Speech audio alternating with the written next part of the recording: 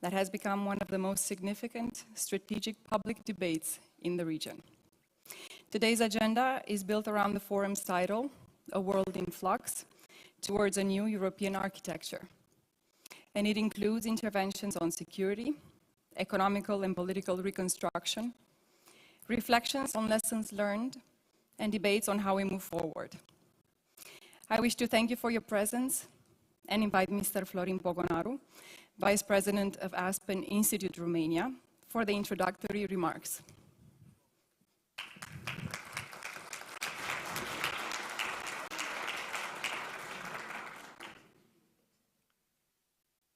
Good morning. Your Excellencies, distinguished guests, ladies and gentlemen. Welcome to the 11th edition of the Aspen GMF Bucharest Forum, organized by the Aspen Institute Romania in partnership with the German Marshall Fund of the United States on the sidelines of the NATO Foreign Ministers meeting. This is, by the way, the first NATO Foreign Ministers meeting in Romania. I humbly thank the Alliance for its support. As a local entrepreneur and business owner, I am aware that economic opportunities cannot blossom in the absence of security. We are confident that the meeting of the NATO Foreign Ministers meeting will be a success, strengthening NATO's position in the region. The Aspen GMF Bucharest Forum has launched in 2012. Since then, it has become a successful international platform for innovative discussions on geopolitics, energy, economic and security policies. While its 10th anniversary was celebrated with an impressive edition last year, the Aspen GMF Bucharest Forum continues to grow in terms of elevated conversation with highly topical content. This year, we benefit from the participation of several key North Atlantic Council participation. We are first and foremost truly honored to welcome Mr. Jens Stoltenberg, Secretary General of NATO, who will deliver his opening speech, followed by a Q&A session. Furthermore, we would like to extend our sincere gratitude to Deputy Secretary General of NATO, Mr. Mircea Joană, the founding president of Aspen Institute Romania. His vision and relentless ambition have contributed significantly to the development of our institute into the leading organization promoting values-based leadership in Romania and the region, as well as neutral, balanced platform for discussing and acting on critical issues confronting our society. The Bucharest Forum promotes pragmatic dialogue between government, private sector, academia and civil society. Hundreds of high-level decision makers, international experts and journalists, high-ranking private sector representatives, as well as members of the civil society and academia have contributed with their expertise to the success of the Bucharest Forum throughout the years. We are grateful and honored that our forum has developed into one of the most prestigious conferences in Central and Eastern Europe and the wider Black Sea region. Ladies and gentlemen, the 2022 edition of the Bucharest Forum takes place in the context of the war in Ukraine, which has impacted the entire world. From energy prices to supply chains and to consumer prices, the economic effects of the war are deeply felt within our society. For the next 2 days, we will also debate the role of new technologies and the ability to adopt innovation, factors which will decide the winners of geopolitical competitions. At the same time, global security aspects as well as the future reconstruction of Ukraine will of course be the subject of thorough analysis throughout this year's conversation. Moreover, recent developments have made it clear that the world is in flux and a comprehensive new Europe architecture is needed. The forum will address what this will entail in terms of political and democratic aspects. We will dissect economic models in a range of industries, especially in terms of bringing societal resilience against a wide range of threats. This forum brings together key personalities, but also young leaders from the networks of the European Aspen Institutes to share their vision concerning this future development in our societies. We are looking forward to interesting debates on this important topic, as several of their views will be presented during the forum. Ladies and gentlemen, concluding my introductory remarks, I would like to thank all our partners who offer their valuable support in the organization of this event. Aspen GMF Bucharest Forum 2022 is organized with the support of NATO, co-founded by European Union and USAID. International partners, Government of Romania, Ministry of Foreign Affairs of Romania, Ministry of National Defense of Romania, AmCham, Embassy of the Czech Republic in Romania, international partners, Munich Security Conferences, the Aspen Institute US, Aspen Security Forum, Aspen Institute France, Aspen Institute Kiev, Aspen Institute Italia, Aspen Institute Germany, and Globsec. Strategic partners, Innovix BCR. Knowledge partner, Kearney and Valorem Business Advisors. Main partners, Vodafone, Microsoft, UiPath, MasterCard, ING, E.ON, OMV Petrom, Enel, Modex, and EMAG. Partners, Google, Alliance Healthcare and Horvat. Supporters, Codnar, MOL, Publicis, AUAR. Media partners, TVR, Antena 3, CNN, Agerpress, Radio România Actualități, Emerging Europe, Calea Europeană.ro, DC Media Group, Panorama.ro, Kiss FM, and Piața Financiară. Thank you all, and hereby invite you to full days of thought-provoking debates. Thank you very much.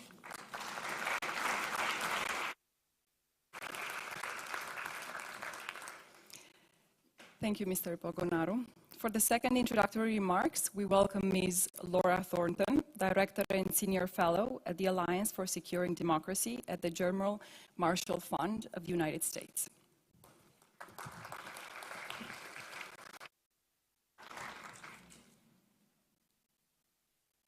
Well, it's my absolute pleasure to be here this morning, ladies and gentlemen, for the 11th edition of the Bucharest Forum. It will be my first Bucharest Forum, so I'm particularly excited. And I really want to echo the thanks given, particularly to the Aspen Institute of Romania, which has just been such a steadfast partner and friend to GMF. Also, NATO, USAID, the European Commission for their kind support, as well as key partners, the Aspen Worldwide Network, Government of Romania, Ministry of Foreign Affairs, Ministry of Defense. I also want to give a shout out to the Black Sea Trust of GMF, the staff here today who helped put this together, and use this opportunity to introduce our newest member of GMF, the new director of the Black Sea Trust, Clara Volunteru, who should be here today, and she will stand up and wave so you can put a face with the name. We're delighted to have her, and her first day was actually yesterday, so perfect timing. This event is really, as said by the previous speaker, an inflection point for European security. Particularly given Russia's brutal and unjustified war in Ukraine, our partnerships are being challenged, and our ability to build solidarity and cooperation, including a Marshall Plan for Ukraine, will really be the test of our collective future. Now, I spent the last quarter of a century, because I'm old, living all over Asia and the former Soviet Union working in democracy. I worked for NDI and International IDEA, and so I'm a real democracy hack and approach these issues with that lens. But I think we all here can see quite clearly today, as at other critical junctures in our history, that democracy isn't a nice to have. It's not solely a values proposition. It's the root of our future security. both transatlantic and frankly global. Putin's war to me is Exhibit A. It is a war that, in part, at its heart, is about democracy. For what does Putin fear more than a free, democratic, independent society, particularly at his borders? The beautiful thing about democracy is that it's contagious and thus poses an existential threat to his autocratic rule. What is exposing us to an existential threat is rising authoritarianism. We see this undermining our collective security, undermining our economic and energy independence, our digital future and personal freedom, our international governance architecture. We continue to be subject to economic blackmail. We continue to purchase technology from autocratic actors that undermine and subvert our civil society. We continue to let autocratic actors take over our international governance bodies. Furthermore, they are forming alliances. Autocrats are supporting each other, sharing tactics to destabilize our democracies, whether it's cyber, tech, malign finance, or information operations. And alarmingly, we see that the call is coming from inside the House. And unfortunately, we are often electing autocrats through free and fair democratic elections. On both sides of the Atlantic, we see this waning public belief in democracy, its ability to deliver. And that creates a perfect vacuum for strong men and strong women. And therefore, foreign actors don't really need to do much if we're eroding ourselves from within. In the US, I'm afraid to say, a liberal, isolationist America First movement is back in vogue in a way we haven't seen since the 30s and early 40s.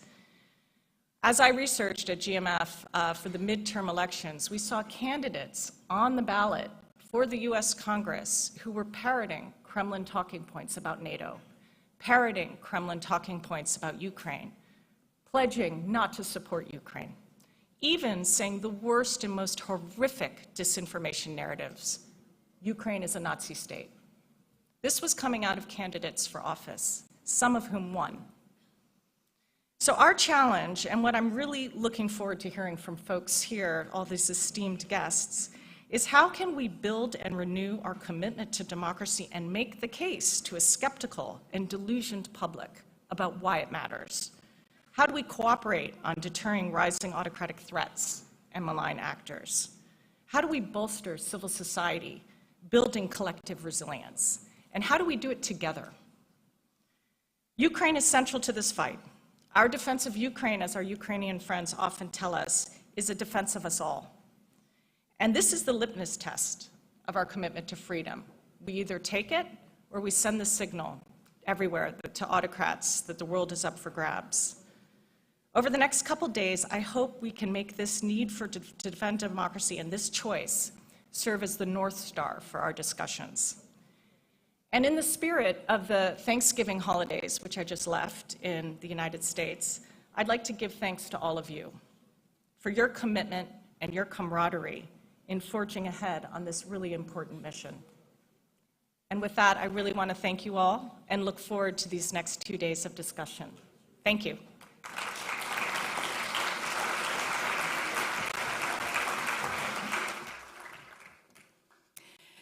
We also wish to thank NATO for the Alliance's special support for the event and announce the participation of Mr. Jens Stoltenberg, Secretary General of NATO, who will share his opening speech, followed by a Q&A session with Ms. Cristina Ciulacu, journalist for Digi24.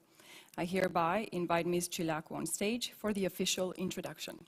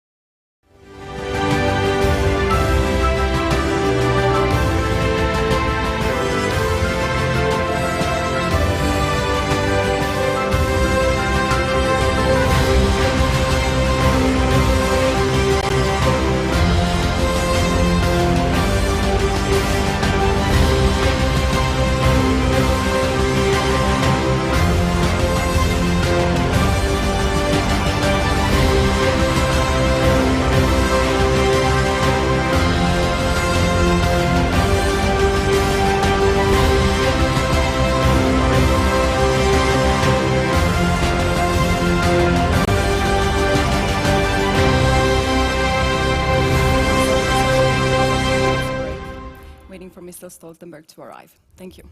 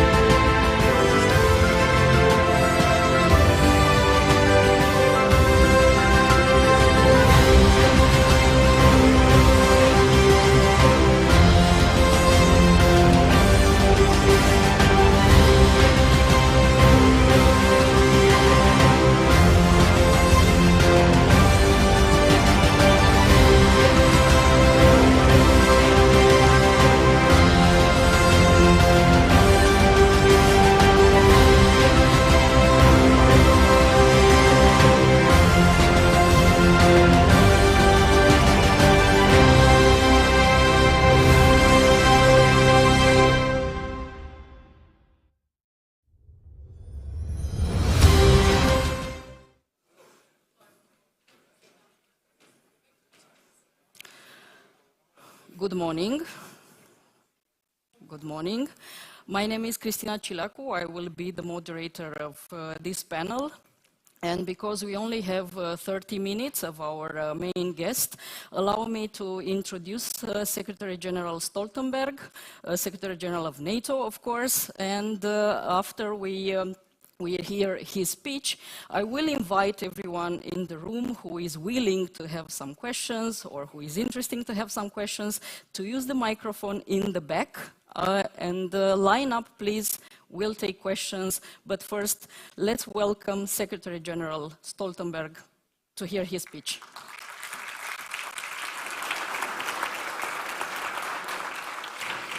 Thank you so much, Christina, and good morning to everyone. It's really a pleasure and honor to be here. And many thanks to the Aspen Institute Romania and to the German Marshall Fund for organizing this very timely and important conference.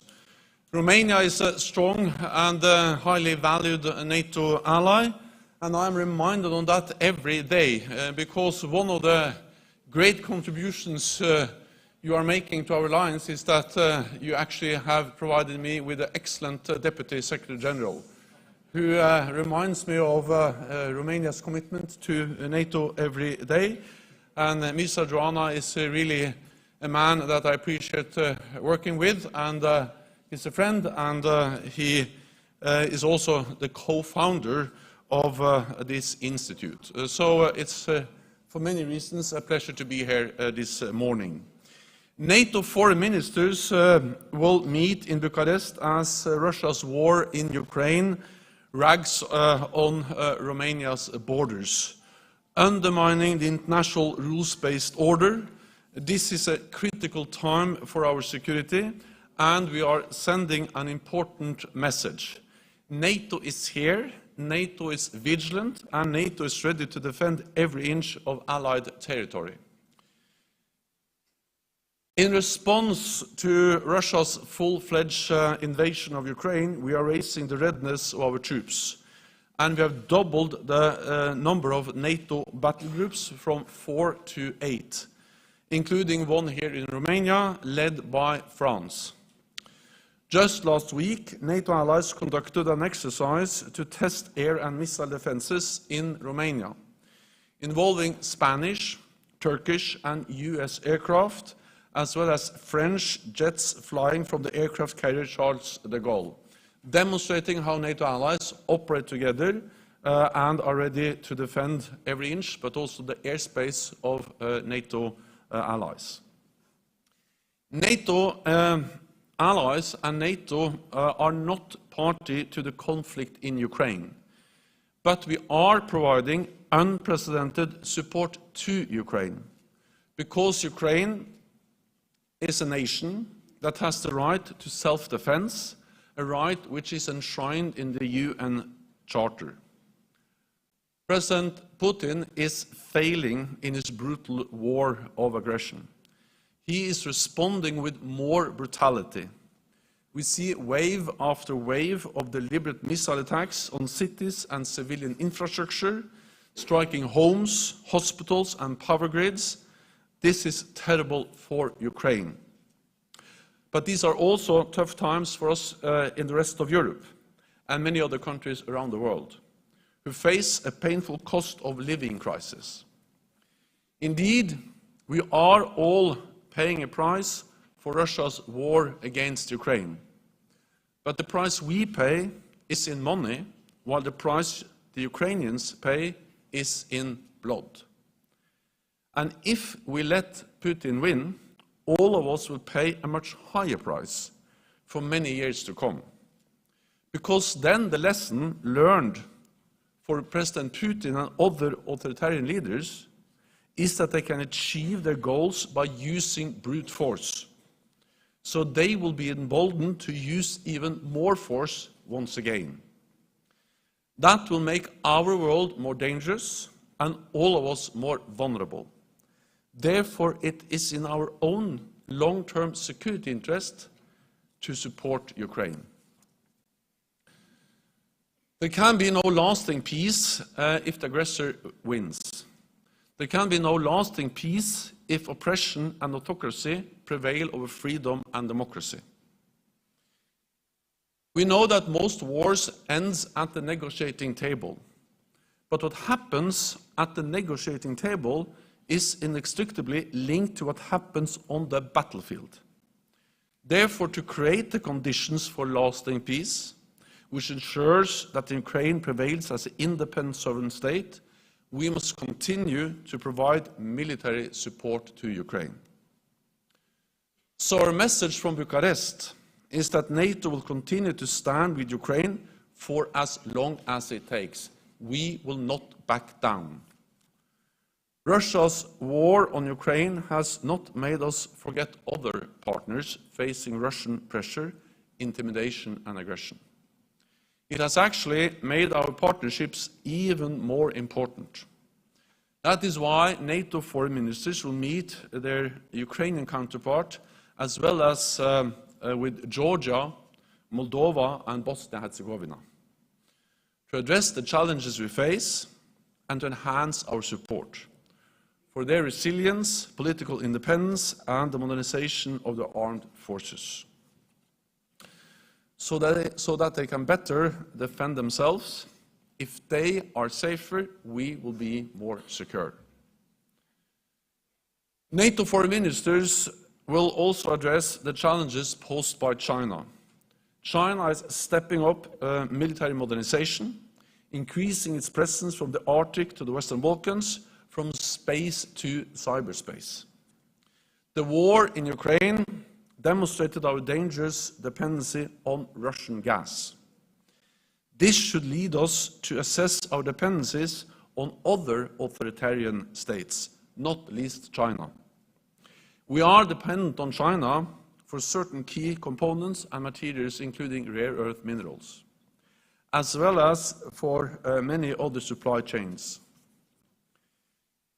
We will, of course, continue to trade and engage economically with China. But we have to be aware of the dependencies, reduce our vulnerabilities, and manage the risks. The foreign ministers from Finland and Sweden will join us for all the discussions in Bucharest. Their membership of NATO is a game changer for the European security architecture. It will make them safer, our alliance stronger, and the Euro-Atlantic area more secure. It demonstrates once again that NATO is the bedrock of Euro-Atlantic security. Europe and North America will continue to stand together to defend our values and our freedom. Thank you so much, and then we will engage in some Q&As. Thank you. Thank you. Please join me. We already have, as I see, a first question, so please introduce first yourself and address the question to Secretary General Stoltenberg. Good morning, I'm Doru Funsulic, George C. Marshall Center, Romanian Alumni Organization. Mr. Secretary General, first of all, allow us to congratulate you for the excellent job you are performing as a Secretary General of NATO, probably the most effective Secretary General of NATO in this organization's history. Take into consideration the war of aggression of Russia, this war of destruction against Ukraine. Don't you think so, Secretary General, it might be time that the democratic states should have to come together and decide to expel Russia from the most relevant international organizations? Thank you. Thank you. First of all, thank you for your kind words. Second, I think that every organization has to make their own decisions, and of course, organizations have different tasks, different purposes, ranging from the United Nations, which actually cover all nations in the world, to other organizations like, for instance, the Council of Europe. And I will leave it to those organizations to make their independent decisions. What I can say on behalf of NATO is that for many years we strived for a more constructive relationship with Russia. We strived for a constructive dialogue, and Russia has walked away from that dialogue. There's no way we can continue the meaningful dialogue we tried to establish for many years with the behavior, the aggressive actions by Russia against Ukraine, as we see now. At the same time, we need military lines of contacts with Russia to reduce the risks of incidents, accidents, and if they happen, to prevent them from spiraling out of control. And of course also arms control is an area where there is a need to engage with Russia. But the institutionalized dialogue we try to establish through, for instance, the NATO-Russia Council, that doesn't work in the circumstances we now live. If I may, Secretary General, before we take the next question, we are talking about the Black Sea as a strategic point, as was established at the Madrid summit this summer. Can we have a strategy at the Black Sea, considering that we have 3 NATO countries, 2 NATO partners, but also an aggressive Russia in the region? The Black Sea is of great strategic importance for NATO, not only the littoral states, Turkey, Bulgaria and Romania, but also for NATO as such, because this is of great strategic importance. Then, of course, we have, especially since 2014, increased our presence in the Black Sea region. We are working more closely with 2 other Black Sea nations, Georgia and Ukraine, 2 close partners. We did that before the war. Of course, we are doing even more now after the war. So yes, the Black Sea requires that NATO is addressing all the challenges we see in the region, and that's part of our overall adaptation of this alliance, responding to a more aggressive Russia. Next question, please. Secretary General, Radu Tudor, Antena 3 CNN, Romania. How will you describe Romania's role since the war started, because Romania has the longest land border with Ukraine?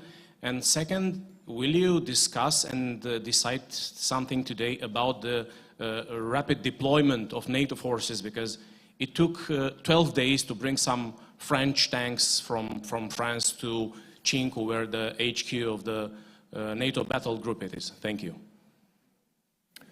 Romania has played and is playing an important role in our efforts to support Ukraine for exactly the reason you alluded to, that Romania has such a long land border with Ukraine.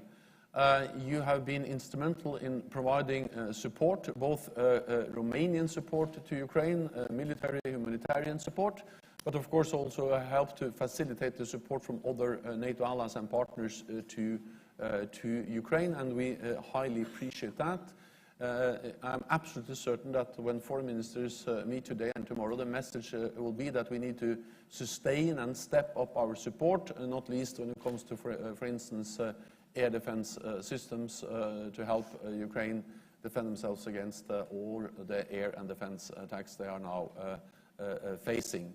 Then, of course, as you well know, Romania is also hosting many refugees. Millions of refugees have crossed the border. Many stay in Romania. Others go on to other countries in Europe. But, of course, this is also a demonstration of Romania's generous support to Ukraine and Ukrainians, and also those who have to flee their own country. Then I think we have to understand that when the invasion happened, NATO was not taken by surprise.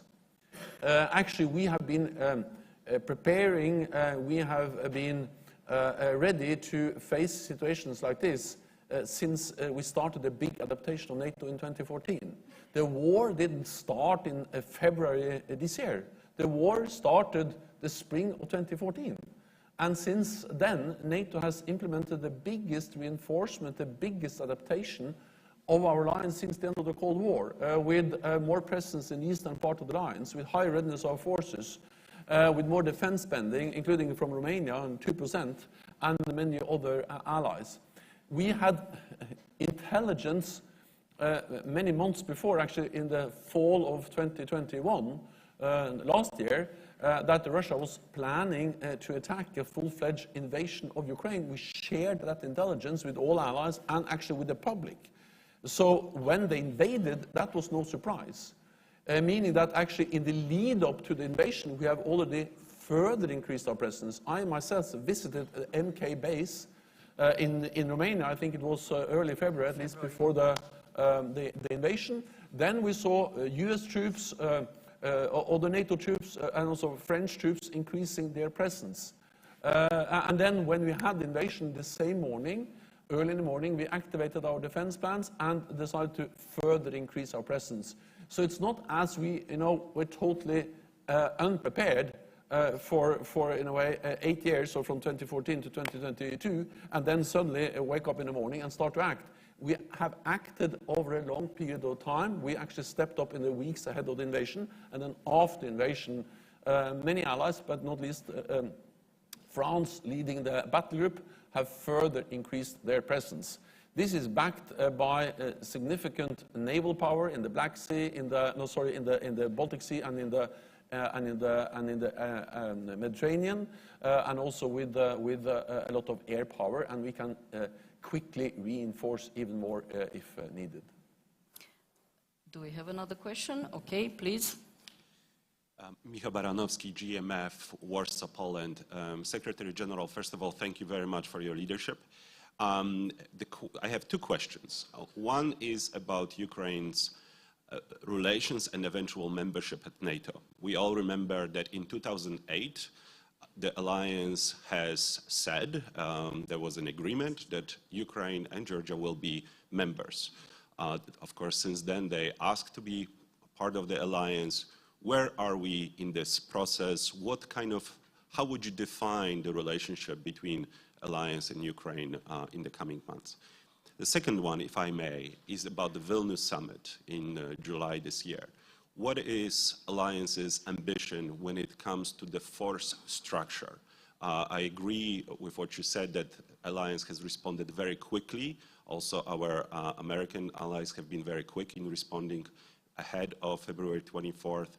But what can we expect post Vilnius to really address this issue on the longer term? Thanks. First, on Ukraine, you asked me to define our relationship. Well, our relationship is a very close partnership. It is a relationship where NATO allies have proven their willingness to support Ukraine in an unprecedented way. We have never seen support to any other country in the same way that NATO allies, partners from Australia to New Zealand, of course, working together with the European Union and many others, are providing to Ukraine. And of course, the military support is the most critical one, that is coordinated in what we call the US-led Rammstein format.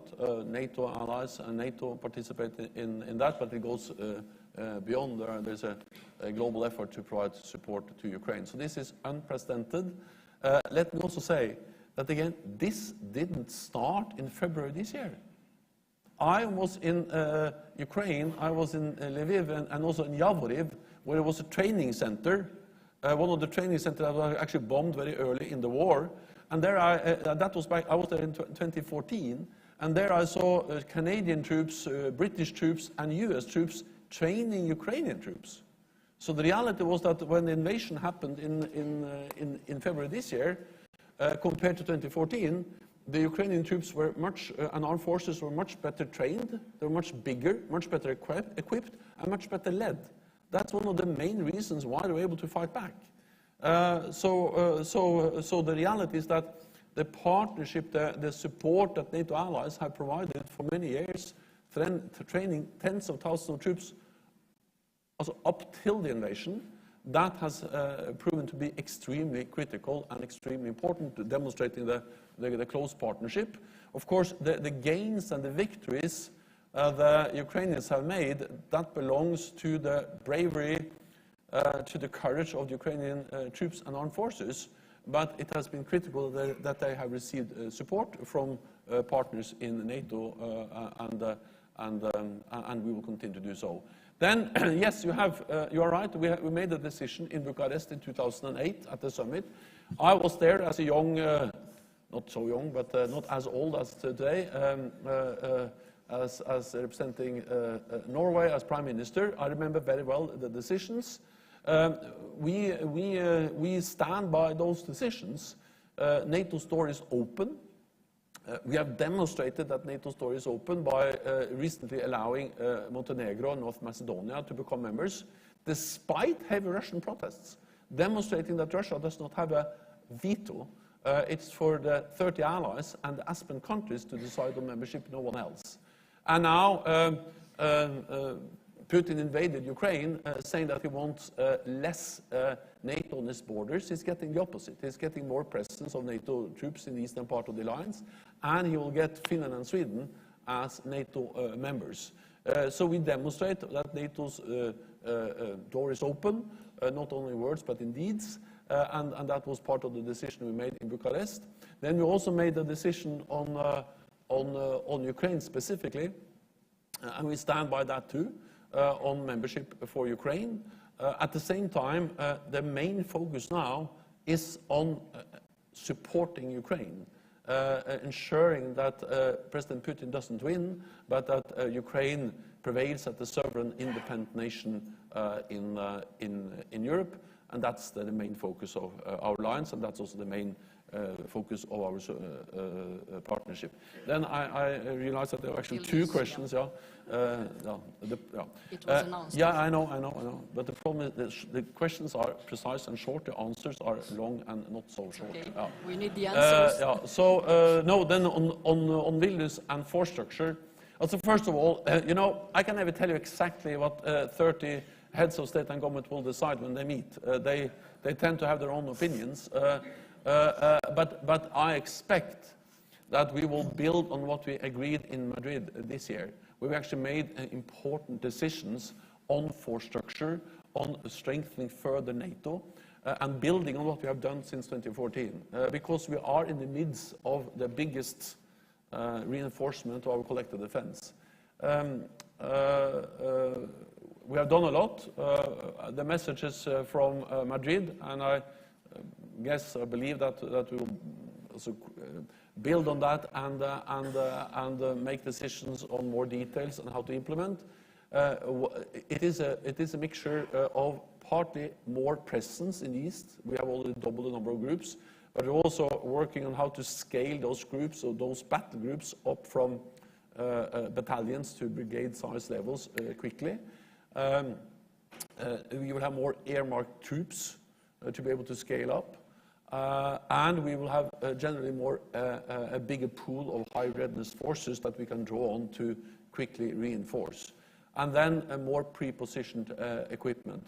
So the combination of more presence, earmarked troops, higher readiness, pre-positioned equipment, all of that will strengthen our ability to react and act.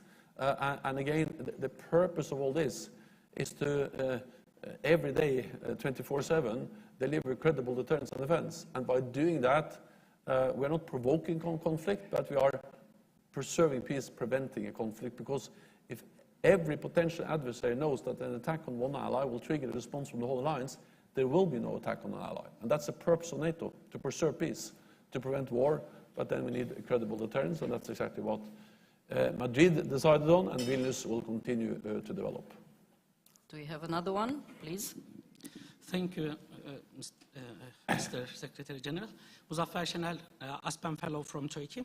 My question is about the role of NATO towards the unconventional attacks of Russia and China, especially last years that we are hearing more about those issues.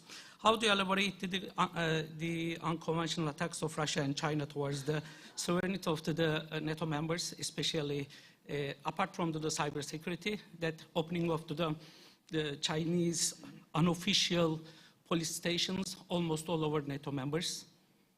Thank you. How do you elaborate on those issues? No, of course, it's about the homeland security, but it's part of the peace and security. That's why I want to ask. No, so it demonstrates two things. First of all, it demonstrates that we need to be agile. We need to be monitoring carefully how our resilience and how our security can be challenged by increased presence of China in many different ways. This is not about NATO becoming a global military alliance, but it is about the North Atlantic region, North America and Europe, seeing that China is coming close to us. We see them in cyberspace, we see them in Africa, we see them in the Arctic, and then we see different attempts by China to increase their presence inside Europe, including with the different activities you mentioned, but also with trying to control critical infrastructure.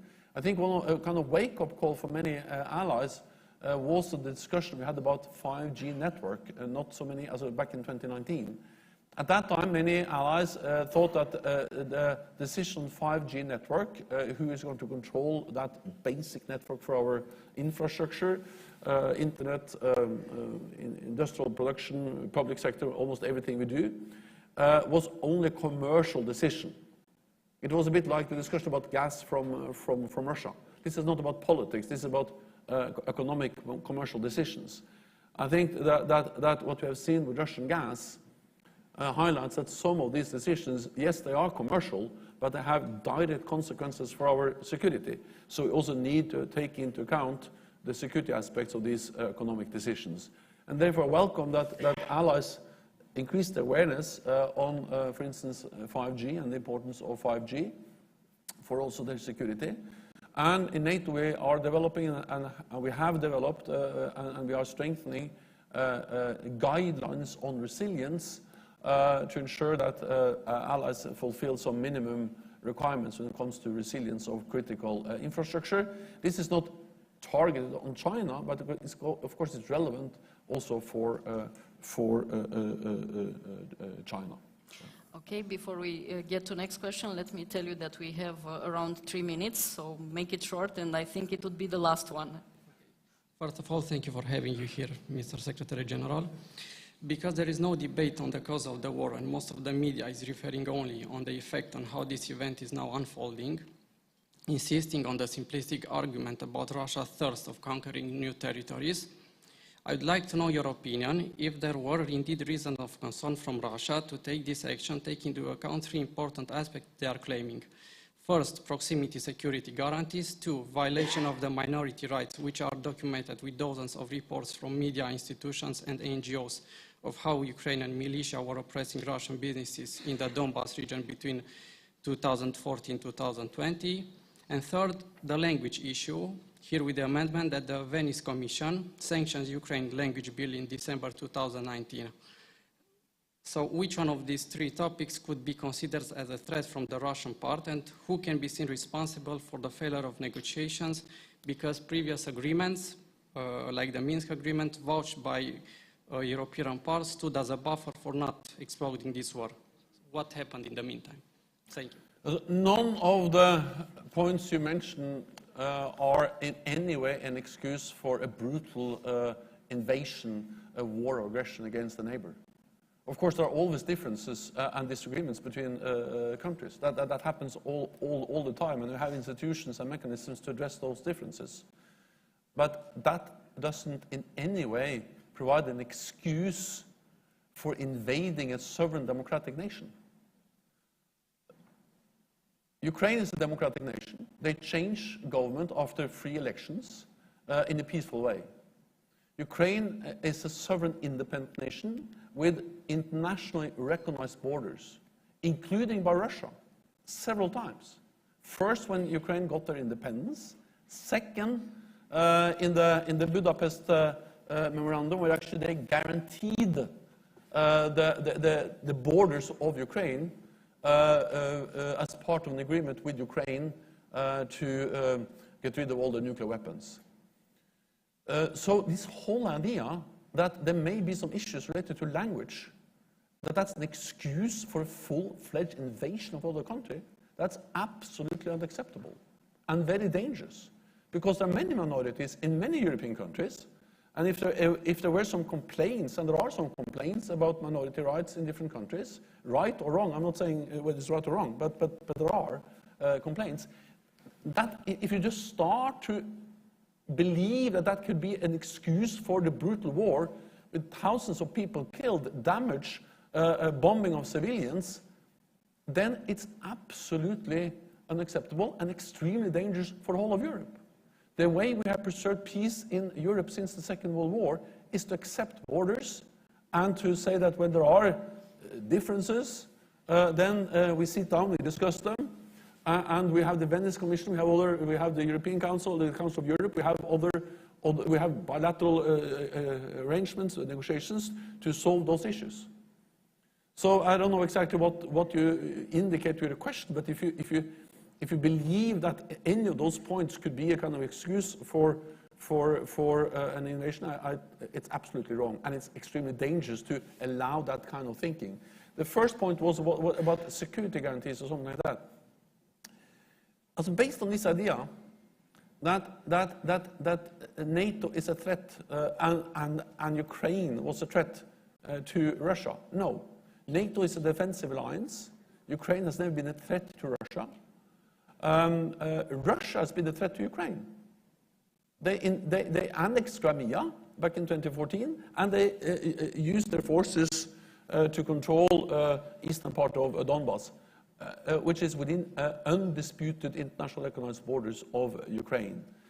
Then I also believe that, linked to what you said, this idea that NATO enlargement is kind of aggressive. So NATO enlargement is a result of democratic decisions taken by democratic nations. And it's not against Russia, but it's because free, independent nations feel that they are more safe when they stand together with others. And Russia has always pledged or said that if a neighbor of Russia becomes a NATO ally, that's a provocation. I'm coming from a country, Norway, bordering Russia. And actually, when NATO was established, Norway was the only NATO ally bordering Russia. No other NATO ally bordered Russia. And Russia, back in 1914 and 1949, said it was absolutely unacceptable that NATO should become that Norway should become a NATO member. It was a provocation. It was not a provocation. It was a free democratic will of Norwegians to join NATO. And I'm glad that Washington, London, Paris, and the other founding members of NATO said that's okay. And in exactly the same way, when Lithuania or Latvia joined, or when Romania joined, it was not NATO forcing Romania into NATO. It was Romania that wanted, because they have free and independent elections, elected governments that wanted to join NATO.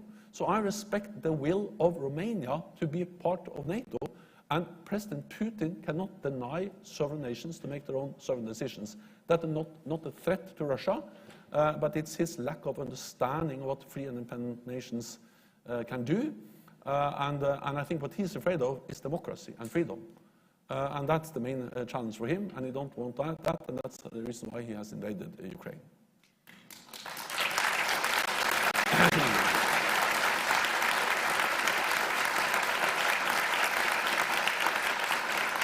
Thank you so much, Secretary General. And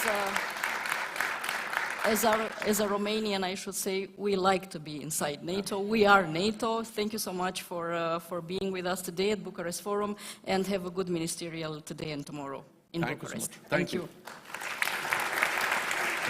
Thank you.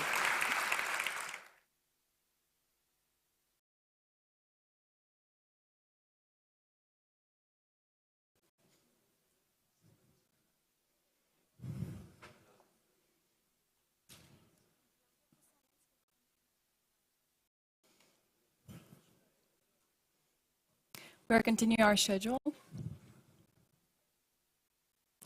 Thank you again, Secretary General Stoltenberg, for setting time aside to take part in the event. And we wish you success in chairing the meeting of the NATO foreign ministers taking place in Bucharest for the first time. And now I would like to introduce Mr. Mircea Joanu, Deputy Secretary General of NATO and founding president of Aspen Institute Romania, and Edward Luce, U.S. National Editor and columnist for Financial Times.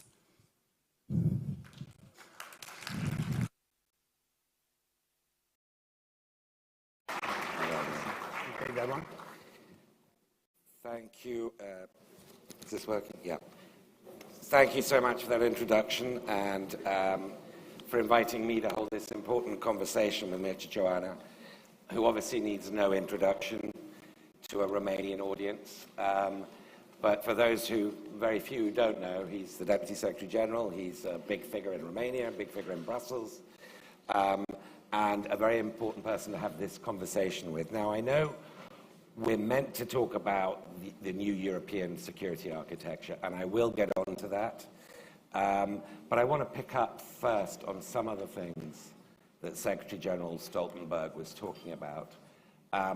Most immediately, the situation in Ukraine. Now, 7 NATO foreign ministers who are here now, I guess, came via Kyiv, spoke to President Zelensky, and heard a very clear message from the Ukrainians, which is they are facing a dark winter. They are facing a winter without light, where you have to operate by torchlight in hospitals, and where people might face freezing conditions. The supply of air defense material and weaponry from NATO countries is clearly hugely important, but we're not equipped even now for this kind of situation. We weren't expecting this kind of situation in terms of our industrial production capacity. What is NATO doing, and what are its members doing to get up to the productive capacity to be able to defend Ukraine, give Ukraine the ability to defend itself this winter and beyond? No, thank you, Luz. Thank you for being here. I would like to thank my Aspen and GMF friends for organizing yet another great event. Ambassador Smith, all dear friends. You know, you've listened to the Secretary General, how passionate it is about freedom, about values, and about the right of sovereign nations to choose their freedom and their future. And will stay with Ukraine as long as it takes. This country, the people of Ukraine, the military of Ukraine, the leaders of Ukraine deserve our support, and we'll continue to be doing that. And that's why in Bucharest, I'm very proud that my home city is hosting another foreign ministers meeting. And also the fact that we'll have on the margins of the ministerial, not only this great event here, but also a G7 plus meeting, where we'll have, of course, we thank our German allies because they hold the presidency of the G7, World Bank, EBRD, many nations that are donors to Ukraine. So what NATO does is, number one, to continue to support Ukraine with non-lethal aid. That's what NATO does as an organization. We want to make sure that there is no risk of escalation between NATO and Russia. NATO allies and many partners, you listen to the SecGen saying that from Australia and New Zealand, almost 50 nations are supporting Ukraine in a process led by Secretary Austin, which takes place in a very rhythmic and very clear way. On defense, of course, we are giving NATO allies and partners with a sense of urgency and offer and demand from Ukrainians to us, most of the things that they need. We're also learning lessons from the fact that our own stockpiles in NATO countries are starting to get lower. Not only the Russian ones, which are very low, but also ours. So now there is a call from industry, and that's what we in NATO do. And NATO is the only organization where industry can have clarity on the demand, not for 1 year, not for 6 months, but for 1 decade at least. We call this the NATO defense planning process, which is now moving into higher gears. Secretary General had a great meeting with CEOs of industry from all over the alliance. And I hope to have also industry from newer members of the alliance, because this has to be more evenly distributed across our NATO countries and more jobs everywhere. But when we say that, let's say, Romania will be 2.5% of GDP for defense, and then we have clarity in Vilnius, there will be a new defense pledge in NATO after the Wales one in 2014, we'll have a new defense pledge. And industry will know, through the needs of each country, what needs to be done, what kind of procurement, what kind of stockpiles for us, and of course to help Ukraine more. So NATO is the only place when all allies, 32 soon, we hope, will have clarity on demand from industry. And industry will be ramping up. They will hire more people. They go to the banks, get credits, in a sense of coherence and predictability. Meanwhile, we'll help Ukraine militarily, but Ukraine also needs lots of economic support. They need generators for this, this barbaric war that Russia is starting against civilians.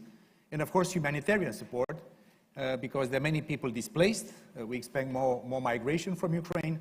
So the idea is that not only NATO, EU, G7, all of us, and America's leadership in this is very, very important to make sure that on defense, on economic, on macroeconomic, and on humanitarian, we have a clear picture what Ukraine needs, and this is what we do. And Bucharest is one of the places where we'll, again, re-energize our community. And I mean, just to be absolutely clear, companies that are going to produce weapons, companies that are going to produce ammunition, missiles for air defense, they need some kind of time horizon, like you get with vaccine production. We will buy from you for 5 years, whatever it might be, in order to ramp up. You're doing that, and you're doing that at the speed, your member countries are doing that at the speed that's going to be necessary for this winter?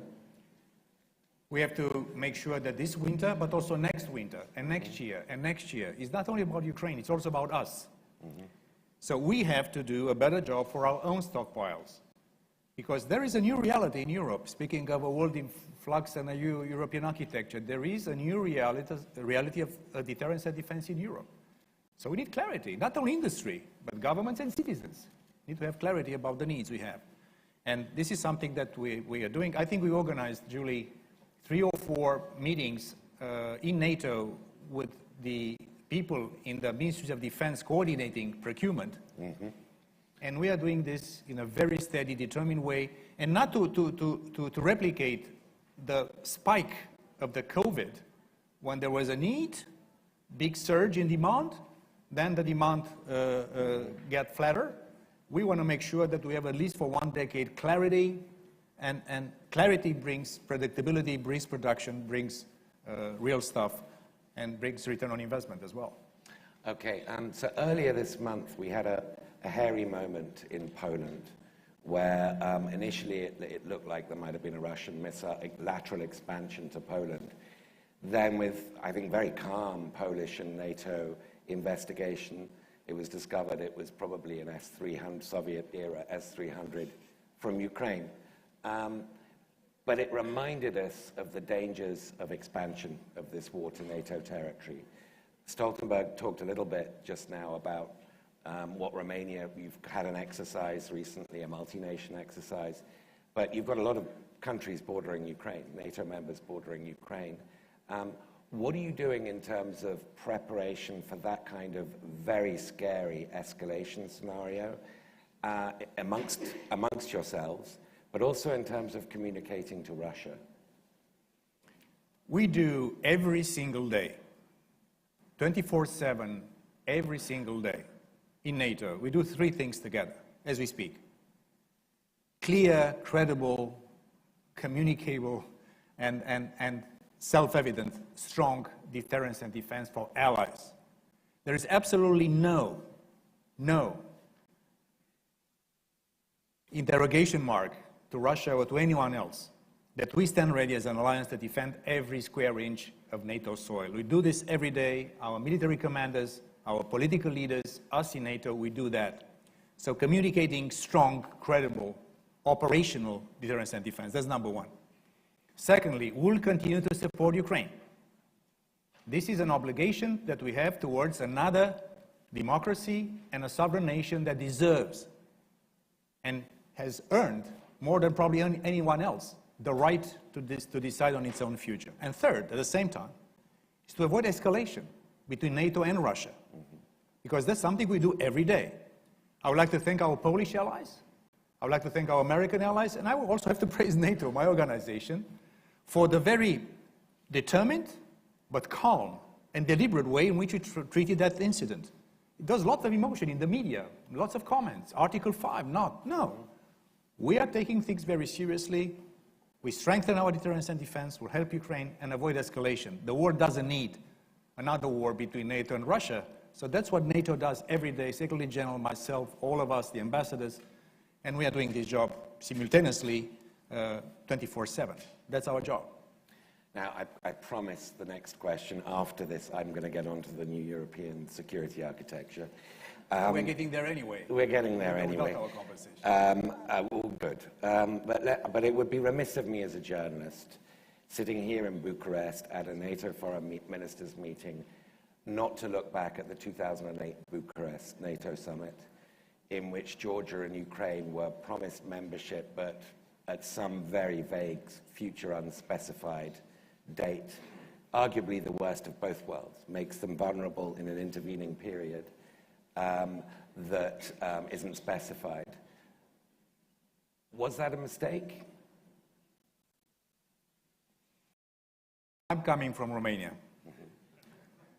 I lived half of my life in communism. I was the youngest ambassador ever to go, frightened and not knowing exactly why I was sent to Washington as a young ambassador of my country. Nobody was speaking about NATO enlargement. We didn't know if America would decide to enlarge NATO or not. There was a big discussion, Julie, remember, what to do. And I started, and all my nations started, and all our nations from former communist Europe started to say, we want in NATO because it's where we belong. The Iron Curtain separated my country and half of Europe into half a century of misery and dictatorship. We wanted to go back to our family. That's what NATO is. So you come to a Romanian and in Bucharest and to say that other nations, because of geography, is probably more exposed, should be denied the same right, like Germany and France and the UK and Norway, a beautiful country where my boss is coming from. Why? On which ground? So I cannot judge if the decision in 2008 was, fully cooked. But I can say one thing, that in the Washington Treaty, our founding document, open door policy is enshrined and will stay with us as long as will exist an alliance. And of course, as our geography allows. So I think that was a decision to give any sovereign nation in Europe the chance to dream. And also, I remember that NATO enlargement also triggered EU enlargement. It did. Until now, there is no single EU enlargement which has not been precedented by a NATO enlargement. Why? Because we bring security and predictability. And then European Union, I also worked hard to get in my country to the EU. So we should tell Ukraine and Georgia and Bosnia and the Western Balkans and whoever that if they're ready and we are ready, they would come and be with us. And that's, I think, the spirit of Bucharest. We had the spirit of Prague yesterday. But the spirit of Bucharest is that every single sovereign nation has the right to dream about its future and to fight for its future and be where we decide to belong to. We belong to the West. Ukraine belongs to the West. Russia divorced itself from civilized Europe. Russia divorced itself from civilized Europe. Ukraine will be part of a civilized Europe, and this is what we are doing. In which shape and form, in which timetable, I do not know. It's beyond my pay grade. But I know they will be with us, part of a democratic, prosperous, and a self-confident, civilized Europe. That's where Ukraine belongs to, where Moldova belongs to. And all the nations that are taking that path belong to. That's the belief, that's the spirit of Bucharest. Oh, and in the spirit of what you've just said, I mean, if I were Georgian or Moldovan, I would want to join NATO pretty quickly. And I presume that conversation is going to keep arising in the years ahead. And this does overlap with the new European security architecture. How realistic is it that their applications are submitted and accepted within a reasonable time frame? Listen, the Republic of Moldova, which is very dear to Romania and to us, for the first time ever, a foreign minister of the Republic of Moldova attends a NATO foreign ministers meeting. First time ever. Right. They're a neutral country. We respect that. In Constitution, they say it's a neutral country. But when we meet President Maya Sandu, she's a formidable leader. Formidable leader.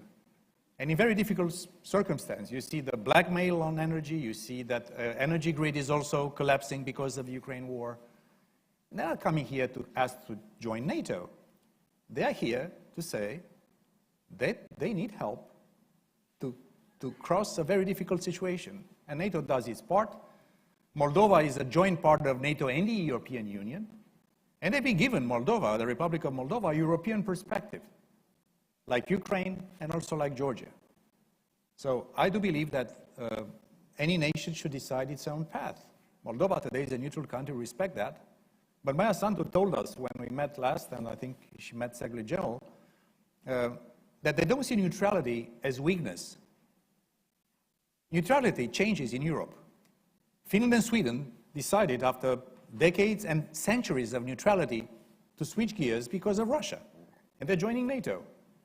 Switzerland has a very dynamic neutrality with very strong armed forces. So there are many ways in its European architecture to have this kind of thing.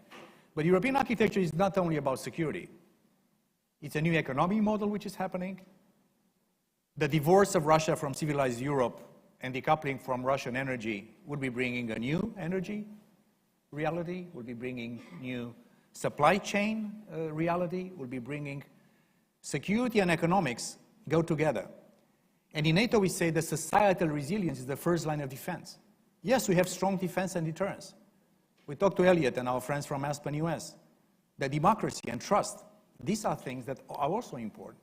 So in a way, the definition of security, Ed, is of course about traditional deterrence and defense, but there are many facets: cyber, space, disinformation, resilience, hybrid warfare.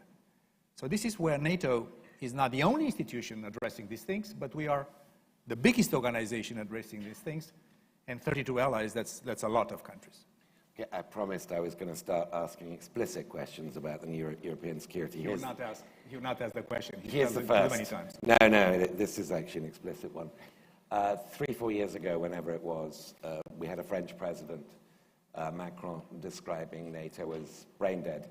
Now it's clearly not brain dead, partly, I guess, because of Putin, because of his actions, partly also because we have a different US president who is more explicitly enthusiastic about NATO.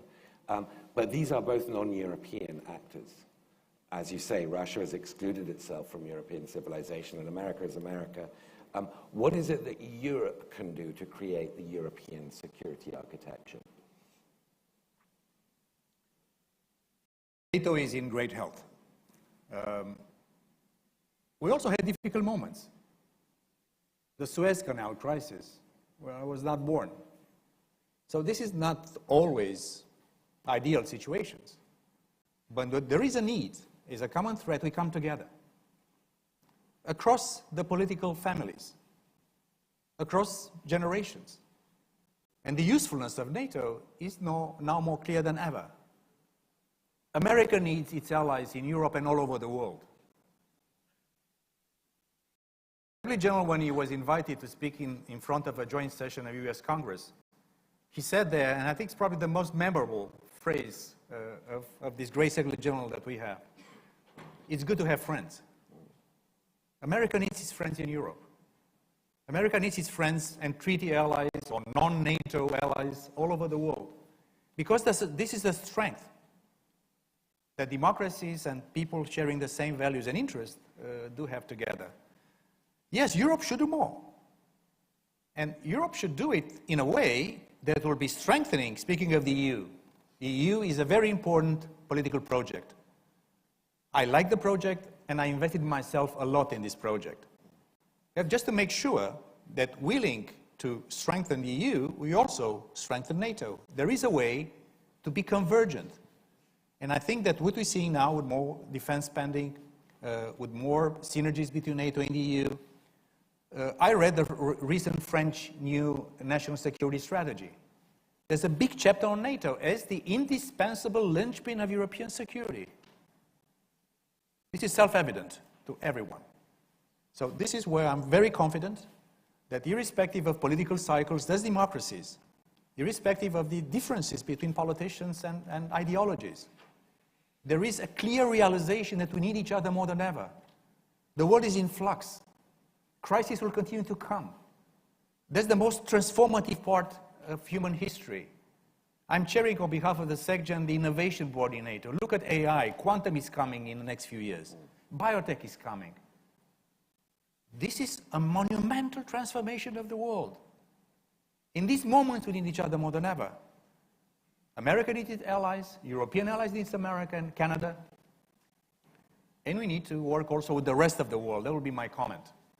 It's not only us.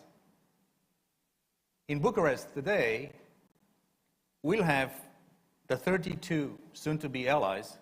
We are still more than 50% of global GDP. We are more than 50% of total defense spending in the world. But if you look at the G20 meeting in Bali just the other day, there are other countries that are coming, the Indias of the world, the Egypts of the world, Nigerias of the world, Brazils and others. So I think we also have, because partnerships for NATO are very important, we have to do a much better job to engaging also the other players.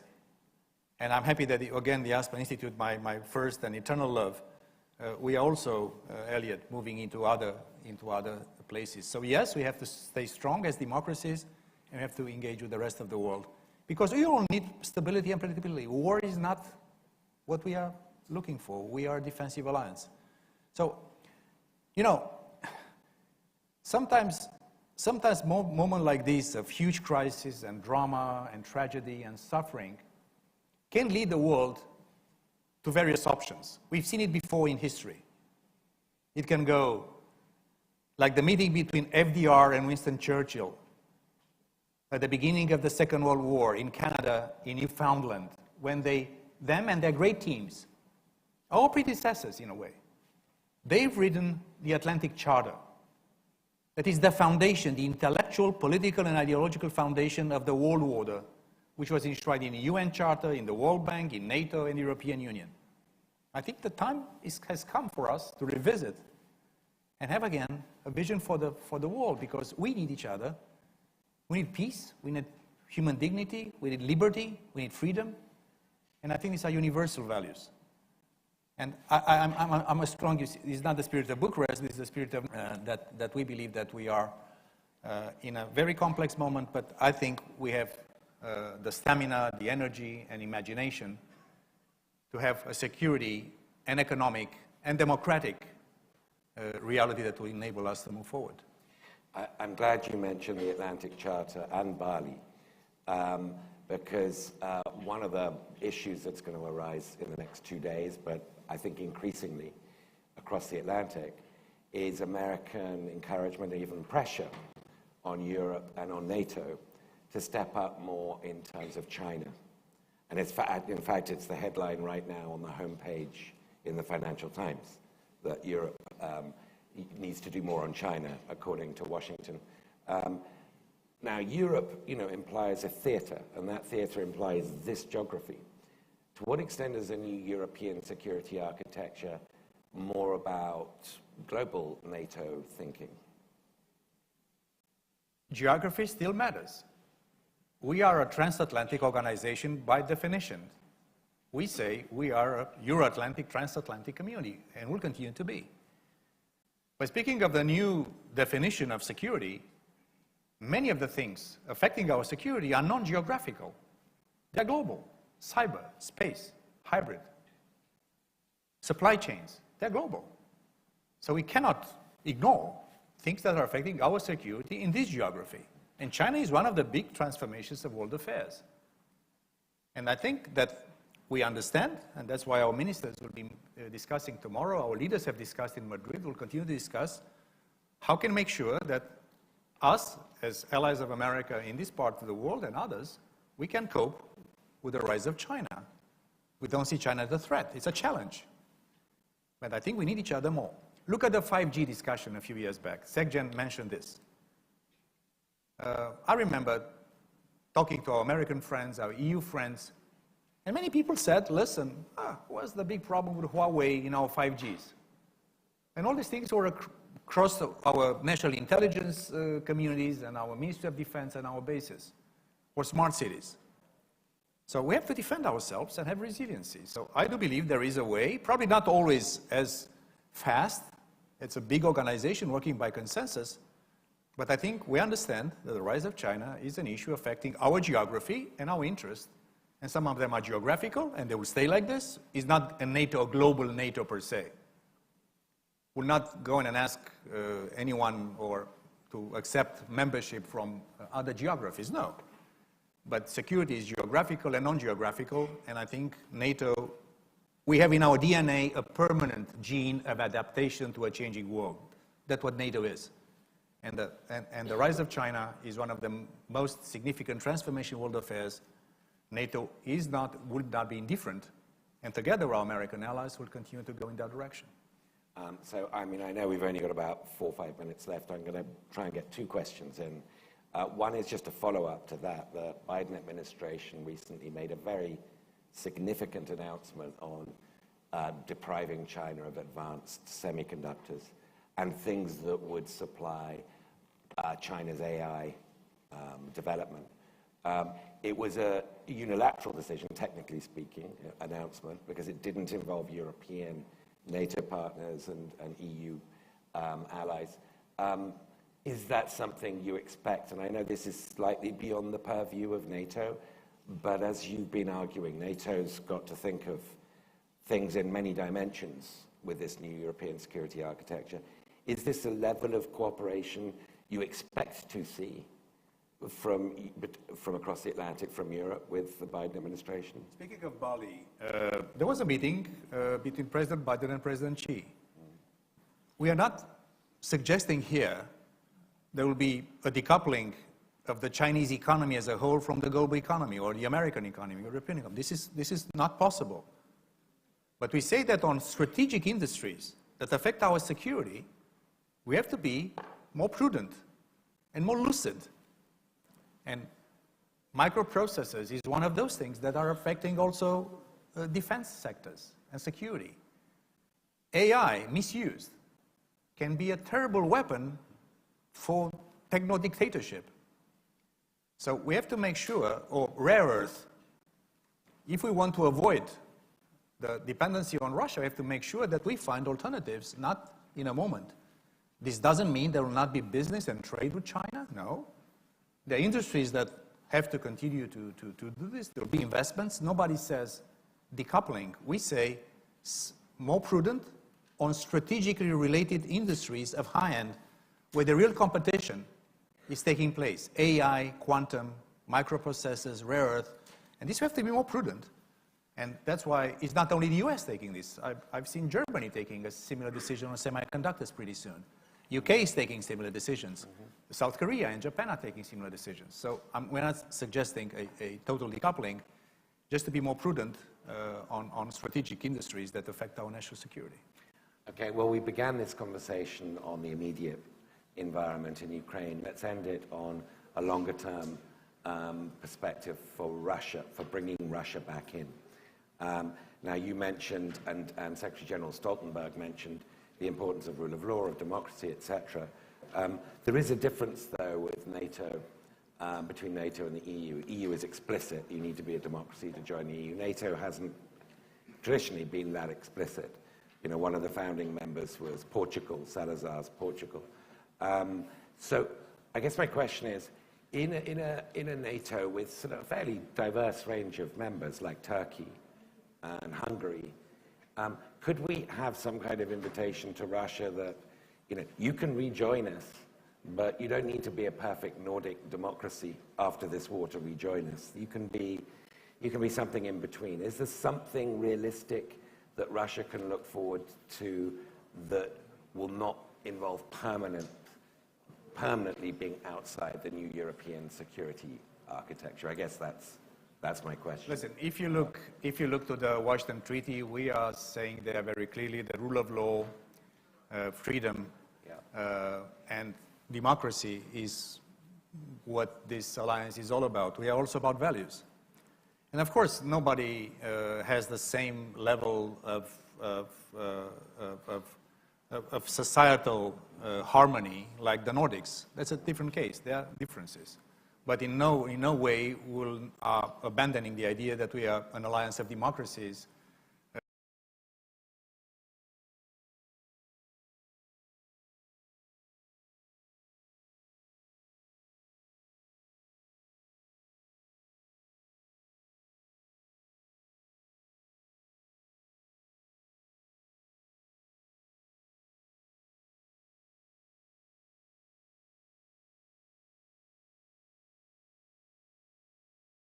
It's up to them. But how can you expect an alliance like ours to engage with a country that is barbarically invading and killing on purpose innocent civilians? Sexual abuse, child abuse. These are things that are just not tolerable to anyone. So we are defending allies, we are supporting Ukraine, we are avoiding escalation, and because we have the distinguished Minister of Turkey, Mr. Çavuşoğlu, thank you for being here. Also, we appreciate the efforts on the grain deal and many things that happened, because selectively, some form of discussion with Russia wouldn't be needed on strategic, on arms control, but it's up to Russia and its leadership to decide when and if they will decide to come back to become, again, a civilized nation. And then we'll see what will be the response from our side. Well, that seems like an appropriate note on which to end. Thank you so much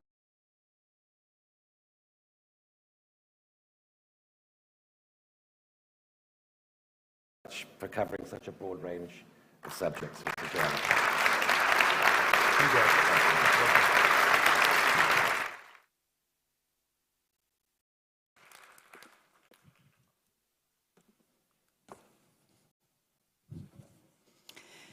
We are delighted to announce that we will have a pre-recorded message by the First Lady of Ukraine, Olena Zelenska.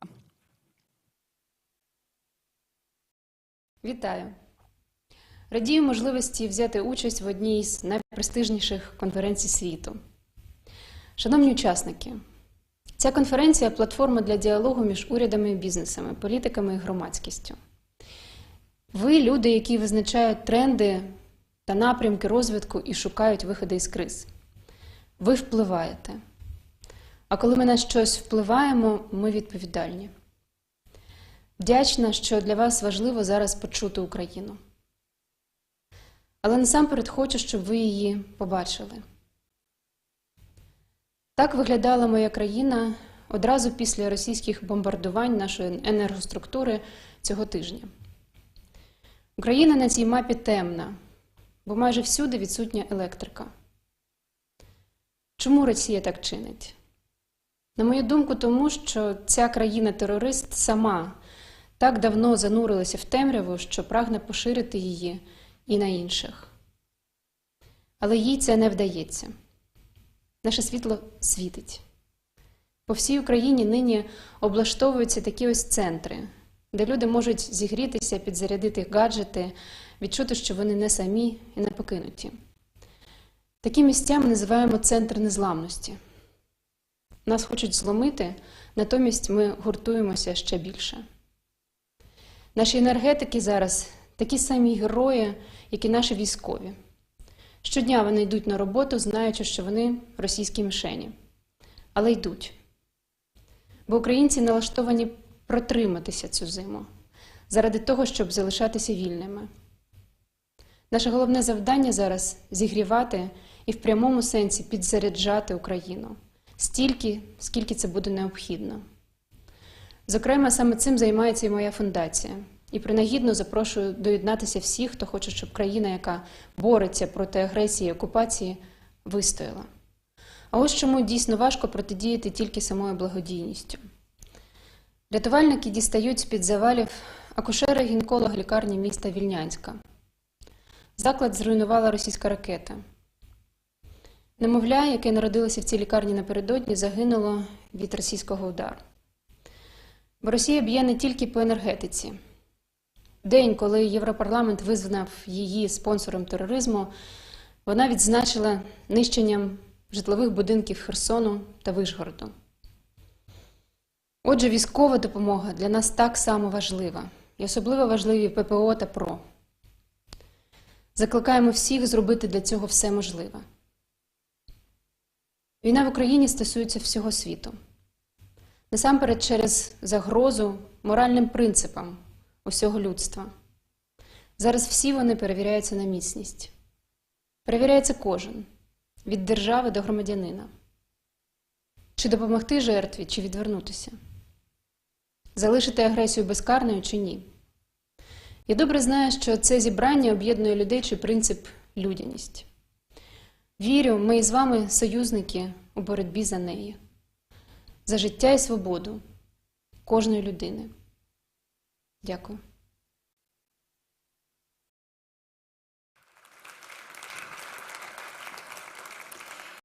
And now I would like to invite to the stage Mr. Radu Tudor, political and defense analyst, who will officially introduce Minister Mevlut Çavuşoğlu, Minister for Foreign Affairs of Republic of Turkey. Doamnelor și domnilor, e vremea Turciei. Ladies and gentlemen, it is Turkey time. I'm very glad to introduce our keynote speaker to Bucharest Forum, Foreign Minister Mevlut Çavuşoğlu, leader of our region, a very troubled one. And if we are discussing here at the NATO Ministerial about the Black Sea security and the way we implement the decision taken in Madrid, we want to find what's Turkey's role for the Black Sea security efforts. And we saw since the illegal and brutal war launched by Russia, the efforts made by Turkey from Bayraktar to Green Corridor for Ukrainian ships with grain, to meetings between the head of the CIA and the Russian intelligence as an effort for peace. Turkey is a stronger ally as an important contributor to Black Sea security and also the whole NATO security. Ladies and gentlemen, it's my pleasure to invite the Minister of Foreign Affairs of Turkey, Mevlut Çavuşoğlu.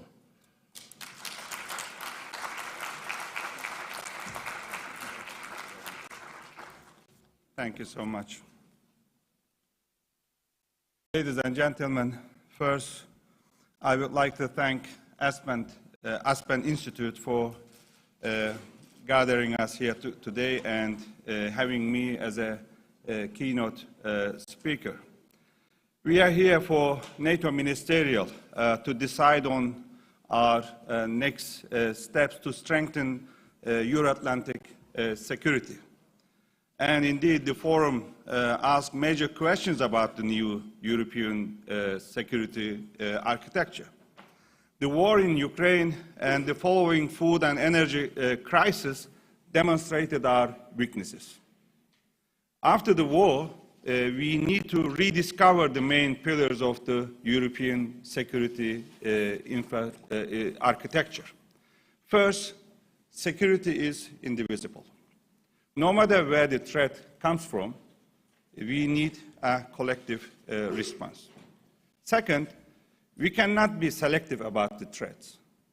Terrorism is one of the two main threats recognized by the strategic concept at the NATO summit in Madrid.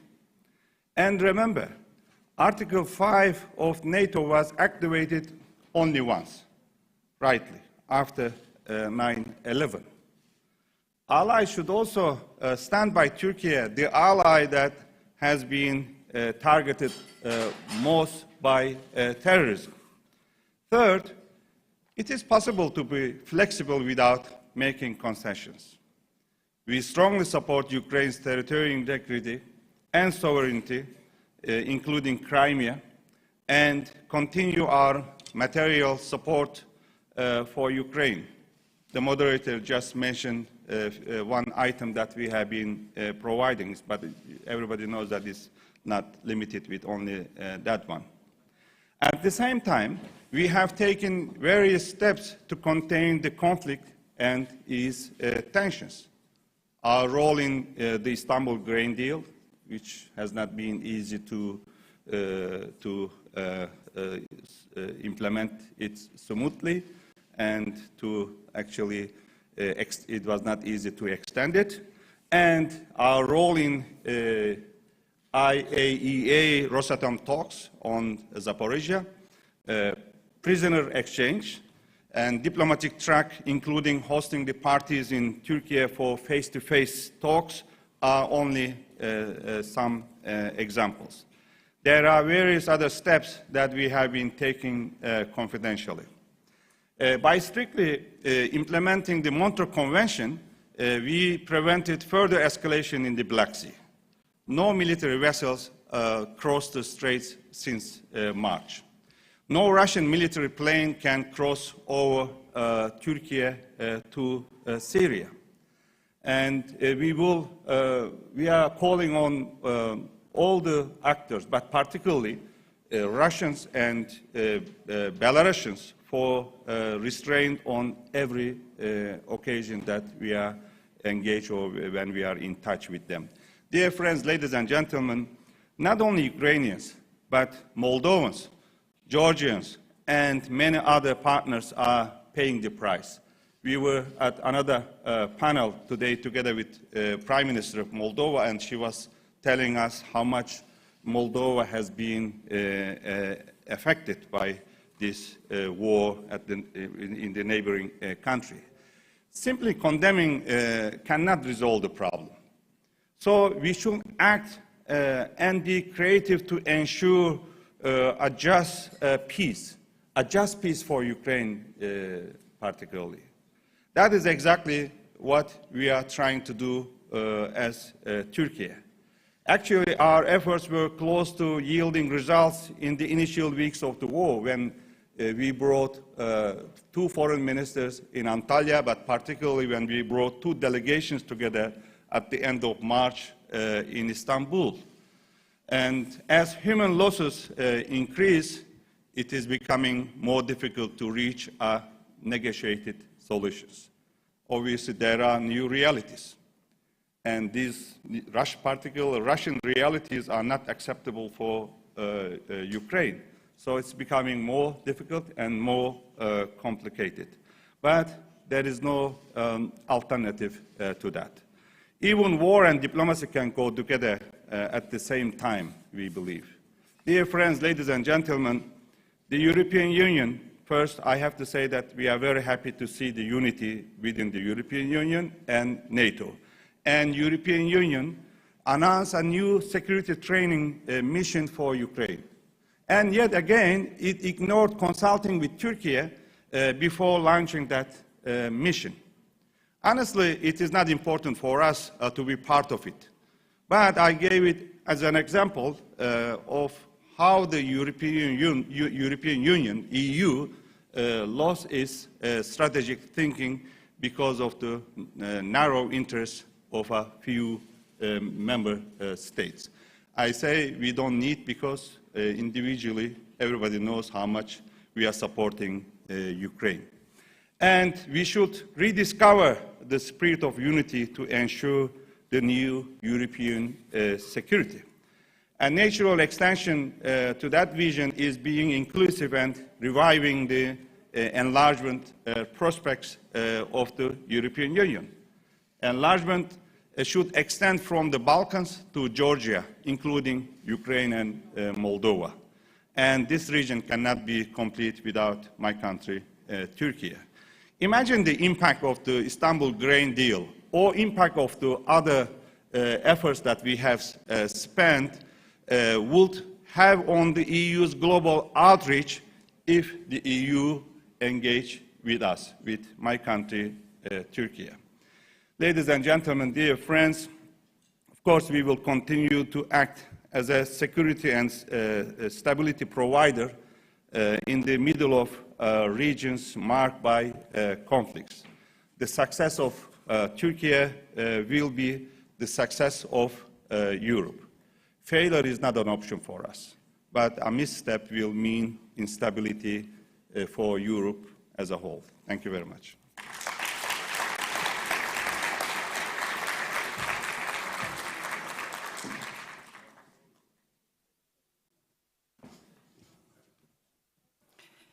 There has been a small change in our agenda, but we are honored to have a keynote speech by the Minister of Foreign Affairs of the Czech Republic, Jan Lipavsky. Please welcome to the stage.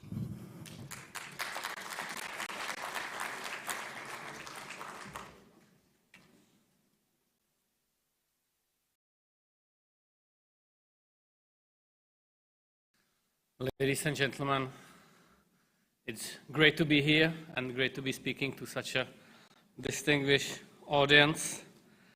And thank you for this possibility to share with you a few ideas on current developments in international affairs and to have a view on how to solve the most serious security crisis we face since the end of the Second World War.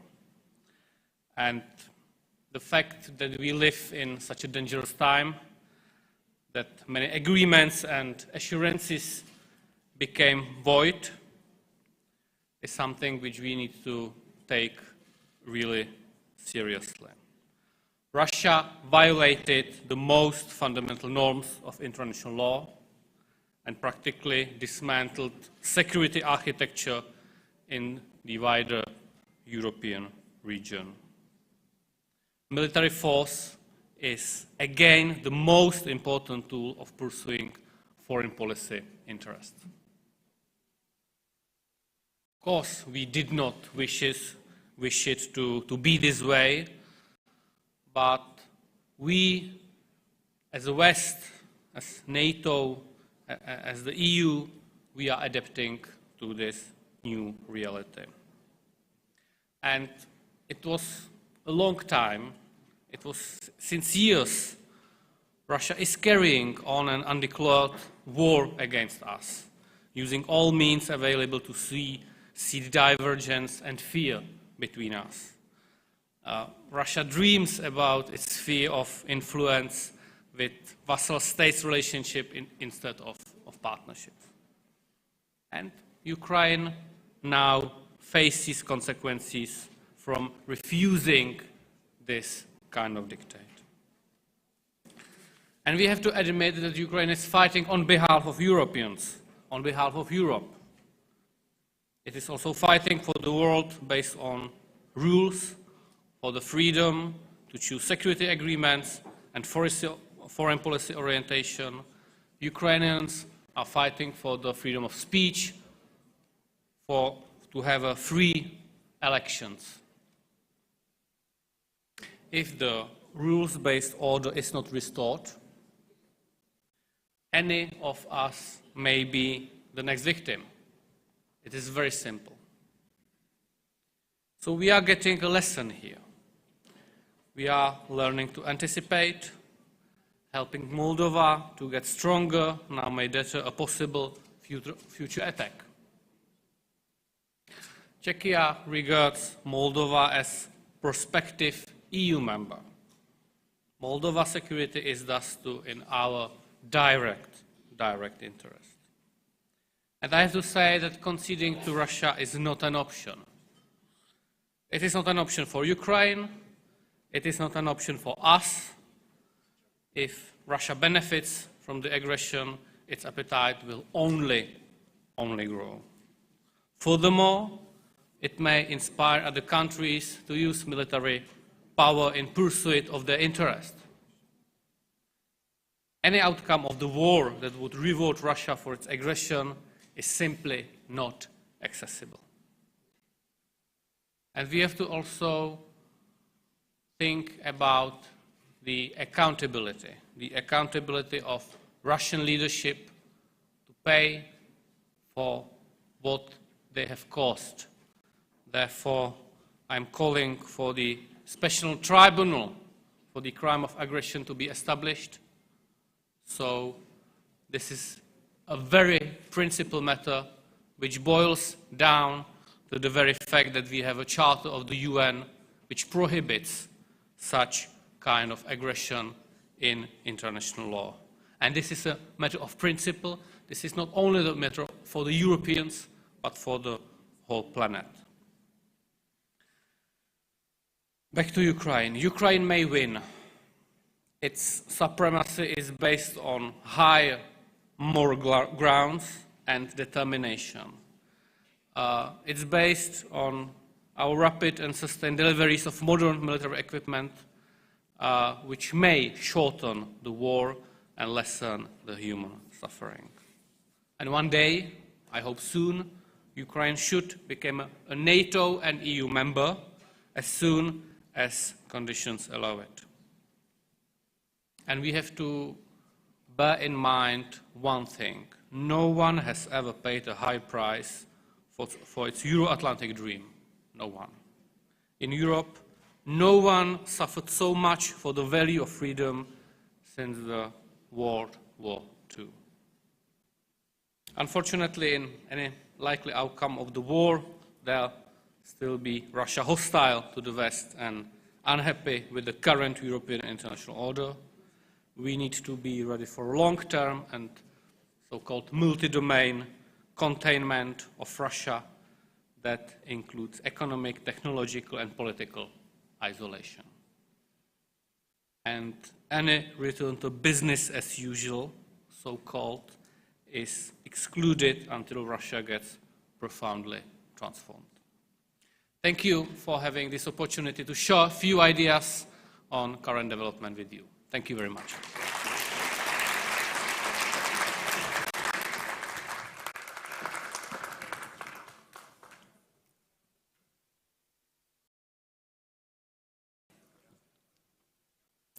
We are now moving on to the panel discussions, focusing on a new European architecture, debating political, security, and economic changes to the existing model.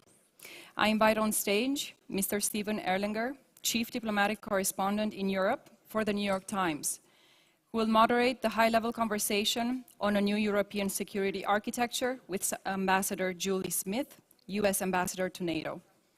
Welcome to the stage. Thank you.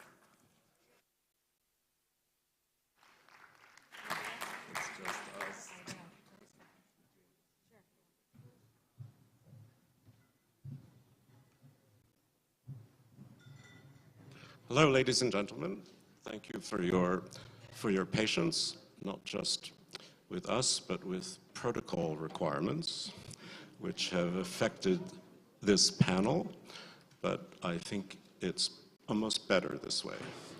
We have only 20 minutes, and we have a lot to discuss. So I'm going to start first by welcoming Julie Smith, who her colleagues say has made a big difference inside NATO, but NATO's changed. So just to ask you, when you arrive, I mean, what's been the psychological change for you with the position of the United States inside NATO and your own position because of the war? Did you suddenly feel that you had a calling, or what? There's your microphone. Well, thank you. It's great to see you again, Steve, and thanks to the organizers of this fantastic forum. Really have enjoyed hearing from various ministers so far, and the discussion's been terrific. In terms of what was the shift or the change or how it felt, I mean, I wasn't confirmed until about a year ago, so November last year, and then commuted for a bit between Washington and Brussels, and then moved in January. What I found was that immediately upon arriving at post, which started with the Riga ministerial about a year ago, the focus was obviously on the war in Ukraine and bringing the allies together to build consensus so that we would first and foremost have a similar sight picture on the nature of the challenge, try and agree on what we thought the trend lines were telling us, and then simultaneously prepare for every contingency. And that meant first and foremost planning for the worst case scenario. So imagining a scenario in which Russia actually did cross the border of Ukraine. But also in those early weeks when I arrived, the focus was very much on the diplomatic efforts to try and push the Russians towards that diplomatic off-ramp. Did you feel that while you were doing it, it was pretty futile? No, I think the feeling was that we needed to put our energy into both equally. And you'll remember there was a whole array of efforts by the United States bilaterally. I do remember. You remember that? But also we had a series of European leaders traveling back and forth between Kyiv and Moscow. We had the OSCE getting engaged, and NATO had a purpose. I mean, using the NATO-Russia Council on January 12th was important. And I think we all agreed in the utility of that face-to-face interaction with the Russians alliances to deliver what our red lines were, which were, first and foremost, we weren't going to change NATO's open door policy, but that NATO allies did have a perspective on where they were willing to engage the Russians, particularly on arms control. And also they were able to hear the Russian demands firsthand, which I presume made a difference when you actually hear them. Yeah. Yeah, it was important for us to sit for those 4 long hours and understand and to hear firsthand from them what their expectations were of the meeting and what they were going to ask of the NATO alliance. But it was equally important, perhaps more important, for NATO allies to stand united in that moment and deliver a message back. Sure, and keeping them united is a day-to-day process, of course. I understand you've got 30 countries with 2 more waiting in the wings, and 1 country that's a little bit reluctant to let them join until certain demands are met. But given that NATO now, the old joke was, if NATO's the answer, what's the question? Well, now I think we know, but it's the same question that we began with in 1949. So the hard question is, what is the European security architecture without Russia? Can you have one against Russia? Who's thinking about post-war security architecture? Well, it's a good question, and I'm glad that the organizers put that as kind of the frame, and I think we've heard some good answers to that already, both directly from the Secretary General and from the Deputy Secretary General. I mean, what I would add... Pretty good answers. I would call them good answers. Okay. But what I would add is NATO's perspective on Russia for many decades rested on kind of 2 core tenets, and that was deterrence, to ensure that NATO territory was protected and we were deterring the Russians from taking action, but also dialogue. And that changed this summer with the new strategic concept that was rolled out in Madrid. And it changed because it explicitly says Russia is not a NATO partner, and it explicitly says Russia is a threat to the alliance because of what we're seeing in Ukraine, but also because of the countless efforts that it's taken in and around NATO territory to divide Europe from within, to divide Europe from the United States, to undermine our values. It continually uses a variety of hybrid tactics. So that shift to me raises a question about to what degree could we imagine a future in which Russia is a key part of the new European security architecture if NATO's opening premise is that this country is a threat. I mean, because it's inevitably has to be part of the security architecture because it has its own interests, right? And it borders Ukraine, and it can come in and out whenever it wants. So quite a lot obviously depends on what happens with the war. I certainly accept that. Do you think this is a permanence in Russia, or is this what the Russians would call a Putinshina, a sort of Putin era that will all change later? Or do you think Putin has touched on something more enduring, and that the Russia that I was in and some people liked was actually the blip and not the reality? It's hard to know, but right now we know a couple of things. We know that Putin doesn't appear to be going anywhere.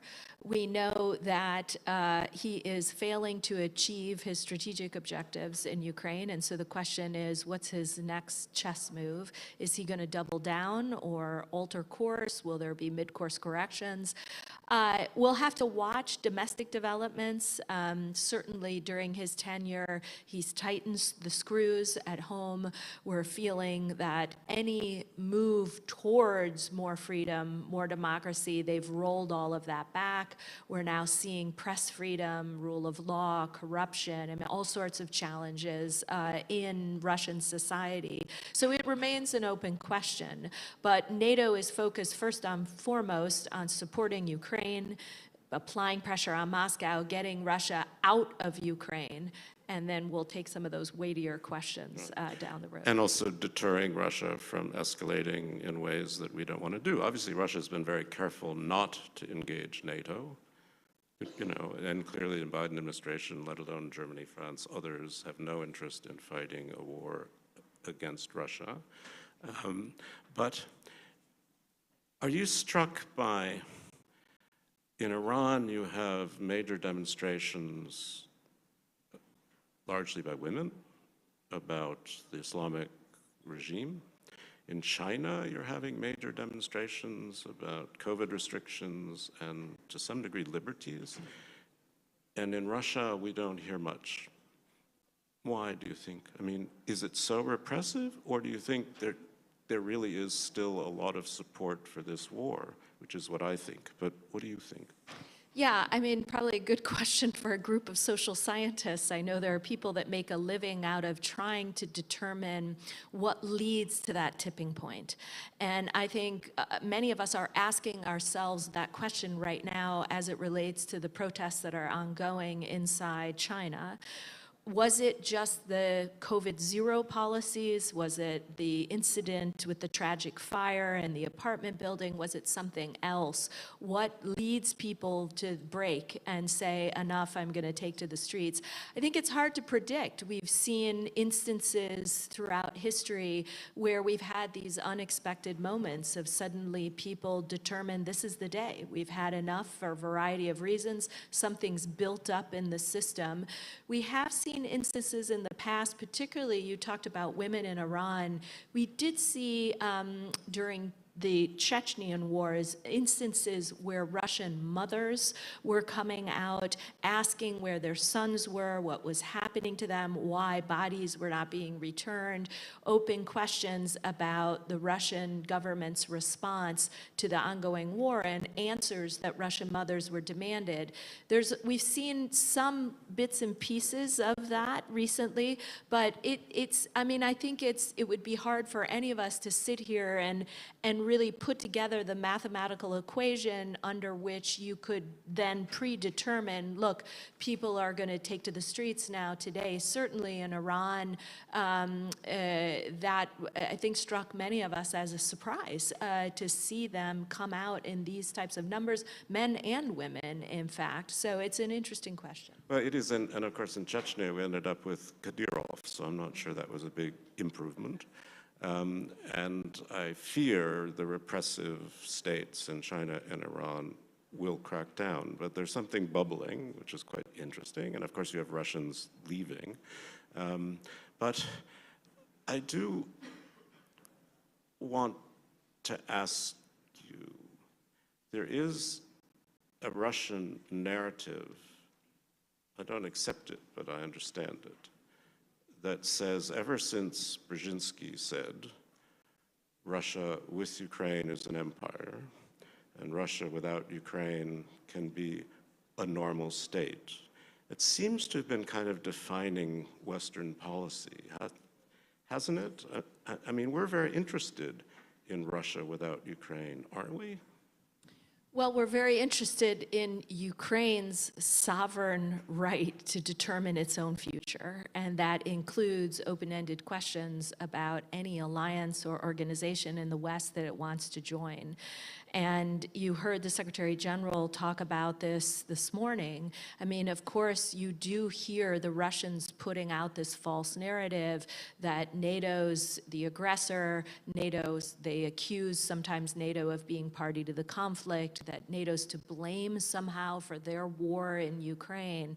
And obviously, nothing could be further from the truth.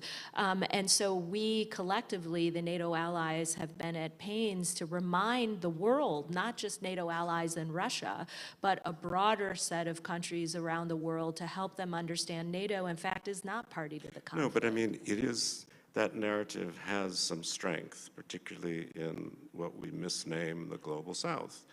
Kind of, they look at it as a kind of white person's war to some degree. It's not their war. And they remember the US went into Iraq and Russia, blah, blah, blah. So there's NATO, that's fine, but there's also this other debate. Are we doing enough to counter that narrative? Well, I think, look, in the early days after February 24th, once Russia went into Ukraine, NATO allies were rightly focused on their own unity and focused on their support for Ukraine, on applying pressure to Moscow. It was an acute crisis. It was a first land war in Europe in many, many decades. And I think what we're looking at now is a broader set of challenges of ensuring that the world, not just NATO allies and Russia, but the world understands the facts on the ground.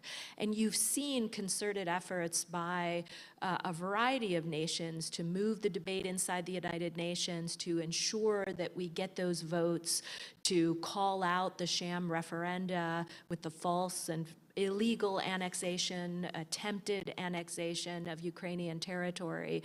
So we've widened the debate. We've widened the circle of voices that can chime in. And as you heard the Secretary General mention this morning, we've also widened the circle of the number of countries that are providing direct military assistance to the Ukrainian forces. This is just not a case of individual NATO allies offering assistance, but in fact, through the contact group that the U.S. is leading, we now have over 50 countries from around the world contributing assistance, and that's important. This is true. It's just, it seems to me there's a lot more work to do on the narrative question, because I hear more and more, you know, we're going to have a cold winter because of this. We have food insecurity because of this. We have inflation because of this.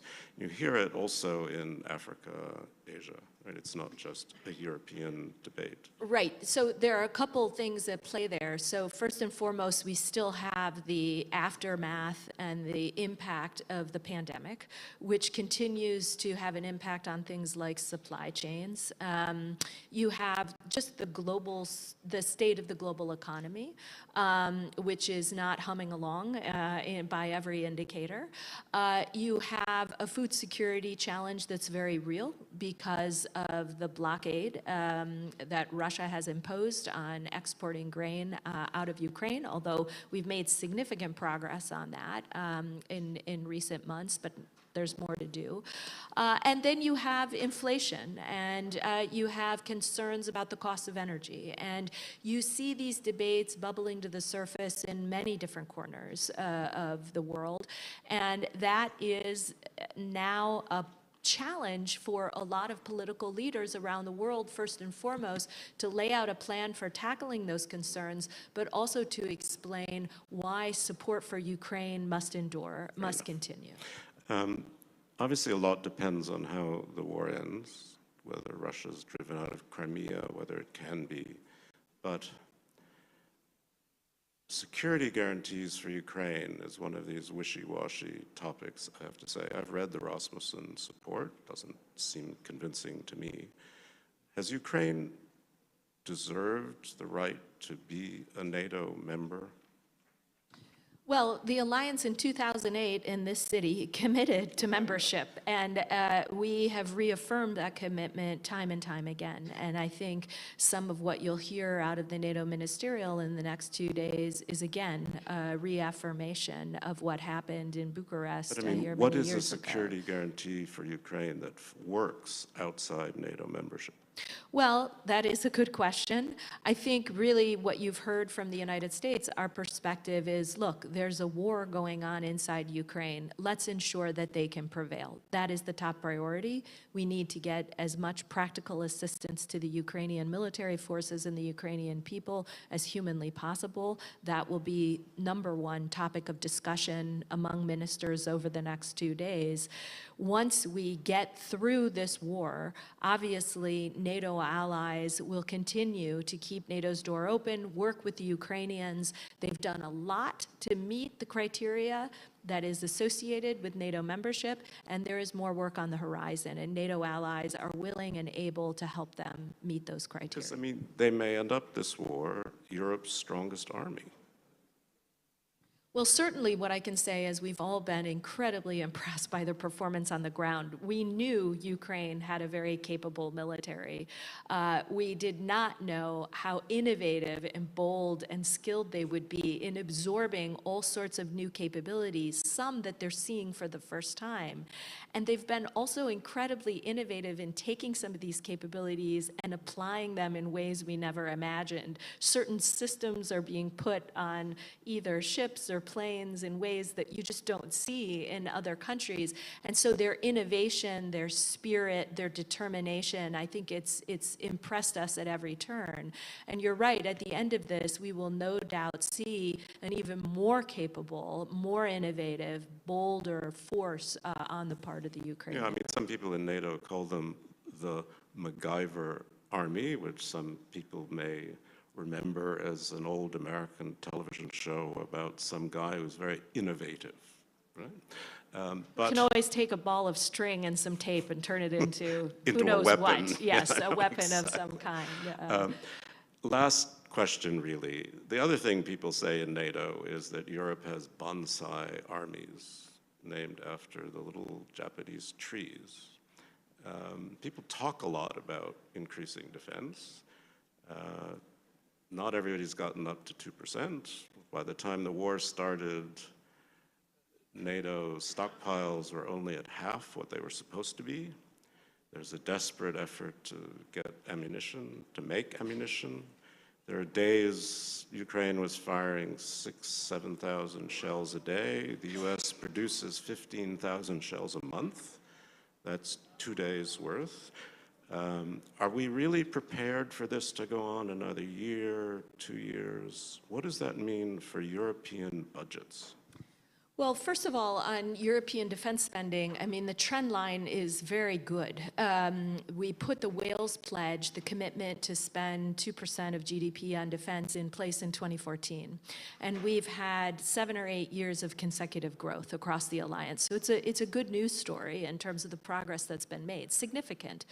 And we'll want to continue to push allies to meet the Wales Pledge. But the Wales Pledge was put in place during a period of 10 years. From 2014 to 2024. So NATO needs to begin discussions now, and that's what we're doing back at NATO headquarters with all of the allies, to begin a conversation about what comes after the Wales Pledge. And I think you've heard our Secretary of Defense and various US officials talking about 2% now being a floor and not a ceiling. And we already have countries like Romania that has committed over the long term to spend not 2%, but 2.5%. So there, I think we're in a good place. Progress is being made. Countries are making important investments. A lot of lessons are being extracted from what we're contributing to Ukraine in real time. And about your question about defense industrial output and capacity, I mean, we have had some important conversations in recent months with the defense companies themselves, with armaments directors from all NATO countries, to come together and to begin mapping out, first of all, where are the gaps? So what gaps have we created through the support to Ukraine? And then what types of creative solutions can NATO help forge to send the proper demand signal to industry and make a commitment to turn those production lines back on for whatever it might be, whether it's Javelins or Stingers or, I mean, there's a whole long list of things. Or Soviet caliber ammunition. And anyway, Ambassador Smith, you've been very patient. Thank you very, very much. We've overrun by a couple minutes, so it's not so bad. That's sort of NATO timing. It's okay. So thank you very, very much. Thank you very much.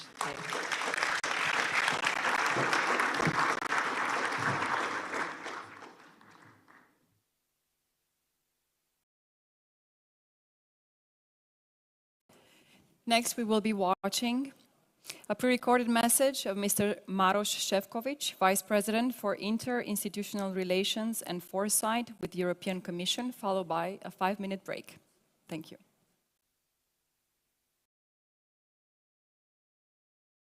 It is a pleasure to speak at the Aspen Bucharest Forum, even if I cannot be there in person. This 11th edition is particularly significant. This year has seen tectonic shifts in global geopolitics, while permacrisis was named the word of the year by the Collins Dictionary, a sense of continuously stumbling from one shock to another, be it war, inflation, or political instability. From the Eurozone crisis to the massive influx of refugees and migrants to Europe, from the Brexit referendum to the COVID-19 pandemic, and then Russian military aggression against Ukraine, which puts our rules-based and multilateral international order under pressure while also causing the energy crisis in Europe. On top of that, longer-term megatrends are increasingly affecting our social and economic fabric. Climate change, digitalization, global decline in democratic governance, and shifts in demography with the human population recently topping 8 billion people. It is especially in uncertain times like these that strategic foresight shows its potential as an anticipatory governance tool able to translate forward-looking thinking in today's more resilient policies and better preparedness. If we are to build a new European architecture in order to be better prepared for current and future crises, it should be based on two load-bearing pillars: resilience and open strategic autonomy. Resilience emerged as a new strategic compass for all EU policies with our 2020 Strategic Foresight Report published in the early days of the COVID-19 crisis. After an uneasy start, the EU and its member states shifted from knee-jerk competition to cooperation and overcome initial tensions related to scarce medical resources and unilateral actions in the single market and Schengen area. The next generation EU recovery plan was created with the budget from the Recovery and Resilience Facility as its centerpiece. The COVID-19 crisis also exposed vulnerabilities to be addressed and resilience capacities to be nurtured. This is why we created the Resilience Dashboards, a new tool to assess resilience in a holistic manner. The choice of the set of indicators in the dashboards was informed by strategic foresight, so it is no surprise that energy and critical raw material dependencies were highlighted already in our 2020 prototype. And what appeared as a vision back in 2020 is today an integral part of the European semester cycle, with the use of the resilience dashboards in all country reports, a manifestation of embedding foresight into EU policymaking. Open strategic autonomy, meanwhile, was the focus of our 2021 Strategic Foresight Report. Recent events have underlined the need for a long-term vision to recognize and address the EU's current and future overdependencies to avoid them becoming vulnerabilities. This will be crucial for the EU to stand firmly on its feet, maintaining our collective ability to act in a transforming but increasingly unstable world. For instance, a recent round of our New Horizons scanning exercise inside Commission has singled out the ongoing battle of narratives between the EU and China as a harbinger of a fracture in global supply chains and a general weakening of multilateral system. In this context, the EU remains committed to a vision of more cooperative world, but we still need to have the ability to act in our own interests and to protect our fundamental values whenever necessary, both on our own and together with like-minded partners. Russia has tried to divide Europe, but has achieved the opposite. Countries in Central and Eastern Europe have proven their ability to welcome millions of people fleeing the violence in Ukraine. The EU security landscape has been reinvigorated with Denmark joining the EU's defense cooperation and Finland and Sweden applying to join NATO. As a result, the EU and NATO have stepped up their cooperation, proving that transatlantic partnership remains at the heart of Europe's security architecture. Of course, more can and should be done to strengthen the EU's role as a global security actor. As detected by the Commission's Megatrends Hub, the concept of security is being reshaped as we witness the weaponization of many new policy areas, from energy to migration, from food to information. For instance, despite the efforts of the Black Sea Grain Initiative, Russia's sabotage of Ukrainian ports has contributed to the global food crisis. This is why the EU is striving to reduce its dependence from Russian energy and has already managed to slash the share of Russian gas imports from 40% to 7.5%. And then there are the critical raw materials that are essential for the technologies enabling the twin transition as well as for our defense sector. Here, our overdependence can reach up to 99% in some instances. For example, the EU's domestic production accounts for just 4% of the global supply chain of critical raw materials used in the production of digital equipment such as neodymium. And yet, put simply, without these critical raw materials, there is no future green and digital economy for Europe. Here, strategic foresight has played a key role in identifying the need to act in a rapid and compelling manner, thereby influencing our annual Commission work program. In the first quarter of 2023, the Commission will table a legislative proposal on critical raw materials. In conclusion, in this world of European perma-crisis, we should look for the silver lining and, as stressed in our strategic foresight reports, adopt a more geopolitical perspective and mainstream resilience together with our open strategic autonomy in all we do. This is key to successfully cope with an evolving geopolitical reality and pursue not only the twin green and digital transition, but also our long-term political goals, such as peace and security on our continent, consolidating our position as a leading economic and political actor, and preserving the highest social standards for all. In this new European architecture based on resilience and open strategic autonomy, and with strategic foresight playing a pivotal role, challenges can serve as catalysts to speed up the long-term generational changes our economies and societies are currently undergoing. With every crisis comes opportunity.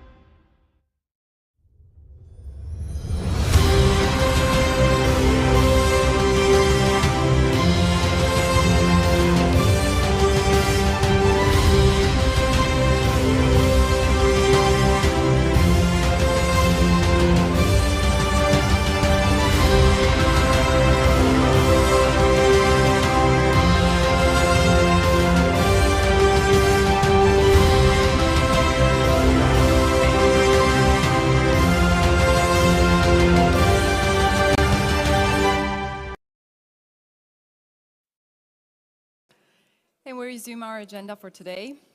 Our next panel discussion is entitled A New Political and Democratic Architecture in Europe and will be moderated by Ms. Alina Inae, advisor to the president of GMF. Before I give the stage to Ms. Alina Inae and her distinguished guests, I would like to give a warm welcome to Minister João Gomes Cravinho, Minister of Foreign Affairs of Portugal, to deliver a keynote address. Minister, welcome to the stage.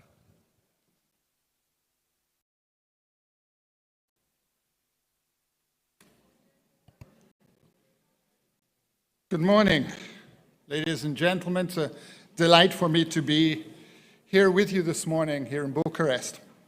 Now, as the title of this Aspen Forum tells us, the world is indeed in flux.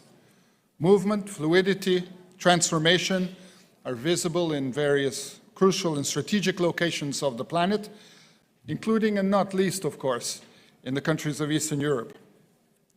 Change happens more easily when everybody recognizes what is happening and acts accordingly, protecting their best interests, mitigating negative impacts.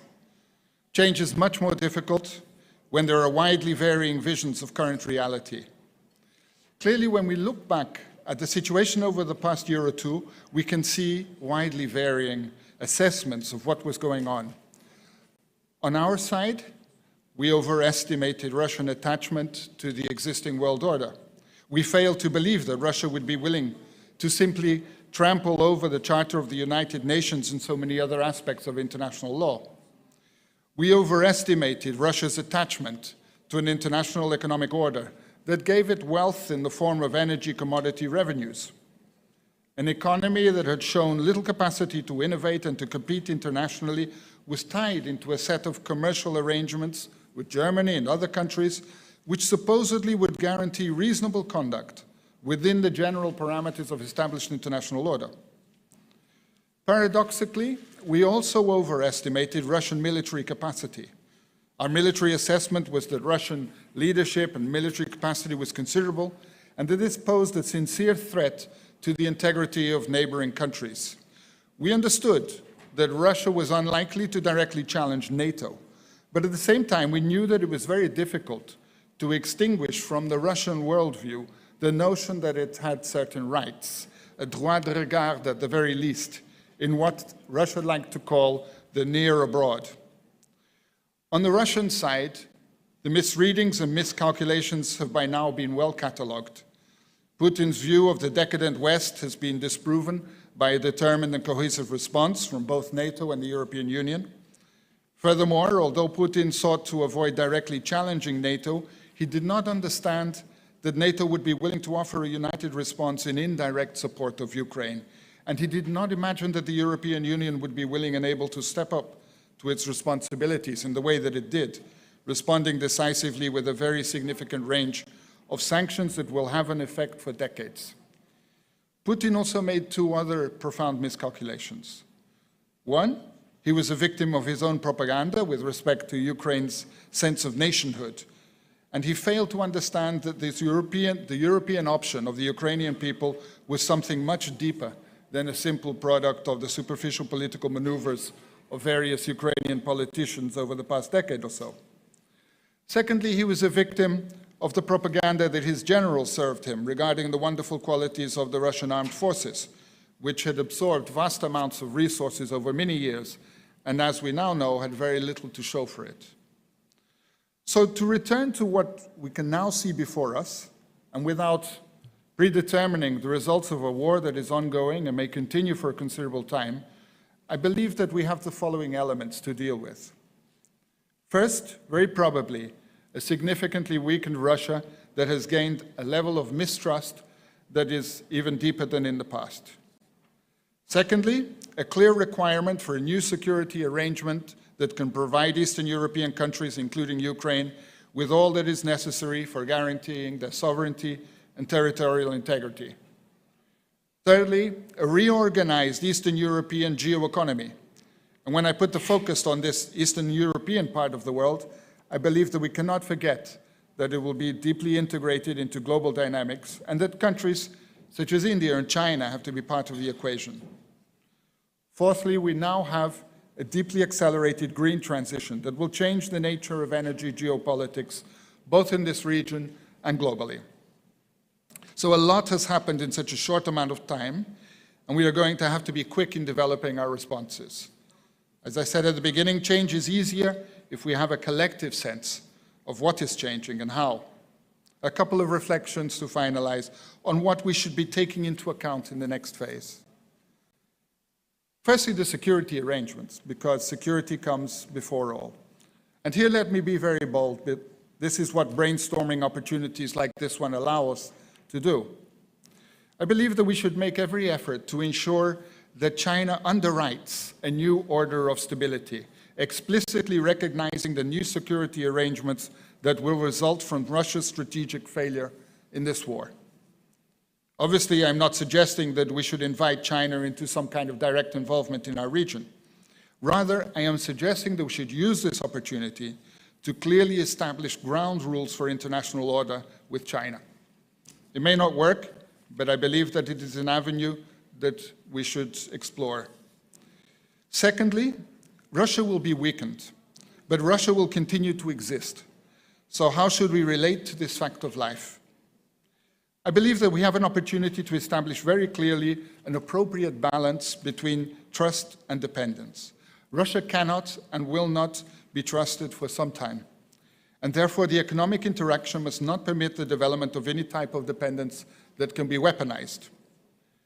And yet it would be important to promote the peaceful reintegration of Russia through deeper interaction with Russian civil society and daily economic actors. This will need to be done cautiously and intelligently, but it will indeed need to be done. Russian isolation is not a long-term option. Thirdly, as Europeans, we must seek to use the post-war moment to build deeper links, ones that are more meaningful rather than simply transactional, with the countries to the south and the east of Russia, from Turkey and its hinterland to the Gulf countries and the Central Asian states. India, in particular, stands out as perhaps the most significant partner in this regard. Above all, ladies and gentlemen, I believe that we must seek to use this opportunity to converge around a lucid analysis of what this time brings us. For that is the starting point that we need to face this brave new world that is before us over the next few years. And with that, I would like to finalize and say that I hope that these remarks have given some food for thought for the panelists that I look forward to listening to. Thank you.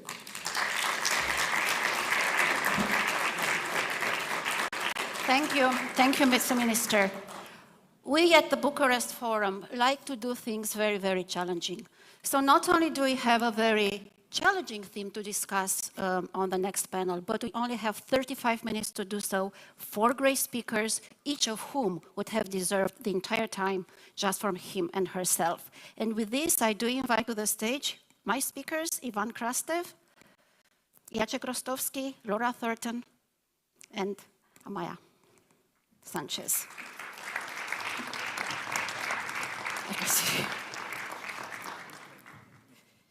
Okay. We have been talking all this morning and even wrote a report on this. By the way, the report is outside. You should try and take it and read it, on a new European architecture. Extensive talk this morning has been devoted to the security architecture. But European architecture, at least the way we at Aspen and GMF see it, it's not only about security, even if security might be the first step towards something more. So because we only have 35 minutes, and because we want to discuss so many other issues other than security, we do want to talk about a new European architecture. I was thinking, and as the moderator, I have the privilege of deciding the rules, I was thinking to talk about the basics, the fundamentals of a new European architecture. The why, the to what end, the who, and for whose benefit. And I will start to my left with Ivan Krastev and ask him the very, very, very easy question. Ivan Krastev, why a new European architecture? Because the old one has failed. but also because in 1999, 10 years after the fall of the Berlin Wall and after the NATO operation in Kosovo, Robert Cooper, one of the leading European and British diplomats, make a statement that 1989 is going to divide past from the future in the way the Berlin Wall was dividing East from the West. And his major argument was that there was a European order that is different than the international order. There were different rules running Europe than running basically the world as a whole. And he said what we had in Europe is the end of the sphere of influence politics. Basically, we have the security, which is totally based on economic interdependence. No major war is possible in Europe anymore, and the democratic architecture was very much, the internal and external security were there. And this is not the reality anymore, and because we really have 3 minutes, I have just 3 very simple things to telegraph, even not to discuss. The first is that as a result of the Russia invasion in Ukraine, and by the way, it's not easy to talk about the international order, even in Europe, before knowing when the war is going to end and how it is going to end. But secondly, what happened is that suddenly we again are going to have a European order that is probably different than the international order, but it's going to be a very different one. As a response to the war in Ukraine, in Europe you have much more the return to a classical Cold War type of a confrontation between Russia and NATO, while in the other parts of the world, you have much more something different. The rise of the middle powers, countries like India or even Turkey and others. They're trying to find a different place. They're trying to go on relevance. The majority of the countries that President Biden invited for the Summit of Democracies are not sanctioning Russia. So from this point of view, you're going to have European order again, but suddenly we're going to have Cold War back in Europe and nowhere else. And then comes the story, what is also the framework, what the borders, why is also where the borders of it. Before, the idea was that European order is also very strongly institutionalized because of the Organization for Security and Cooperation in Europe. Now it's a totally paralyzed organization. Any organization in which Russia has a veto basically has stopped to function. And this is why I do believe that Macron's idea about this political community, European political community, is very much the way to try to reconstruct the idea of European order, keeping in mind that the post-Cold War is not there. But for the moment, it's not very much clear, because it's not very much clear what you expect from these states. What kind of relationships, what kind of criteria. When we talk about the democratic credentials, the problem is that these days the gray zone between democracy and authoritarianism became very big, and probably the border between democracy and authoritarianism is the least guarded border in the world. So why? Because the current one, or the previous one, the previous European architecture failed. So what? What would the new European architecture entail, other than security, although of course we can refer to security as well? Arantxa González. So first, rebuilding this European space, in my view, is to align the European space to what's happening in the rest of the world. And what's happening in the rest of the world is much more power-driven world. So from that point of view, it's almost like a realignment of Europe to the world. And I would focus on 3 tasks ahead.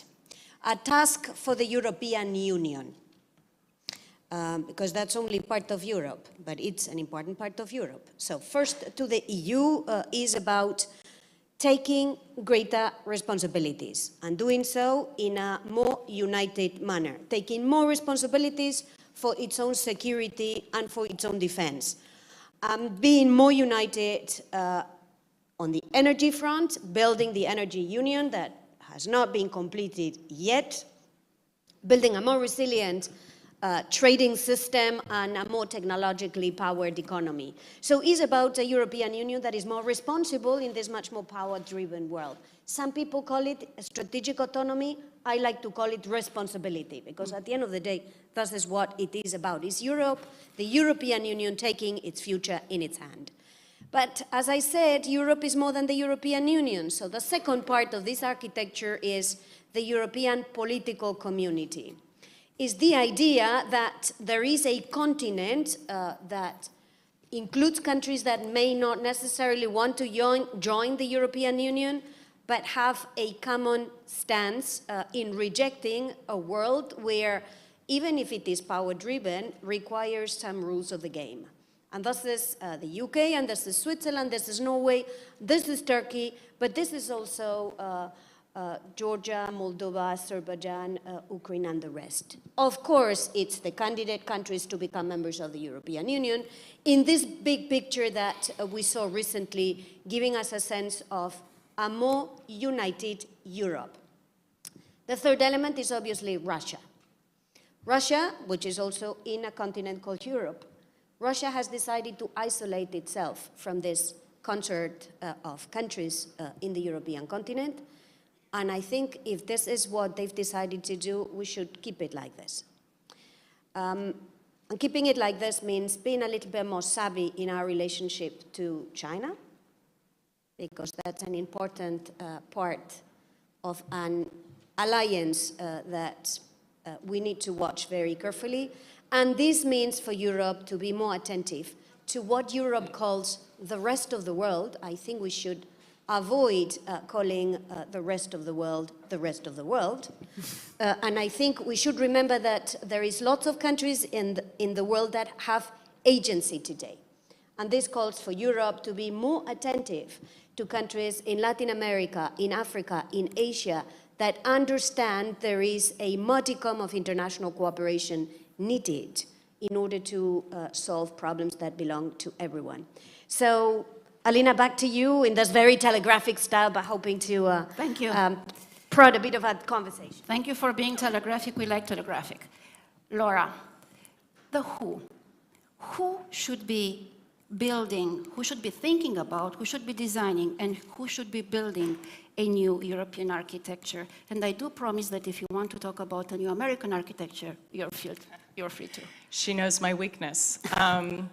No, I think that who was partially answered in terms of the players and the countries and the bodies. One thing I want to think about with the who is the publics.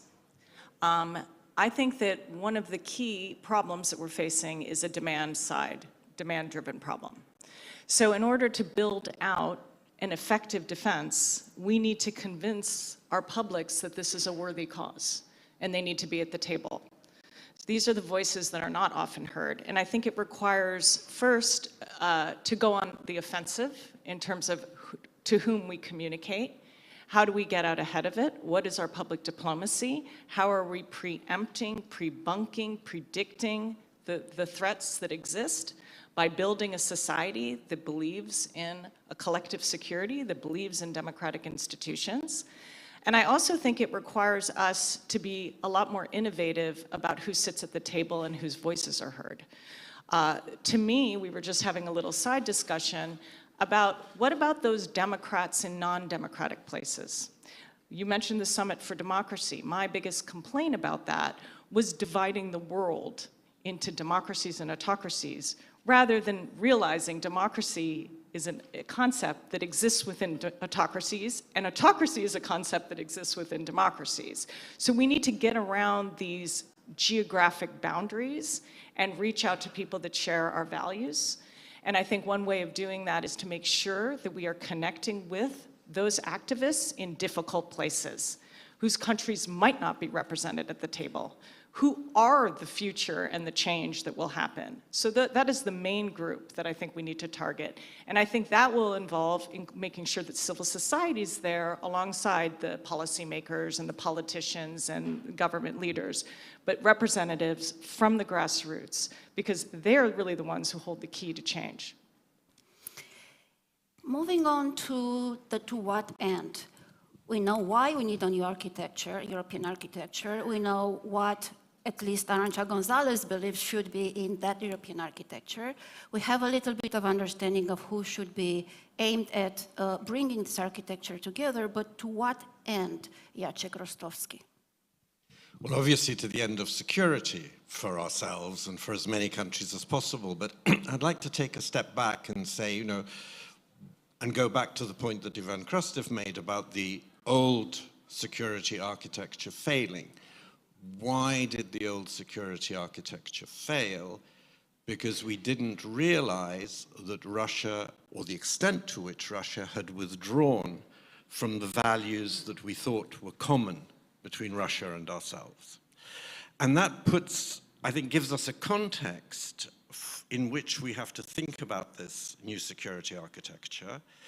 And it's enormously difficult because there are so many lines of division. I mean, one of the first lines of division, and I think the most important one, is between autocracy and democracy. And that, of course, doesn't run just between countries. It runs within countries. It runs within the West.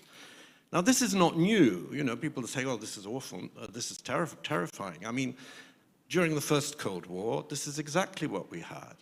The Italian Communist Party, I think, once got almost as much as 40% of the vote, and the French Communist Party almost 35%, and they went on getting 30% for years. So this is not new. I think, by the way, we are already in the Second Cold War, and we have to accept that we will be in that Second Cold War unless the Russian defeat is so profound that Russia comes back into at least some of these values that we thought we shared. If it does, we're going to have the problem that the minister just made, and that is, how much can we trust that they'll stay with these values? And that's going to be an enormously subtle point, or requiring enormously subtle policy.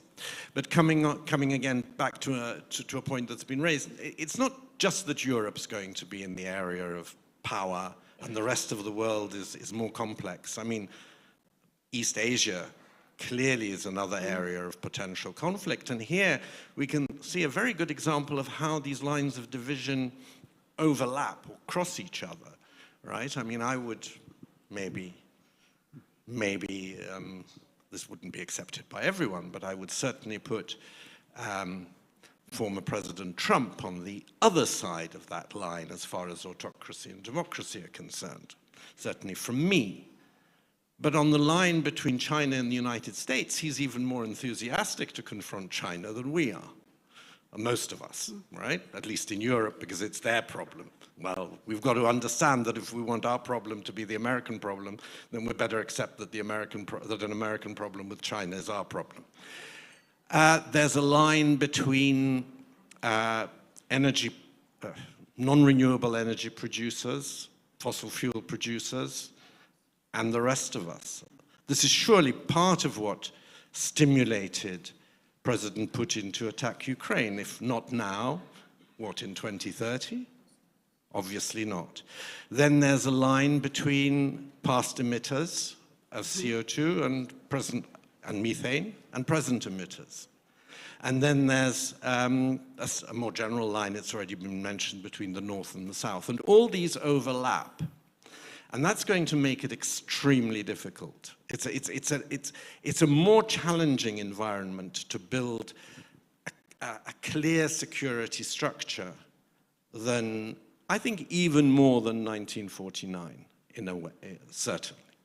I think I'll leave it there, but I'll come back maybe with suggestions next time round. Definitely, but I do want to ask this question, well, to both of you, because both of you mentioned Cold War. A Cold War between who and who, Ivan Krastev? This is very important, and just make a footnote because very important what Professor Rostovsky said. Interestingly enough, Russia was never the founding member of this post-Cold War world. It was a different country. It was Soviet Union, and for a very specific reason. President Gorbachev really wanted very much to contain the nationalistic uprising within the Soviet Union, so he was seeing the European security order as the way to keep the integrity of the Soviet Union after the end of communism. So part of this way he was seeing basically this happening was when President Bush Sr. went to Kiev in 1991 and asked the Ukrainians not to vote for independence on the referendum. And this collapsed. And as a result of it, basically Russia that came was not part of this deal. Russia was much more too weak to respond. And in 2007, basically, President Putin made very clear during his Munich speech that he perceives the European security order as a threat to Russia's ambitions, to Russia's interests. So when you say, in Europe, for the moment, this is very much a confrontation between the Russian Federation and the EU and the NATO states. On a global level, and this is much more interesting for sure from the American perspective, when it comes to the system competition, this is not Russia, this is China. And this is very much not simply about ideological, but also technological divide. Because tell me with whom you're sharing data these days, and I can really tell you easily where your geopolitical loyalty stands. But this is also the world, and I very much agree with Professor Rostovsky on this, this is a world in which you're going to have a much more states with much more agency. They're much bigger economies, they're much bigger population, and also they're much more ambitious. And you can see them making a very selective choices. For example, India was quite supportive to the American idea to contain China in South Asia, but they're not particularly enthusiastic to contain Russia in Europe. And you're going to see this type of a divide, and this is why if during the Cold War, and this is my last point, you have Soviet Union and the United States being able to create a consolidated blocks and basically to run them.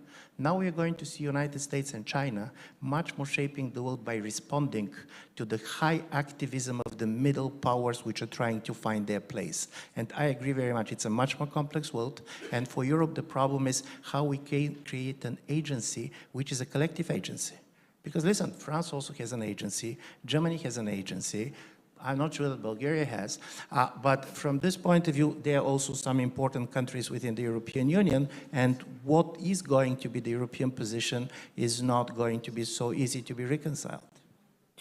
So basically what I hear you saying, Ivan, and this is the second time you've been reiterating this, is not only about a new European architecture, it's about a new world international architecture that we have to figure out and to adapt to. But I'm coming back to you, Professor Rostovsky, a Cold War between who and who?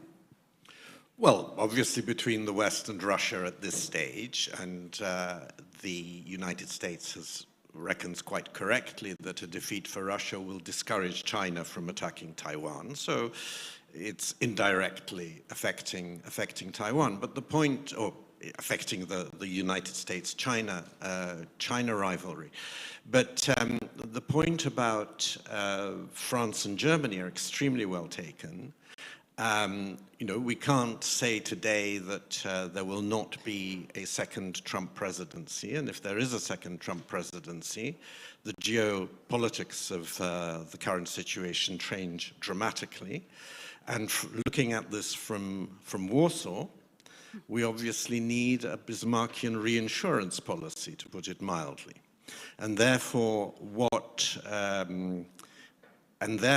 French policy is absolutely central to what will happen in Europe if such a thing were to occur. And I don't see at the moment the kind of self-confident thinking that I would hope to see in Paris, for example. And of course, apart from all that, we also have a major German problem.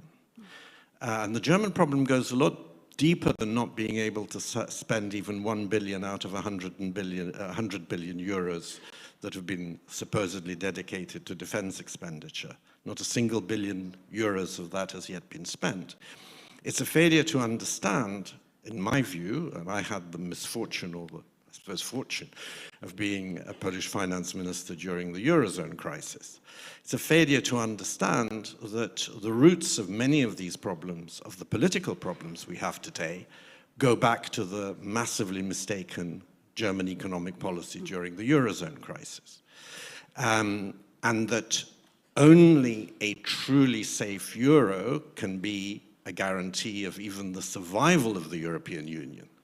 And without the survival of the European Union, it's doubtful whether we would have NATO, even without President Trump. And of course, there would be a massive threat, an existential threat to the national security of Germany. But there seems to be no realization of this, not the slightest realization of this in Berlin. One rather wonders why, and I'd love to hear an answer. I'm not sure if any of the panelists, of these panelists can give an answer to this, but maybe we can try. Arantxa? So maybe I can try from my Iberian Peninsula, very eccentric position in Europe. I mean, to be quite direct on this. I think we can all examine ourselves. We can examine what's happening in Warsaw. We can examine what's happening in Berlin. We can examine what happened in France. We can examine what happened in Spain. But in my view, it would be a little bit more helpful if we focus on how do we keep the unity in Europe and how do we build more unity in the future. Because you see, the problem Europe will have is having to choose, in a way, between, to use the Chinese terminology, a two-world, two-system, China-US, two-world, two-system, or a one world with three systems. If it does not, if it wants to have a world, one world with three systems, and one of these systems being a European system, because I think the ambition, whether you're sitting in Warsaw, whether you're sitting in Madrid, or whether you're sitting in Bucharest, like we're sitting today, should be to at least have a say in the system of tomorrow. Now, if we want this one world, for sure it's going to be one world. We've got one problem with climate change, we've got one problem with pandemics, we've got one problem with financial stability. If we want to have a say in the management of this one world, then we need to have a say in a system. And for that, we need unity. So in my view, we have to focus much more on how we build this in the future. We all have the legacy of the past, we carry it in our shoulders, but we can make it lighter by focusing on the future. Focusing on the future, Laura, where is the US, the role of the United States when it comes to this new order, world order, and when it comes to this potential new architecture of Europe? And if you can talk about not only the next 2 years, but maybe even beyond the next 2 years. Yes, first though, I wanted to sort of circle back, it's relevant to this question, to circle back to the Cold War comment, because I think, as I said in my first remarks about who should be involved, I think this is an internal conflict as much as it is an external one. I think we are struggling in a moment, and we've been here before, where we, again, need to make the case to our publics. And so China is making a very compelling case. For example, follow us, look at us. You know, we're autocratic, capitalists, we're gonna bring growth, we brought millions of people out of poverty, you should be like us. And they're very compelling, and they're reaching people through Belt and Road, through other initiatives. Countries are jumping on board because perhaps they're not adherents to democracy in the first place, and they see this as the way of the future. And also it's getting into our international governance bodies. Who's determining how these bodies are being governed? And they're making the case to our publics. How is it that RT Espanol has 10 times the following of Voice of America? We are not making the case. So I just wanted to get back to the Cold War, that it's going to have to happen also internally, and it goes to the United States as well. We are losing this debate in the United States, I fear. We have a growing, as I mentioned in my opening remarks, America First is back. We have growing isolationism, a disinterest in engaging not only Ukraine, but disengaging in NATO, disengaging with Europe, looking internally. We've been here before, so it's not, again, new. We know the playbook, and we also know some tricks on how to get out of that. And it has to come from changing public opinion, because currently we have a movement that is, you know, increasingly anti-democratic, increasingly desiring of a strongman. They did a poll recently that showed that some 45% of Republicans in the United States would prefer to have an unelected strong leader than an elected weak one. I mean, this is a dangerous thing heading into the future, and the kind of people that we're electing to Congress, and Lord knows who our next president will be. But this will have dire consequences on European security and a future European architecture if the United States withdraws into itself and ends up with another President Trump, absolutely. But also, I don't think it's unique to the United States, and we see across Europe, again, the need to make that case domestically to our publics, because they are losing interest. We saw Brexit, a disengagement. We see across Europe a movement towards nationalism and isolationism. And if we can't, and then the compelling siren calls of this autocratic economic growth model. So again, I go back to, we need to get back to our publics, we need to get back to making the case, we need to get back to showing why collective security matters, why collective democracy matters, and I don't think we're doing that right now. Yes, you're right. The United States has been in this place before, but we haven't been in this place before, so that's what makes the current situation even more difficult. Ivan Krastev, is China making a compelling case? At ECFR, you are running all these opinion polls, Europe, looking at how people in Europe feel about democracy in general, dictatorship and all of this. Is China making a compelling case? No, listen, there was a moment in which people start to believe that if something that they know does not work, necessarily the other one is working. If you're going to see on COVID, 2 years ago, we were absolutely convinced that authoritarians are doing better. They can convince people to have masks even when they're sleeping. Basically, the countries have been closed, and then you understand that every system has a very kind of a major vulnerability. In the case of China, is if you get with the wrong policy, you cannot change it. By the way, in the case of democracy, is that you change policies regardless of how good or bad it is. But I'm saying all this because, in my view, one of the things that is happening, at least what I see on the European side, Europeans are not dreaming to live in China. And I don't know many Europeans that even want to travel to Russia. The problem is that we don't understand why democracy stopped to work. And to be honest, some people have real questions to ask. And this is a story, and this, in my view, should happen. And talking also about the security part, relations in Europe are going to change. The relations between East and West within the European Union are going to change. I do believe that the future of European Union in the next 5-10 years is going very much to depend on the dynamics of the German-Polish relations. They're going to be as important as the German-French relations was in the 1950s. And listen, it can go well, it can go badly. Because with all my respect of really important victimhood on Polish side, in the middle of the war of Russia, asking for 1 trillion reparations from basically Germany is probably not the most far-looking policies. On the other side, Germany, and I totally agree, should really reconsider some of their major policy assumptions. Economic interdependence can bring peace, but also can bring vulnerability. The fact that military power doesn't matter, particularly when you don't have it. And thirdly, what in my view is really important is that suddenly Europe is going to be criticized not for what does not work, but for what we believe did work. And this is the most difficult type of criticism. And I do believe this is going to be a real issue. And here, of course, America is going to be much more about itself, regardless, by the way, who is going to win the elections. 1/3 of the Republicans and 1/3 of the Democrats, in the last opinion poll that I saw, believe that violence could be legitimately used to solve the domestic political problems against each other. It is a very divided country, and this is something that basically we should be look with. Every American presidential elections is going to be about regime change. I have a big watch, a big clock right in front of me, and it's ticking like crazy. So we have to really get close to an end, unfortunately. And I want to do just a very quick, actually 2 minutes and 8 second exercise. Tell me in 1, 2, or 3 sentences at the most, where do you see Europe 10 years from now? Professor Rostovsky. I see it much more united, and I think it'll be in a much better position than it has been.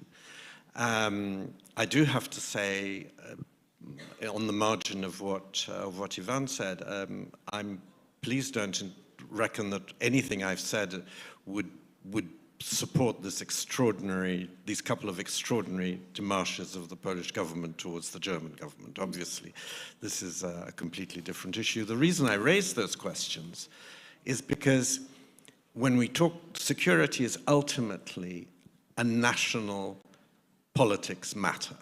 That's why I wanted to talk about France and Germany in this context. And both of them for being insufficiently ambitious, not being too ambitious.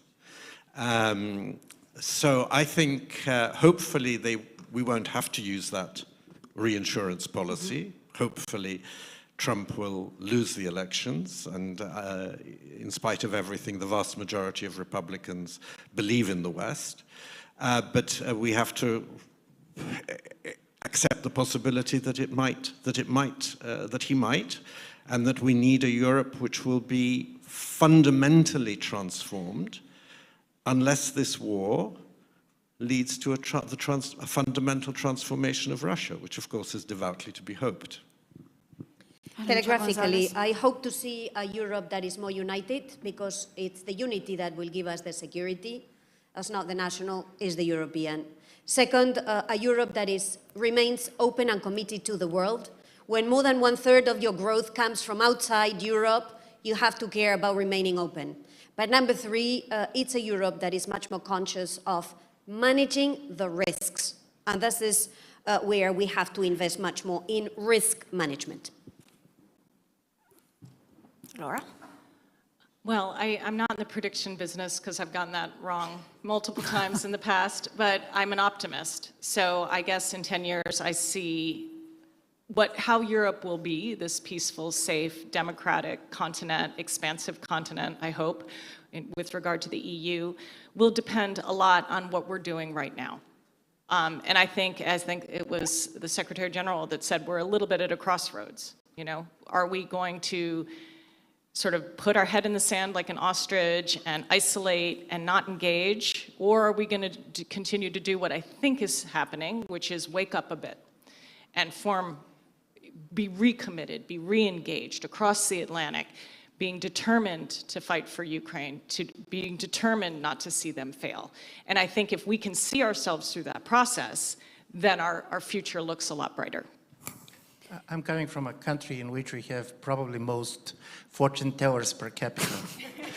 So as a result of it, I'm going to end up with a joke. So two fortune tellers met in the center of Sofia, and one told the other, "I see the future. You're doing well. How am I?"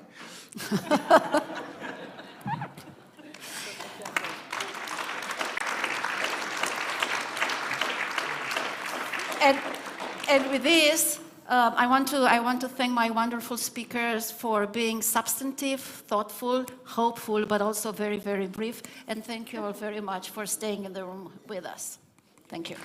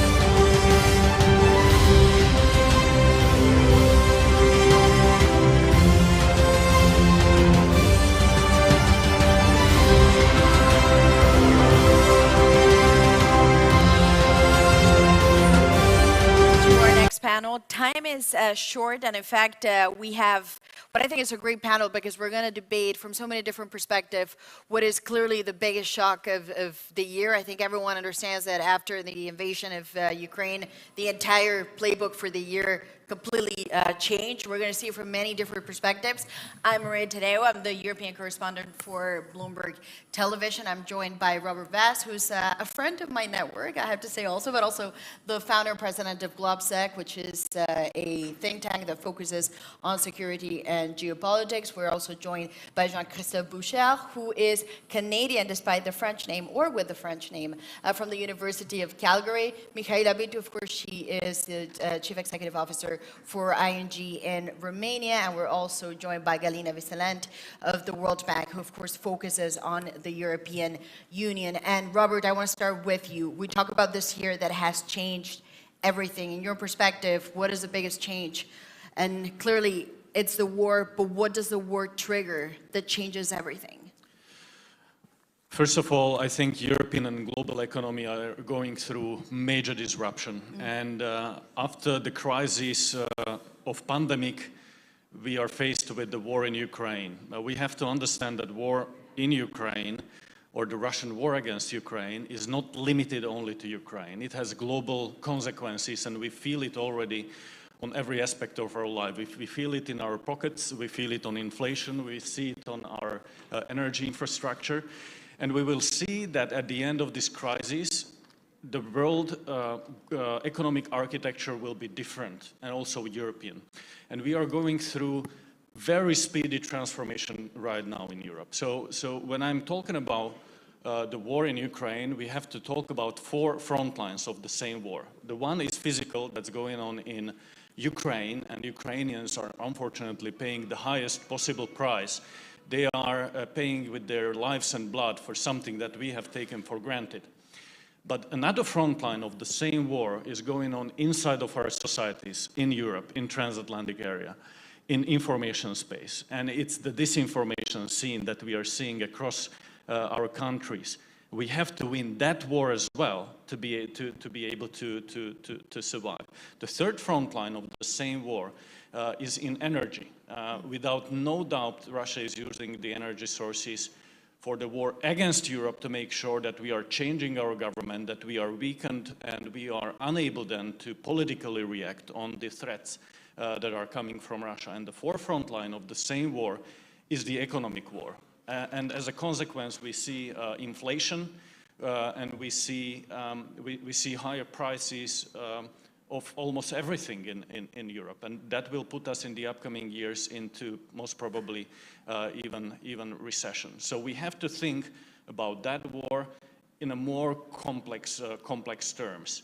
And in order to help Ukraine to survive, it's not enough just to focus on helping Ukraine itself. We have to win all the other 3, because if we don't, we will lose. And I think this is the defining moment for us, because how we perform in this crisis will define our institutions for decades, the credibility of our institutions. If we will go through the next year and we will survive, all these economic and energy pressures, we will emerge stronger. But if we will not be able to go through these pressures, and we change our governments, and we will, for example, push Ukrainians into some kind of deals, I think it will weaken the trust in our system. So it's a very complex war, and we have to be able to win on all front lines. But what we are seeing is that Russia is already losing, because I cannot imagine a world that after the war, we will go back to trade with Russia as before. So Russia has lost a war, in your opinion? I think they lost it already, because they have lost the credibility of a stable supplier. I think this will not be changed after the war.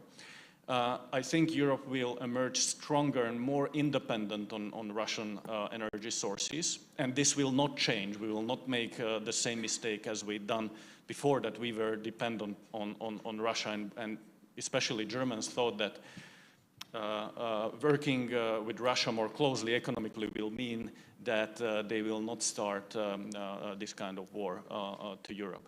And of course, we have to count into consideration also China and other parts of the world. Well, thank you for that. Of course, as this is happening, there's a big debate around the oil, gas cap, which is still very active. And I believe now, just announced that Germany has a new LNG deal with Qatar, so a lot of that feeding into that. But Galina, I wonder, from an economic perspective, you have the European economy as overall. Let's talk about the euro area, just to be more specific. Some say this recession is inevitable by the end of the year. The public opinion at times, they really don't understand what's going on. European Central Bank, but also central banks hiking aggressively at a time in which, of course, the spending power is being really effective.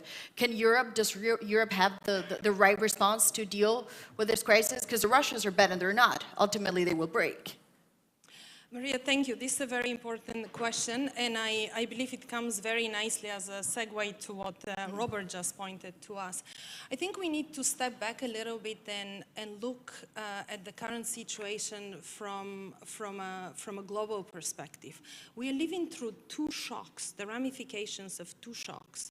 Number one, it's the pandemic, which we may be beyond it in some ways, but it's still lingering. It may still have flare-ups, so there is a risk on that front. But number two, it's the war in Ukraine. And what we have seen is that globally, this has caused an immense slowdown. And when I say slowdown, looking at the numbers between 2021 and 2022, the global slowdown is the biggest in 80 years. So from about 5.8, if I recall the numbers correctly, last year global growth, we're looking at somewhere around 2.9, 2.8 this calendar year. So this slowdown, as a result of these two big shocks, is leading to, again, ramifications that are presenting themselves with respect to inflation, with respect to uncertainty on global markets. And if you will, Europe is, of course, in the core of all of it. Europe is not isolated. So what will happen in terms of policies now and in the next couple of years, and those economic policies, we can talk about them more on the monetary, on the fiscal side, will be extremely important. But the point I want to make actually is a little bit on the longer perspective, on the medium term. It does not have to be necessarily all doom and gloom for Europe. Europe actually could have a chance to come out of this shock in a stronger economic fashion. And what I mean here, we have just put out our latest regular economic report for the European Union, and there we are looking at the effect of the combination of two factors: investment coming through the massive resilience and recovery facility funds, as well as the regular European funds, as well as investment from governments, their commitments, coupled with reforms. The effect of these two factors, investment plus reforms, can be extremely, extremely powerful. For example, in countries like Bulgaria and Croatia, potential growth could double. On average, every single year between now and 2030. In Romania, it can reach about 5% from the current below 4%. In Poland, similarly. But for all of this to happen, structural reforms have to be in the core and have to be pursued in earnest. And those reforms, if I can just very briefly outline them, are in four areas. One is investment in human capital, meaning that actually for these countries, investing in education, in bringing people in the labor force. There is quite a lot of inactivity, quite a lot of youth not in school or not at work, could actually bring quite powerful dividends. The green and the digital transition is another area where also the dividends with respect to potential growth could be exceptionally high. And then the institutions, meaning the way the environment works, the way public procurement is conducted, the way the regulatory setup is there to attract investment and to bring the returns is of extreme importance. So again, the investments that are already dedicated, already planned, plus reforms can be an extremely powerful tool for growth in Europe.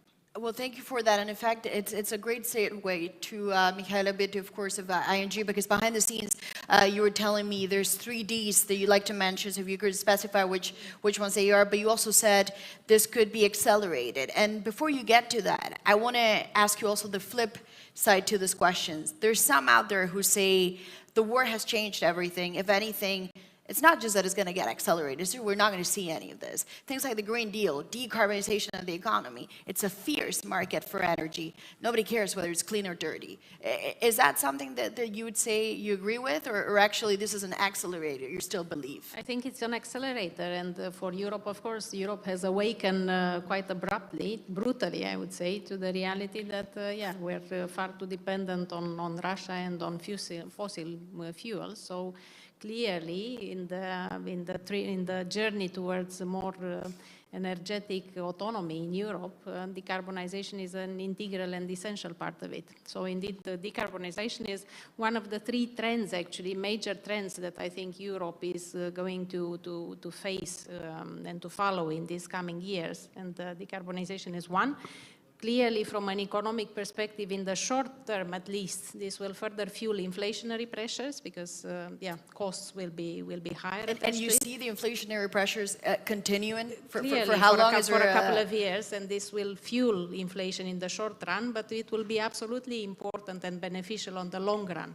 So I think on the short run it will be a pain, but then on the medium and long run, this can better position Europe for success.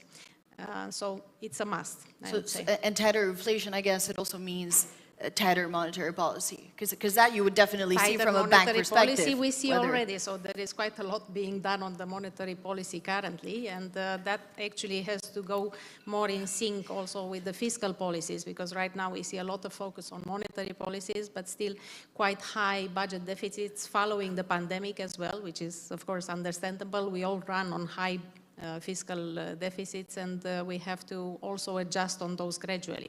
So these are all, very important structural evolutions that have to happen in the coming years. And those are the big trends, and there's one we haven't talked about, and it's crucial for the economy, if I may add. There is another too, I would say. Demographics. Yeah, demographics, but before that is the deglobalization, and I think that Do you believe it's going to happen? That is happening, I think, and will happen.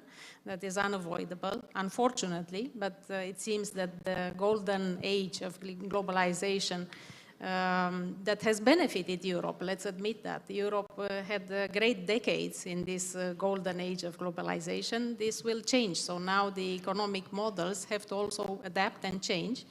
Deglobalization is a fact, and is going to happen and accelerate. That can also present its opportunities, not to see only, again, the doom and gloom, as Galina was saying. Clearly, for this region, at least for CEE, there is going to be a wave of nearshoring that is going to happen most likely.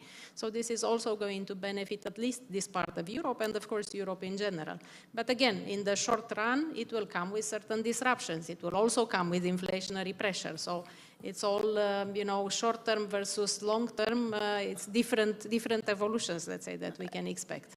And demography, indeed, it's very, very relevant for all countries, I think, in Europe. We're having an aging population.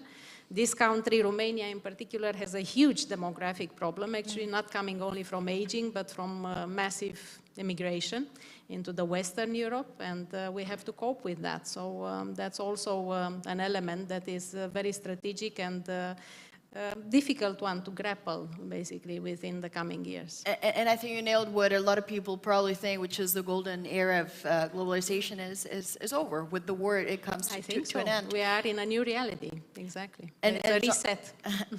And that leads me to the question for Jean-Christophe. You talked about this idea that 4 decades we were told the more you trade with nations, the more friendly you'll be, the more diplomatic relationships will be, and therefore war is not going to happen. Well, we've seen a lot of trade with Russia, and that didn't stop the war.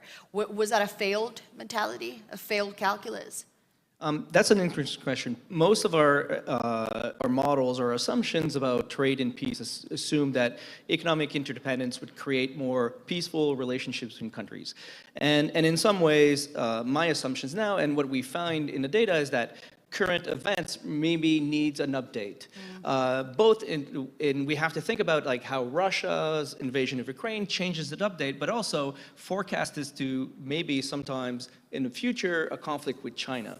And what we're seeing right now with Russia might be the results or the examples of things we'll see in Russia. And what we find now is a couple of things. On the one hand, we see that increasing international economic interdependence and economic relationships with authoritarian regimes doesn't make them necessarily more peaceful. And in some ways, we haven't seen that.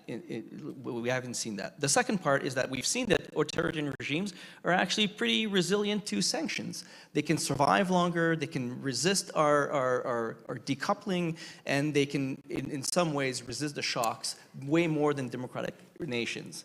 The third one would be that democracies have been more peaceful and have been more sensitive and weakened by these relationship. We see in Europe all these conversations about how some European states still want to maintain these economic relationship with authoritarian regimes, either in Asia, in the Middle East, or with Russia. And somehow it's actually us that are changing our behaviors and making us more prudent and more careful in how we maintain our policies. And the last part is we see a rift between Western regimes. So in some ways, all these assumptions of increasing economic relationships doesn't pan out, at least on the one hand. So what does that mean? It means that at least in the medium term, we have to think in terms of how the future of European and transatlantic economic architecture, I kind of changed the European architecture part. And since I'm a Canadian, I think in terms of transatlantic ties. And we have to reassert security consideration in how we think about economics. The coupling now has to come back. And I think here are three policies we have to kind of think about it. All through like the morning, we've heard people talk about security and economics, and somehow it's all ad hoc. It depends on regions, depends on countries, and somehow we don't have really a benefit, like a specific policy of that. And from a Canadian perspective, there's three things. The first one is decoupling, deglobalization. Slowly but surely, we have to limit our dependence to authoritarian regimes, and we have to rethink about how these relationships will be with authoritarian regimes. And somehow some European states, and maybe Canada too, has to maybe relinquish the hope that we can go to a status quo ante, that even a peace with Russia doesn't mean that we're going to go back to what we were, that the Chinese conflict is on the horizon, and these things will remain there for the next couple of years, and we have to do this. So just to interrupt very briefly, so when you see the German chancellor who gets on a plane like he did to go to China very recently, and he says, well, we have to go because if we don't talk to the Chinese, we have no diplomatic ties. That means that there's no communication channels, and in fact, security risks increase. Do you buy that? Or is that just lesson not learned at all? I think you should open the diplomatic channels, but it doesn't mean you have to trade as much. I think on one hand, we'll have to kind of start to make really conscious choices about the kinds of economic relationships we want, and the kind of trade liberalization or tout azimut doesn't really work the way it does. And so the uncoupling will need to be done, and in some ways, it means retrenching from the world, retrenching from globalization, and it's a smaller world, at least for democracies. The second part is that we'll have to securitize a bunch of things in our economies, supply chains. We have slowly but surely to build it around democratic states.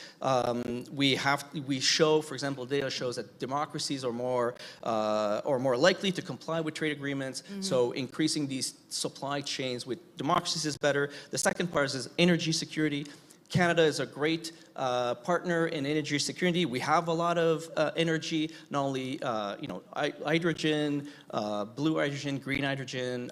We also have one of the fourth country, producing oil and gas, and we are part of this. Of course, that also means energy transition, nuclear. Some countries in Europe still don't want to talk about nuclear things. Canada is investing in small nuclear modulars. We're pushing our place. There's no way out of these decolonization without some sort of nuclear strategy in this. We also have to kind of start to securitize our access to rare earth, limit the focus on democratic states, increase these partnerships, focus on rare earth, where it comes from, and maybe somehow start to build stockpiles for friends.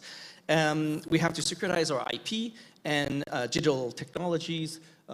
There's a lot of countries right now, there's a lot of IP leaks that comes from democratic states that goes to authoritarian regimes. IP is the next gold rush, and we'll have to protect those. And the third, so securitize a lot of the economic relationships we have. And the last policy is friendshoring. Canada wants to maintain and increase relationships with friends. And what does that mean? It means essentially countries that have the same values, where we understand each other when we talk to each other, and we somehow have a base trust with each other that we will comply to the agreements we have. Canada has a trade agreement with Europe. Some countries are still really slow at ratifying it, but it's still in process. But what we can deepen these ties, we can focus on these, focus on our trends, increase our trade agreements between our democratic states. And can I just ask you very briefly before we move on, but you said something about sanctions, and you said it's clear that if you're an authoritarian country, you have a capacity to deal with sanctions that a democratic country does not, because, well, you're not going to get social pushback. Vladimir Putin can do a lot of things in Russia. Nothing happens socially. But I wonder, if you look at the data, and I wonder if you've done analysis on this, the Russians say the reality is our economy keeps going and Ukraine has gone blackout. What is propaganda there, and what are actual numbers telling you? Well, in fact, they've been able to resist more than we thought they would. So it's a great question. I think sanctions matter by country. I think it's a very country-to-country differences. What we see out of Russia is what? Is that somehow right now authoritarian regimes are able to divert costs of sanctions to the populations. And as long as they keep their power supply, the military or some sort of regime, happy, they can actually divert these audience costs in some ways that democracies can't do. And the second part is that for Russians, for example, maybe being very rich and a high standard of living is less important than being respected, so there's trade-offs. We can't assume that every society just wants to be richer. Some others want to be respected, some of them want to be proud, and they will be willingly relinquishing their standards of living for other values or other things that we might not agree with. And because we're running out of time and I still have a lot of questions, I'm going to do a joint question for Galina and Mihaela. Of course, you see this from the banking perspective, you're seeing this from the macro perspective. You both mentioned monetary policy, mentioned inflation, you also mentioned fiscal, and then of course I guess you also have, well, you have a great insight in terms of what the consumer is thinking, whether they believe in the economy, they want to take credit or not. What kind of response, if you put all of this multifaceted aspect, do we need to see for this recovery in a very uncertain time of war? Because unlike the pandemic, we don't know when this ends. What kind of response would you need to see jointly? And a question for both of you, if possible. I can maybe pick up. Here I think it's important to think about how policymakers really need to balance,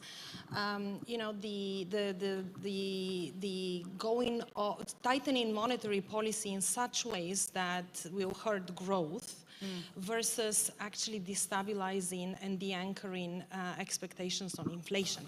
So here, preserving macroeconomic stability, preserving monetary policy stability is extremely important, but fiscal policy, as Mihaela noted, has and will play an incredibly important role.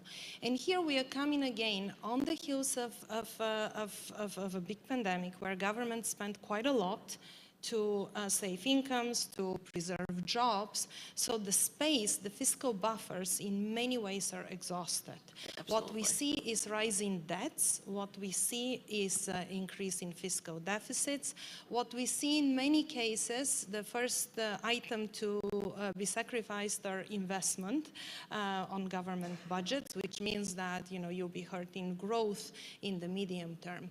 But at the same time, in the conditions where inflation is at multi-decades high, I mean, in Europe, we saw in October, in the European area, inflation was at 10.6% year on year, which is a double digit, which we have not seen in really long time. Inflation is very high, and it's extremely important to cushion incomes, to cushion the most vulnerable. So how do you do that? Here the role of fiscal policy is absolutely indispensable. And perhaps I can talk about very briefly 4 T's of fiscal policy. Whatever measures are to be deployed, they need to be well targeted. And that's extremely important. We don't have the budgets to have blanket transfers and subsidies for everyone. So target, not broad. Targeted. Because that's the debate now. Extremely targeted to the most vulnerable.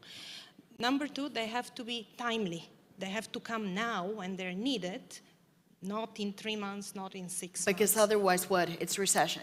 Well, it's not so much it's recession, but otherwise the erosion of incomes has happened. I mean, if you look at the data, the bottom 20% of the distribution of incomes spends between 50 and 60% on energy, on rent, and on food.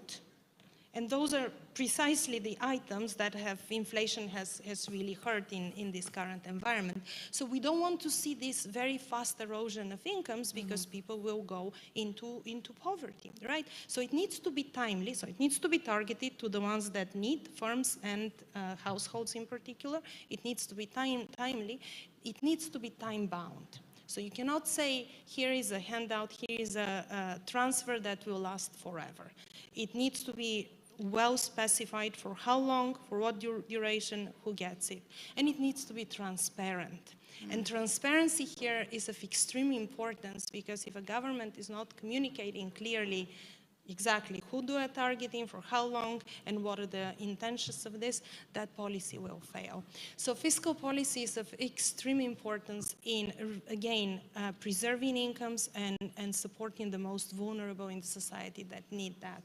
And Mihaela, do you want to Maybe, add yeah, I can only reaffirm the fact that, first of all, the inflation beast has to be tamed, right? This is first and foremost, and this has to come with economic pain because otherwise it's simply not possible. So there must be economic pain, and that is why I fully agree with Galina. It's highly, highly important that we have measures that are targeting actually the most vulnerable parts of our societies because we should not neglect actually the risk of civil unrest, right? We should not neglect the risk of extremism, populism, taking much greater ground and traction. Yeah, so we have to indeed be disciplined, take economic pain because it has to come.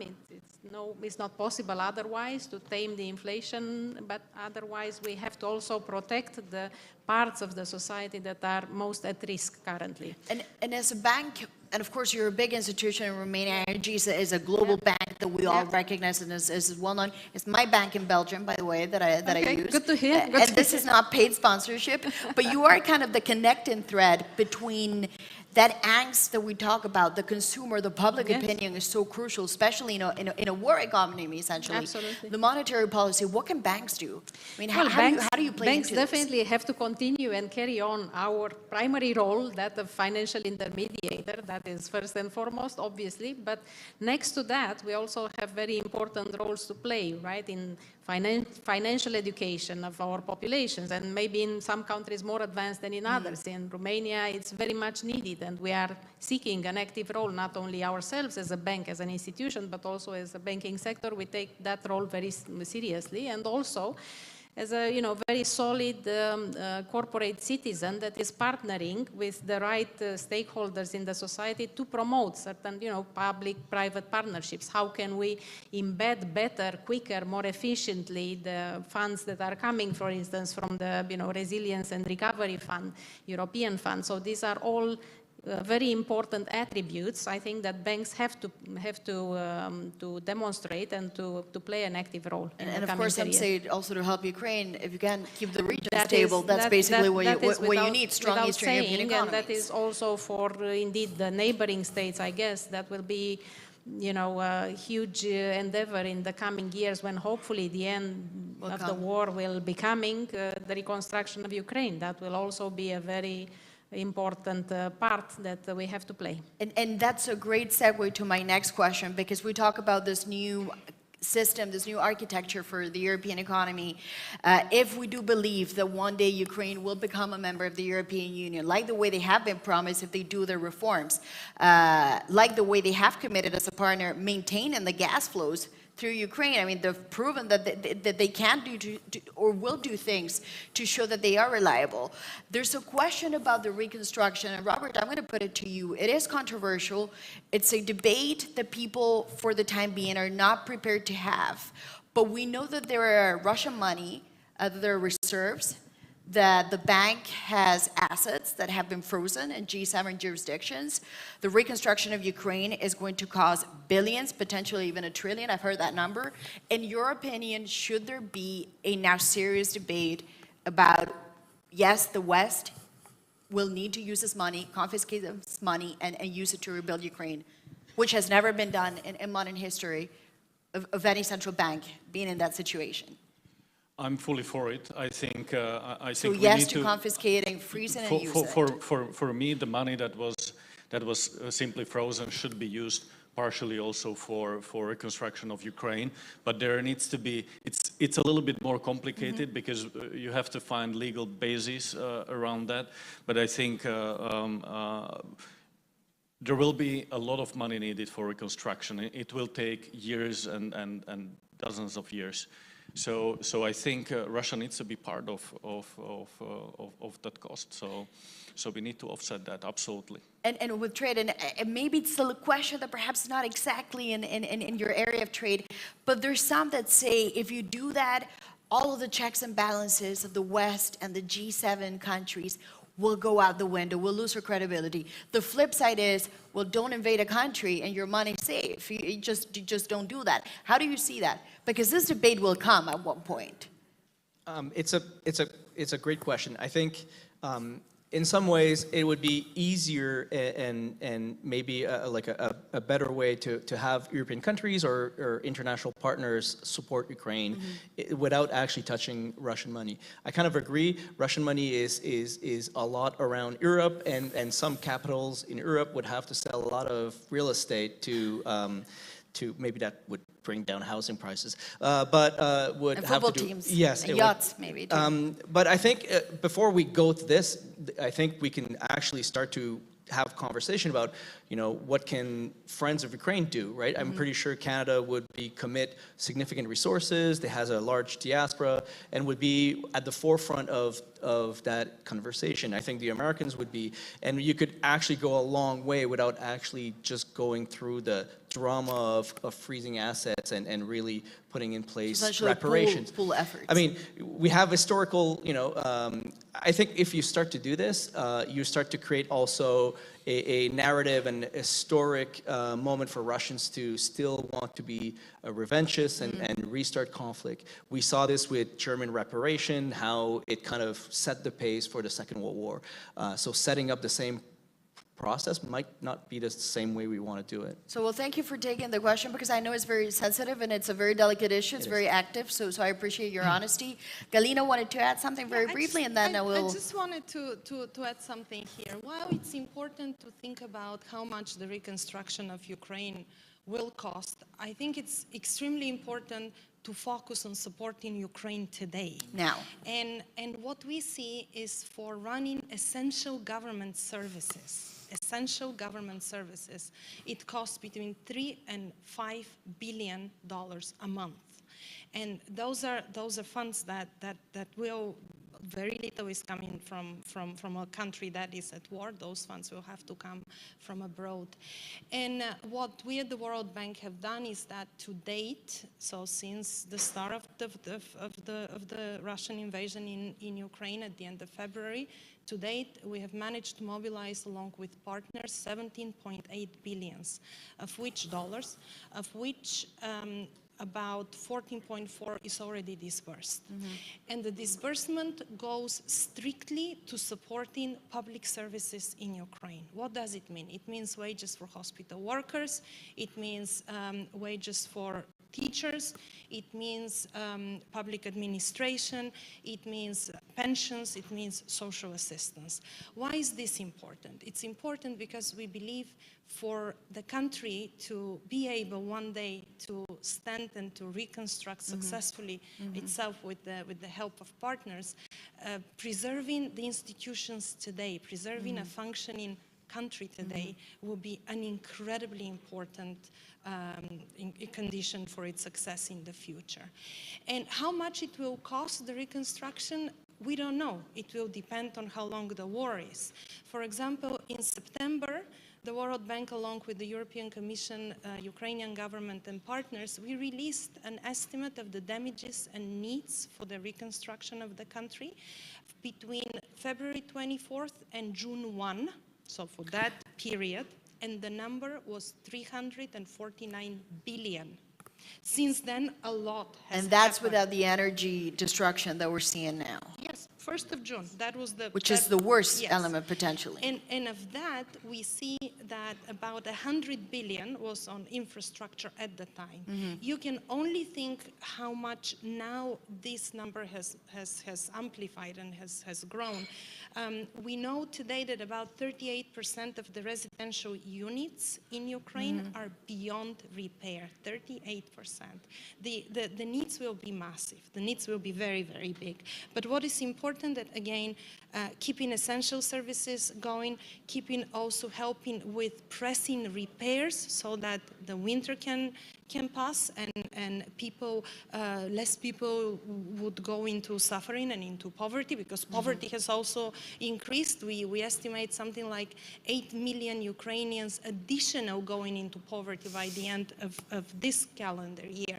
So all of this would alleviate to a certain extent all of this suffering and of this tragic war that we are witnessing at the doorstep of Europe.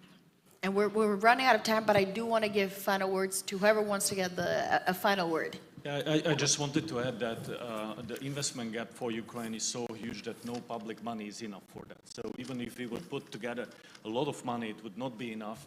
I think what we need to think is how to mobilize private money and private capital. And that's an opportunity for Europe, United States, but also Central Europe. For that you need security, obviously. For that you need reforms.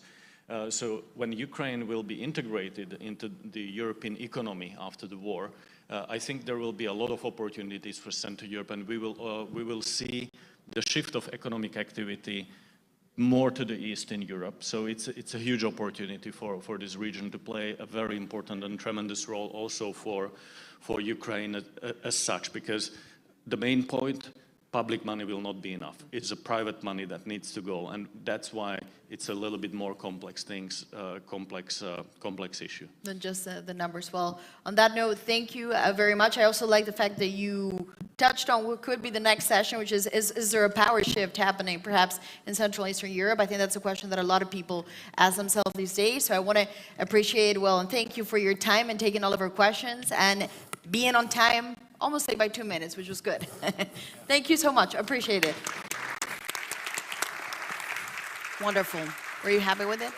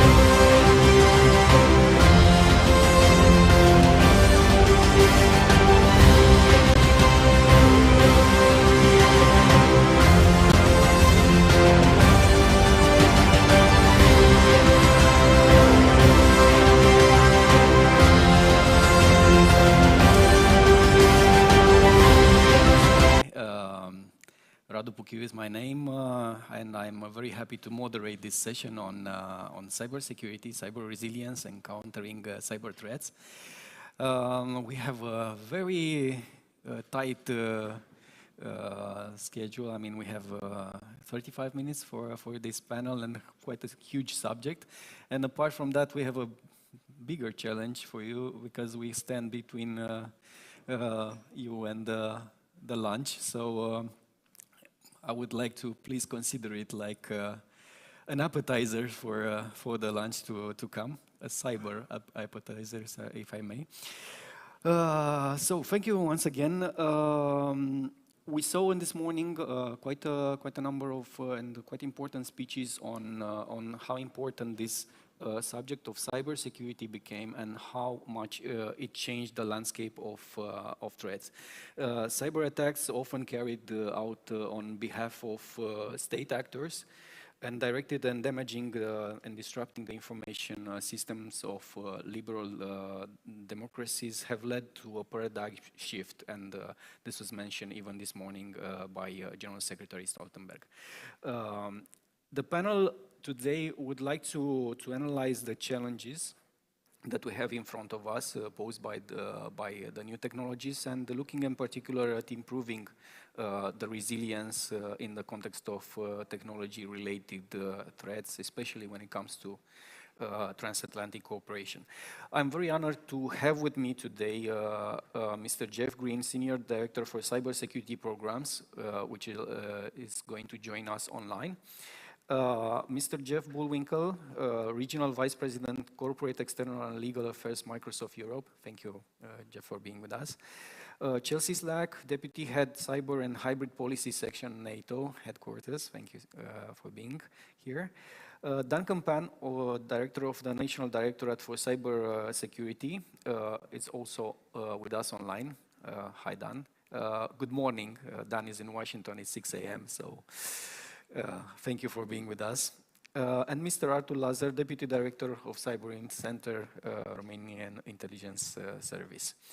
So we have quite a time challenge, so I will skip the long presentation, leave to you to briefly present, and also would like to squeeze the first round of questions from my side. So I will start with Mr. Jeff Green. Mr. Green, you are a former of Cyber Response and Policy at National Security Council at White House. And can you tell us a little bit more of your experience, and through that perspective, could I ask you what changed in cyber defense? What is this paradigm shift that is constantly mentioned? Great, thanks again for the chance to be here. Really appreciate it. For me, I looked at this through the lens of critical infrastructure largely over the past couple of years, and I've thought a lot, and we learned a lot on how the perspectives have changed. And there's been a lot of talk over the years about the convergence of cyber and physical systems, about resilience, specifically the topic for today. And what we thought about a lot over the past year or so was whether we need to change our perception. Do they mean different things than they did a few years ago? Specifically, is the concept of resilience in the cyber context evolving? Was that accelerated by events in the US, the Colonial Pipeline and JBS Food ransomware incidents, and then Russia's further invasion of Ukraine? From our perspective, in the summer of 2021, the Colonial Pipeline was really watershed event. We worried for years about intrusions into information technology systems. We'd worried about intrusions into operational technology, the computers that control the big machinery. We'd worried that one infection could jump from one to the other. But what I personally hadn't really focused on was this idea that purely an intrusion into information technology could lead to the complete shutdown of major mechanical systems, major critical infrastructure. And Colonial showed us that that jump is not necessary. You don't actually need to intrude onto the operational technology in order to shut down, in this case, a major pipeline that served the United States East Coast, or a major food processor shutting down all of their systems. And the phrase that these companies used was out of an abundance of caution. Looking back in retrospect, this is painfully obvious, but until Friday afternoon in May of 2021, when I got a call from a colleague at the Department of Homeland Security, it really hadn't occurred to me that criminal action on information technology could have such a major impact on critical infrastructure without even touching these operational systems. So practically, we've thought about, and we're looking at now in the Aspen Cyber Program in the US and our global effort as well, what does this mean to critical infrastructure, to governments, to other private sector entities? Specifically, how should they assess the potential for physical impacts resulting from cyber attacks? There's this list of cyber effects operations on the one hand and physical consequences on the other, and you could draw lines from A to B. I think now we have to recognize that there are a lot more lines from lower level so-called events to large physical consequences. So how does that change government's thinking? How does that change the private sector's thinking? Critical infrastructure, does it change how they perform exercises to understand what they view as their risk?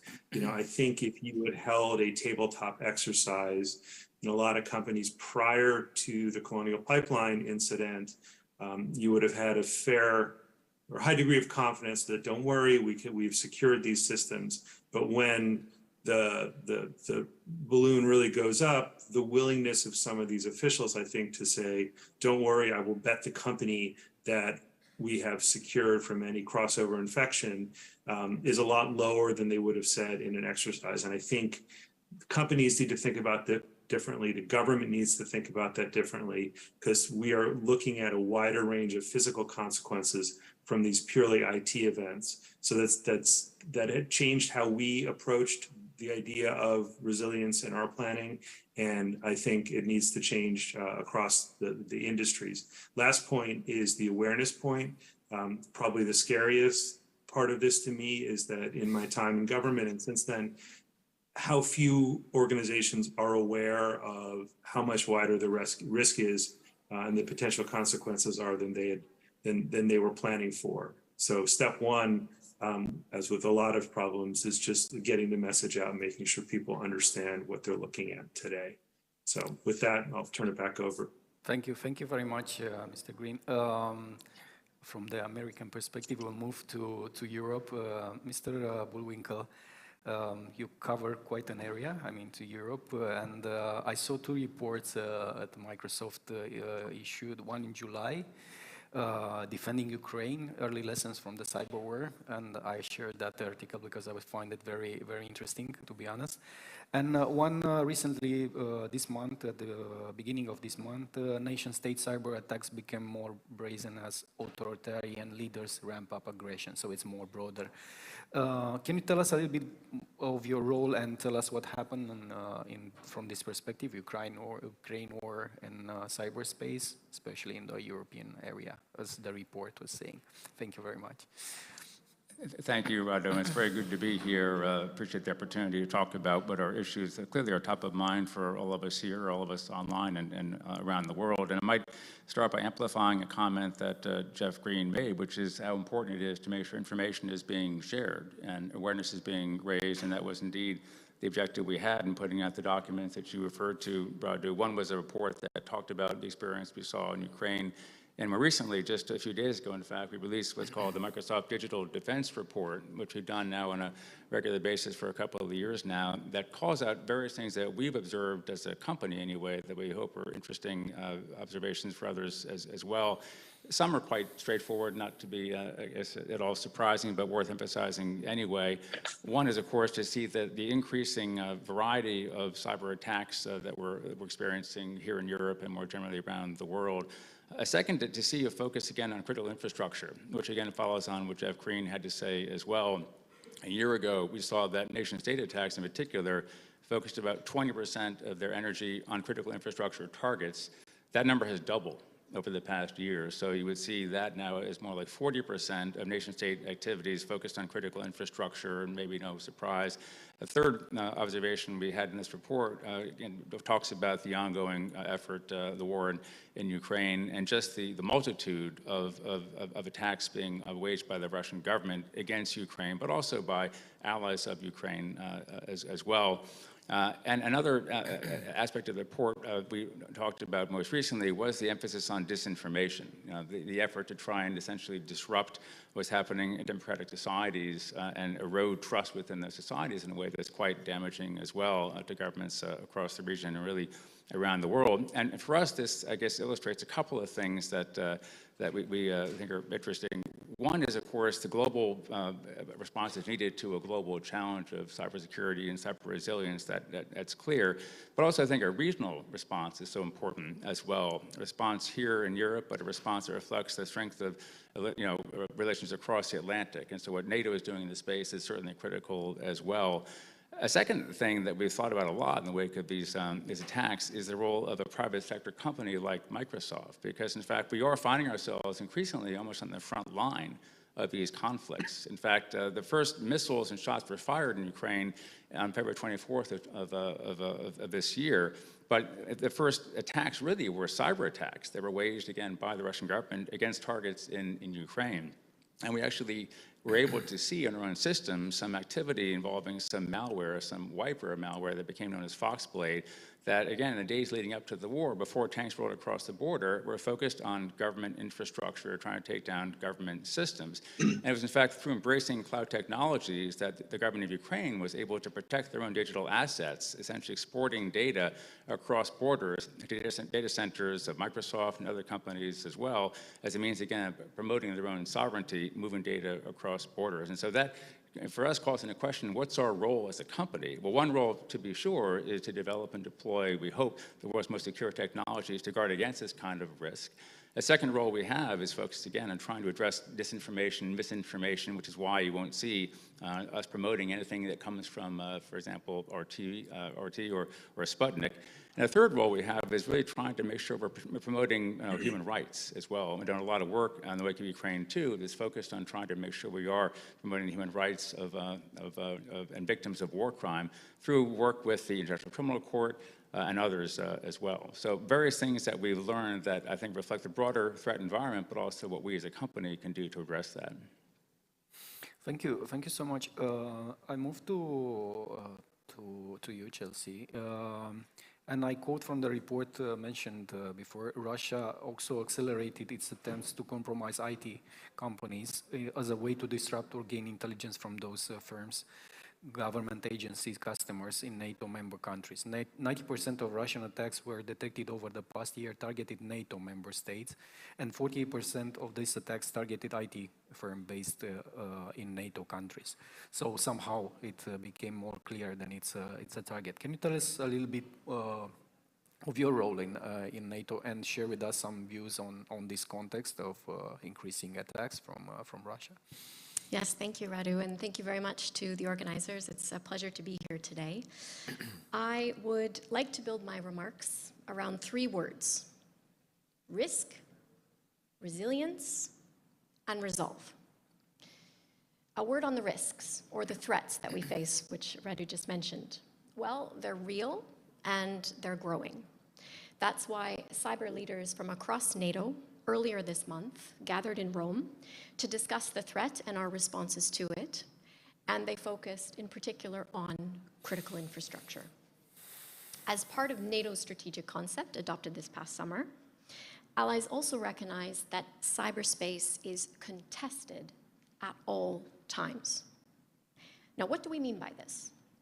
Well, unlike other domains and areas, cyberspace is always on. There's constant activity, continuous competition. Some have called it a space of permanent unpeace. There's also a blurring of the lines between peacetime, crisis, and conflict. And we can't only consider one big cyber attack or a shock and awe event. We also need to look at the persistent malicious cyber activity that takes place as part of longer-term campaigns that can still have destabilizing effects, that can undermine the sources of national power. So that's also why, as part of the strategic concept, you'll see that allies recognized that a cyber attack or a set of cumulative malicious cyber activities could reach the level of an armed attack and could lead the North Atlantic Council to invoke Article 5. The very nature of cyberspace makes it impossible to prevent all activity from taking place. So that's why, when it comes to the threat, NATO's been taking it very seriously, the threat from both state and non-state actors. And that's why we're also focused on remaining vigilant and taking considered steps in order to make sure we're as protected as we can be. But of course, we need to do more. And cyber really underpins the alliance's broader deterrence and defense posture, and it's key to our collective defense. To defend, we must be resilient. So that takes me to my second word, resilience. NATO leaders have all committed to a cyber defense pledge, and 6 years since they made that pledge, we're happy to report we see continued investments in capabilities, in national strategies and structures, and in skills across the alliance. But we're aware that investing in resourcing cyber defense is challenging. You can see with your own eyes a new school, a new hospital, a new fleet of ships. It's much more challenging to champion firewalls, data protection systems, and password controls. And often, it's only when something goes wrong that it really becomes apparent the importance of continued investment in this area. From a military perspective, this is also something that's really important when we consider discussions on the dependencies that militaries have on critical infrastructure for their missions and operations. Cyber means have been used in the past and also recently to disrupt some of that activity. Think in the transport sector, energy, logistics.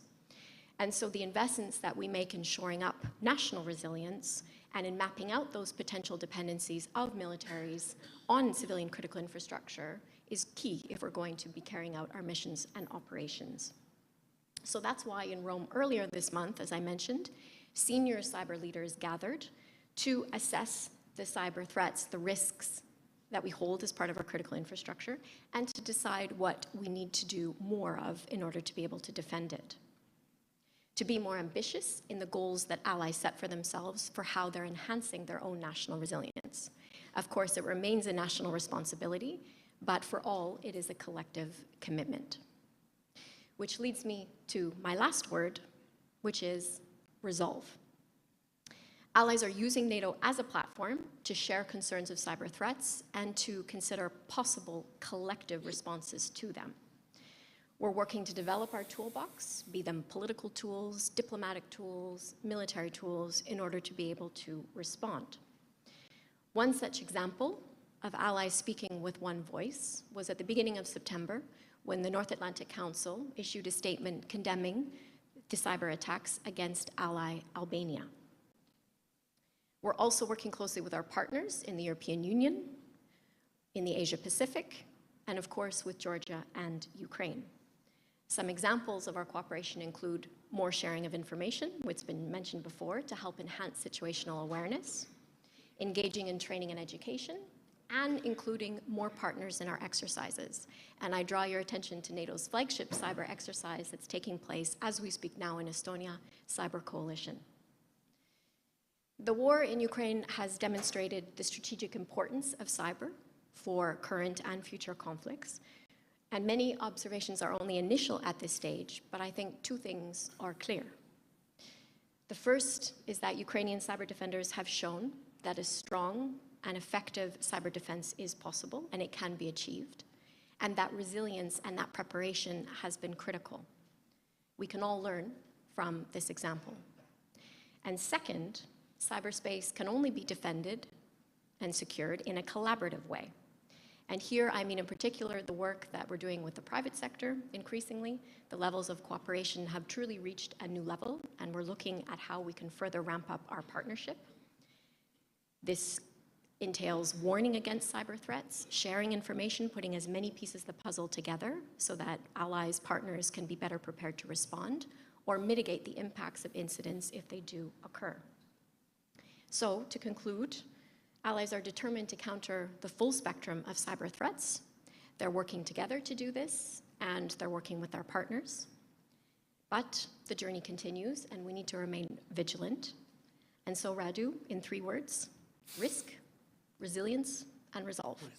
Thanks. Thank you. And the Albanian example is, I saw it as a premiere also because it's the first time a country disrupts the diplomatic relation with the other country based on a cyber attack. So it was something new on that space. Very interesting. Thank you. I'll move to Dan, to Mr. Duncan Penn. Dan, you've been quite unusual presence in our Aspen Institute events. Still, could you tell us a little bit of your role in cybersecurity in Romania? Also, emphasizing on what Chelsea said, collaboration as being critical in defense. How states alliances collaborate with the private sector on cyber? You have quite a strong collaboration here, as far as I know. Thank you. Thank you so much. I hope you can hear me well. Thank you for the invitation, and I'm very sorry that I cannot be on site with you. Basically, from the Romanian Cyber Directorate, which is a civilian agency, what we see definitely goes on the same line with my prior fellow panelists. So it's absolutely a strong need to build capabilities, of course, assets, to build awareness and to cooperate and collaborate in the same time. So what we see at this moment, when we look at the wide variety of attacks, of either swift and sharp incidents or the low and slow persistent ones that happen day by day, minute by minute in cyberspace, basically we see that it's no longer enough for one single organization, for one single state, for one single government to even think about trying to tackle this phenomenon on its own. So it's absolutely clear to many professionals that the way to go will be really teaming up government to government, government with businesses. And honestly, I see quite a lot of amazing skills and capabilities that are de facto now in the hands of the private sector, which of course it's one of our most important active and agile partners when it's coming to cyber defense, to ensuring a strong level of cybersecurity. So my view is that, and my take is that the states, the allies, the partners that will succeed to properly activate their cybersecurity ecosystem, to properly engage their entire ecosystem from small, let's say, companies to individual experts to really strategic partners and allies, those countries will be the more resilient in face of those, let's say, thousands and thousands every hour of cyber attacks and incidents and so on. So what we see also, it's a kind of sophistication of attackers on one hand, but also some new ways that have to be employed and deployed in order to tackle those attacks. So let's think only about what we saw in the last couple of years, things like supply chain cyber attacks, which were pretty fresh and new, I would say, if you think about the SolarWinds incident. So if we want to really conduct a full review of the supply chain, to understand dependencies, how to manage the related cyber risks, it's obvious that you cannot do it as a governmental entity only. You need to really engage with the entire supply chain. You need to engage with the industry. And let's not forget, cyberspace, it's a space with no borders. It's always on. And therefore, we need to evaluate those risks at every single point where they occur. So we really need to ensure cybersecurity in terms of this unified supply chain in order to allow proper resilience. Otherwise, we have no chance. Exercises and war games were mentioned. Obvious, we see a couple of incidents moving towards more and more sophistication, larger and larger scale.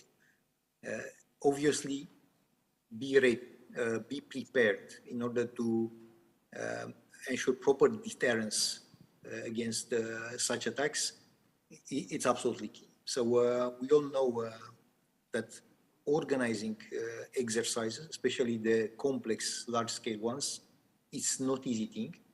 And what we see, and we noted in Romania as well, in order to be successful with such exercises and to do them to the proper focus and to the proper scale, you again have to team up.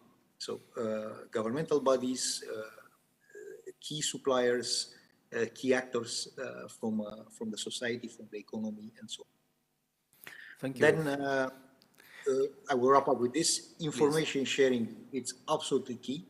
And also, I think here we must do a lot more. So whatever we're doing, and I will wrap up, whatever we are doing in the last few years, probably we have to increase it, I estimate, 5, 10, 20 times more.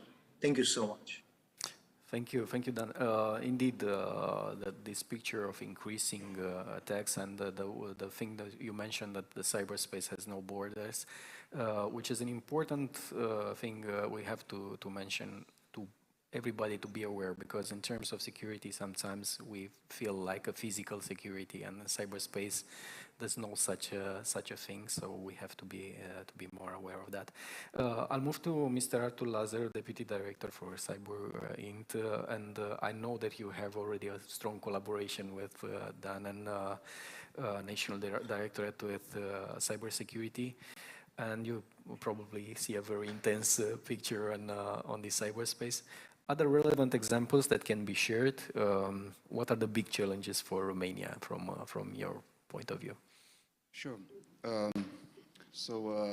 I'd like to add a very short comment before answering to this question. So we have a tremendous cooperation not only with the National Security Directorate, but with all bodies from the Romanian security landscape, for example, involved in this so-called concept of protecting Romania from cyber attacks. So from Ministry of Interior, Ministry of Foreign Affairs, Foreign Intelligence Service, Ministry of Defense. So all these kind of bodies are involved in a way or another in protecting this Romania from cyber attacks.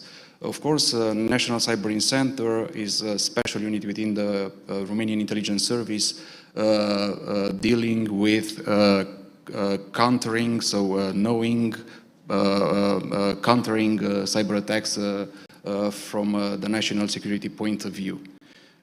So this being said, it's not a secret that in this time of flux, we have faced multiple types of attacks performed by Russian bodies against Romanian national security. It's not also a secret that starting after the Ukrainian war has started, the complexity and the variety of tools used by these actors against Romania and probably against the NATO alliance has increased significantly. I also could say that all major actors from, let's say, Russian intelligence landscape, being named like SVR, GRU, FSB, are performing operations, cyber operations against Romania.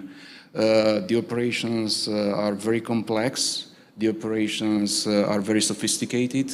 They are using a high variety of tools in order to stay low, in order to bypass the security systems, in order to collect intelligence in a very secret way. So this produce a huge effect, a huge impact into our national security and the national security of our allies. The motivation, as I said, their motivation, as I said, and as you probably may guess, is mainly focused in staying low and collecting very sensitive information related to our foreign affairs domain, related to our defense area, related to our energy systems, related to our critical infrastructures. And especially in this time of flux, I'd like to underline this idea that we should be prepared, we should be faced in the near future, probably this type of attacks performed by them. We also saw them preparing to perform the so-called disruptive type of cyber attacks. We haven't, unfortunately, they were not very effective in Romania so far, but we expect them being, at least trying in the near future. These are, let's say, in general terms, the operations we have seen in Romanian landscape based on our knowledge. There are some other, let's say, correlative phenomena experienced by us since the Ukrainian war started. For example, we have seen a revival of Russian hacktivist groups acting against Romania and probably against NATO allies in the past year. The so-called Killnet group probably is known for some people in this room. Started performing a kind of the so-called DDoS attacks. They tried to spread mistrust and disinformation in Romanian society. Fortunately, they are not very effective, but they produce a lot of noise around that. We have seen also a revival of Russian criminal groups, probably related to the state, probably related to the intelligence organization's objectives. So they try to help, to improve, and to enhance the objective the Russian state has in this field. I don't know how much time we have, but we had a very interesting discussion at the beginning of this panel. I'd like to, to go a bit deeper and to watch at this problem in a more philosophical way, because I think that, and please correct me if I'm wrong, my feeling is that in this time of flux, we face one of the most fundamental change of the character of threat. So with implication in the character of operations and in the character of war. As many global thinkers underlined over the time that, the nature of war doesn't change. In a way or another, the war is a political act done by human beings, but the character of war is changing very often. And technology these days have a huge impact into that. So the character of threat is according to my opinion, a fundamental change in global history. And talking about cyber threats, it is a reality that these cyber threats cannot be dissociated to any other kind of threats to Romanian national security and to national securities in general.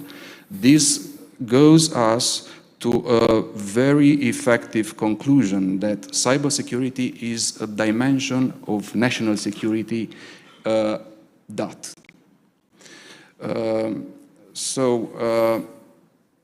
This being said, I think that, the main characteristics of our ecosystem now is speed. We can see cyber attacks performed with a very high speed. A group of hackers originating, I don't know, in Russia or in Malaysia can easily affect infrastructures in NATO countries in a very short time. Then it's a matter of using the so-called artificial intelligence and machine learning. It comes with a lot of moral, ethical, legal problems. I don't have answers to all these kind of questions, but for sure, our adversaries are using this kind of technology very well. And it depends on us how smart we can be in order to be more advanced, in order to counteract in a smarter way this kind of activities. And of course,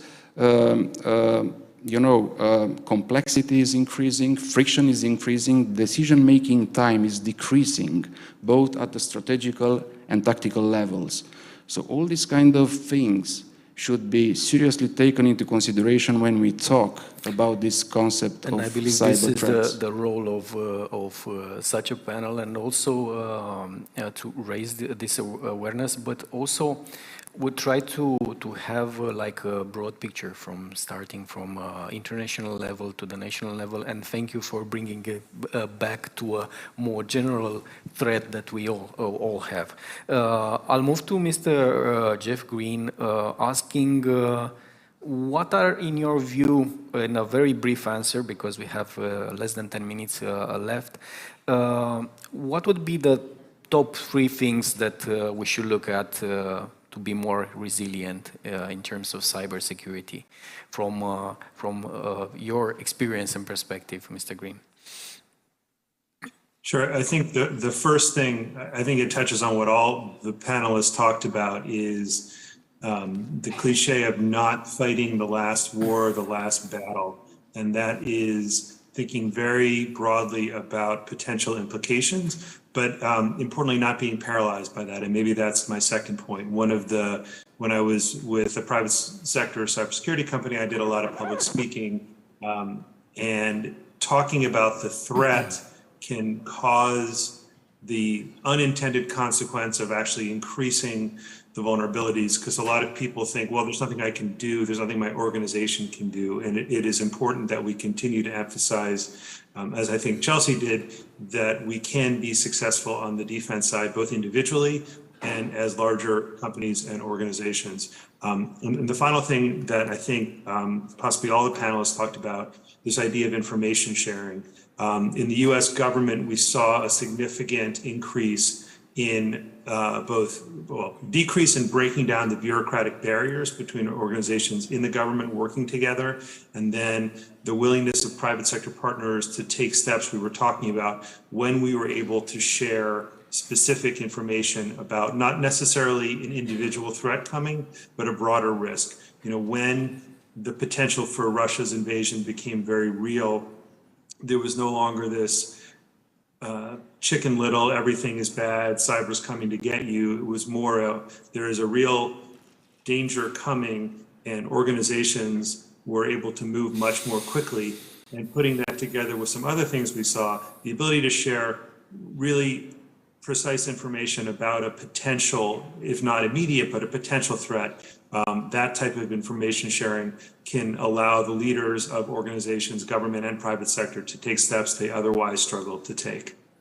Thank you. And moving on the same note towards Mr. Bullwinkle, I still should come to the reports. You mentioned the 3-steps approach was applied, for example, to support the Russian false narrative.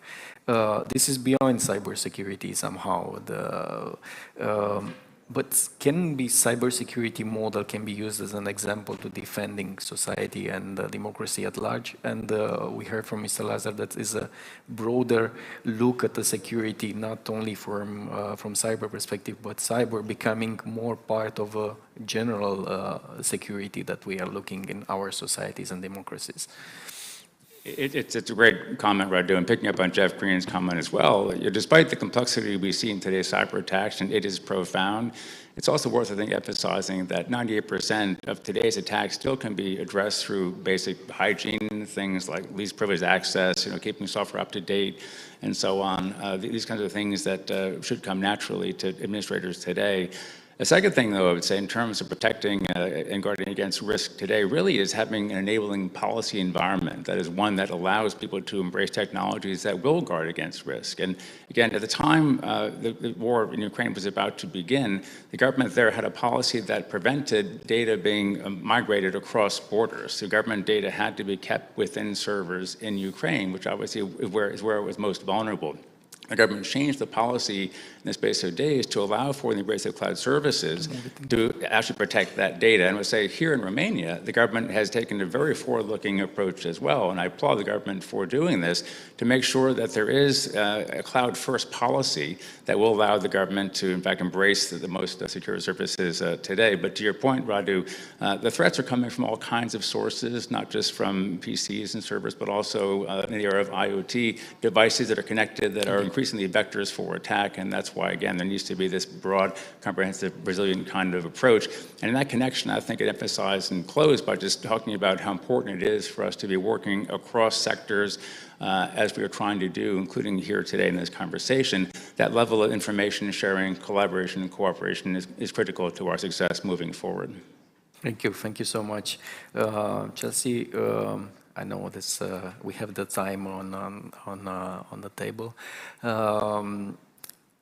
You look at an alliance from a very collaborative perspective, but one cannot be strong and the other can be weak, and the vulnerabilities go across the organization. So can this cybersecurity model, as I was asked before, how do you tackle this situation? Because you cannot afford to have somebody who is weak on cybersecurity while the others are strong. So it's more of a collaboration, but how do you apply this in terms of policy and NATO?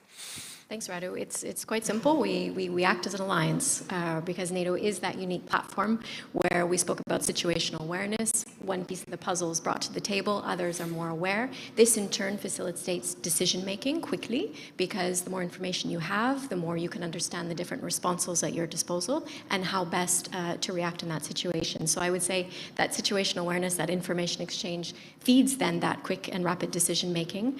And we can only get this if we work both through public and private sectors, national, international actors, but also civilian and military, which is really key. So going into then the Vilnius summit, which my leadership talked about this morning, there are a few main things that we're going to be working on to foster this unity, this collaboration, and to really raise the level of preparedness overall. The first really is how we ramp up that private sector engagement. The second is cooperation enhanced across civil and military spheres. And the third is looking at boosting resilience even further, including through new initiatives such as virtual support capabilities that really are allies, helping allies in order to have this overall level of preparedness. So to close, my leadership this morning talked about quoting, it's good to have friends, and that's very much the spirit of the alliance, both within the 30 members, but also across, increasingly looking at the private sector and our partners elsewhere. Thanks. Thank you. I'll move to Dan. Dan, I have a question that will probably be left on the table. I don't know if you have a quick answer, 1 minute. But is collaboration compensating the scarcity of human resources? I know that you have a big challenge on this area. Can you compensate that through collaboration? So we all have a big challenge with regards to the human capabilities, with regards to the talent that we desperately need in the cybersecurity field. It's absolutely fundamental, in my view, that we keep investing in the human resource. We keep training our specialists, our people, and also we partner with, in particular, with universities and with private sector as well, in order to overcome the gap that currently exists with regards to cybersecurity expertise at the level of individual countries, at the global level. There is no other way but keeping investing, and focusing on developing this human resource that is, in my view, more important than the budgets, more important than technologies at this very moment. Thank you so much. Thank you, Dan. And I'll move finally for the last couple of minutes to Mr. Lazar. What would be the keywords that you're taking from this report, or you want to share with the public from the Romanian point of view? Well, first of all, I think that everybody is speaking today about resilience and how to what we should do in order to make our system more resilient. And I heard that people are accepting that, a strong cooperation is strongly needed. Then we need, by cooperation, I understand a multiple cooperation with both local and domestic bodies and the bodies from abroad. In this direction, I would underline and I would emphasize the fact that the relationship with the industry is strongly important. Without industry, without these hubs of creation, of research and development, it's quite difficult to perform as a governmental bodies. Then it's important also the idea of education. And by education, I understand the education at multiple levels, starting from the beginning, and going up to the decision-making levels. We will face probably a lot of challenges. In my opinion, as my predecessors emphasized, the attacks will become more and more complex, more and more sophisticated. This comes with the very next correlative that we need people with very good skills, being able to dismantle, to act, to mitigate these kind of threats. So we have to invest into that. We have seen another type of phenomenon. For example, we have experienced cyber attacks performed at a very low level of complexity, but with a huge impact, exploiting the so-called vulnerabilities. So people should understand that without a strong password on their encrypted email, they will probably be hacked. Without a two-factor authentication, which is a very simple security measure, probably your money from the wallet will be stolen, right? You should understand that individuals should understand that without, let's say, any kind of minimum security activities, they will face probably huge damages in the future. At the organizational level, I think it's strongly important to remain focused, right? We should invest. We should pay attention to these kind of things. At the end of the day, this is our mission. This is what we are paid for. Again, we should strengthen our cooperation, both at multiple levels, domestic and international ones. Thank you very much. Thank you very much. And indeed, I will end up, instead of conclusion, with this whole idea that cybersecurity is a matter of every individual as well as us as a society, and there's not an army that is defending ourselves, of course. There is you and the other entities, but working at the individual level will help a lot in your work and your organization's work. Thank you very much. We are almost in time. It's a lunch break, and we'll invite you back at 14:40, for the next session. And hope you'll enjoy the afternoon as well. Thank you very much for making the time to be with us. Thank you, Dan. Thank you, Jeff, for making the time in the US. Thanks a lot.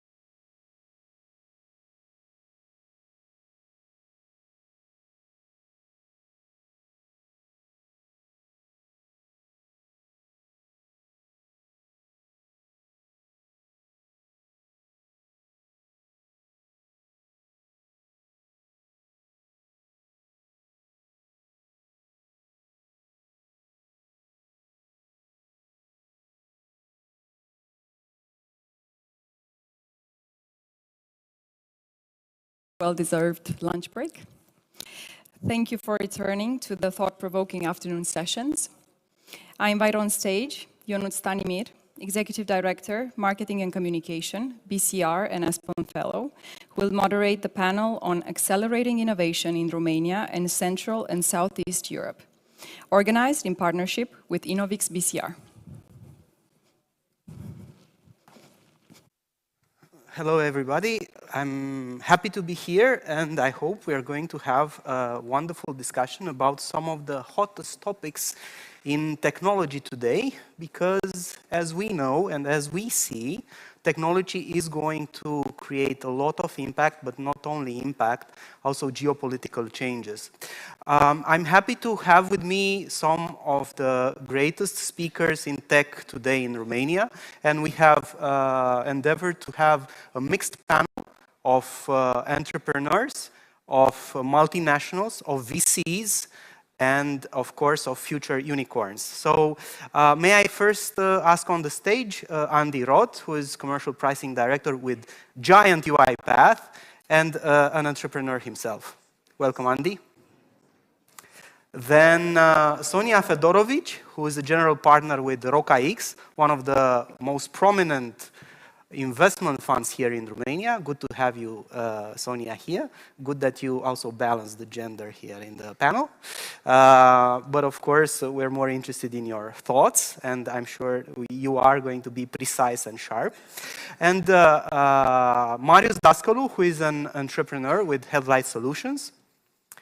And, who knows, a future unicorn.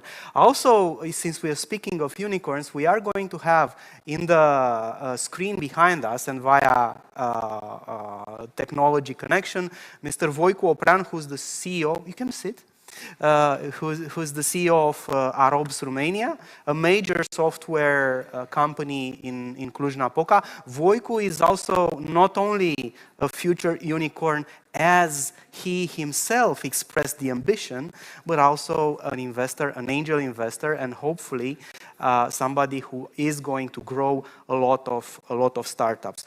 Now, before I do a first round of introductory remarks by the distinguished guests here, I want to point something. And what I want to point is actually the fact that there is a pretty straightforward evaluation of the impact of technology in the world today.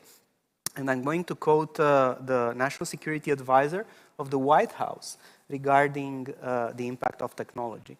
So there's a pretty clear assessment that we are going to see transformational technology, which are going to influence quality of life, security of food, and competitive in key sectors such as, of course, energy, computing.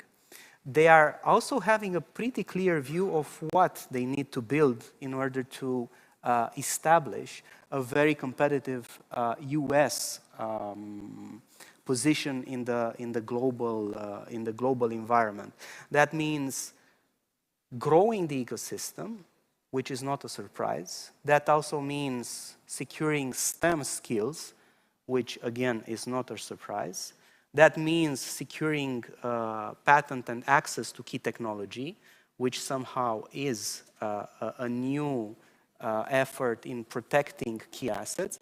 And fourthly, they said it is going to mean establishing key alliances in securing the access and development of technologies. And speaking of those technologies, they also mention the key sectors where a lot of bets are going to be placed. And that means computational technology, machine learning and AI. That means biotech and food security. And that means clean energy. So if any of you plan to do a VC or plan to start a company, there are 3 fields which are going to be extremely, extremely important. And I can assure you that those fields are not going to be only in focus, but are also going to enjoy a lot of investments. So with that being said, and charting that road, I would ask the guests if being competitive and establishing an innovation strong sector is a matter of our own forces, is a matter of international connection, or is it another secret sauce which needs to come into the game? Andy, you've been on both sides of the how to say ecosystem. In the entrepreneurial side, in the multinational part, you know very well the US environment, you know very well the Romanian environment. So maybe it would be a very good introduction into the panel. Thank you for the kind remarks, and thank you for the invitation. It's wonderful to be here. Where does innovation come from and how do you stimulate it? You know, it's the Midas touch, I guess. Maybe what I can talk about is how we approach it, and both from my personal and the UiPath experience.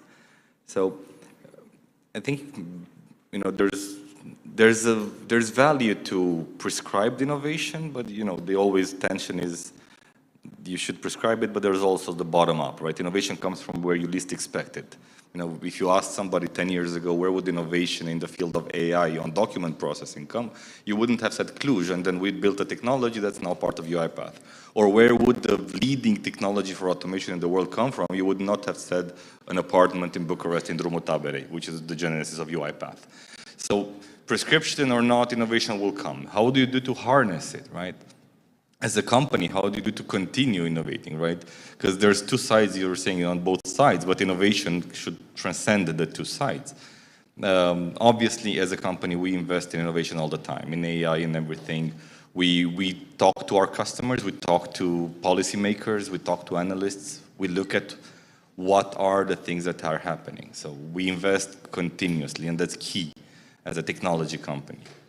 Now, that doesn't mean we will, all the innovation, we will find it ourselves. So we're also looking across the ecosystem. We have a program called the Automation Awards, which has been focused on this region, on Central Eastern Europe, where we saw amazing technology coming from cybersecurity to agrotech to energy to digital twins and a lot of AI. So we are looking at this all the time and nurturing it, right? How do you nurture it, on the other hand, right? Because you develop innovation regionally, okay, whether it's Romania, Southeast Europe, but innovation to really pick up and make an impact, you need to think globally. And I think for that, initiatives like the Aspen Institute initiative with Rowin, where we are a proud supporter, that help because you can actually leverage the shared knowledge between entrepreneurs locally and entrepreneurs who already have been through that route. So that's very important in fostering that dialogue and sharing that knowledge. Thank you. All right. In the preparatory session, we did have a conversation where I think you mentioned a very strong aspect, meaning defense investment into new technologies. So maybe can I follow up on that aspect? How critical, how core it is when innovation is stimulated by big government contracting? Maybe it's a sensitive topic. Maybe from the entrepreneurial side, you don't want to have that discussion, but let's have it because it does drive the ecosystem. Well, I would answer that not, you know, to avoid any sensitive topics, with my experience with the Israeli ecosystem. Israel is an amazing innovator, fueled a lot by defense. The US, DARPA, innovation does come with that kind of, that infrastructure layer. Now, Israel has become an innovator because they understood, although maybe we have a goal as defense to always be innovative, we have to support innovation across the board. And they have mechanisms that support anything from agriculture to social networking, if you will, right? Because they do understand that. So defense is a driver for innovation, but it doesn't really prescribe where the innovation should come from. It should support it as a way forward. All right, so we'll come back to that because obviously we are going to talk about all the relevant actors in the ecosystem. Speaking of the ecosystem and the relevant actors, let's hear about the investment funds. How do you look at innovation? Do you think you have a role in stimulating it? Where do you see it most often coming from? What would you say are sources to stimulate it? So, Sonia, give us a broad look and maybe some specific comments then. Yes, thank you, and thank you for the invitation. As Andrei said earlier, innovation comes and will come whether you like it or not. It depends what you want and how you follow innovation. From the VC point of view, I mean, innovation is at the core of any healthy economy, and it needs to be there, and it's the future. The ecosystem in Romania has evolved in the last 3 years, has evolved a lot in terms of access to financing and also very good startups. What we need more here in the ecosystem and also regional, and what we always look at, in RockX, we always look at startups that have an impact in society in terms of the technology and the innovation that they bring. So it's important to look for innovative startups that have an impact in the ecosystem overall, and to have a collaboration between the parties at the ecosystems, either VCs, business angels, crowdfunding platforms, and at a regional level also, to exchange know-how and to have, to overall build a better and innovative future. Since we are at the beginning in the ecosystem, it's a collaborative ecosystem, which is a good thing, like it should be like that. But we need more and more actors to foster the ecosystem, and we need the government to be involved as well. We need real adoption of technology in public institutions, overall in the government, because this is how we move forward and actually bring innovation into our lives. If we actually have a real adoption of innovation between us, it's not just the job of VCs that look for innovative unicorn startups that change the world or internationally, regionally. We need also every actor in the ecosystem to play its part in terms of innovation and adoption of technology, and to create a healthy environment where this can happen. Now we are at the point that, okay, so the ecosystem is young. It started like 3-4 years ago, something like that. And we've been doing a lot of effort and things have happened, although we don't have the healthiest environment among us in terms of access to financing, to capital, in terms of legislative measures, and in terms of adoption of innovation and technology. Still, we are on the right path, although we have these shortcomings, but I really believe we can do way better than we're doing. All right, so this makes like an introductory remark. We are there where it counts. We're at the beginning. Yeah. Not everything is perfect, and we'll debate immediately what is perfect and what is not perfect. But you say we're growing, and it's a good place to be. Yes. All right. Yes.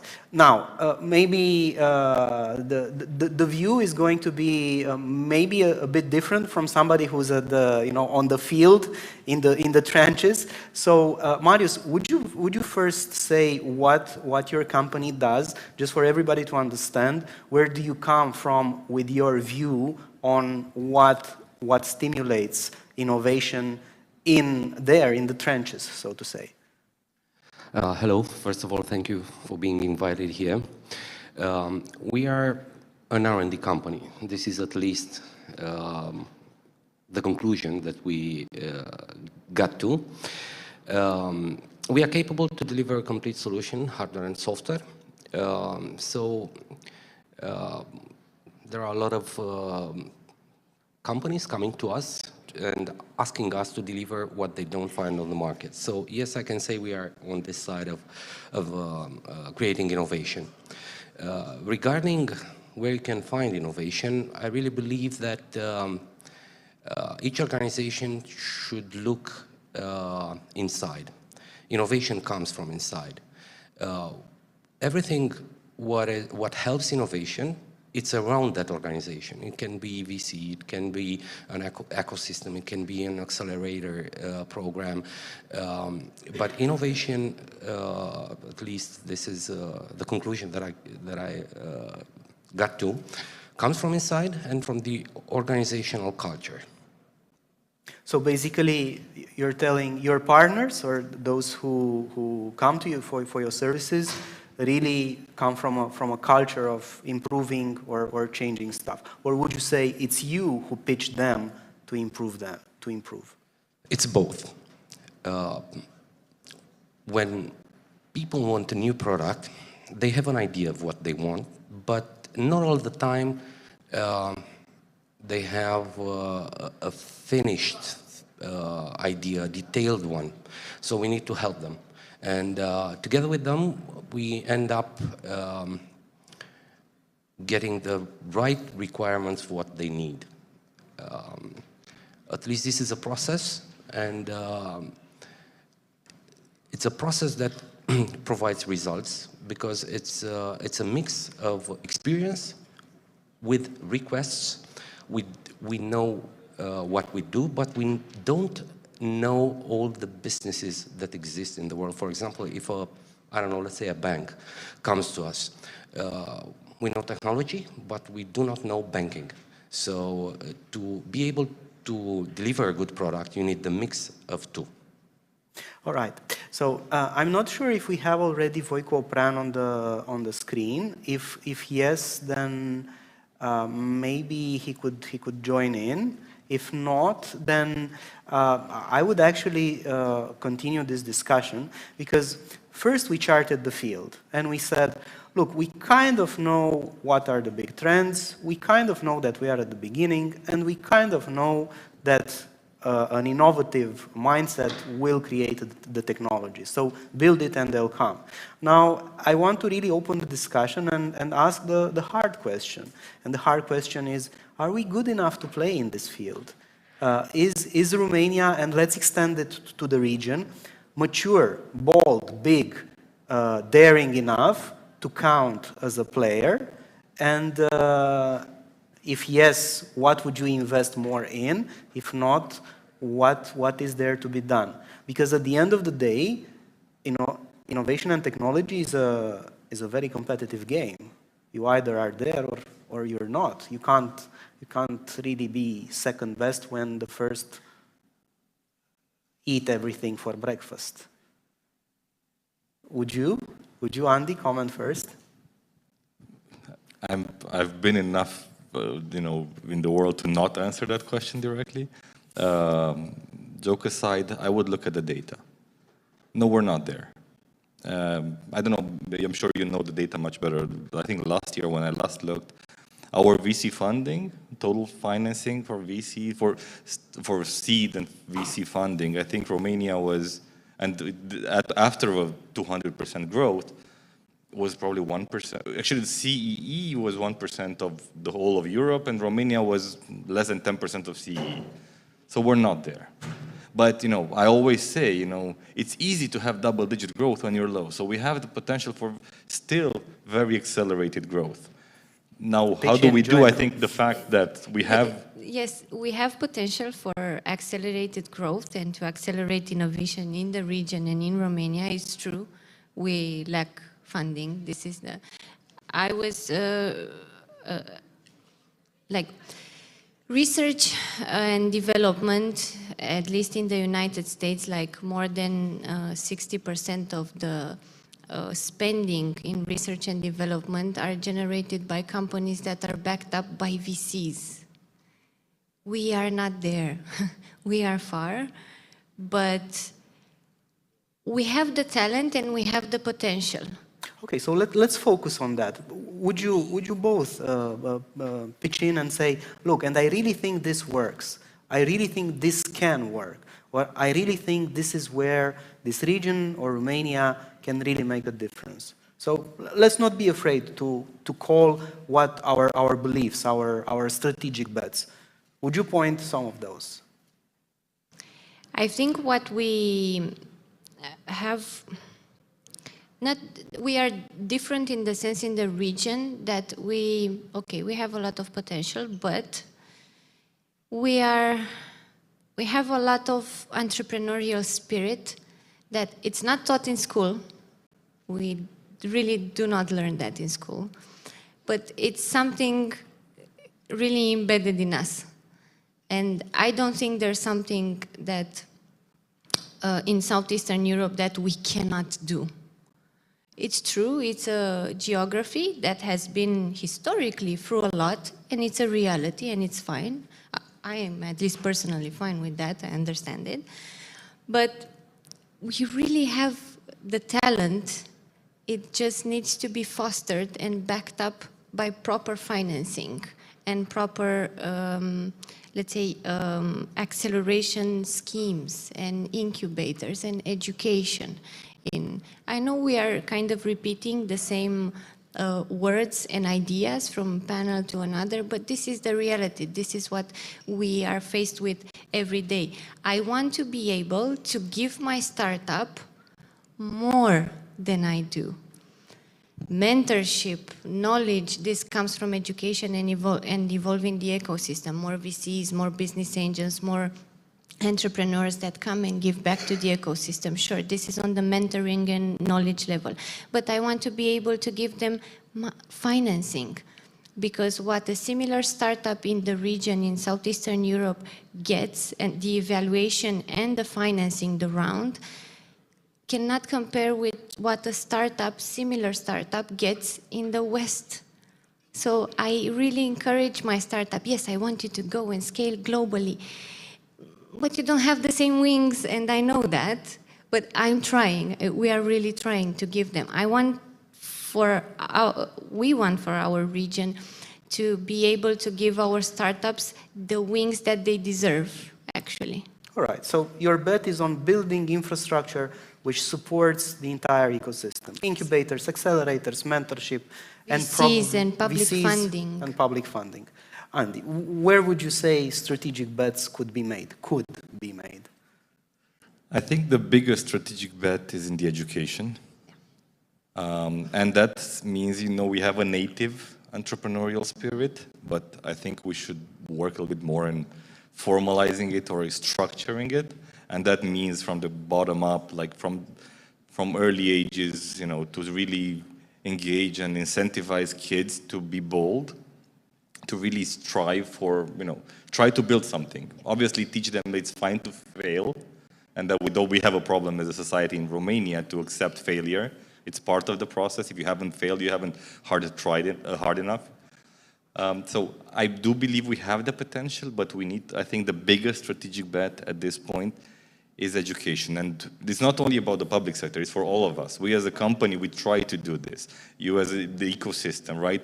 Success stories, like we always try to inspire, right? Because it's also inspirational. We try to, companies like yourself, you will inspire. You have to talk about your success and your failure, because that is inspirational. And it's not all milk and toast and honey.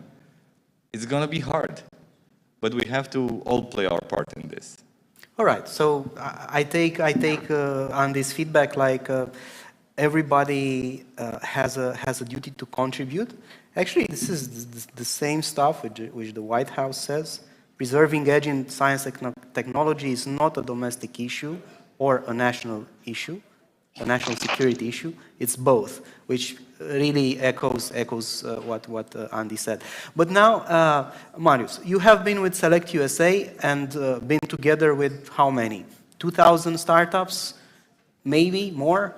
Around in the same place, pitching to either invest, incorporate, sell, or partner in the US. So you as a Romanian startup, as a Central and Eastern Europe startup, where do you think, and this is a hard one, where do you think you're better? Where do you think you're more competitive? Where do you think you have a weakness, and how would you correct that? And maybe not speak necessarily about your company, because probably some private stuff which we don't want to lay down on the scene, but tell me, what have you seen this year in Select USA? Okay. In terms of competitiveness, because the question is, Where can we be better? We are better in some ways, of course. We are very fast in doing things. We do it efficient, meaning not cheap, but at a reasonable cost. We are creative enough. We need some wings. That is an issue. But I really believe that there are products and services built today in Romania that can be very highly competitive on the United States market and not only there. The process, I see it difficult and a little bit lengthy. Why?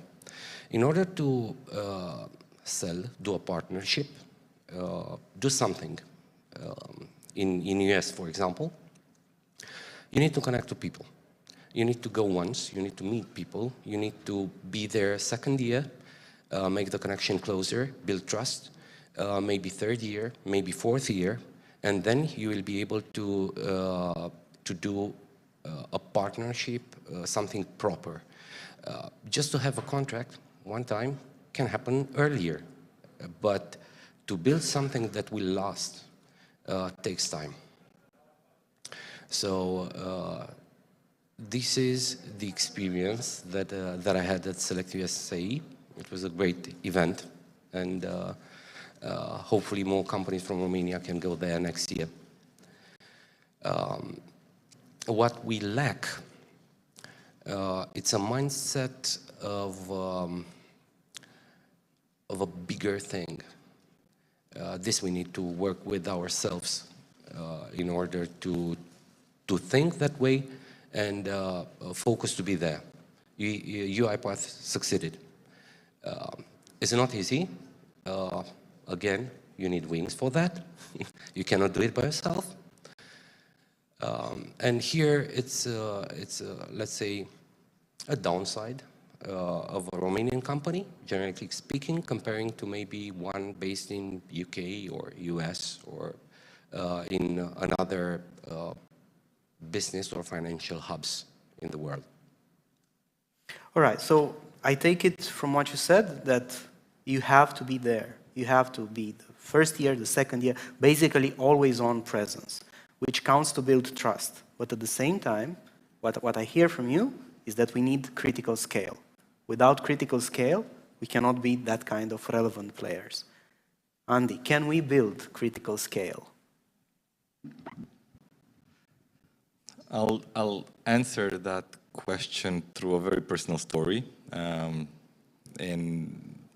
it actually leads with a mindset, which is called being humble, and that's very critical. And in UiPath, we talk about this a lot. And when we developed our technology with the previous company, it was about processing documents and understanding, getting meaning out of the documents.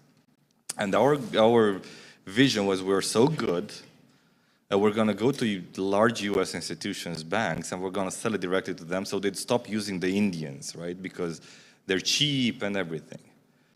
And obviously we failed with that approach.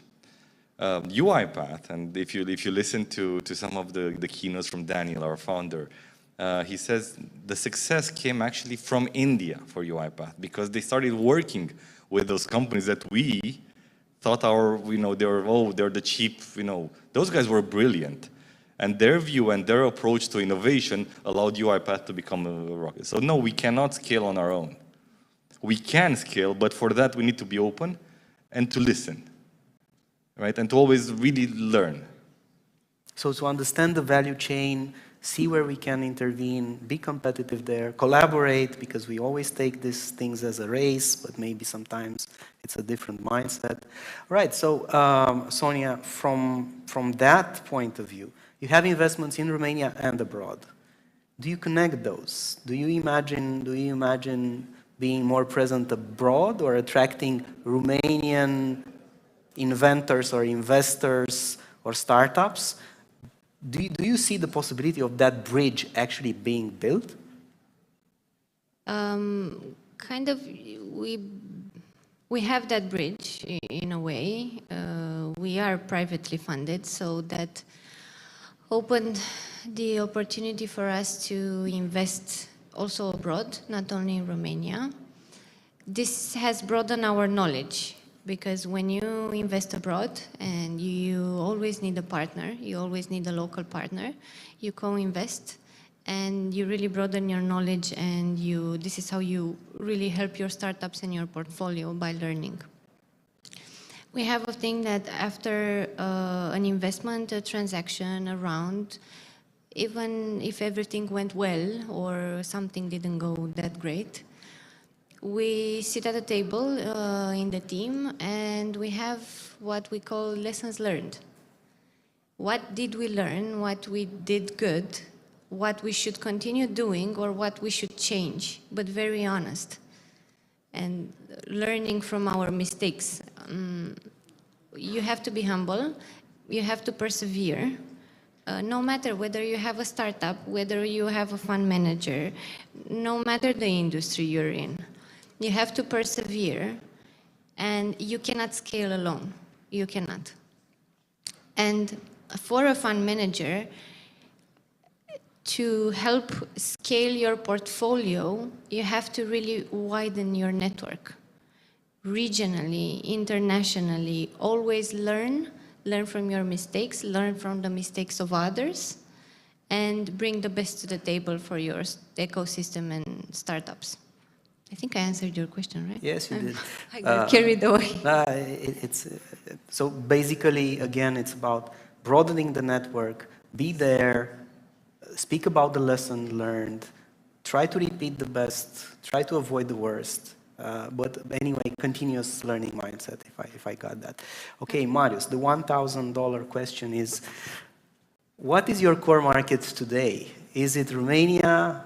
Is it going to be the US? Is it going to be the region? Is it going to be Europe? Because we are here in a panel about, expanding and sort of being competitive internationally. And explain why. Explain why and how you see that. Today our core market is Romania.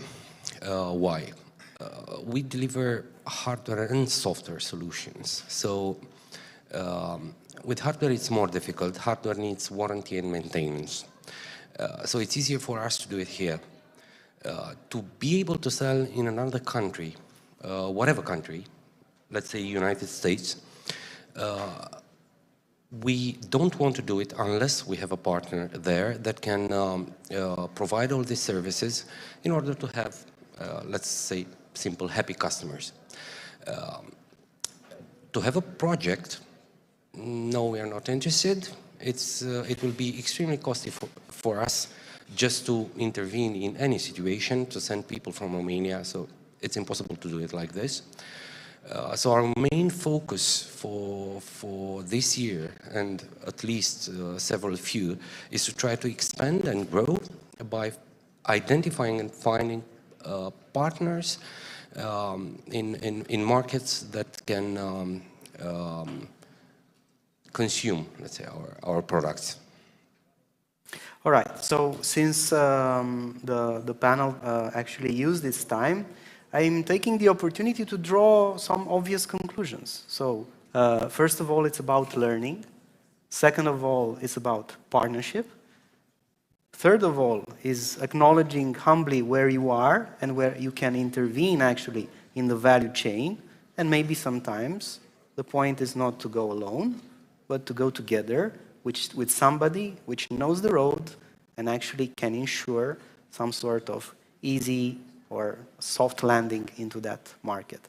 I am hopeful because I see entrepreneurs which did it, I see entrepreneurs which are going to do it, I see investors which are going to support it, and I see a crowd which is interested in the topic and supporting this endeavor. So thank you very much. We'll be hosting the next panel in Silicon Valley, I guess. Huh? Thank you. Thank you.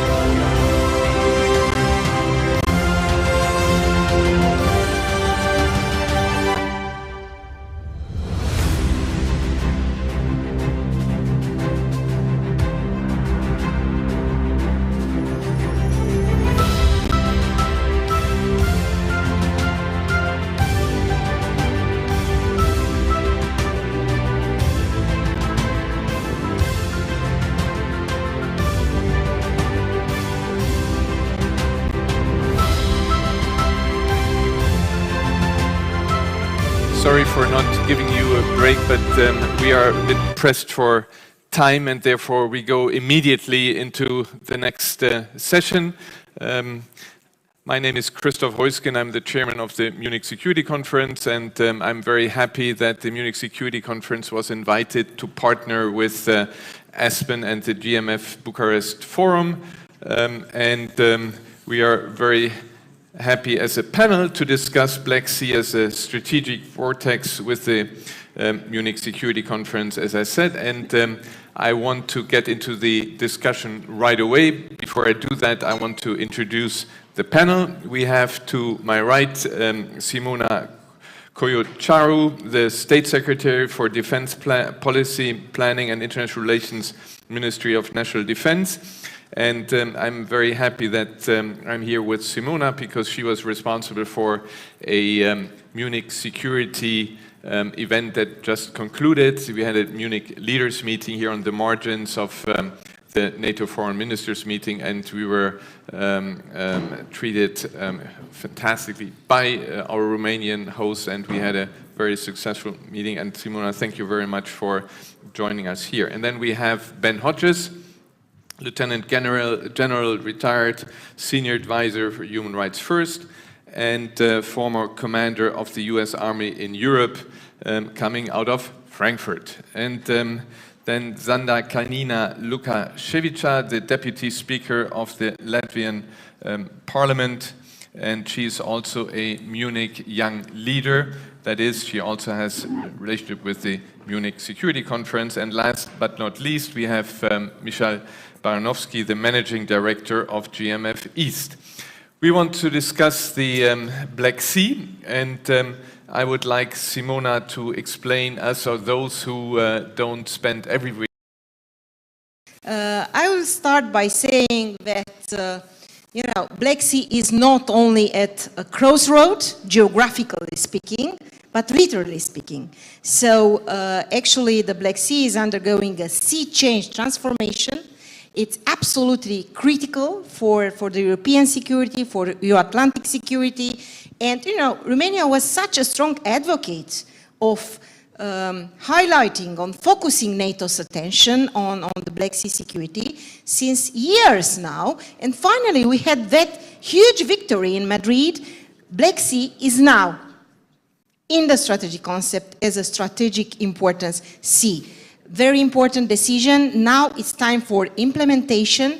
The Allied leaders took very ambitious decisions in Madrid last June, and we are consolidating right now deterrence and defense on the shore of the Black Sea. We are very much putting a strong focus on setting up the collective battle groups, the new 4-1s. Moreover, we have a multi-dimensional, multinational presence here, and I think the scale, speed, and scope of the Allied deployments and also at the bilateral level surprised even President Putin. I mean, we actually are the witnesses right now of the biggest reinforcement of collective defense in NATO. And of course, we are looking forward to the long-term adaptation of the alliance, since Russia is going to stay a long-term threat to European security. So I will say that at the heart of Russia's presence in the Black Sea was, of course, Crimea 2014, in an unprecedented illegal act of aggression, annexation, almost, ladies and gentlemen, 9 years ago. So we are fastly approaching March next year, 2023, 9 years. We are entering almost a decade. So Black Sea, as I said, is also a center of world economy, global economy. Look what is happening with the food crisis, with cereals, grains, with energy crisis here. Huge militarization since 2014 of Crimea. And then, of course, what is happening right now with this brutal, illegal war of aggression in Ukraine.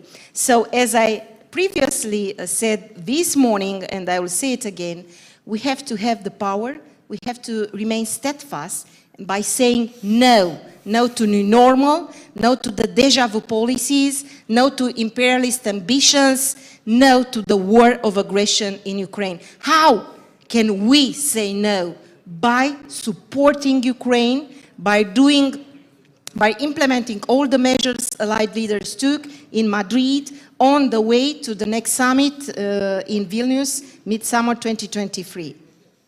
Well, thank you very much, Simona, for this, and thank you very much for reminding us that the NATO summit in Madrid actually put the Black Sea on the agenda of NATO. And I would like to ask the General Ben, translated in practice, what does that mean from your perspective with regard to the presence of NATO, also its maritime dimension? What does, in your eyes, what does it need for the implementation of Madrid? So, of course, it's overdue, but it's here. That's the key thing that Simona just highlighted. The Black Sea region, from a military standpoint, this is the cauldron of competition with the Russian Federation. The Russians have attempted to install a new Iron Curtain that goes across the Black Sea, where they use force against Georgia, Ukraine. They're not willing yet to use force against the NATO countries. So that's why I say there's this new Iron Curtain. And they have so far, until this year, acted almost with impunity. All of the wars of aggression from Russia, Georgia, Crimea, everything that they have done has been on the other side of this sort of Iron Curtain. Even their support for Syria and the Assad regime was only possible because of their illegal occupation of Crimea and the ability to send weapons down to Syria through the Straits. So, number one, this is about containing Russia. Number two, we have 3 NATO allies there. And so the alliance, all of us, have an obligation to make sure that we can protect, from a collective security standpoint, maritime, air, land, special forces, all of these things are an essential part of us fulfilling our obligation to our NATO allies in the Black Sea region. And then exactly, again, as Simona said, the Black Sea is not a small pond in the middle. It's a region. When you think about the Caspian, the Black Sea, the Balkans, all of these things are connected. And when you think about who else is competing in this region, Iran, nothing good comes from there. The Chinese, of course, are going to fill any vacuum. So us having exercises, presence within the limits of Montreux, doing everything that we can to improve deterrence and enable the huge economic potential that I think resides in the region. Yeah, if I can ask an additional question, you mentioned Montreux. Montreux allows for warships to enter through the Bosporus into the Black Sea for a limited period of time. You think that NATO should do this, should use what international law provides for? Absolutely. Right now, NATO navies, including the United States Navy, we use about half of the number of days we could actually be on the Black Sea. Yeah. So Montreux is not a problem. That's not the problem. In fact, right now we are benefiting from Montreux because our Turkish ally are not allowing any more Russian ships to enter the Black Sea. So Montreux is not the problem. Prioritization is the problem. None of us has enough Navy. And so if the Black Sea goes up in priority, as it appears to be, then the commander of U.S. European Command will start allocating his very scarce resources towards the Black Sea, as would the German Navy, the British Royal Navy, the Royal Netherlands Navy, and so on. So I hear a lot of smart people trying to find workarounds for Montreux. That's not the problem. We should not waste energy on that. We should make sure we get the right priority and then allocate resources there. Allocating resources, Sander, when you hear Black Sea and you listen to what the General said about allocation, are you afraid that maybe ships will be withdrawn or attention will be drawn away from the Baltic Sea, where you face a similar challenge? You also have in the Baltic Sea Russia as a country. Are you afraid that capacities will be withdrawn, or will you see, no, this is good because now we really have a very comprehensive kind of NATO front against NATO defense against an aggressive Russia? I believe that NATO is able and capable to defend all its territory, and we will not do the steps of focusing only on one region. So, because we need to be able to defend by the Nile from Baltic to Black Sea, the whole eastern border of the NATO. And actually, I think we have to remember that Russia is not a geographically limited challenge. So Russia actually is everywhere, in the Baltic Sea, in the Black Sea, in the Western Balkans, in Sahel, in Syria, etc., etc. And by the means of the hybrid threats, so it can challenge us not only on the direct border, but much broadly. So by the energy, by weaponizing energy, and also by trying to influence the governments and societies by disinformation. So that's why we really need to do our utmost in the Black Sea, at the same time also being fully capable in other parts of the NATO alliance.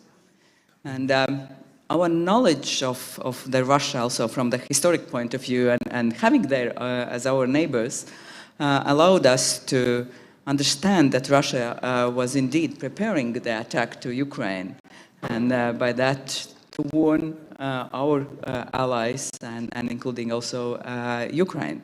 So we have to look into the thick thinking of Russian leadership, and I'm sorry for using it so, but in the 21st century, it's not normal to attack a neighbor in the way they are doing and commit all the war crimes. So it means that we need to be ready, and we need to keep our capability really to defend us all over.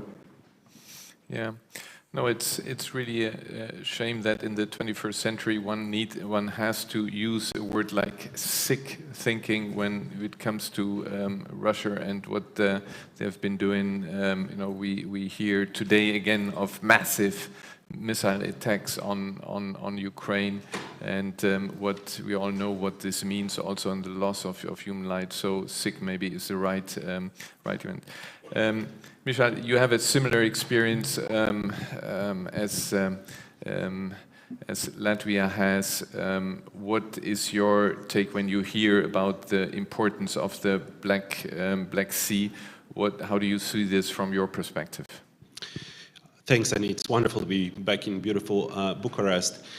Given that I'm outside of government, I can see that I can say honestly that there is a bit of a worry of a competition, but there is a big but, and here I fully agree with Zana that we need to really be looking beyond our own geographies. And if we look from the Russian perspective, they see the area of a competition really stretching from the north, from the Arctic, through Finland, through the Baltic Sea, all the way through Slovakia, Hungary, to the Black Sea, but also to the Eastern Mediterranean.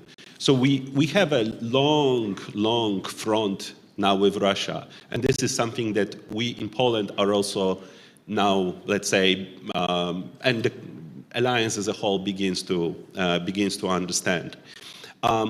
Traditionally, although the tradition is not that long, but Poland has not been as focused on the Black Sea. Although, if we go back way back when, there was a time when Poland was stretching from the Baltic Sea to the Black Sea, but these are really past times.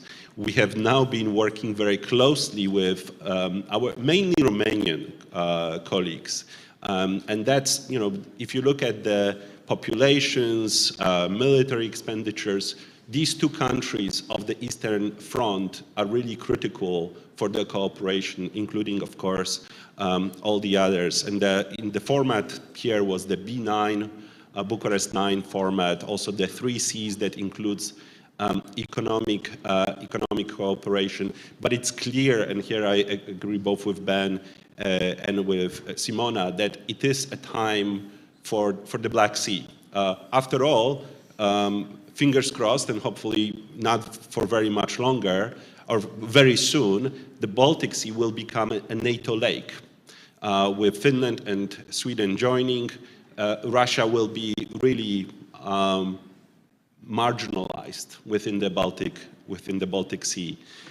It is not the case in the Black Sea. Eventually, I very much hope that both with Georgia and Ukraine, also Black Sea can become a NATO lake, but that's a long time from right now. So our focus is very good at finally the alliance is getting the message of the importance of the Black Sea. I think there is an area for regional cooperation, but of course, and we've had here the Minister of Foreign Affairs from Turkey, the work also with Turkey, and here we are perhaps missing this critical voice on the panel, will be very important, how they are playing both within the alliance, but also when it comes to Turkish-Russian relations. So that's the way I think from the north we are looking now at the Black Sea with greater engagement.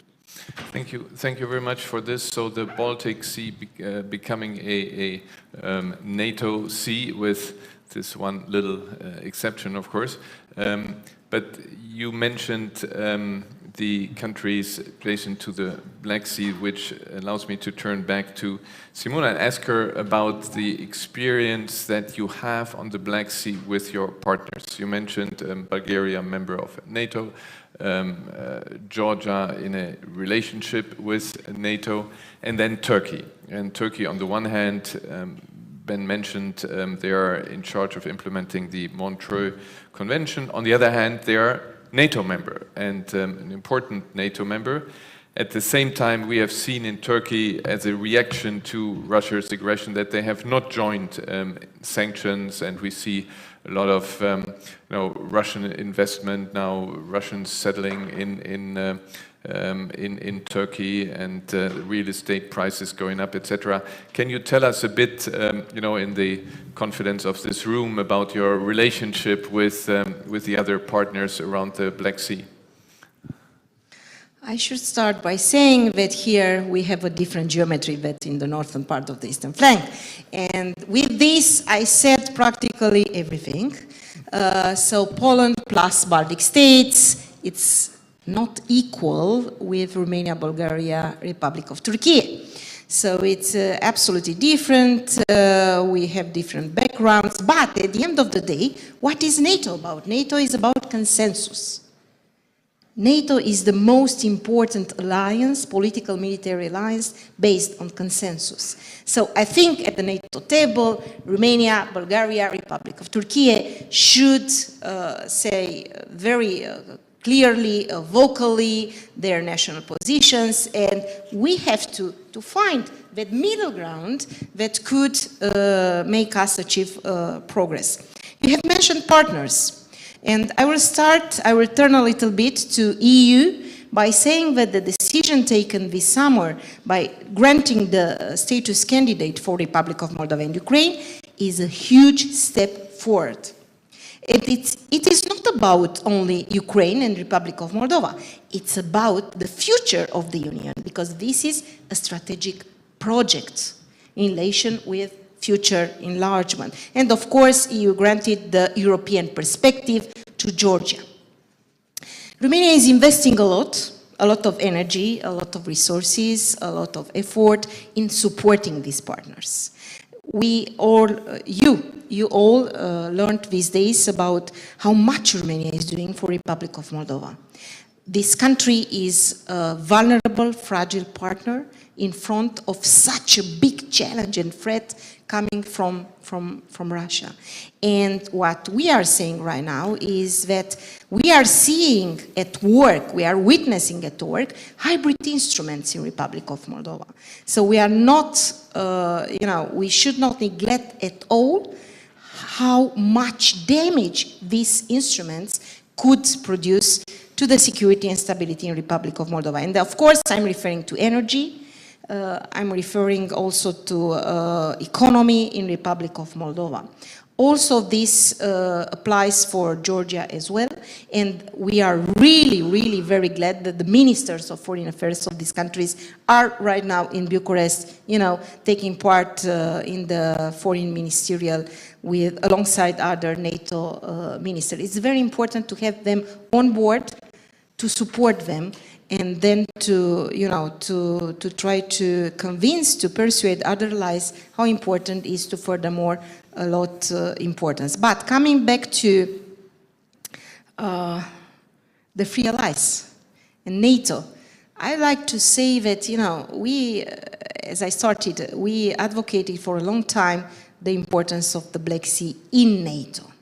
Of course, we have encountered some reluctance, not only here in the Black Sea riparian countries, but generally speaking in NATO, because, and I will say this all over again, we were in such a hybrid peace with Russian Federation. Just look back 2010, when Russia was defined in the former strategic concept as a strategic partner of the alliance.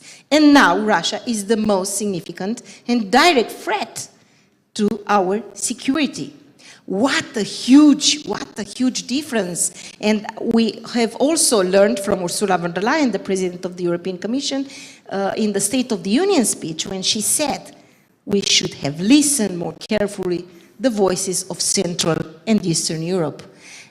We tried very much to highlight the threat that was there. But again, at the end of the day, NATO is at work right now in Bucharest, is on the ground on the eastern flank, on the shore of the Black Sea, in the Baltic area, on the Black Sea, Baltic Sea also. And again, what we are now doing with this massive deployment of NATO, and also at bilateral level, and I have to say here that US, by deploying 101st Airborne Division, elements of this headquartered in Romania and from the eastern flank, demonstrated the commitment that US is here, is in Europe, which is very much important. Oh, thank you very much for this, and we see how important the US is also when it comes to the support of Ukraine. When you look at the military support to Ukraine, it's tremendous what the US is doing. I'm looking now at the public, at you, and ask you to ask questions or comment. And when you do that, please identify yourself and say to whom you direct your question. Maybe while you are, yes, please go ahead. No, I think you have to go, sorry, you have to go to the mic. At the Munich Security Conference, we have hand mics where we come to you, so I see here it's different. But it's okay. Yes, go ahead. Yes, just a minute. I wrote here. No, just a minute. Yes, please go ahead. Yes. Yeah. Actually, I'm wondering about the German offer about European missile shield for Europe. That what's your opinion to the German offer to create a missile shield, especially in regarding to also the Black Sea and Middle East Europe? Sky shield. To whom is this question directed? I mean, I know a few that, especially if anyone who wants to reply, because Romania has already been accepted that they welcome to this decision. But what about the U.S. position? Actually, I want to ask the early morning discussions. Okay, so Ben, what do you think about the I love the German proposal to be a lead nation for air and missile defense over Europe. I think this was always my biggest fear when I was the commander of U.S. Army Europe, that we did not have enough air and missile defense. And that was before I saw Russians launching multi-million-dollar missiles against apartment buildings and shopping centers. So clearly we have a huge requirement for air and missile defense, but it requires a system of sensors and command and control and different types of weapons to hit all the different types of drones and cruise missiles and weapons that are coming at us. So this is something that requires a multinational effort. It's not about putting just Patriot or NASAMS in Romania or Bulgaria or other place. It's a system of systems. And Germany, I always thought should be the lead nation, but it really should be within a NATO construct, not a parallel construct. If I may, I will just add that indeed the ministers of defense out of the 15 NATO countries signed a letter of intent, which I have to underline is not legally binding. So this should be crystal clear. Out of the 15, all the B9 minus one signed the letter, and Romania was there signing this letter of intent based on a German initiative. And in our policy decisions leading to signing this letter and involving in a potential future common acquisition, because General Hodges was very much right, we should have in mind a common effort of acquisition. And our initial thinking was this is an additional supplementary instrument at our disposal to consolidate air and missile defense architecture in Europe and to integrate this in NATO's architecture. So we are perceiving like this, this initiative. We are thinking it's a step forward. Michel? First of all, it's very clear that we should use all the missile defense that we can get our hands on. Right? This war has shown, especially that with Russia as an adversary, they target absolutely everyone, including civilian infrastructure. So that's number one. Poland is not part of the B9. Well, it's part of the B9. It's not part of the group that signed for it. Basically, Poland went against that proposal. The official explanation that I heard was because of the investment in the cooperation with the United States. And here I can a little bit agree with Ben that it should be very much rooted at NATO. But we actually have, and that's something we spend a lot of time talking before the panel, issue between Poland and Germany. And right now, actually the story number one in Poland is about German offer to put Patriots in Patriot defense system in Poland. Part of the reason behind the scenes, so to say, or not unofficial, is that it's hard for the current Polish government to join initiatives that are led by Germany. And I think that's part of the explanation why we are not there yet. Thanks. And sorry, the last question. Muzaffer Şenel, Aspen Fellow from Turkey. Do we need a new conventional forces agreement, which is more comprehensive than the 1991? That there are some rumors about to do those, that are diplomatic rumors, that there will be a possibility of to the conventional forces agreement, but which will be included unconventional forces as well, which is related with the privatization of the armies, that especially one of the speakers that has already been mentioned, which is critical about those. And I know of you that if anyone wants to answer. Yeah. I'm not sure if I fully understood the question. It's about conventional forces agreement that has been already come to an end, right? That there are some. It is not legally that's ended, but it's going to be now a new chance for more comprehensive conventional forces agreement in Europe, like in more than 1991. National Forces Agreement. I think if there is a political decision taken that we, take as NATO, as individual countries, certain weapons, also weapon systems from other countries, I think that is the decision. And then the Forces Agreement flows out of that. And I don't see any problem with whatever is to set up whatever it needs in terms of contractual forces. Okay. Any other question here? Yes, please. Alina Inaik with the German Marshall Fund. When we are to look at the map of the Black Sea, you see that the mouth of the Danube is also a very strategically important, strategically vulnerable point. Also, because the economic potential of the Black Sea was mentioned, if you look at the Danube yet again, you can see that the Danube itself can unleash or can help unleash the economic potential of the Black Sea region. So my question, I think it goes to Ms. Cojocaru, first of all, are there any talks, are there any discussions about the mouth of the Danube from the security point of view and about the Danube, the river, from the economic point of view? Thank you very much for this. So actually, when we are thinking at Russian behavior and plans and strategies right now, and of course starting with 24th of February, when Russia applied the worst case scenario, so maybe some of you, if not all, remember that Monday, 21st, when President Putin signed the independence decree for Donbas region, and then after the Motherland Day on 23, exactly on 24, very early in the morning, he attacked, brutally attacked Ukraine. So this is a worst case scenario.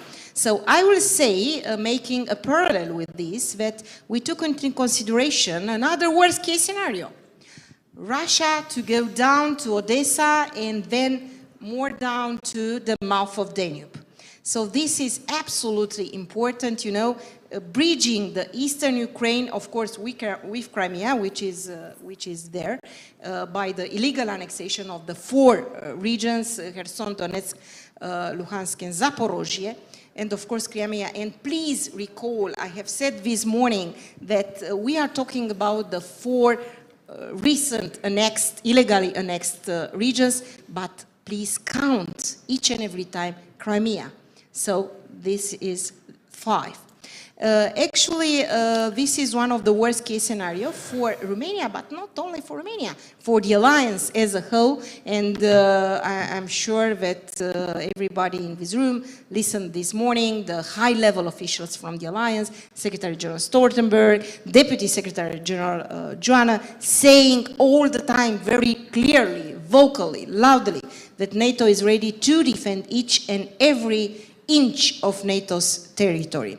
And please recall the fact just after 24th of February, Russia taken the Snakes Island, in an attempt to strategically control the northern part of the Black Sea, like during the Cold War era. So we are very much in our strategic thinking, looking at Danube. We are looking from multiple dimensions, also having in mind military mobility. At some point, we thought it could help in, making more flexible even Montreux Convention, to put it like this. But Danube is of such importance right now in the transportation of cereals, of grains. I was myself taking part in a seminar end of September. Actually, we have been together there, General, and we have seen a lot of ships, vessels, loaded with grains, cereals, on Danube. So the role, the geopolitical role, if you like, of Danube is absolutely increasing today. Ben? So three things that will improve or exploit the potential of the Danube River. Number one, Georgia. If Georgia is allowed to become the portal between Europe and Eurasia, which means a deep water port, so that rail cars from China come through there instead of going through Russia or elsewhere, that will put huge pressure on Constanta to develop, and then you get barge traffic going up the Danube. Right now, without that pressure, I think Danube is probably operating at about 10% of its real potential.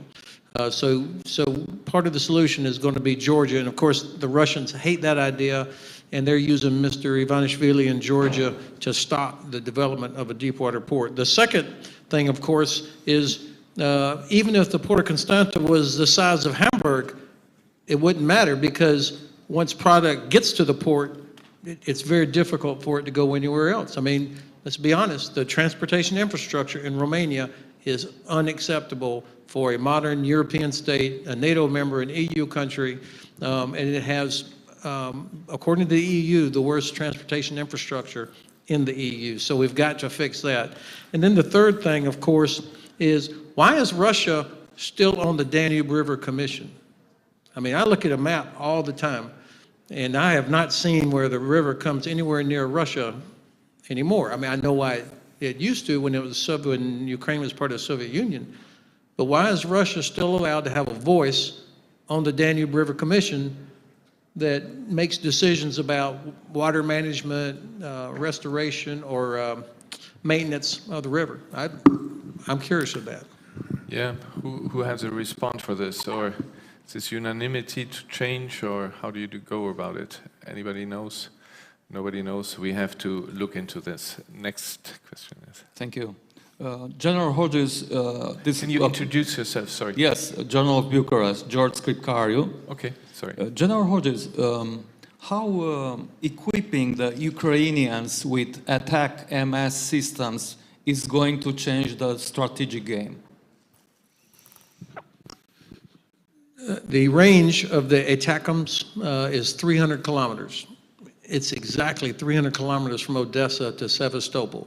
So if Ukraine had ATACMS now, they could already be making Crimea untenable for Russian forces. So having, whether it's ATACMS or some other system, equipping Ukraine with the ability to have long-range precision fires that can force the Russian Black Sea Fleet to leave, that can continue to put pressure on there's only two logistics routes into Crimea, Kerch Bridge and the land bridge.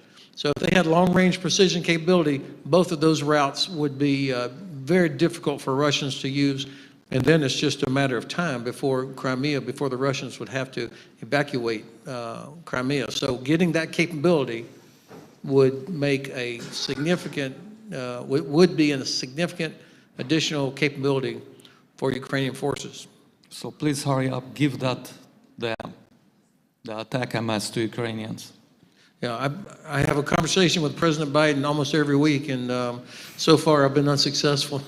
Now, I wish he would ask me, and I honestly, joking aside, I cannot figure out, I don't know the real reason. I've heard that it's because they're reluctant to equip Ukraine with something that could launch deep into Russian territory, but Ukraine could already be launching the HIMARS they have now into Russian territory if they wanted to, and the Ukrainian government has said they won't do that. So if they had ATACMS, they could be eliminating Crimea as one of the launching points for these missiles and drones that are going into Ukrainian cities. Yeah. Yes. Hello, my name is Sergei Pelesa. I'm from Belsat TV, Poland. My question is to General Hodges. Sir, what do you think Ukraine need to survive this winter in this barbaric Russian strategy to use winter as a weapon? Thank you, Sergei. Well, first of all, it's going to be a lot worse for Russian soldiers than it will be for Ukrainian soldiers. I would hate to be a brand new mobilized private in the Russian army sitting in a trench full of water with my winter uniform provided by North Korea and getting pounded all day long by Ukrainian artillery and HIMARS. I mean, it's going to be really bad for them, at least for the Ukrainian soldiers. You've got Germany, Canada, and UK and other countries that are providing equipment, clothing for fighting in winter. And of course, I mean, they're defending their homeland, whereas these very unlucky Russian soldiers that were not clever enough to leave Russia before they were mobilized, they're occupying force. So it's still going to be a huge challenge, but from a moral standpoint, it's going to be a lot worse to be a Russian soldier in Ukraine this winter. For wheeled vehicles, the trafficability will be very difficult. I think in that particular part of Ukraine, once it gets wet, it is a real mess. Tracked vehicles can move better. And I anticipate that Ukrainians will continue to the extent that they can keep pressure on Russian forces even during the winter. So they're going to continue to expend artillery and rocket ammunition. They're going to continue to need that. And I think that they're going to they've got to be confident that all of us are going to make it through the winter. I mean, that the West is not going to lose its will. I live in Frankfurt, and the attitude among my German neighbors there is, okay, we're going to turn our heaters down a little bit. And the German government actually did a very good job. They got started early on building up gas supplies. And I think that the Kremlin played their gas card too early. And my sense in the United States and in Germany, and so therefore probably in most other European countries, that we're going to stick with Ukraine. Actually, sorry for coming in for 1 minute. There is a huge, huge community helping Ukraine, supporting Ukraine. Contact group led by Secretary Austin, by US, is gathering, the last gathering was 2 weeks ago, if I remember correctly, and the international community, so I'm not talking here about NATO allies, but also partners are helping Ukraine to resist. And I was thinking when listening to you, General, that we have some very positive, successful counter-offensive of the Ukraine armed forces, and after Kiev and Kharkiv, I think the victory in Kherson city is of huge significance for the armed forces. So the brave Ukrainian armed forces are demonstrating that they could resist, they could have victories, and as you said, you are very much positive about next year. So let's stand by Ukraine. Let's stay determined to help, and the brave Ukrainian armed forces are there to fight in the right of self-defense. Yeah, General, just on you were just a bit, you questioned why these missiles are not delivered to Ukraine. In general, when you look at the equipment from a military point of view that the Ukrainian army has at its disposal, what do you think they are missing? There is a discussion in Germany about Leopard tanks. Would that be helpful? What from your perspective is missing? What can be delivered without, delivering arms that could only be used by invading Russia? So I have never understood the debate about offensive versus defensive weapons. I mean, it really makes no sense. For 40 years of the Cold War, NATO were defending Western Europe with tanks. I mean, the German Leopard and the Marder, the Americans eventually had Abrams, and we were there to defend.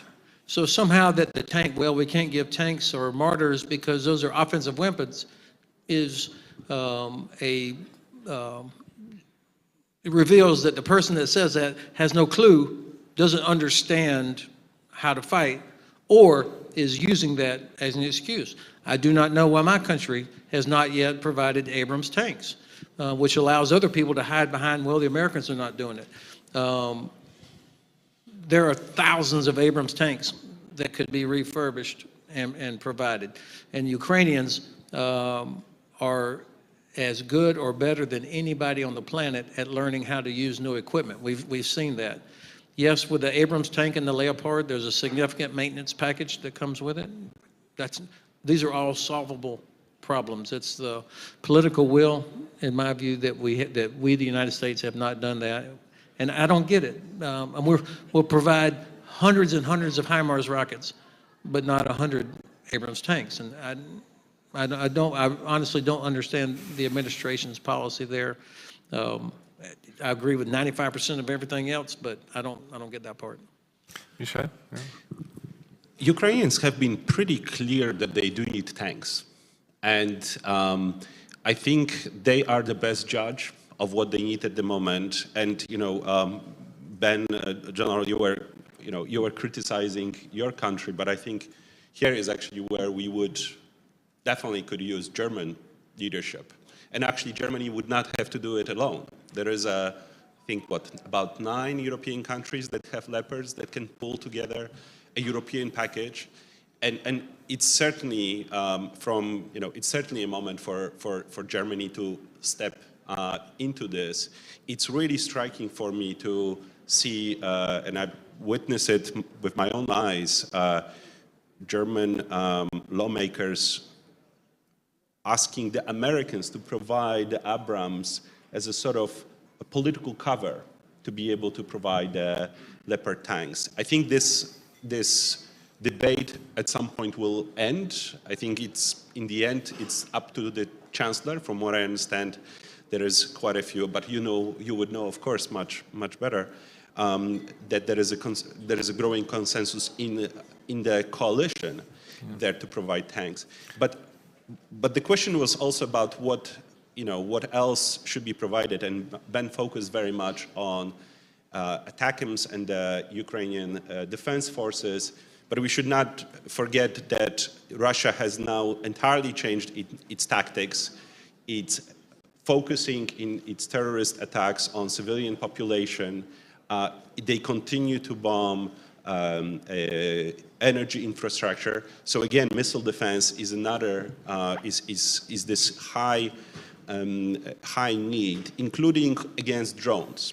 And the last point that I will throw in here is, given that they are shutting down Ukrainian power plants, is there something that we could help perhaps Ukraine to do to be able to reciprocate to Russian aggressor to be able to deal with Russian power plants? They are right now acting with entire impunity, only being faced by political message coming from the European Parliament that they are a terrorist nation. I mean, this is really we have to figure out how to counter their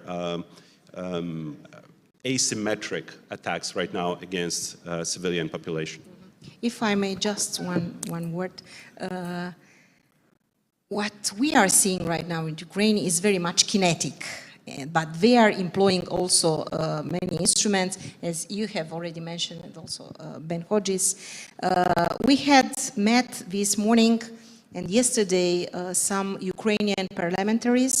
They practically shared with us stories and facts about Kiev being in blackout, and also attacking critical infrastructure, and we find out about the tragic losses of lives.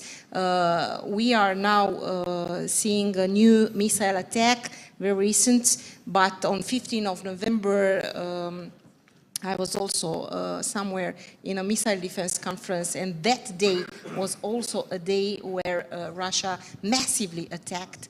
And look at the consequences about the debris that such missile attacks impacted on Republic of Moldova. And as I said, we are also thinking about air defense of our partners, which is absolutely important today. But I will agree with the fact that Ukrainians know very well what they need. Yeah. Before the Madrid summit, the Ukrainian government said that there are three things they need. It's weapons, weapons, and weapons. And now before Bucharest NATO ministerial, we heard also three points that Ukrainian government demands, and it's air defense or missile defense, it's tanks and other weapons. So, but it's really very concrete, and air defense capacities and also tanks are of utmost importance. So I really hope that our foreign ministers meeting here in Bucharest will use this opportunity to create a consensus that we cannot afford to discuss either now or later any more hour, not even day, because we need to support Ukraine right now before the winter because of the different reasons, because there is a blackout, because it's very difficult winter in front of the Ukrainian citizens, but also because of technical reasons. When someone asked the Baltic countries, how could you predict that the attack will happen at the end of February? So one of the many factors was our knowledge of the geographical circumstances, the fertile soil, and the weather. So in winter, the ground is frozen, and Russia can attack with the heavy tanks, etc. So they couldn't do it so easily during the summer, because then the heavy machines are just stuck. But now the winter is coming again, so the attacks will be again a bit different because of the weather condition. So we need to support Ukraine right now and do not lose any more day for that. And it's very, very important really to use this momentum, understand the differences, and help Ukrainians indeed to defend in these winter circumstances. Yes. Unfortunately, we have to come to a close because we have to go. Some of us have to go to the airport. Let me, I think, finish on what you all have said, and that is we need to continue to support Ukraine. Weapons, weapons, weapons. The general, with his experience, said exactly what is needed, and he also very clearly said that he doesn't understand the reluctance with regard to some types of weapons we are not delivering so far. There is one remark I wanted to make also on what Michal, you have said with regard to Russia now attacking civilian infrastructure. We are somehow, accepting this as kind of, the new normal we have to deal with. What we have to understand and know, these are war crimes. Russia is committing war crimes by hitting civilian infrastructure. This is international law, and they are not going by international law. Russia is violating international law, committing war crimes, committing crimes against humanity. When you see about the abduction of Ukrainians from certain areas, this is even, some people say this is genocidal. And one of the issues that is very important that we discuss is accountability. I think it's very important that those committing these war crimes have to face courts. It is for them, to get the punishment. It is for the victims, and it is something that, if we don't do it, will become a new normal. And I think this is also for deterrent of other dictators who apply terrorist measures not to do it. So thank you very much for being together on this podium. We all go home with knowing exactly where the Black Sea is. We know of the importance of the Black Sea and the importance of NATO to get engaged there, and the most important thing for the international community to continue to support the Ukrainian people. So thank you very much.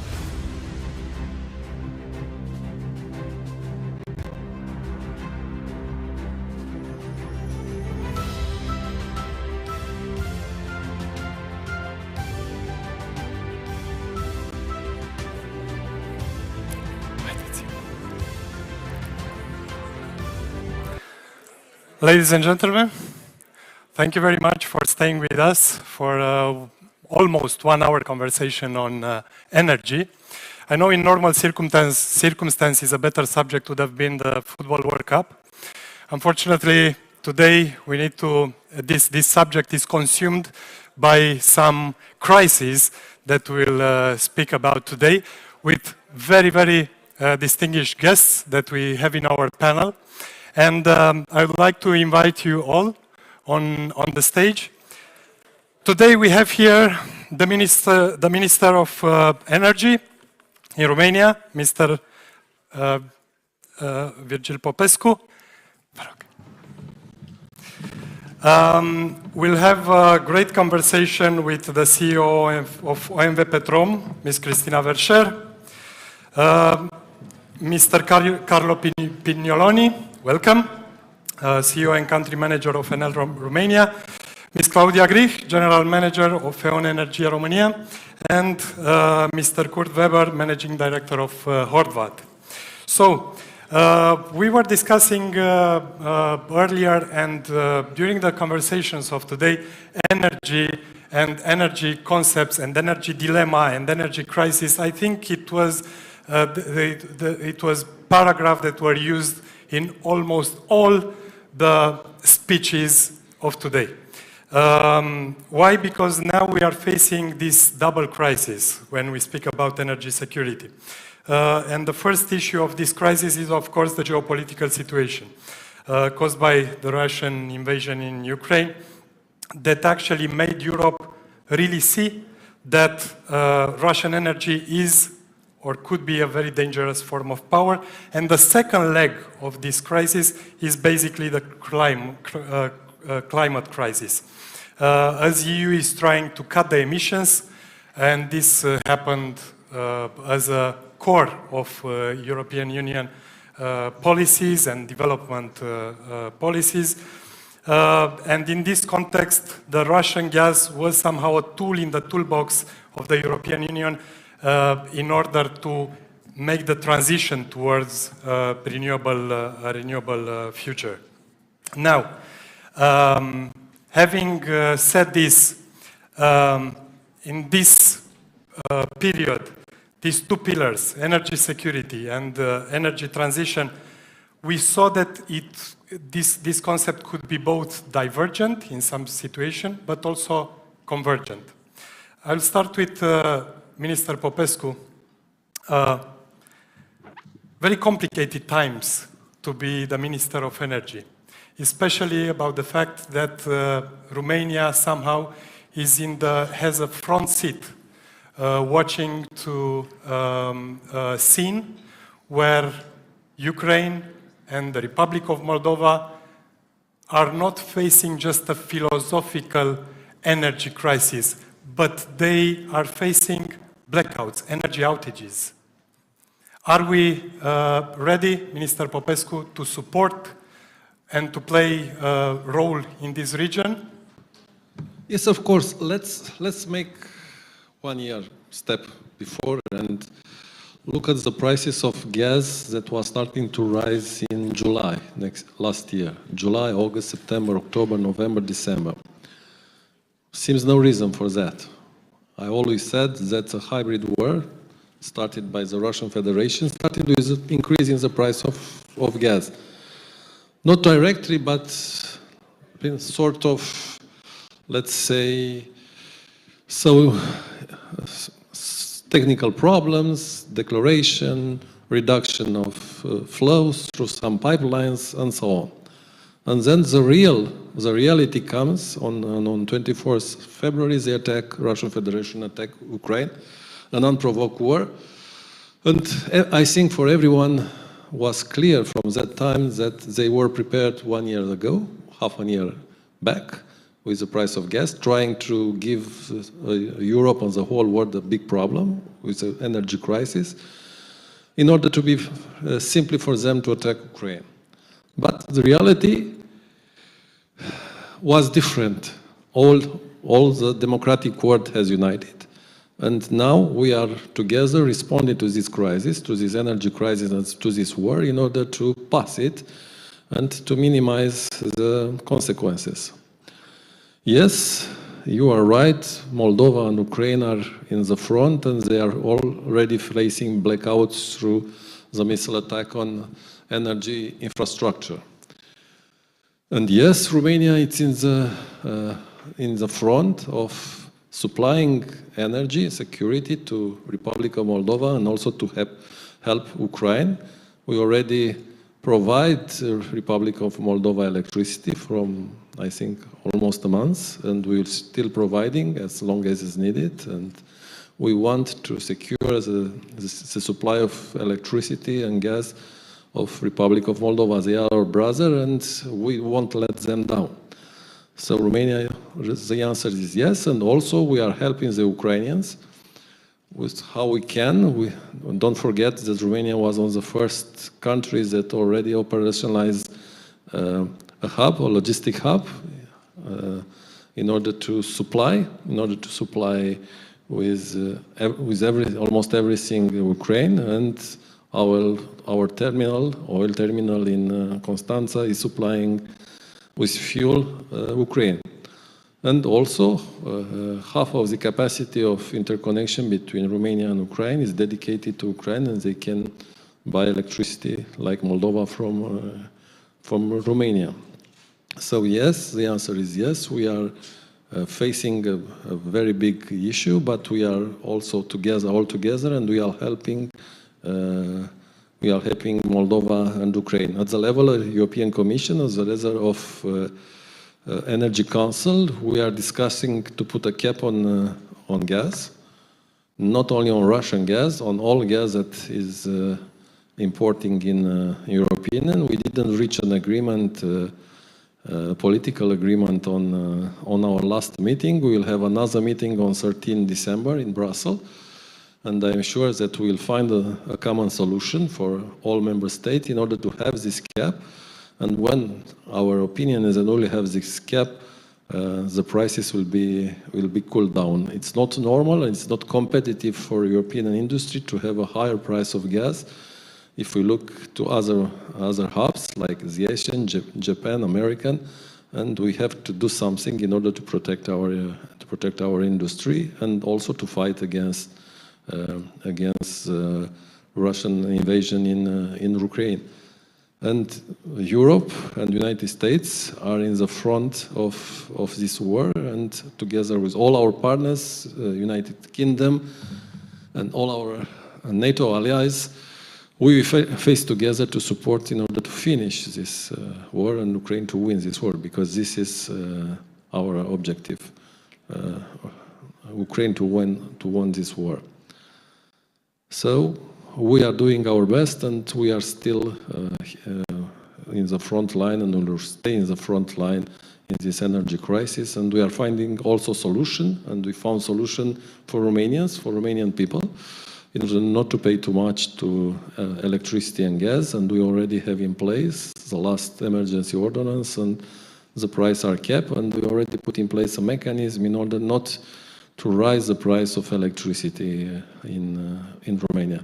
And briefly, these are the main issues that we'll do if you look on short term, because everybody is thinking now on short term due to this war, but we have to look on medium and longer term, and this is when we talk about transition, energy transition, and here we have a clear strategy that Romania has to put in place.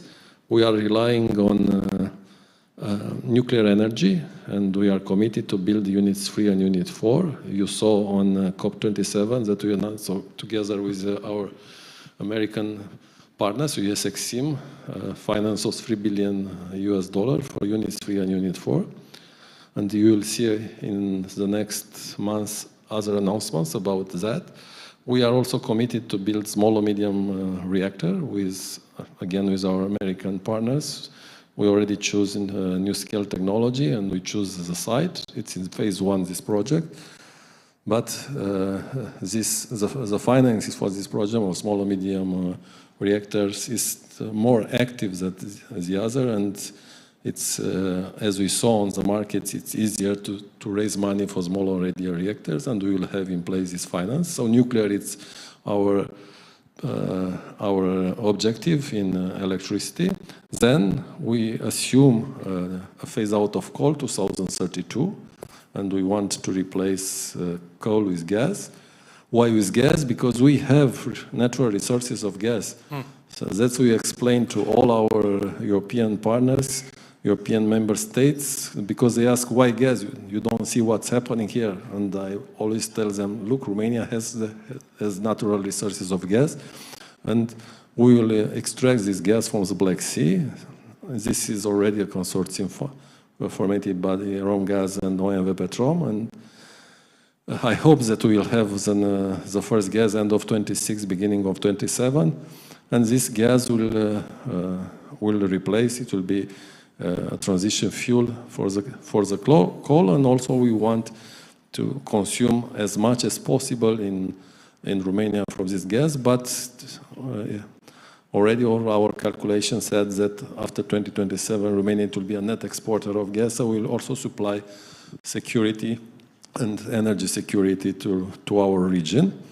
And on top of this, nuclear and transition from coal to green through gas, we are deploying renewables, offshore and onshore.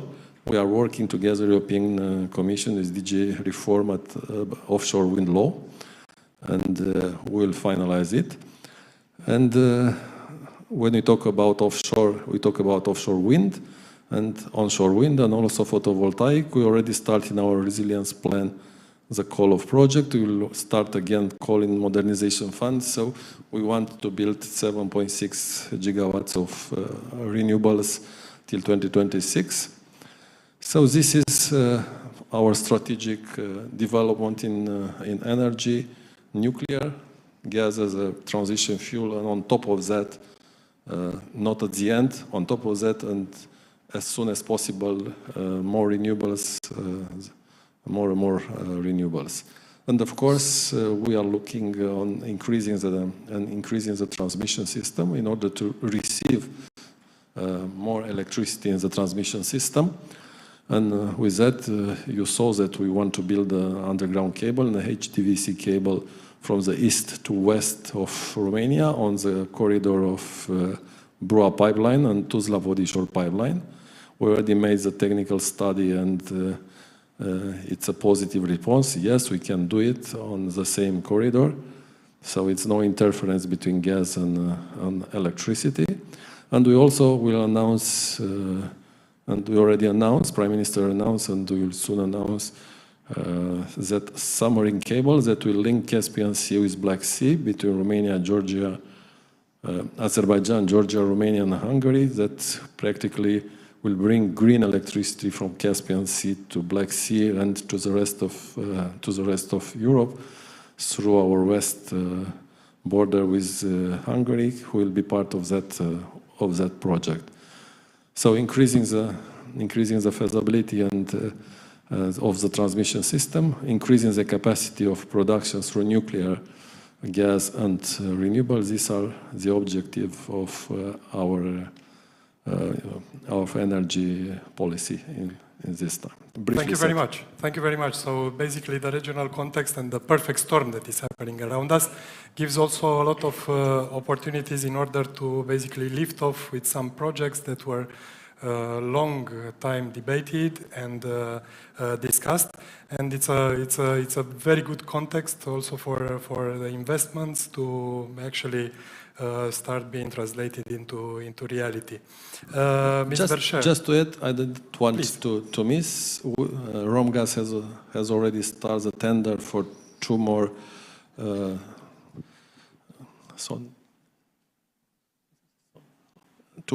drillings in Caragele on high, on deep, not deported, on onshore in Caragele. They already started the tender for drilling two more wells in Caragele field, and Caragele is a big onshore project that we want to develop it faster than 2026. I said end of 2024, so we'll have more gas end of 2024 from the onshore field. Thank you very much. We will come back for sure with some questions also from the audience regarding the Romania's, let's say, strategy and Romanian projects and so on. I would go to Ms. Vercher, pointing the fact that obviously the gas crisis is affecting Europe and it's jeopardizing its general competitiveness somehow.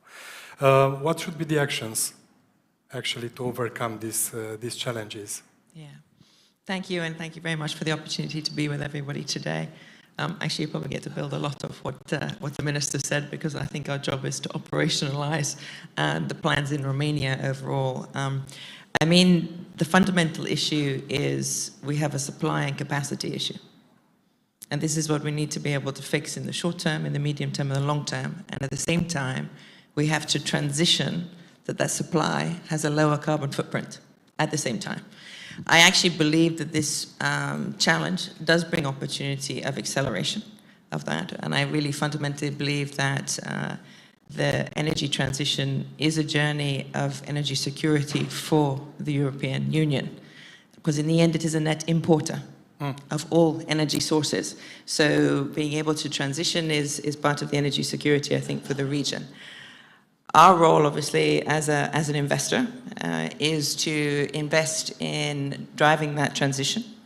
And we put out a strategy out till 2030 to invest 11 billion euros to really underpin that transition, predominantly in Romania, because this is our backyard here of that. And we fundamentally do believe that gas is part of that transition.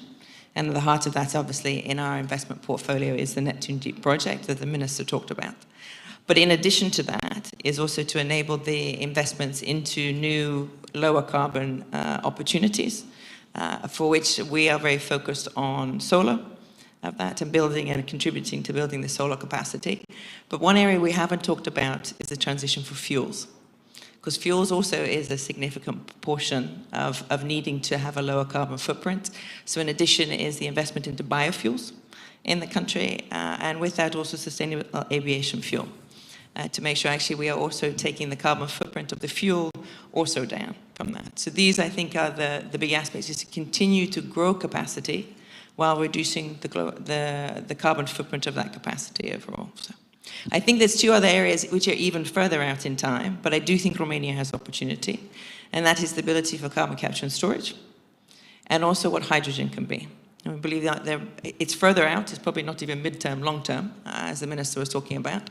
But I think Romania has opportunity in these spaces, because we do fundamentally believe it is going to take all of these, all different sources, to do the energy transition for the world, to see if we can get to net zero by 2050.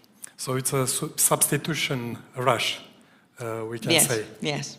Mr. Pignoloni, how do we remain competitive, given the fact that we all saw these challenges, the energy prices rising, and all the aspects regarding the security, supply of gas, and so on?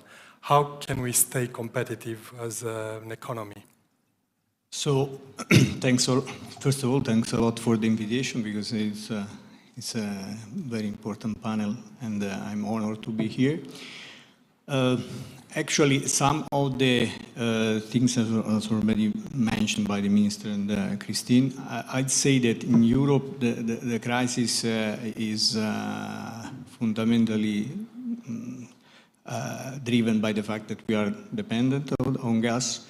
I would say that probably we knew that these crises are cyclic. If we were putting ourselves with these events, obviously not the war, but the energy crisis in 2030, probably the situation would be probably more balanced if we would have done the things that now we're seeing.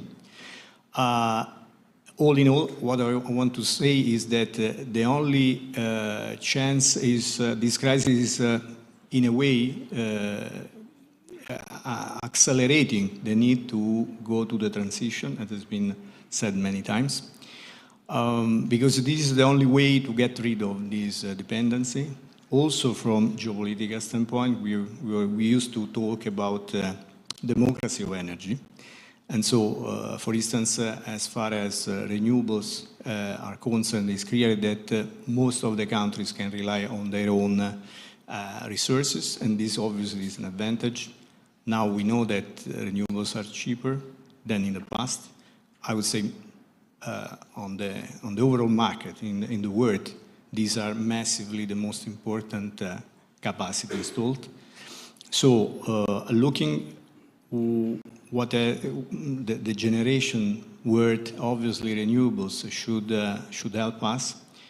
I would add to all the strategy that has been said so far that obviously in the short term we have to address all the issues. So in a way, whatever it takes, we have to survive in this short-term crisis. So even coal, we know that has been massively used. Nuke in Germany now is still has been delayed.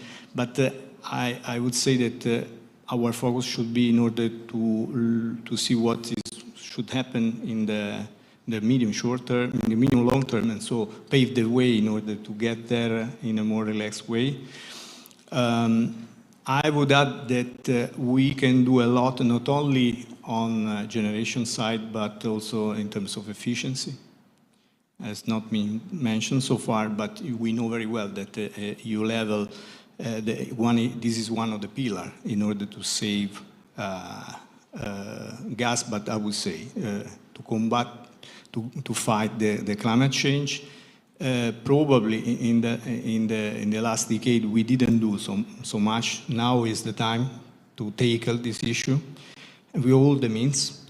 In a way, for instance, distributed generation is a very good opportunity because it's combining efficiency, putting the capacity where there is the demand, but also has proven all over Europe also, but also all over the world, that the time to market of this capacity is the fastest one. And this is a big advantage, especially for a country like Romania that in this very moment is net importer, but I would say it's an opportunity for everybody. And also I'd say in terms of efficiency, obviously the shift from fossil fuels to electricity could be a very important opportunity because probably you know that electrification is our mantra as NL. I would say this kind of vector has proven that is the most efficient, and that's why also for this kind of demands, the shift from the fossil fuels from gas, especially for buildings, for instance, to electricity could be an opportunity. Ms. Grech, Mr. Pignoloni underlined the need for efficiency. And one of the tools, one of the important tools now is the demand reduction plan of the EU. It's called Save Gas, Save Winter. Saving gas will be enough for this winter? I don't think there are definitive answers, but there are definitely some solutions that we identified. And one of them is indeed the reduction of consumption. I know it's not a very popular topic because everybody is seeing this as being deprived of comfort, deprived of something that is normal to have. What I would say is the fact that we are not asked to flatten the demand for any other reason, but to respond to whatever the basic lesson of the market economy is, meaning that when the demand is high, the price is high. Therefore, in order to make it also affordable for us as customers and to make it affordable for everybody to bear the costs of this sacrifice period that we are going through, I think it is really relevant that we are looking at consumption as well. And that is, on the one hand, it's related to what we can do as small gestures. I mean, I don't want to tell you about what an office building looks like when everybody goes home, how many lights are still on, how many computers are still running, and that is really for nothing. So if we are talking about efficiencies, let's think of the small gestures that we can do. On the other hand, at a larger scale, I would say that I'm really happy to see that this trend of efficiency has been well established in Romania in the recent years, and especially this year. I see that in the appetite of our customers, either to become prosumers for co- and three-generation solutions, as well as thinking more deeply into what it means to convert waste to energy. Looking at models of circular economy and so on. So I think that if we want to talk about demand destruction or demand reduction, that is definitely the tools that we have at our disposal. Without impacting our own comfort and keeping our competitiveness, to come to the question that you previously addressed as well.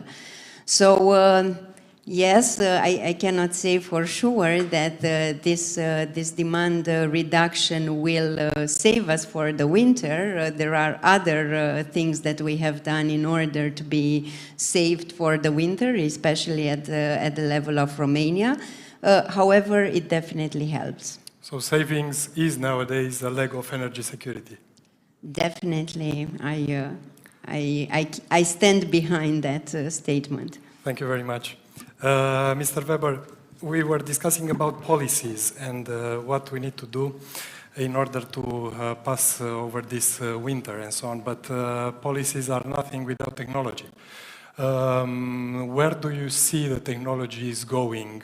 And in this substitution rush, what would be the tools that will put in place in order to, I don't know, phase out coal or reduce other carbon-based?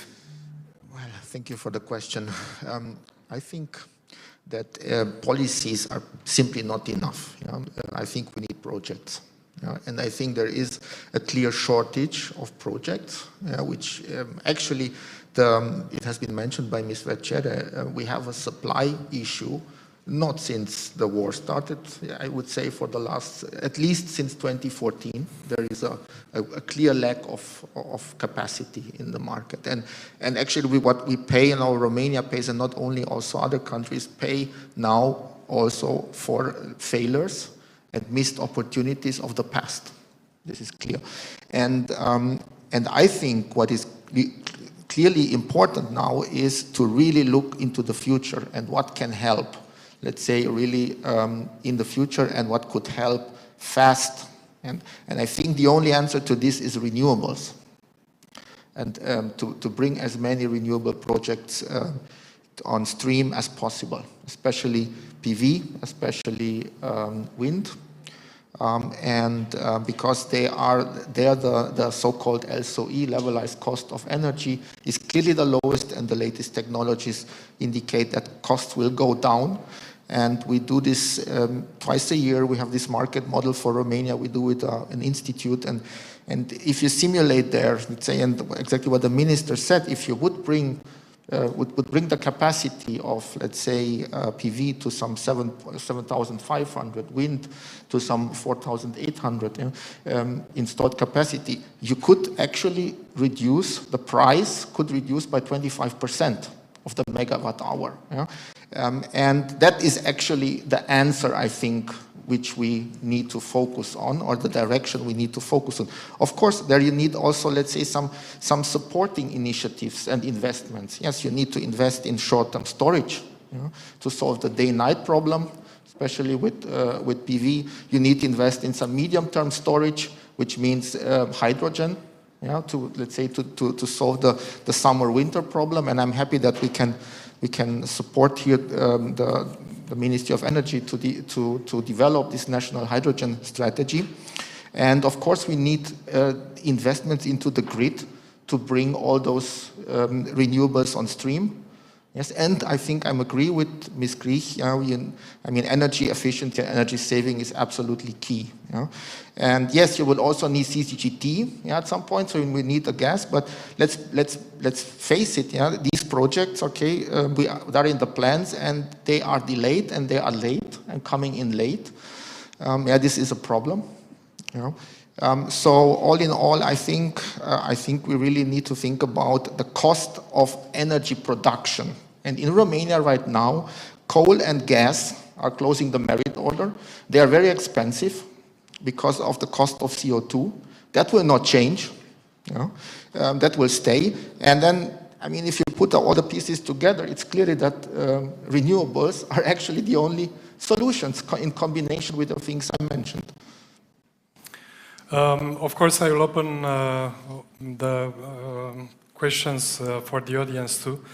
But meantime, I'd like to ask Minister Popescu if when everything will be finished in our neighborhood, will we exit stronger or weaker after this turmoil? Stronger. That's true. That's reality. We are united, and we prove that united will win. So I'm sure that we will finish that more stronger than we are today. And it's for us was a test of unity. For NATO was a test of unity. For everybody was a test of unity, and we all passed this test of unity and solidarity, of course.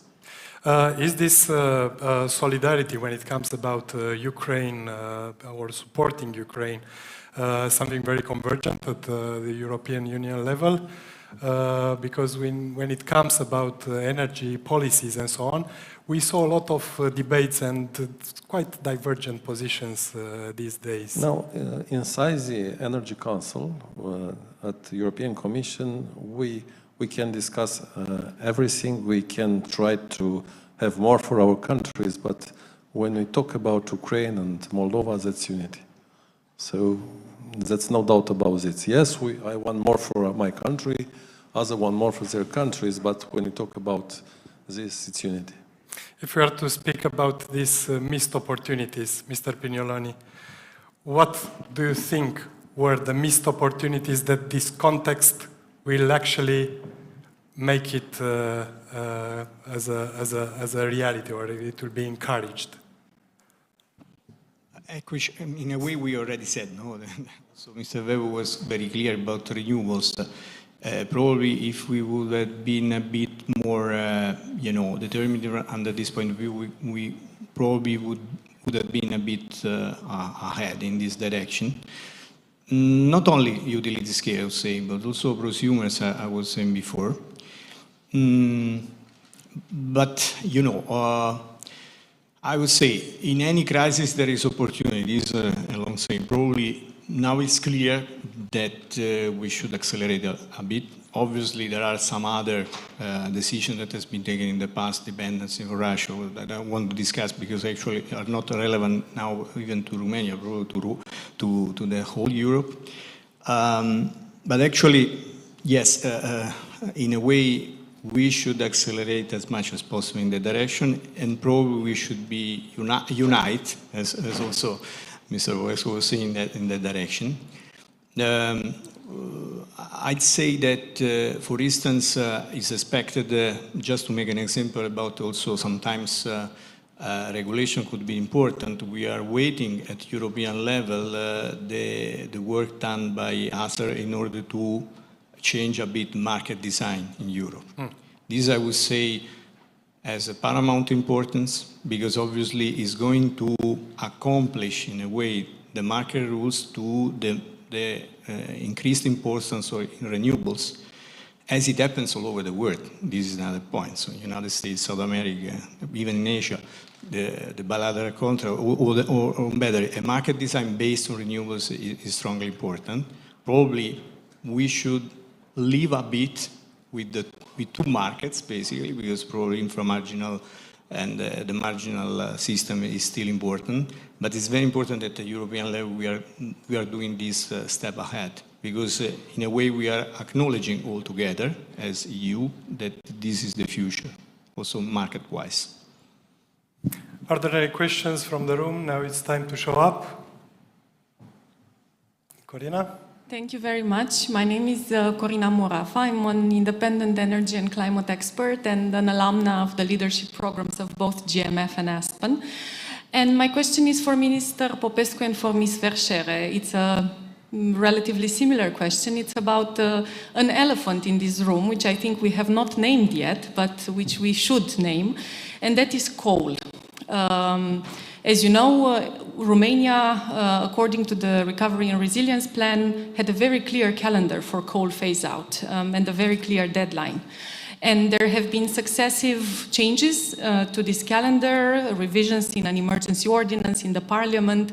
There's now this idea of taking a huge chunk of capacity and putting it in a technical reserve, presumably also paying for that reserve and so on and so forth. So I'd like to ask Minister Popescu, how does his vision that he so clearly exposed earlier go hand in hand with this changes to the coal phase-out initial plan? And then to Petrom's CEO, how do you see the maintenance of such a huge coal capacity alive until 2032, conflicting with our decarbonization goals, with freedom of competition in the energy market, and these aspects? Thank you.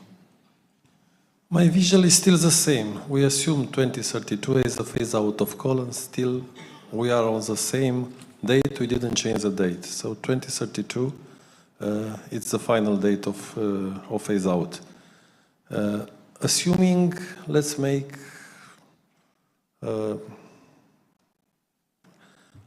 that we close in December 1 unit. Do you think that the resilience of the national system will still stay? I said no. We are facing a crisis. We are facing the war. We have to supply also Moldova. Maybe we have to supply other countries. So we need electricity. So on short term, that means that we need the coal. I always said that we need the coal for short term. Yes, we cannot close the coal now. We found that solution. We found the solution together with DG Recovery, with PNRR, and we make the definition of technical reserve. And yes, technically reserve, it will be stay till the end of phase out, because we never know what will happen. If we will face another crisis, maybe not a war, but another crisis about after 5 years, what we will do? You don't have a reserve. That reserve now, this year, next year, and probably on short term, don't need any support from state, because the energy is at a price that can support coal. Not coal is a marginal cost. It's not coal who is closing the market. It's the gas who is closing the market. But it will come the time when coal won't close the market. So for that time, if we will need electricity, we will pay for that reserve. Yes, we will pay for the reserve. We need electricity. In the meantime, we will make all the investment in nuclear, in renewables, in gas, in order to finalize this transition. But we assume 2032, and we stay on 2032. Thank you. Thank you very much for this strong message, Mr. Popescu. Ms. Verschere? Thank you. I have to say I've never answered a question on coal before because we're not a coal producer, but we are a fossil fuel producer. So I think I would take the question in that way. So first of all, by the time Neptune Deep comes on, which I think will be a game changer for both the investors in this project, from gas and will be Petrom, but also for the country, because as the Minister said, we will go from being a net importer to a net exporter. So not only are we about the energy security for Romania, but how we contribute to some very important neighbors. I think this is fundamental. But also gas has a lower carbon footprint than coal. So, and it will make up 70% of our production by the time Neptune comes on. So we will be reducing our overall energy intensity of the products we put into market by shifting more towards gas. I also want to add just an example of transition, because actually earlier this year we announced in partnership with CE Oltenia, which is a coal power company here in Romania, a partnership to develop 450 megawatts of solar capacity. And I think this is an example of two fossil fuel companies coming together to transition, to provide a green electricity into the market. So I think it just shows that investment is going as part of that transition overall. So for us, one, we're reducing the carbon impact of our product into the market as we go more gas. And two, we are also partnering as fossil fuel companies to bring more zero carbon capacity onto the market. So we've got a commitment that the future should be or will be renewable for sure. I think so too. I think there's two important points I wanted to add just listening to others. So first of all, gas is a really important role for Romania. Yeah, and it's a really important role in the energy transition overall because of reliability, right? Because of affordability, because of energy security, but also because it has a lower carbon footprint. And Romania, once Neptune Deep comes on, will be the largest producer of natural gas in the European Union. So a big shift for Romania in this, and really big importance to it. And then I just want to touch on efficiency, if I might, because in the energy transition, efficiency is fundamental. Because a product that you want to say, actually, we need to be careful with this product. One, the product has become quite expensive, unusually expensive. And also we know that it has consequences to the environment, so we need to be careful with it. And so I just wanted to say that I think there's a huge opportunity in Romania with regards to buildings and the energy efficiency of buildings. And we've been working with an NGO on a project called România Eficientă, which is about trying to reduce the energy efficiency of buildings, or improve the energy efficiency of buildings, reducing their carbon intensity by 60% by investing. And we're working with schools, and we're starting with schools. And why do we work with schools? Because when you actually educate people about this, it changes their perceptions. And if you educate children, they take it home and they have influence, and you educate the next generation on it. Because I do believe what Claudia is saying is that energy efficiency has a very, very important role to play for all of us from a societal perspective on the climate change agenda here. If I may add to that answer, don't forget that the biggest producer of coal, Complexul Energetic Oltenia, is in a restructuring plan. The government already invested €1 billion to save it, and 1 billion to restructure it through modernization fund. As Cristina Veșet said, we will build 747 megawatts of photovoltaic electricity. That means greens. We also will build 1,325 megawatts of gas. That means after that, the biggest producer of coal, it will be the biggest producer of gas and renewables, and a little bit coal. The rest, it will be in reserve tanks. So we did a lot of things in order to restructure and to prepare for the future, because yes, we know that the future is that. So this is the reality. And on the resilience plans, that's nothing says that more than the restructuring plan that is already approved by the European Commission. Mr. Weber. Thank you. I fully agree, Mr. Popescu, but I think it will not be sufficient to only look at the biggest players in Romania and what they do, yeah? Because how you say that, you know, a lot of small contributions sometimes add up to much more than CEO and Petrom and Romgaz can do together. And I think this must be the direction to really help the prosumers, to really help to bring as many projects as possible, small ones, not so complex ones, which do not need so much investment as fast as possible on stream. Because let's not forget, the demand for electricity is growing in Romania because of the electrification. And that means we, even though thinking about replacing very polluting units, yeah, with green ones is already a challenge. But we need even more. Yeah, we need even more. And I think Romania has a big issue. Yeah, it is energy is the risk is it stays so expensive Yeah, and it is not helping the competitiveness of the country. I think that is in the mid and long term a real issue. Yeah, therefore I think we need all together, yeah, to think how as many projects as possible can be, let's say, implemented, especially in the renewables area. So we already finished a call of project in Peterere. It's about 1 gigawatt, 960 gigawatts. So it's already in evaluations, those projects. They are more than 1 gigawatt. So that's renewables project. We already did that. Don't forget the last year we changed the energy law and we introduced the concept of prosumer, and from that time, after we modified the law, from 300 prosumer now are more than 30,000 prosumers in Romania. We have a problem with the distributors that are delaying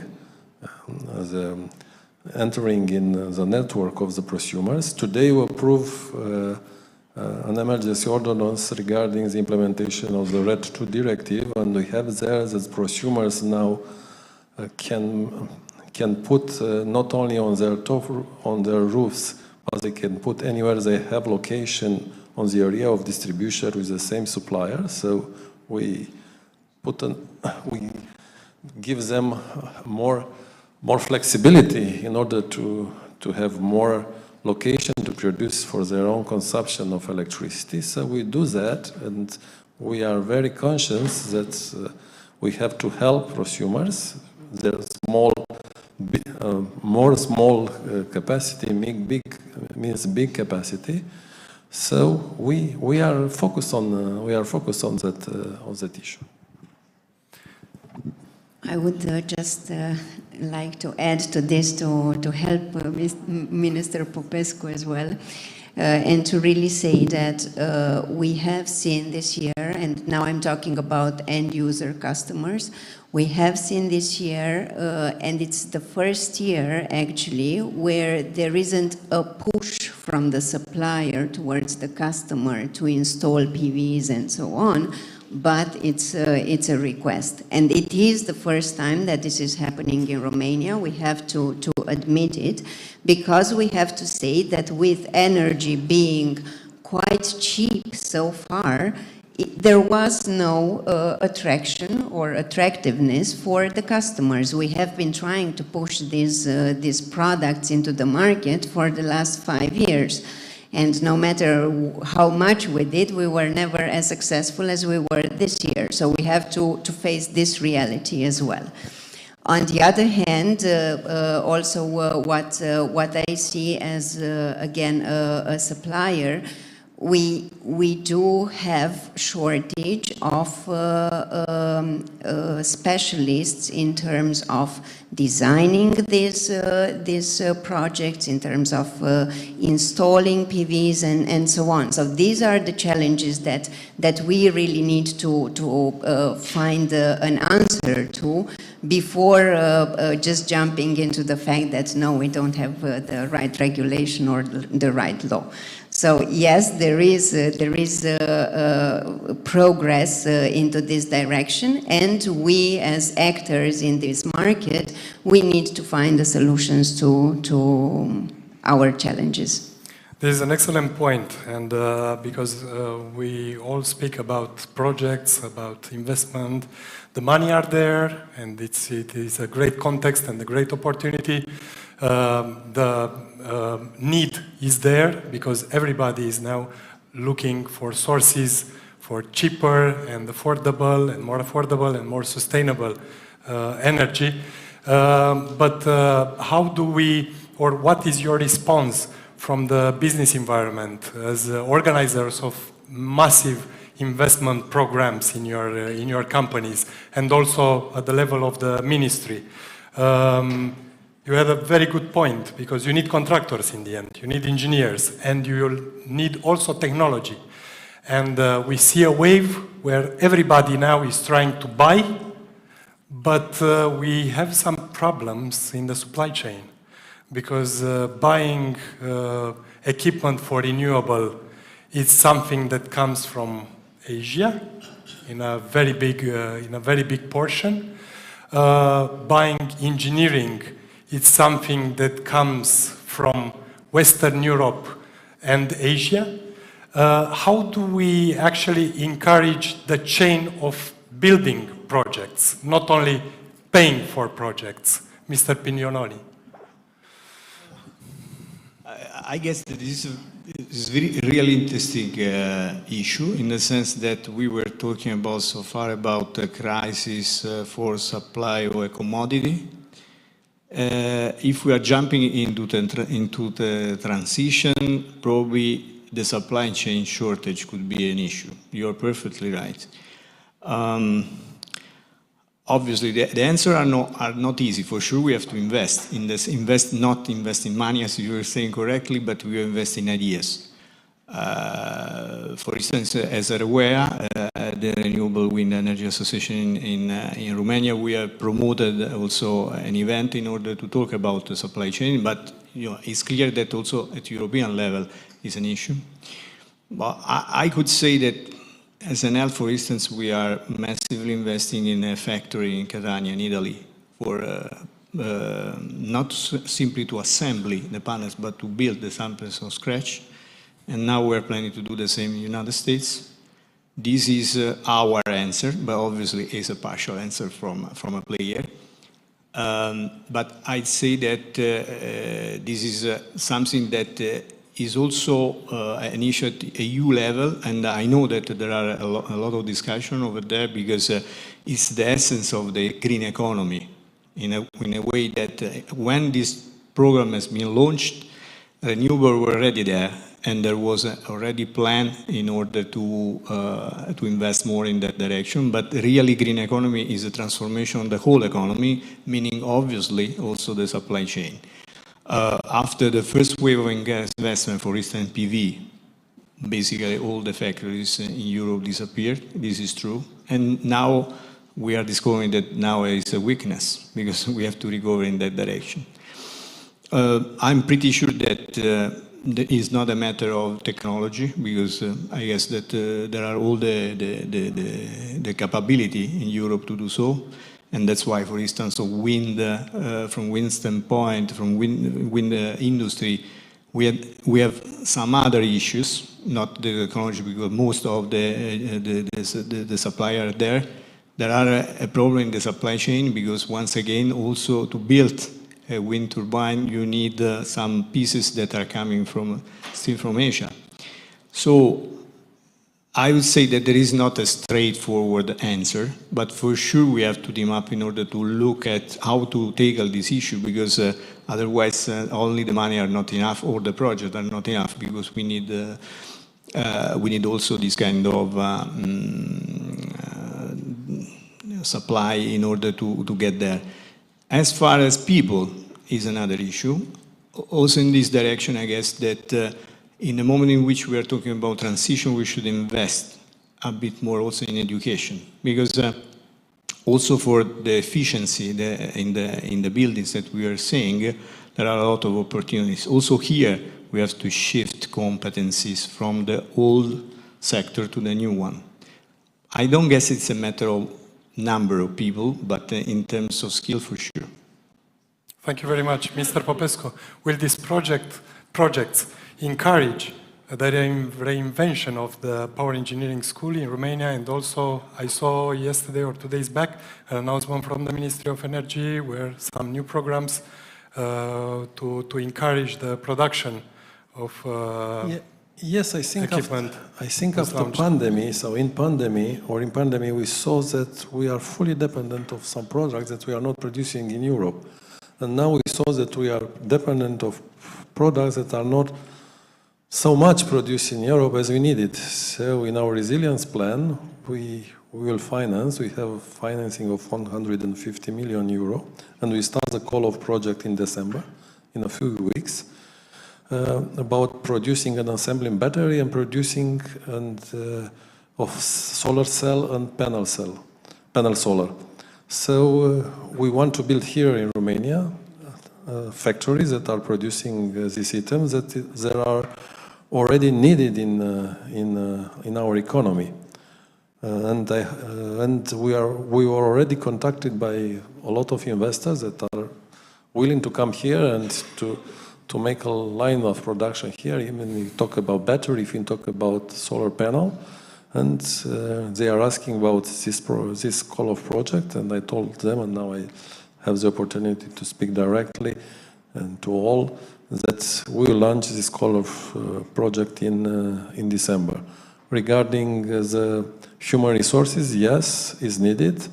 We saw this time at the beginning of last year when I had a discussion with the CEO of Nuclear Electrica, and he told me that the personnel there, the engineers there, are from the beginning of construction, and they are very good engineers, but we have to think on the future. I already spoke with the rector of Polytechnical University of Bucharest, and we want to have discussion with the Ministry of Education and to have on universities more students that are linked to energy, electricity, renewables, nuclear, because it's needed in our energy. There are a lot of needs of high qualified people, and of course we have to talk with Ministry of Education of high schools that will prepare pupils for electricity, because there are not only need of engineers, there are also need of medium educated people that can work in the electricity field, in the energy field. Thank you, Mr. Weber. Yes, I think these are very good ideas and very good projects. And if we will manage to attract them, this will be really great. And I think this shows actually an important point why this green transformation is not only about decarbonizing the energy. Yes, it is an important topic, but actually it is a great opportunity to create new industries, yeah? to actually bring new jobs to Romania, because I mean, if I think back, now there's Ms. Vecere is here at the table, but when I think back how the Ploiești area looked in 2004, 2005, when I was there around, and how it looks today, and a lot of the economic development happened because of huge investment in the refinery, into the CCGT, and I think this is actually a very positive effect you could have in an economy. By bringing, let's say, such production capacities, such new, let's say, innovative technologies to Romania. So the demand will create its workforce. Yeah? There will be, look into the automotive cluster in Western Romania.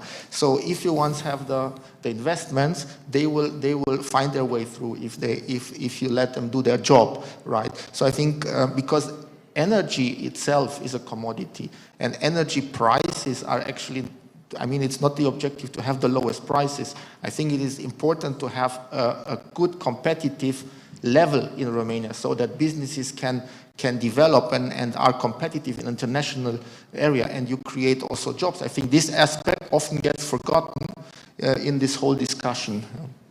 So it is much more than actually producing megawatts.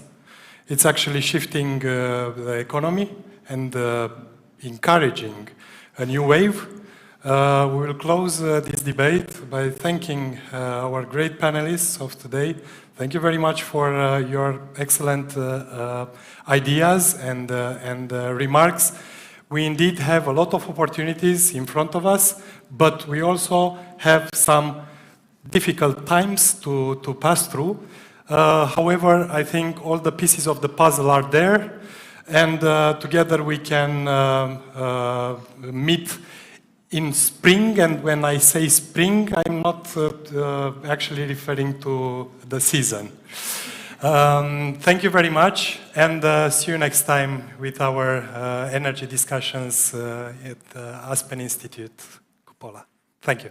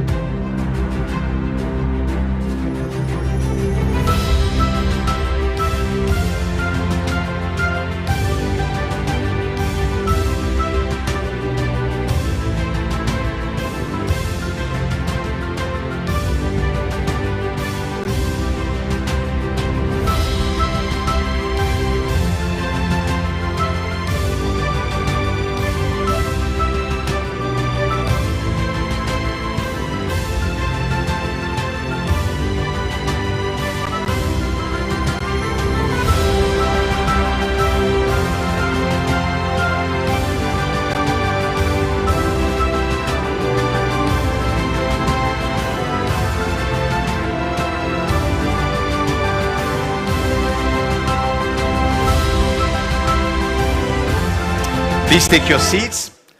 Thank you.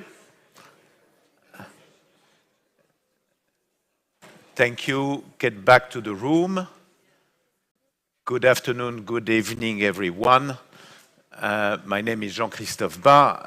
I'm the CEO and founder of Connectors for Peace, that is an NGO working to combat polarization and working with UNESCO. And I'm also a member of the executive board of the Aspen Institute in France that is partnering with our colleagues and friends from Aspen, Romania. It's a great pleasure for me to be moderating this last session today. I know that most of us are a little bit exhausted by this very long day or extremely interesting and stimulating discussion. And I'm sure that this last panel will be very much in line with the quality and the relevance of the discussion. We have discussed a lot today from the very start with the Secretary General of NATO about Ukraine, peace and victory and what will happen next. And in a way, this has been the conductor, the red thread of the discussion today. And in a way, this session will be a good opportunity eventually to wrap up all those discussions and also to try to come up with some specific perspective. One thing actually is to discuss how to achieve peace, but also to look at what is coming next. How can we make peace sustainable? I think the Secretary General Stoltenberg really stressed several times in his intervention that the war has not started last February 24th, but actually it has started now 9 years ago. It will be certainly very difficult and challenging to maintain peace, sustain peace. It's also, and I think it was stressed by Deputy Secretary General Michel Genoa to say that, there are lots of, in a way, not obstacles, but it's very difficult to discuss about peace and the future in Ukraine when we don't even know when and how peace will be looking like. So there are plenty of those topics that we will be discussing today. Of course, you know what is the peace fit with the border of 2014 or before 2014, or the border of February 24th this year, or a mix of both. These are some of the questions that are looming ahead, and also the multiple dimension. It's a little bit, and I would not use certainly the expression of the Russian dolls, because that would be very inappropriate, but there are multiple layers. Of course, the peace between Ukraine and Russia, because we will not change the geography, so Russia will still be there. So this is, of course, one key element and component, but also what does it mean also for countries like Moldavia, Georgia. We had a special session about the Black Sea, and also in terms of to what extent this conflict will be a major game changer in terms of European political, democratic security architecture, and also at the global level. So we have 40 minutes to address some of those key topics, and the sequencing of this session will be the following. I will ask each of the panelists to come up with their own perspective on these topics, and then we will, maybe pick up a few topics that were pointed out, and also take a few questions from the audience, because the audience probably needs to be more solicited, and I'm sure you have a lot to say. So I'm not sure we have connected with us Natalie Yaresko, who is the chair of the Aspen Institute. She's connected, right? Okay. So we have the great pleasure to have with us Natalie Yaresko, who is the chair of the Aspen Institute in Kyiv, and was a former Minister of Economy, and who is actually today not in Kyiv, but in Washington, D.C. So, Natalie, you are most welcome, and you have the floor. Thank you so much. Former Minister of Finance, just for accuracy. I thank you all for spending the time today to discuss this very issue. But there is really only one solution to achieve peace, and that is to defeat the Russian military. I think it was the Swedish foreign minister in Kyiv this morning who said only military defeat of Russia can solve this conflict. Chairman Milley of the Joint Chiefs of Staff of the United States has said a similar thing. And I think that when we look for peace and to define what that long-lasting peace means, I think we look to President Zelensky's 10 principles that he presented at the G20 meeting. First, there needs to be nuclear safety. That means removing all troops from the nuclear power plant in Zaporizhia, as well as stopping all of the threats to use nuclear weapons. Second, there has to be food security for the world.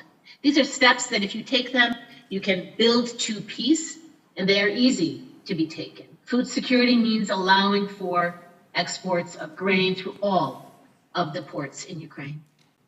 Third would be energy security. We need to stop these massive strikes. As you know, on November 23rd, there were some 67 cruise missiles fired at the electricity system, water, and power transmission systems in Ukraine. Over 40% of the system is damaged. At times, the entire country was under a blackout. They have to stop bombing the civilian infrastructure of the country as the third point. Fourth, return Ukraine's prisoners and return the forced deportees. Some 11,000 children are known by name to be forcibly deported to Russia. And we need to return all of these people for there to be peace. Fifth, and this gets to the question that you discussed in the introduction, there needs to be abidance with international rule of law, which means the UN Charter and the internationally recognized borders of Ukraine need to be reestablished. Our territorial integrity is critical. Sixth, of course, all Russian troops and all of Russian militias and Wagner groups and mercenaries need to be removed from the territory of Ukraine. Seventh, we need to have justice. We need to establish that special tribunal that was approved by a UN General Assembly vote. Eighth, and I think this is something we don't talk enough about, protection of the environment. There are tens of thousands of hectares that have been mined. This is the future of safety for the people of Ukraine, agriculture and farming, and so much more. The environmental devastation needs to end. And we'll need more resources in order to remove those mines. Ninth, we need to prevent any future escalation, and that has to do with the Security Compact. The Kyiv Security Compact proposal, which Ukraine has developed together with former Secretary General Rasmussen, very clearly outlines what those steps need to be to assure that there is no future escalation, future rebuilding of that Russian military after its defeat. And then finally, at the end, you can confirm the end of the war. You can sit down and you can sign documents. But no documents can be signed, no agreements can be reached until there's good faith effort to meet these principles. Because there is no trust and can be no trust with Russia, which is illegally in an unprovoked way invaded the country and used some, I don't remember it, I think the defense minister said today, 16,000 missiles against primarily 97% civilian infrastructure. So for there to be peace, you need to build trust. And those steps, implementing them one by one, can build the trust that can lead to a peace where Ukraine's borders are secure, where the world no longer need be concerned about future escalation. I'll end there. Thank you. Thank you, Natalie, for coming up with this list of 10 points to achieve peace, but also sustainable peace. I think it offers probably an excellent guidelines for this session and this panel. So maybe our panelists and speakers can also react to this list and maybe pick some specific perspective. I will give the floor first to Misha Gleni, who is the rector of the Institute for Human Sciences in Vienna, but was also a journalist and a broadcaster, and who wrote a few years ago this bestseller, Mafia. So maybe you will also address this specific perspective. Misha, you have the floor. Thank you very much. It's slightly invidious, I think, for all of us trying to imagine a peace at the moment when we are frankly still very far away from a peace, and there are so many movable parts in this war that it's very difficult to predict how the next 6 months is going to go, let alone anything beyond that. Even as we speak, the Ukrainians are engaged in an intense offensive against Kremina, whilst just a little further down the road, the Russians are engaged in an intense offensive against Bakhmut. And if either of those towns were to fall in the next couple of weeks or so, it would have a very significant effect on the tactical and strategic position. We have an, I think, almost unprecedented situation, certainly much more intense than the other war that I covered, the wars in the former Yugoslavia, of the use of artillery. The amount of artillery, the number of shells that are being fired every day. And now actually, this is creating a problem both for Ukraine supporters, the allies in the West, in terms of actually supplying the munitions that they require, particularly since you have often a disjuncture in the type of weapons that the Ukrainians are using, former Soviet weapons, and so the West doesn't produce the right size ammunitions for them. And Russia too is hurling so many missiles, as Natalie pointed out, largely at civilian infrastructures, but on the battlefields against the military as well, that Russia too is having supply problems, and yet there's no sign at the moment of the intensity of the war dying out. Then you have the international aspects where Putin is clearly banking on divisions within Europe as his primary strategy, above all else in Germany, but also he will have noted the divisions in the Czech Republic, in Italy, as to whether the European populations, we know that the Ukrainian population is going to sustain their morale for a long time, notwithstanding the terrible strategy that Putin has unleashed on them with the attacks on the civilian infrastructure and the power grid above all else. But how long are the European populations going to back support for Ukraine? We simply don't know, but we do know that there is a significant part, for example, of the German population which questions this whole strategy.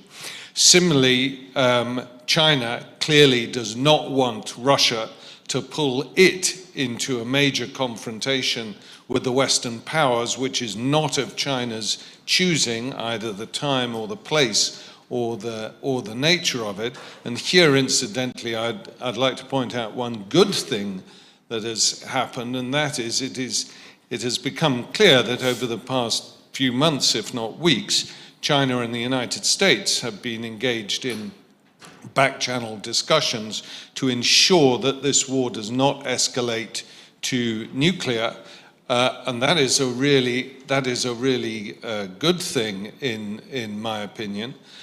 China has also expressed its dissatisfaction with Putin.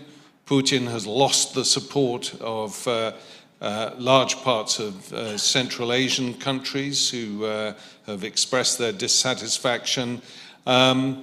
But Putin continues to enjoy support in critical areas in Africa and in South America and in parts of Asia as well. So this is playing out on the battlefield. it's playing out on the level of the suffering of the Ukrainian people.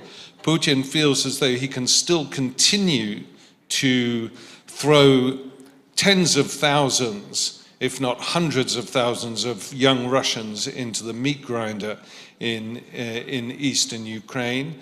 The Ukrainian morale, as I say, notwithstanding everything, remains incredibly high. So you've got a whole flock of black swans flying around this conflict at the moment. What happens when they either disperse or they land? Well, I'd just make a couple of remarks, is that whatever happens at the end of this, Russia will remain a power that possesses more nuclear warheads than any other country on this planet. And so how one deals with Russia, it's obvious what is going to have to happen in Ukraine, and Natalie has spelt it out very clearly in terms of issues like justice and so on, the reconstruction of Ukraine, which we know is going to cost a fortune. That will have to happen, and we will all have to put our shoulder to the wheel on that one. But Russia, which now is in danger of sliding into warlordism, is likely to be a very unstable place. And so it is my hope that in the chancelleries of Europe and in the United States, and even in places like China, as the Portuguese foreign minister was suggesting today, people are thinking of how do you manage Russia at the end of this war, whatever the outcome of this war is. And what you really have to watch out for, in my opinion, is you don't want anything like a repeat of Versailles. Thank you, Michel. I think you have raised lots of very important points, and one of them actually is to say that it's very difficult to, just to have those discussions about the future of peace when we don't even have any idea of where we will be and what will happen in 3 months and 6 months. So, discussing about the new architecture is certainly worth our time and interest, but there is still lots of unpredictable perspective. You have also raised the important point of a risk of divide among Europeans that we see coming here and there, and that's actually maybe even growing in when winter is progressing. So this is obviously something that we have to look very carefully. And of course, this major issue about how to manage, how to handle Russia if indeed there is a total failure and the risk of total collapse, and so this is a major point. As long as we speak, there are more and more issues that are popping up and piling up, and I'm sure that Sarah Myriam Martin-Brûlé, who is a professor at the Bishop's University in Canada and also a fellow at the International Peace Institute, will be able to grab some of those issues. I would like also to say that Sarah is also an expert in conflict management and follow-up, and so I think she will also come up with this perspective. Thank you very much. I would like to address this question of trust and what are the tools we have as an international community in order to build that trust and to come to a certain peace, however we define that peace. And that's, I think, also a question, how do we define peace and stability for that matter? And one tool that we have are, of course, UN peace operations. And UN peace operations were meant and were created to help state quell conflict, resolve dissensions, and of course protect civilians. And the questions of peacekeeping resurface, of course, with the war in Ukraine. In March, Poland suggested that it might be a good idea to have NATO deploy a mission in Ukraine in order to provide security. That proposition was then followed by the USCE, who suggested to also oversee a mission in Ukraine in order to help the population. And of course, then the question was raised, well, what about the United Nations? What about a peacekeeping missions? And when we talk about the UN, of course, one of the biggest advantage, or what is different about the UN, is that it regroups all the countries in the world. So by definition, by its very nature, the organization is international and hence can be seen as more impartial. The question then is, what type of peacekeeping missions would we see? Who would be involved? Which member states? How would it come forward, and which means would be deployed in order to carry on a peacekeeping mission? And as a Canadian, I put forward a proposition of a peacekeeping operations à la Suez. And what I mean by that is, of course, we've seen mostly in the 1990s and in the year 2000, mostly big peacekeeping operations, multi-dimensional missions that really aimed at quelling conflict within states. It's been, since the 1950s, we've rarely seen, or we've never seen, conflict between member states that included one permanent member against another. So the question of à la Suez refers, of course, to the UN missions, the United Nations Emergency Force that happened in Egypt in 1956, and that followed the idea of the former Canadian Minister Lester B. Pearson, who put forward this idea of deploying troops under the banner of the United Nations in order to supervise the withdrawal of France, UK, and Israel forces from Egyptian territories, and once the withdrawal would be done, to act as a buffer and, of course, to supervise the cessation of hostilities. There are two advantages, I think, to a mission of interposition like this. First of all, in the very idea of crafting, designing a mission that opens a new forum, a new area of negotiations between the permanent members, which, as you know, are the UK, China, Russia, France, and the United Nations. So it opens a new forum of discussion in agreeing on something, on doing something. And of course, the second advantage is that if a peacekeeping mission is indeed put forward, then of course it can help contain the conflict at the international level, certainly at the regional level, and alleviate the suffering of the population. But when I say à la Suez, I also refer to the role that Canada could have. And Canada, as a non-European mission, the founder of Blue Helmets, if I may say, with a significant Ukrainian diaspora that speaks the language, that know the territory, could have a key role. And this is the more current that the president of Ukraine actually called Canada for their help for a long-term peace plan on November 17 at the Halifax Security Conference.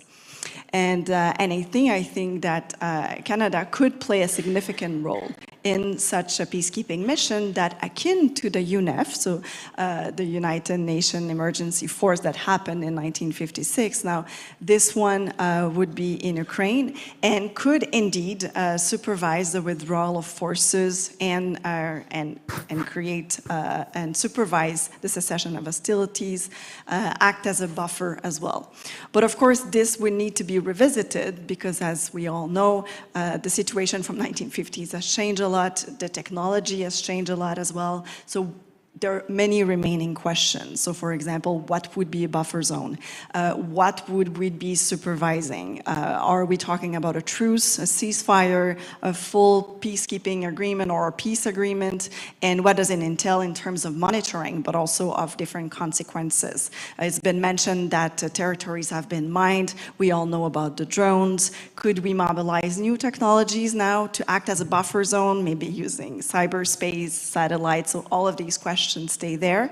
But I think just the very drafting of any type of agreement or any missions would have this added value of starting a new space of negotiation between the member states, and that's something to be revisited. Thank you.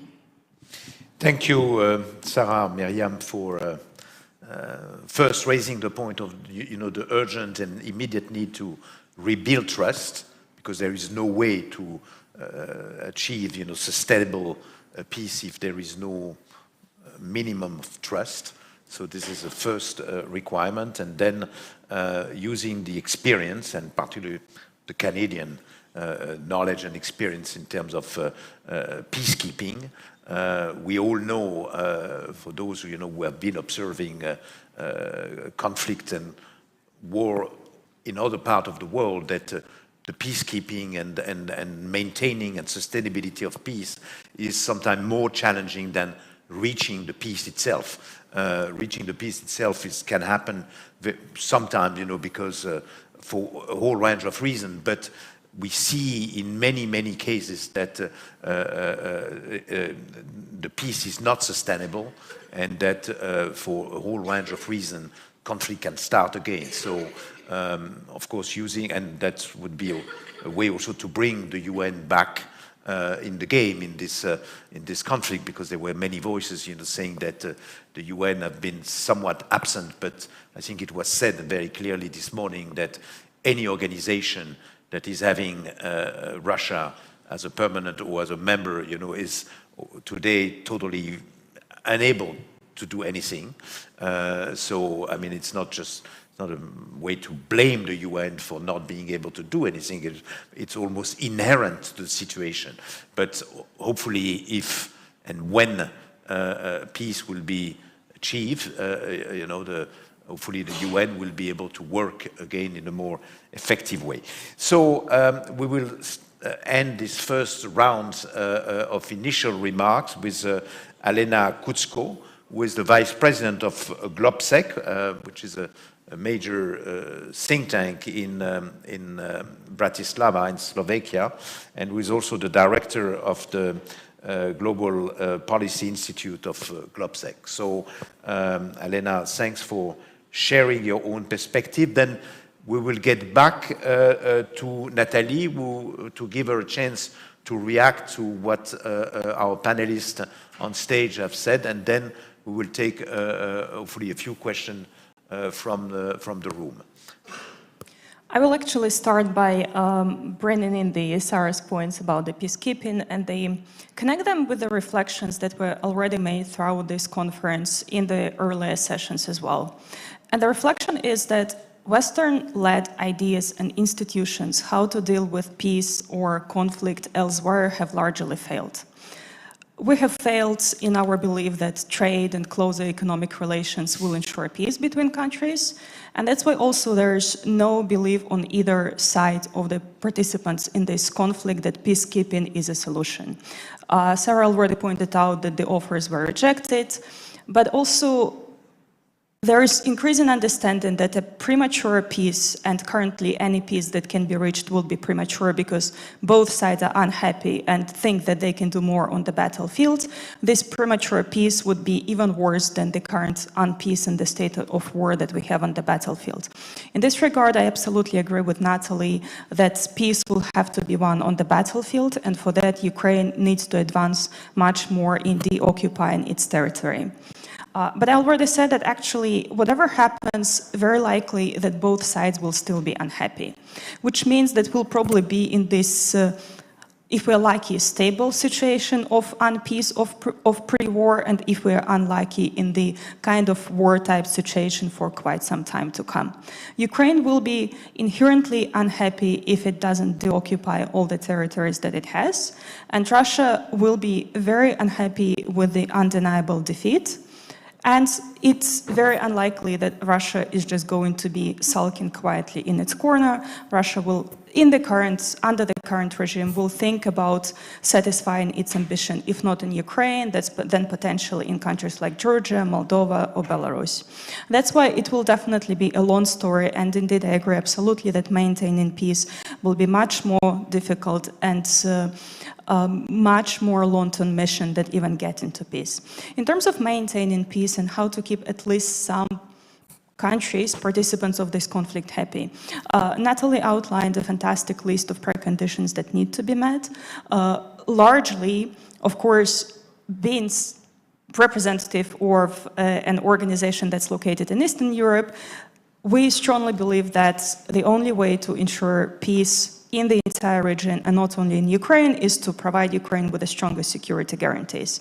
And the only strong security guarantee that we can legitimately rely on is, of course, NATO membership. It is not going to come anytime soon, not in the immediate years, but it is fair enough and actually in our own benefit to make sure that we strive for this ambition.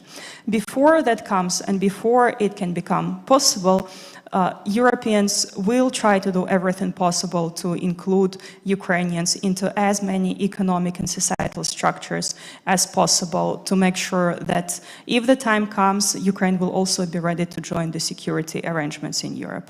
And I'll probably stop here for now. Thank you, Elena, for this also very meaningful and important point that you raised, and indeed, what are the immediate priorities in terms of membership to NATO, membership to the EU, when would it come in the agenda? And I think it's very important that both institutions, being NATO, being EU, are ready to be reactive, and also that we are able to to assess when is the right time for Ukraine's membership. I will, as we said before, get back to Natalie, if she's still with us. Yes. Yes, please. Okay, Natalie, would you like to eventually react, comment on what, we had, I think, very rich perspective from our panelists, and we would like to have you maybe commenting or adding and coming up with your own views. Thank you so much, and thank you, all of you, for your input to this issue. I want to step back for a moment and just say that peace requires military defeat, or there is no peace. A ceasefire is not peace with Russia. We've had a ceasefire for 8 years. I was minister when this war began. It led to further invasion. And peace does not alleviate suffering if a portion of the Ukrainian population remains under Russian occupation. Remember that every town that's been liberated, we unfortunately see after the high and after the wonderful news of a town being liberated, all of the tremendous evil and destruction, torture that goes on behind that wall of occupation. This is an attempt to destroy a complete society. It is an attempt to commit genocide and eliminate Ukrainians. So, to one of the speaker's points, Europeans can't give up on supporting Ukraine. They can't watch a European nation be destroyed. We've seen this before in history. We've seen a people being destroyed, and we reacted too late. We need to do everything we can to support military defeat of Russia in order to gain peace. And to the extent that Ukrainians are making the vast majority, 99.9% of the contribution to defending the peace and freedom of Europe, whether that's at the front, whether that's freezing in their apartments with no water in minus 10 degrees, 20 degrees centigrade. Europeans, democracies globally need to continue to support Ukraine. So I would urge not to look at a peacekeeping mission until at least some of those steps that I described to you have already been employed, so that we have some path to building trust. Trust that everyone mentioned is critical to any peace. But I just want to underline again before we move on, that there really is no peace and there is no sustainable peace that was described unless the military is defeated. The Russian military must be defeated. And so what that means is right now, support for Ukraine means more weapons. It means more air support, air defense. It means financial support to maintain critical government services. And now, because of the last weeks of carpet bombing the electricity and power system, it means helping support restoration of power throughout the country. Thank you very much. Thank you, Natalie. Actually, you are in Washington, D.C. Can you tell us a little bit about your recent talks and how you feel about American support and which is absolutely vital. Do you have any reassuring or assuring views to share with us? Yes, I think there was some concern prior to the midterm elections that a change in power between the Republicans and Democrats in the House and or the Senate would potentially put some stress on the support for Ukraine. But in fact, after these elections and the change in power happened in the House of Representatives, the Republicans are now leading the House.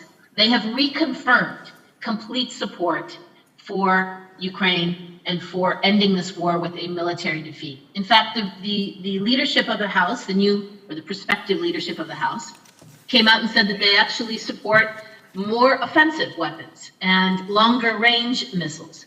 The one issue that they have raised to complement their support, so which we cemented bipartisan support again post-election, is that they would like to make sure that there is transparency in the provision and the utilization of that military support. So I think that they will be pushing for in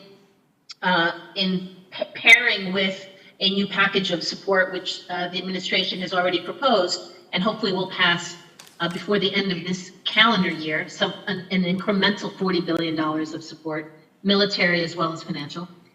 Pairing that incremental support, I believe the Republicans will push for mechanisms to ensure that the support is being used properly and that it's getting to the places it needs to get to, and putting to rest any questions about misuse, corruption, or other with that support. So I think we came out of these midterm elections in the United States with a stronger, more clear, bipartisan support for Ukraine, and I don't think there's going to be any change in that in the near future.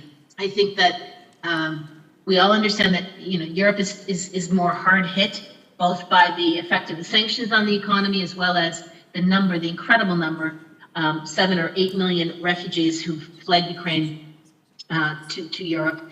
But at the same time, I think that everyone is holding together in the United States, and that is to some extent remarkable but appropriate.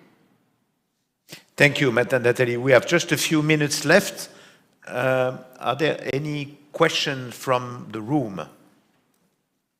Yeah, we have two. So please go to the mic. Yeah. Is it working? Yeah. Yeah. Good afternoon. Thank you, panelists. I would like to bring back one of the ideas that Misha commented before and bring it to you all to comment briefly, please. And is, how do we manage a defeated Russia?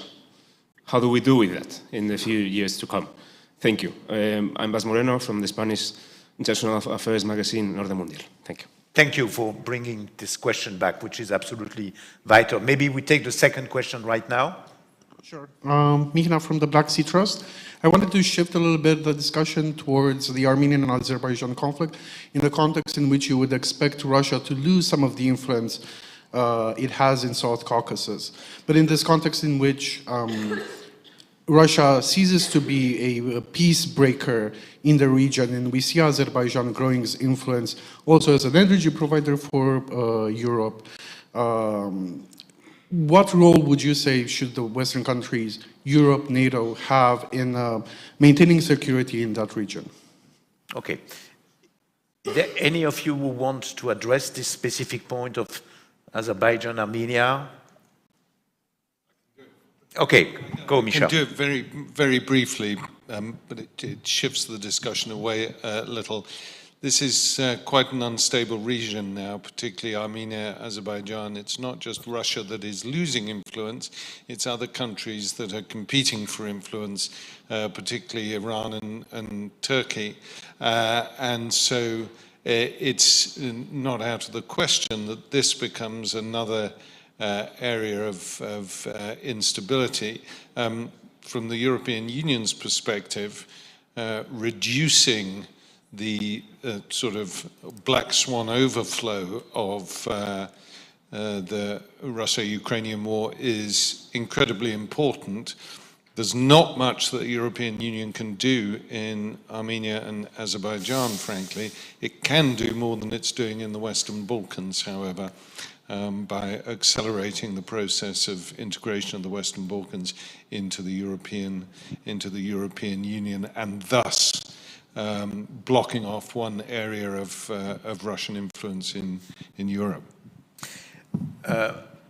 We have just a few minutes left, and I think it's very important to address this point of how do we deal with Russia? How do we manage the risk of a Russia collapsing and with a new chaos looming ahead? So maybe we could end the discussion on this topic, so each of you could come up with your own views or advice, and then we will ask Natalie also, because and Ukrainians are immediately concerned with this issue, and that would be our last word. So, go ahead. I'll connect actually the two questions, because the issue of Azerbaijan and Armenia, yes, shows limitations of what Europe can do, I mean the European Union, and B, it shows very clearly that there are other powers in the world that will be increasingly active, not just in Armenian-Azerbaijani conflict, but actually will be increasingly active in trying to have a role in whatever solution there is to the war in Ukraine. For example, Turkey is the best case example, and Turkey already plays an important role. But switching to how to manage a defeated Russia. First, I think Russia is very far from collapsing, and I don't think Russia is going to collapse anytime soon, regardless of the outcome of the war in Ukraine. What's important to remember is that Russia strives to be a great country. It's not just about Putin himself. There are certain elements in the philosophy of the state building in Russia that implies that Russia is a great country, which means it's the opposite of a normal country. So unfortunately, probably we need to expect that Russia will try to restitute its ambitions elsewhere. And that's why I'm saying that we need to be extremely careful and try to predict and help countries like Georgia or Moldova in making sure that they're not next targets of the defeated Russia as well. What will be important also in managing the defeated Russia is trying to bring more other countries into the conversation, be it Turkey or be it China on the nuclear issue as well. And finally, my final point, and that goes back to Misha's previous points about the repetition of Versailles. Of course, justice is important, but justice is not the same thing as revenge. So when victory comes, Ukrainians and Europeans will need to be somewhat merciful in their victory to make sure that we do not have to deal indeed with the repetition of Germany between the two wars. Sarah. Very quickly, I think we can go back to the definition of what would it mean a defeated Russia and what it means in which territory as well. And it's been mentioned by Misha on all the dimensions in which Russia is trying to influence different terrain and areas of operations, and that will go on. And there's many ramifications, I think, to Russia's operations, activities, and influences. So a defeated Russia on one area doesn't mean a defeated Russia on all areas as well. Misha? Just in terms of the defeat of Russia, just as Lenin saw imperialism as the last stage of capitalism, Putinism is the sort of the final stage of the grandeur of Tsars and the embodiment of the state and the godhead in one person. What this means is that if there is a defeat, I am certain that Putin will fall. It would probably be more advantageous for us if Putin falls earlier, because I don't think Russia will sustain the war if Putin falls. The problem about that is that we don't yet see the critical mass of what I call the Ceausescu moment or the Milosevic moment, whereby his own security forces decide to devour him. And so we have to brace ourselves. We have to prepare for a long war. This is going to be long at the moment, unless that black swan lands and Putin goes. Thank you, Misha. Natalie, you have the last word. So there are some different perspectives about Russia and Putin, and short-term, mid-term, longer-term. So give us your perspective, and this will be the conclusion of this panel. One very kind of broad statement is that I was in the US administration when the Soviet Union was collapsing, and the George Bush Senior administration at the time was also terribly concerned about the Soviet Union's collapse and what would happen to the nuclear weapons. And so this concern is not new, and yet we have gotten through it. So I urge everyone not to base our attempts to support Ukraine and achieving defeat on what will happen in Russia. I think that has to be something that is secondary to bringing a military defeat first. I think practically what happens with Russia will, to a large extent, depend on how we as democratic countries have come to support Ukraine, strengthen the region, meaning Moldova as well, strengthened our NATO forces, and what we've created in the interim during this horrific war in terms of strength, which will then, I think, define whether or not Russia continues to be an imperialistic and militaristic state or not. And so I think that the security guarantees, the bilateral and multilateral security guarantees that are built as we seek peace, I think how we invest in the rebuilding of Ukraine and strengthening Ukraine post or even now as we move through this war towards a eventual and necessary peace, I think are going to be very, very important criteria for defining what Russia will or will not do after its defeat. But I think we need to focus right now, because the number of people that are dying and the way these people are dying at the targeting of the civilian infrastructure and the targeting of civilians is something that we need to put an end to as democracies globally, not just for Ukraine, but for ourselves and for the future of democracy globally. Thank you. Thank you, Nathalie, for those words that are, in a way, very strong message and optimistic views. And I think this is a very nice way to end this first day of discussion of the Bucharest Forum. So thanks to everyone for your resistance to this long day. Thanks to our panelists, and please give them a round of applause, for this discussion. Thank you, and don't know at what time do we start tomorrow. Maybe Mrs. MC, you can give us some instruction. Definitely will. So thank you everyone for staying with us until the end. We will invite you for a cocktail reception outside. We look forward to seeing you tomorrow again, starting at 9. Thank you.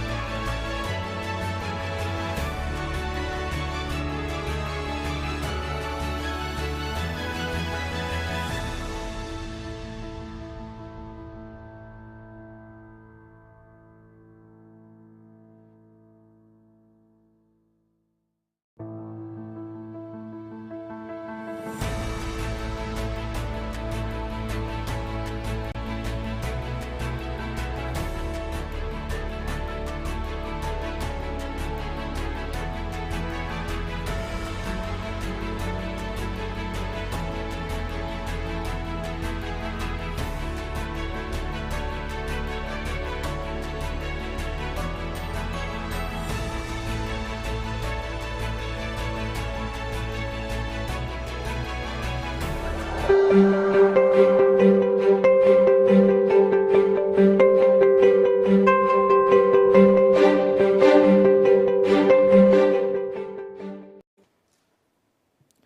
afternoon, ladies and gentlemen, and welcome to this panel on the sidelines of the Bucharest Forum, the 10th edition of the Bucharest Forum. We will discuss today a very important topic regarding the recovery, resilience, and the future of Europe, and defining the level of ambition. I am Robert Lupitzu. I am the editor-in-chief of Calea Europeană.ro, and I am very glad and honored to moderate for the first time at the Bucharest Forum at its 10th edition. We will discuss today a very important topic for the future of Europe, because I believe, and I think we all believe, that we are at a turning point in the history of the European Union, speaking about recovery and resilience, and also about the need to define and set the goals of our very ambition to become more capable, more autonomous, and more powerful and stronger in the world. We will have together with us today very important speakers. Here with us on stage, it's the Minister of Economy in the government of Romania, Mr. Florin Spătaru. Thank you very much for accepting the invitation to be at the Bucharest Forum. Thank you very much, and I'm honored to be present here in such an audience. We have together with us also via video messages Mrs. Adina Vălean, who is the Commissioner for Transport at the European Commission, and Mr. Anze Logar, who is the Minister of Foreign Affairs of Slovenia, the holding EU Council presidency. And also together with us online will be Mr. David McAllister, the Chair of the Committee on Foreign Affairs in the European Parliament. Good afternoon, Mr. McAllister. Mr. Daniel Hamilton, President of Transatlantic Leadership Network, Senior Fellow, Johns Hopkins University. Thank you for being with us. Thank you. And last but not least, Mr. Benedict Franke, Chief Executive Officer at the Munich Security Conference. Good afternoon, Mr. Franke. Thank you. Without further ado, I want to say just a few words.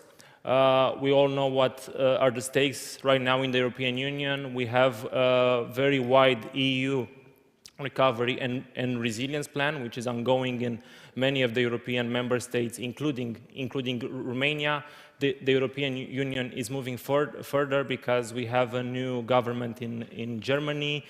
France is preparing itself to hold the EU Council presidency for the next 6 months in 2022. And many files and many objectives that the European Union proposes to adopt, considering also the strategic compass, which is very important for the strategic and defense sector, but also very important for economy, resilience, and also recovery of the European Union, internal and also on an external plan. I would like to give the floor now to Minister Spătaru, who will deliver his remarks on the debate. And later we will take questions. Please, Mr. Spătaru, you have the floor. Thank you very much.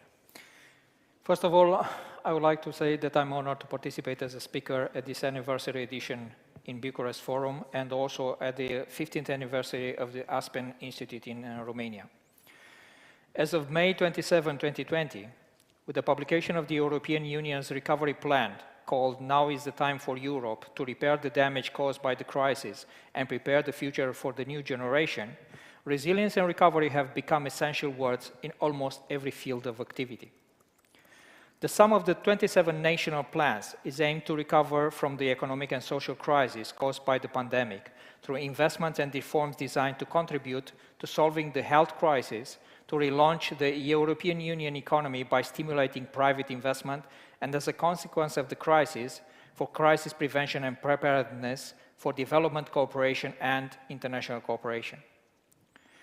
Romania, together with the other member states, has signed the joint declaration entitled Making the Relaunch of the European Union a Green Business, which settle our commitment to use the new European Green Deal as a key element in the European Economic Recovery Plan. This commitment has been found further in the National Resilience Plan through 41% of the investments directed towards greening. Also, Romania has supported in various forums retention of the industry in Europe by ensuring favorable market conditions and consolidating strategic value chains. Industry is the basis of the economy, and I personally believe that we have to work for the consolidation of production sectors which, and please do not take this restrictive list, ensure the autonomy of critical products, energy, and security of supply. We are on the border of the European Union, and in the current political context, ensuring a strong national economy based on a clean energy mix will make Romania a pole of stability in an effervescent Europe. Investments in the SMEs digitization, cybersecurity, energy efficiency, renewable energy, as well as in microelectronics in other sensitive areas, within the proximity of the research environment might enable the economic resilience, giving the opportunity to integrate the latest result of market research. I'm pleased to mention that the National Resilience Plan includes investments for Romania's participation in an important project of common European interest in the field of microelectronics, managed by the Ministry of Economy. In this project, other 19 member states expressed their intention to participate. In this context, in Romania, there are islands of competence in the technology and usage of semiconductor processors and products, both due to educational system and recent public and private developments and investments. The objectives of the IPCEI microelectronics are to structure and develop the skills of design, manufacture, and usage of microelectronics components and systems in a coherent national ecosystem, respectively to secure intellectual property and accelerate the implementing of advanced technologies in key areas of the national economy, such as automotive, health or precision agriculture, space, defense, aeronautics. The ecosystem which will be supported for this type of investment will join efforts of large enterprises, SMEs, institutional research, academic research, and the education system at all levels. Those two important levels are supported. On one hand, the applied research, and on the other hand, the transposition of the research results in the market by facilitating the first industrial development. While we are talking about the double transition, let us do not forget to mention the energy transition. The rapid shift to renewable energy sources will have a positive impact on the economy as a whole, from industry to services and to the end consumer. I remind you that Romania is the signatory of the Manifest for the Development of a European Value Chain on Hydrogen-Based Technologies and Systems, a document that supports the achievement of decarbonization targets and the use of renewable energy based on hydrogen, leading to the construction of a sector of excellence in Europe. At the same time, we must identify all those measures and actions necessary to strengthen the value chains for the double transition, to support the industrial transition, and measures to strengthen cooperation with European Union partners in priority areas.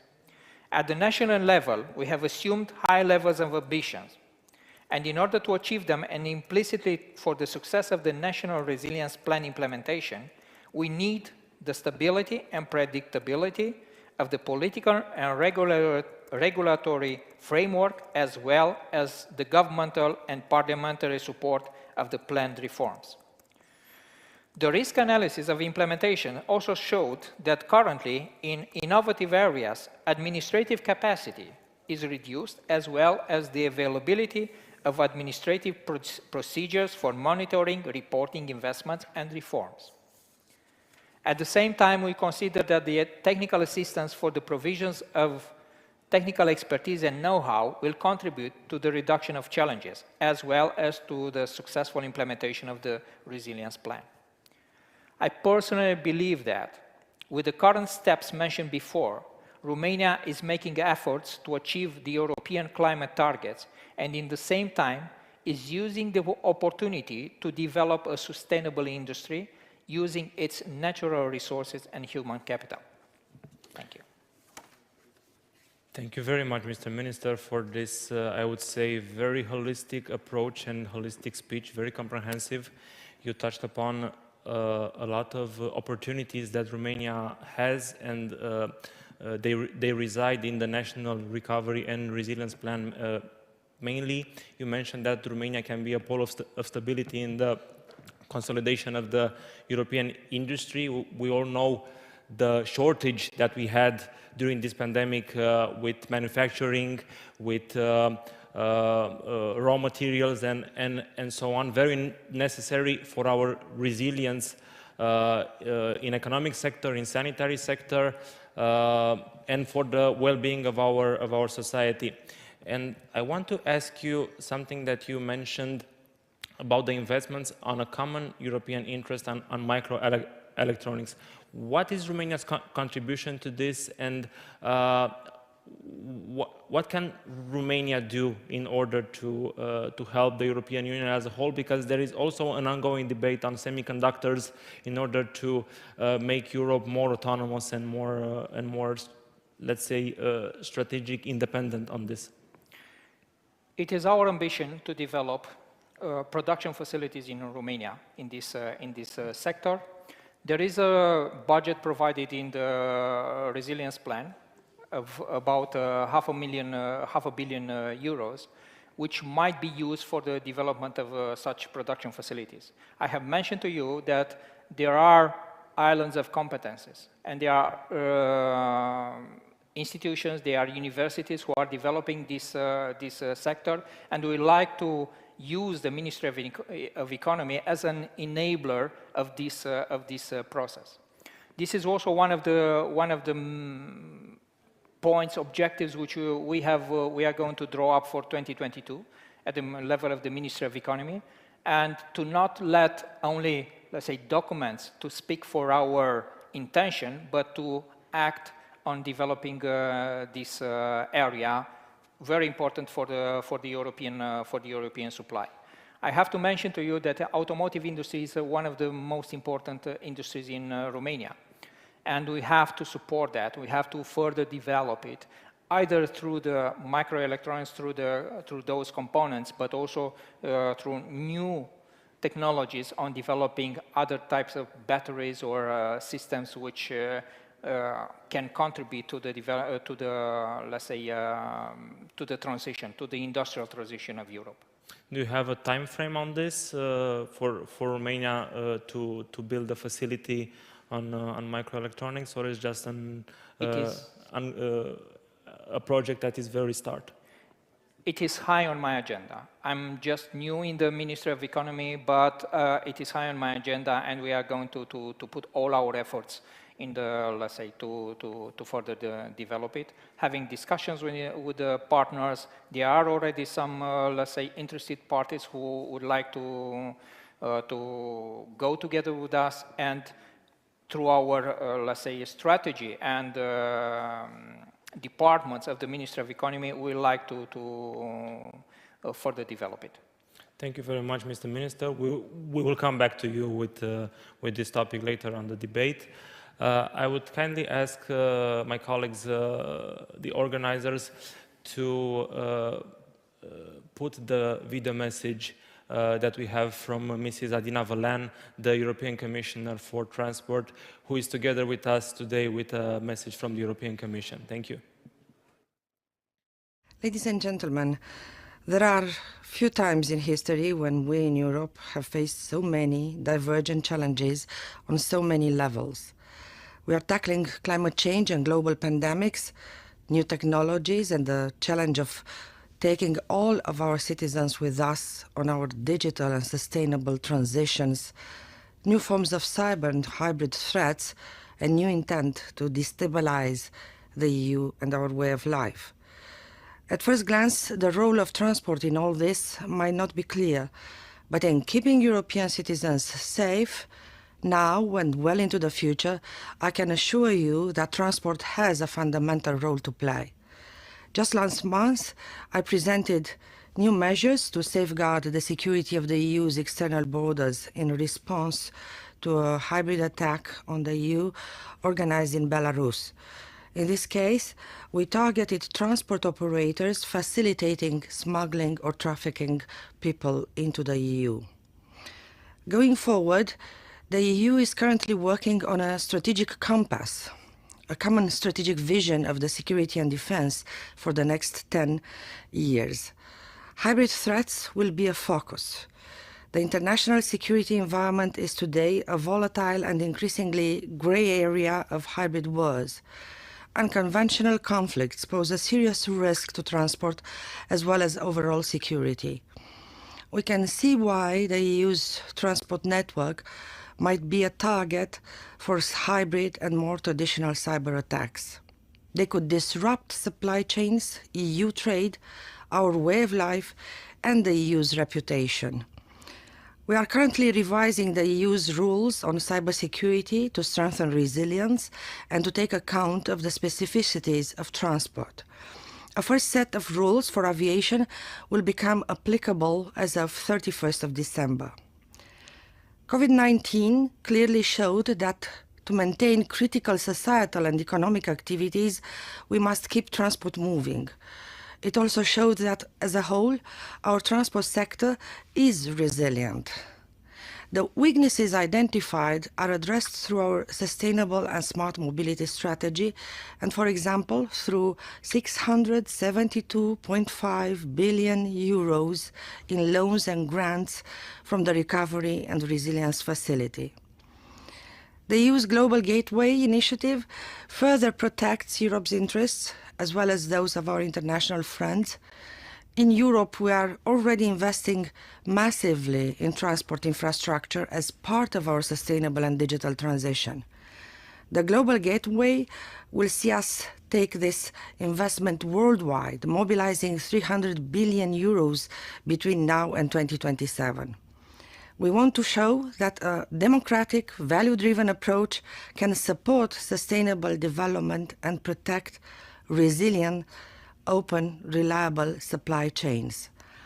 At home, we will continue to invest in digitalization, the number one way to make our transport systems resilient while retaining our competitiveness in transport technologies. And we will continue the work launched with our Military Mobility Action Plan to overcome the physical, legal, and regulatory barriers impeding the swift movement and transport of military forces within and beyond the EU. Our security could one day depend on our ability to mobilize quickly. Thank you. A very, once again, comprehensive message from Commissioner Vălean, who touched upon a lot of the main tasks that the Commissioner for Transport has, but they are very well interlinked with other fields, because she mentioned the digital transition, the green transition, the military mobility sector, which is very important also for Romania, and from a national point of view, very important, because in the National Recovery and Resilience Plan, we have a lot of projects that want to build and to develop the infrastructure sector in railways, in highways, very important for the economic development of Romania. Thank you very much for this message, and we now move further with a video message from Mr. Anže Logar, the Minister of Foreign Affairs of Slovenia, the country that currently holds the EU Council presidency. Dear Minister, dear Commissioner, dear honorable guests, Recovery, Resilience and the Future of Europe. The title of this panel session is an excellent summary of the Slovenian presidency of the Council of the European Union. Let me comment briefly on them. First, the recovery of the European Union. Its solid foundation is a substantial recovery fund of 750 billion euro, a fund coupled with massive national stimulus packages adopted across the EU, which will help to put the European economy back on track and secure jobs. In addition to green and digital, two areas to where the funds should flow are certainly transport and infrastructure. Much, of course, depends on the pandemic, its natural course and our ability to control it and, ultimately stopping it. But the pandemic also reminded us that the EU must become stronger and more resilient to cope with similar unpredicted situations. The EU must strengthen capacity to successfully deal with different forms of complex security risks and threats, such as large-scale cyber attacks, for example. Today it is COVID. Tomorrow it might be something else that could paralyze our economies, public life, and the work of the EU institutions. Because of COVID, there is now also greater clarity how important the achievements of the European integration really are. Imagine individual member states having to negotiate with vaccine manufacturers. A lesson well learned already came out of the race for medical equipment during the first wave of the pandemic. This demonstrates that we need a strong and effective European Union. Such a union can only be envisaged and constructed if we can all identify with it. This is why the discussion on the future of Europe cannot and should not be limited to the so-called Brussels bubble, but should carefully listen to the citizens and nations of the Union. We should be cautious of various types of populism, but also of excessive political correctness. Listening attentively is the way to bridge the gaps. We must identify strategic responses to the challenges facing both our citizens' everyday life and those of Europe as a continent. We must identify the policies where the EU is a global example and incorporate the lessons learned from the past crisis. Only a more resilient EU can be a global player. EU's response to different crises has shown that we are resourceful and adaptable. More resilient EU is not only about security, but also about the ability to safeguard our values, access to common goods, energy security, health, about securing supply chains and deterring others from interfering or waging hybrid wars. Current situation at the border of Ukraine, our European partner, or at the Polish border are good examples that these are not just empty words and that our ambitions need to be brought to a higher level. The EU must seize and hold the initiative, act, not just react. We do not necessarily need more, but better, more responsive and fully integrated policies. The EU can only maximize its reach by working together with friends and partners, by supporting multilateralism and rules-based world order, while at the same time be supported also by actions beyond its flagship soft power policies and measures. The EU must also be able to act whenever and with whatever means necessary. We should act together with friends and partners whenever possible, but also alone when necessary. If we want strategic autonomy to work, it needs tools and completely honest and open dialogue with friends and partners. Along these lines, Slovenia fully supports further strengthening of the EU's security and defense. Complementarity and partnership with NATO remains of crucial importance. The strategic compass will help us to navigate this path. Developing strategic partnerships with the strategic compass has been one of the main priorities of the Slovenian EU presidency. We are satisfied that strong emphasis is given to upgrading the partnership framework with NATO and strengthening the transatlantic bond. We should also be advancing further the cooperation with the Western Balkans on common foreign policy, security and defense. Our neighborhood has to be resilient too. Our neighborhood too is a part of the Europe of the future. Responses to the issues I touched upon today are going beyond Slovenian presidency. In fact, any presidency to the EU. They have to be agreed upon with a long-term perspective of the well-being of our citizens. I very much hope that the upcoming European Council will provide us with further direction on how to synchronize different national perceptions at the highest political level.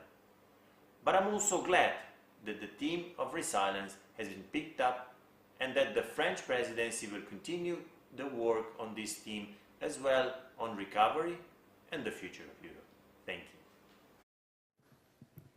Thank you very much for the message to the Minister of Foreign Affairs of Slovenia, a message of unity, of the importance of the transatlantic link, and also very focused on the strategic compass, which will be probably adopted in March 2022 at the European Council during the French presidency of the EU Council. Now we'll move further to our online speakers, and I would like to start with Mr. David McAllister, who is a member of the European Parliament since 2014. He is a member of the Christian Democratic Union in Germany and part of the European People's Party at the European level. He is also Vice President of the EPP, and since 2017, he took the helm of the European Parliament Committee on Foreign Affairs, walking on the footsteps of EPP veteran MEP Elmar Brok. Mr. McAllister, I will start with a brief question, because after 16 years, CDU moves in opposition in German politics, and the EPP loses its main power card in EU politics. And I would like to know, how do you see the future of Europe from the perspective of a new government that is now in Berlin, touching upon the main topics of our debate with the strategic compass, with the conference on the future of Europe, and also with the recovery fund, please. Well, first of all, thank you for inviting me, and warm regards from the European Parliament in Brussels. Answering your question, I want to be very outspoken here. Of course, I very much regret that after 16 years, my party is back in the opposition at a federal level in Germany for the third time after 1969 and 1998. It is time for us to leave the government, but on the other hand, a change of government in a democracy is normal. It's not the end of the world. We had a fair competition, and now, as a German citizen, I wish the new government all the best for the sake of our country, our citizens, but also for the European Union. And of course, this new government will be just as aware as the previous governments under the leadership of Chancellor Merkel that Germany, of course, plays an important role in the European Union as the biggest member state. If you look at the coalition treaty of the new government, which is formed by socialists, Greens and Liberals, you can see a lot of common ground between the former government and the new government. The new government is clearly dedicated to strengthening European unity. This new government has made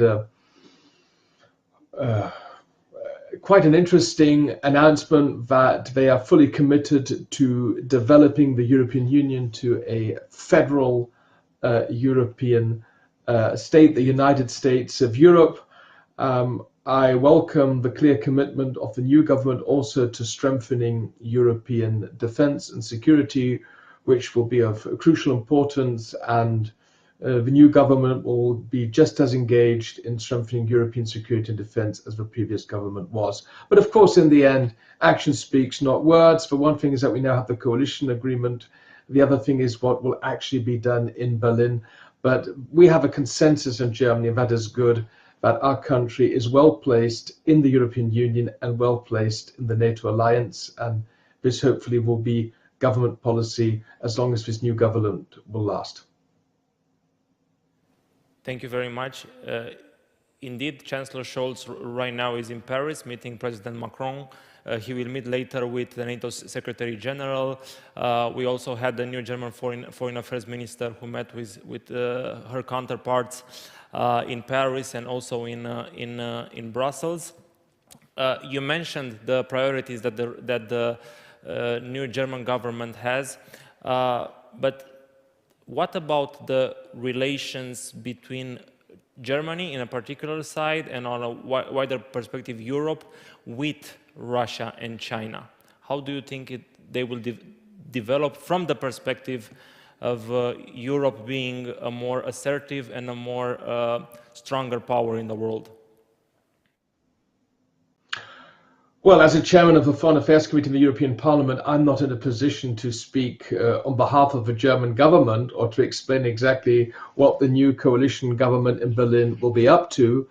But if you look at Russia and China, we know that these two countries play a crucial role, not only in our national security, foreign affairs and defense policy, but also at an EU and NATO level. Coming to China, I think it's very important that the German strategy towards China is embedded in an EU approach. I think it is very important that we as a European Union of 27 member states manage to show unity in dealing with China, and that the format of dealing with China for us is one and one, that the 27 member states, with all their gravity, with all their power, with all their unity, remain solid in dealing with China. I believe that the Free Seas are decisive for dealing with China. That means to cooperate where possible, to compete where needed, but also to confront where necessary. We know that China is an important cooperation partner, for instance, in dealing with the huge challenges on climate change. And we know that China is an important economic cooperation partner and also competitor, but it's important that we have free and fair conditions, especially for our small and medium-sized businesses operating on an increasingly challenging Chinese market. But we also need to confront China because we have very different views than the communist leadership in Beijing on human rights, on the rule of law, on media freedom.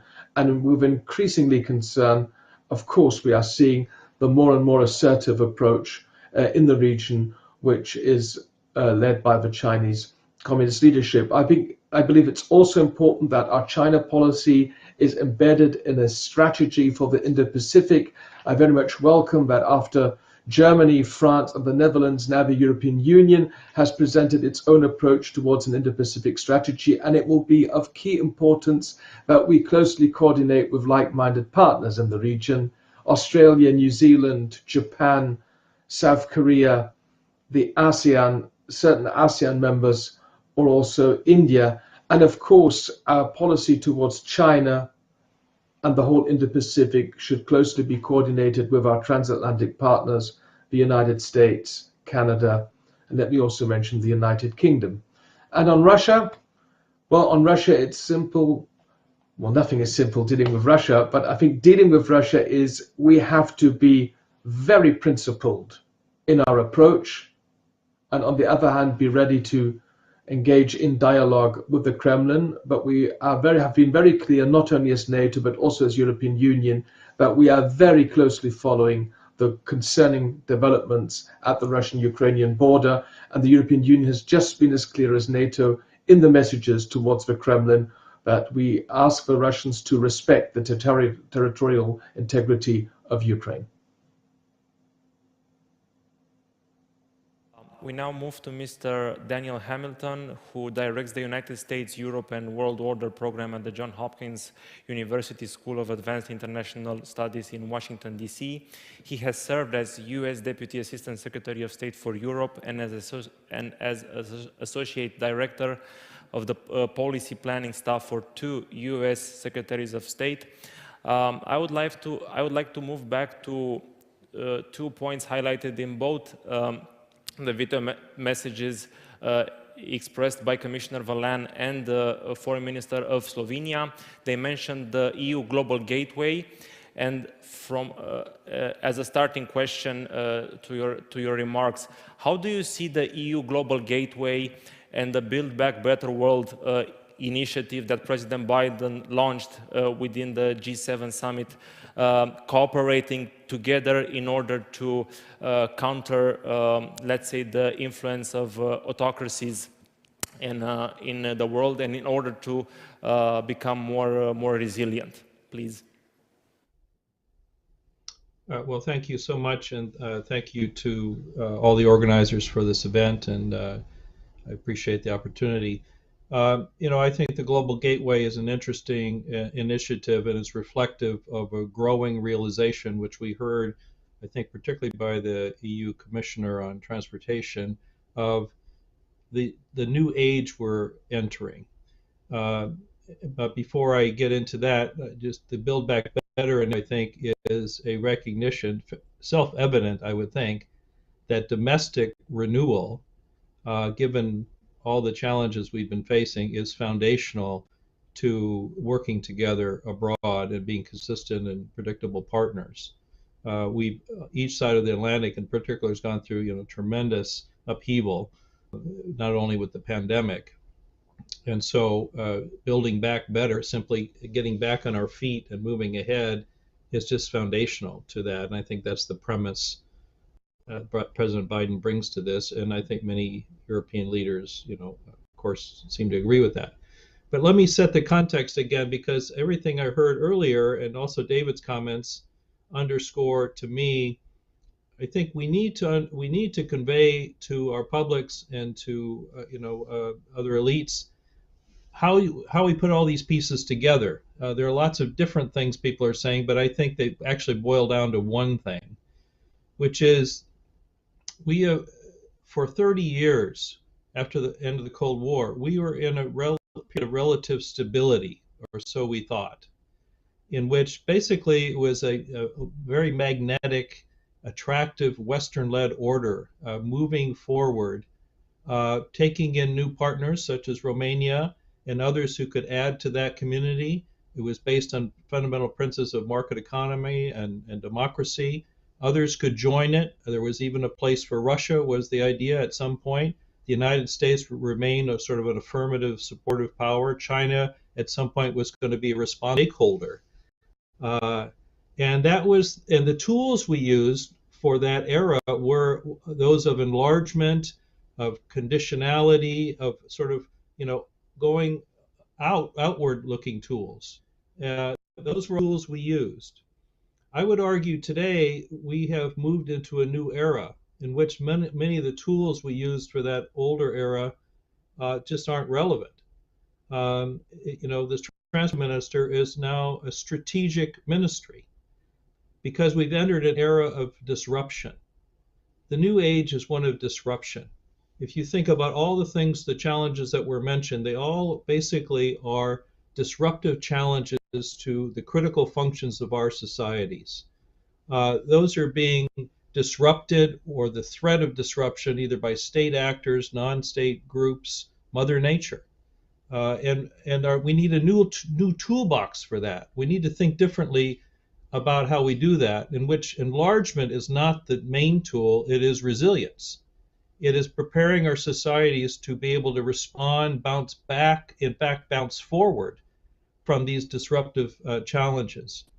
And so just think of the things that we need to develop in terms of our toolbox, which I think the European Union is working on. We have to move from sickness to health. Our societies and our economies, that's number one priority. And that's just because of the disruptive nature of the pandemic. Climate change is a huge disruptor, of course, and we have to move to a whole new set of tools, which are, we're grappling with.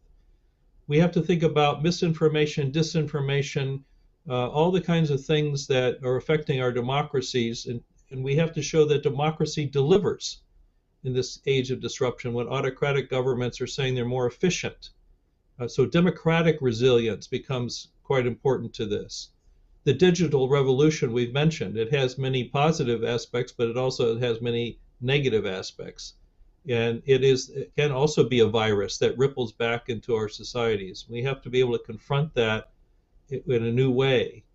Many of the speakers mentioned supply chains. The resiliency of supply chains is quite critical, and we have to think about that. And on the spectrum is defense. We have to have a more capable Europe. I always have a bit of an argument with my friends because strategic autonomy, frankly, doesn't translate well. No one really knows what it means, even in Europe, if I may say.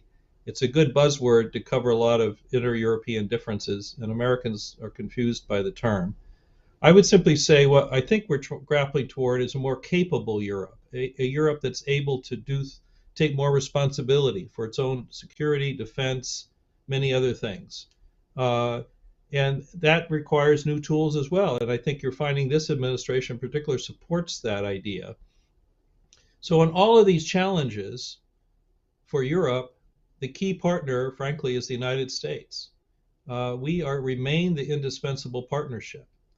to almost every challenge we just mentioned. So autonomy can't mean independence. It doesn't mean decoupling, I would hope, because that undermines most of the interdependencies we have across the Atlantic. So we have to build on that relationship. I think we're trying to do that, but we have to have a more strategic vision. The US-EU relationship is the one strain of the transatlantic relationship that's not strategic. We have such potential, but we're able to make it strategic, and we need to do that so we can, turn to these issues. My last point would be to say, well, our partnership is indispensable. In the world we face today, it's insufficient. We have to build partnerships with other like-minded democracies in particular to have this kind of response to these disruptive challenges, but also to put forward not a defensive agenda, but a new affirmative agenda of how democracies together can, in fact, not only confront these challenges, but address them well. So the gateway, your first question was, I think it's going along these lines. I think, frankly, in a typical Brussels way, Washington does the same thing. $300 billion, if you look at it, is about $3 billion, because most of the $300 billion is already funds that have already been allocated. This is not new money. So while I welcome the intention, I think if you look harder, you see we're really not there yet in terms of really putting money behind our rhetoric. I think the United States has a similar challenge. We have a blue dot network that's similar to this. It's not going anywhere right now, and we have to really align our resources with the kinds of challenges that we're facing today, and hopefully we do that actually in cooperation with each other. Thank you. Thank you very much for outlining a very important perspective and also touching on the idea of the strategic autonomy, because yes, it's very difficult here in Europe to translate it and to understand it. What does it mean? Probably we will see next year with the adoption of the EU strategic compass and the NATO strategic concept, how NATO in the EU and together with the US will move forward together. You mentioned one idea about trying to put the pieces together.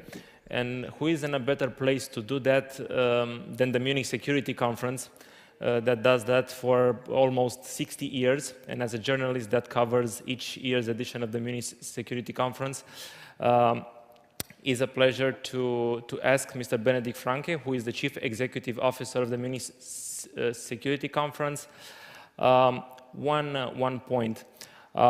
Shortly after Angela Merkel left office, will start the French EU Council presidency. And President Macron has already announced some key initiatives for a more sovereign Europe, budgetary rules, and an extension of EU Recovery Fund. How do you think the French-German partnership will adjust, or do you think that President Macron and new Chancellor Olaf Scholz will find common ground on these ideas of a more ambitious and autonomous European Union? Thank you so much for having me. Congratulations to the forum on its 10th anniversary. We love working with the Aspen Institute and the GMF, and it's good to be with you, albeit only virtually, and it's good to see so many friends of the MSC on this panel and in the room. I was fearing for a moment that you would ask me to put all the puzzles of this this pretty broad but highly interesting panel together. So I'm grateful for a more specific question at this stage. However, I do not work for the German government, and so I do feel a little hesitant to try to interpret the thinking of a government that has only been in office for 27.5 hours, I think. But what is true and what directly relates to the panel title is that if it weren't for the French, if it weren't for President Macron, we wouldn't be talking about European ambition and European sovereignty and strategic autonomy at all. It has been the French in the past couple of years that have sort of put strategic ambition into the discussion. And I believe that the new German government is open to a European Union that is more ambitious about its role in the world, about its responsibilities in the world, and about the path forward. I mean, you know, I'm as you said, I'm a security guy, so I cry when I think about the gap between the hopes that our citizens have when it comes to the European Union and what we collectively have delivered. Yes, it is absolutely true there has been no war in Europe or within the European Union. It is absolutely true that the European Union has been absolutely fundamental to the growth of prosperity and stability within Europe. And there are many, many, many success stories that the European Union, I think, the German-French engine can put on their scorecard. However, I've just contributed to a book edited by Dan Hamilton, who sits on this panel too, and I wrote about the Machiavellian moment.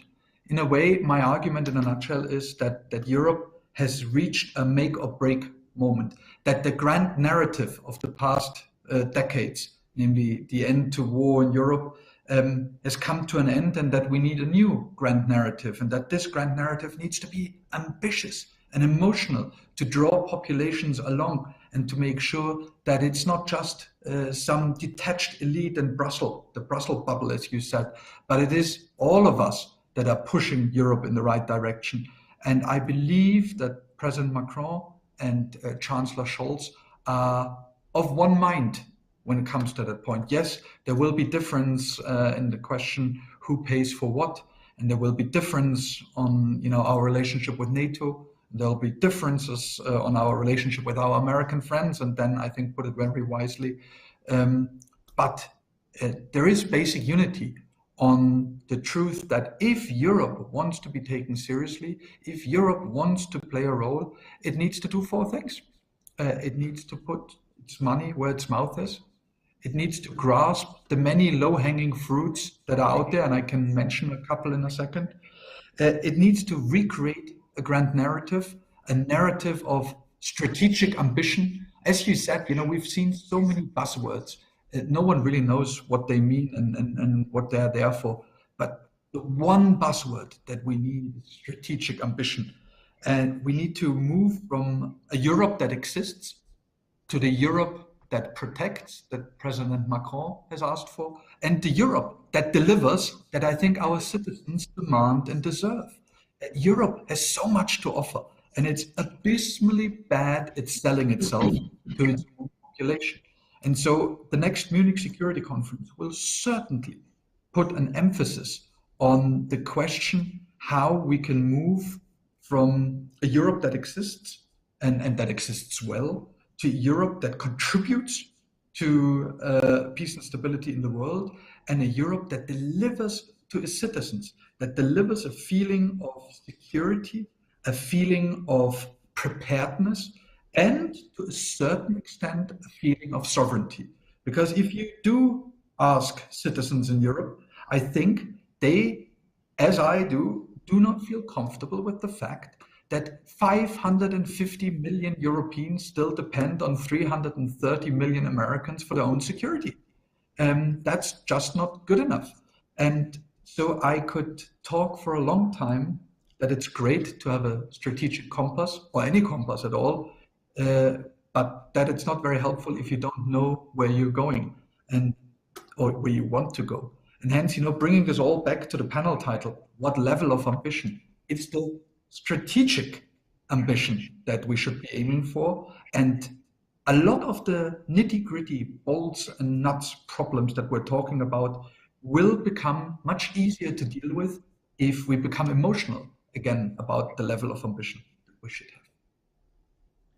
Thank you very much. Here in our part of Europe, well, we gained security joining NATO, and we gained prosperity and well-being and a set of democratic values, mainly joining the European Union. So a very powerful and also challenging approach that you mentioned, Mr. Franke.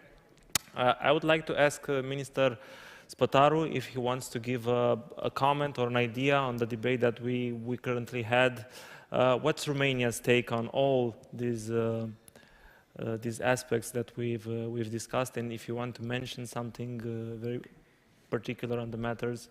Yeah, I just heard the comments of, let's say, all the speakers, and they are all valuable for, let's say, also for Romania. I also believe that this is a moment of a shift, the moment of a turn in terms of, let's say, thinking on Europe, not as a big consumer, but as a supplier and, let's say, a strategic partner. In terms of Romanian future, I think it is the moment when we realize that we have values, we have industry, we have, let's say, resources, and we can produce it. We can produce it in Romania, we can deliver to Europe, and we can provide, as I mentioned also at the beginning of this panel, we can provide security of supply. For me, this is the key word on defining the future of Europe. There is a need for a compass. There is a need for a strategic shift in terms of, let's say, the future of European Union and also the whole Europe. And I fully believe that that's the moment to do it. Now, when we are talking about the transition in terms of energy, transition in terms of, let's say, climate, going to a new aims on climate change, I think Romania should be part of that, and it is committed to be part of that. Thank you very much, Minister. Do we have questions from the audience? For our distinguished panelists. Excuse me. Yes? Because the other speakers... Yes, please, Mr. McAllister, please. Because the other speakers rightly mentioned the strategic compass, I just want to underline from the European Parliament's point of view that we welcome the strategic compass, and I see this strategic compass as a process, as an exercise that will pave the way forward towards a more harmonized strategic culture. And the strategic compass could be an opportunity to really show greater operational clarity, to enhance resilience, to develop high-tech capabilities, and to work closer with our partners. But what is important is when it is adopted, hopefully in March 2022 under the French presidency, the strategic compass must have significant benefits and needs to be more than just a simple listing of threats and challenges we are facing as EU and as member states. So it should identify present and future capability gaps and provide a clearer roadmap to fulfill them. And we have a lot of tools at our hands at the European level to implement the European Defence Union, with PESCO, with the European Defence Agency, with the European Defence Fund, but now it's actually implementing what we have agreed upon. But a final point, because I know that this is so important for you in Romania, and I want to be very clear here, these activities at European level have to be about strengthening the European pillar within the NATO framework. Our activities should never be in competition with NATO, should never be against NATO, and we should always avoid any unnecessary duplication or replacement of existing NATO structures. So that's what it's all about, and I do hope that we can make real progress under the French EU presidency starting on the 1st of January. Well, thank you very much for this insightful idea. You level up one idea that I want to ask for our final minutes in this debate. Few days ago, the European Defence Agency published its annual report on defense spending, and while the European defense budgets were up for the 6th or 7th year in a row, the level of collaboration between member states, it's at a low level. So this is an open question. What should we do better in order to bridge this gap? If we understand correctly that building the European defense pillar is also very, very important, because it will not decouple from NATO, and also will help our own industry here in Europe, each national industry on defense, and also broader industry, because it's not only about defense. What we should do better on this? Who wants to take it?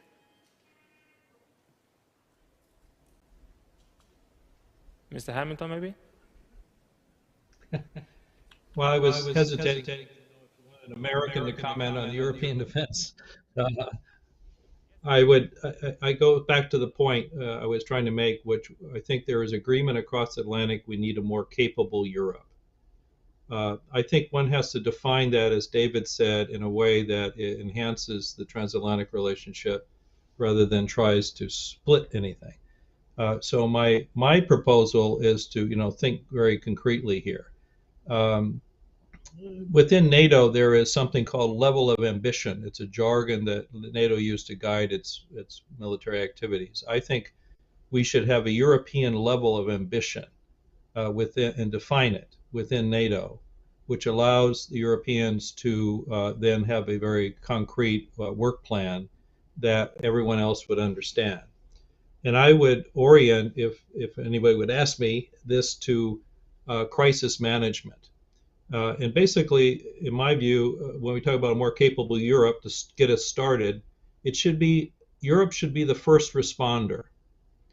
It should be the first responder and have the capabilities to respond to crises in and around its periphery.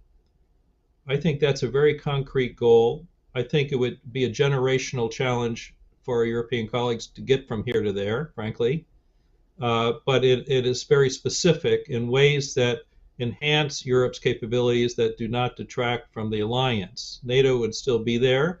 It would be able to focus on defense and deterrence, sort of core things. The United States would be able to use its resources and to deal with lots of other challenges, knowing that Europe sort of has its back. And the Europeans would be able to deal with, I think, what is the real premise of strategic autonomy in the French sense, which is to deal with these crises. So that would be my proposal, to define first responder in a way that creates the capabilities that are needed to allow Europe to fulfill that role and take the lead. I think we could have a good, honest debate about that. Mr. Franke, please, you have the final word. Thank you. What an honor. I have not yet read the report by the European Defence Agency, but let me just echo something that David has said before. I mean, all of this makes absolutely zero sense if it is in competition with NATO. And I think we have still not managed to persuade the American side of our intentions, and we have still not managed to harmonize our levels of ambition within Europe. And I'm not sure if it's a good moment now or bad moment that both organizations, the European Union and NATO, work on their strategic concepts or strategic compasses at the same time. I mean, something very harmonized and useful could come out of it, but we may also end up in a situation where there are certain spaces of possible misinterpretation in these two documents. So I believe that the pressure really is on the European side to come up with a sort of one sentence, two sentence narrative that every single European country subscribes to, that will make clear to our American friends what our level of ambition is.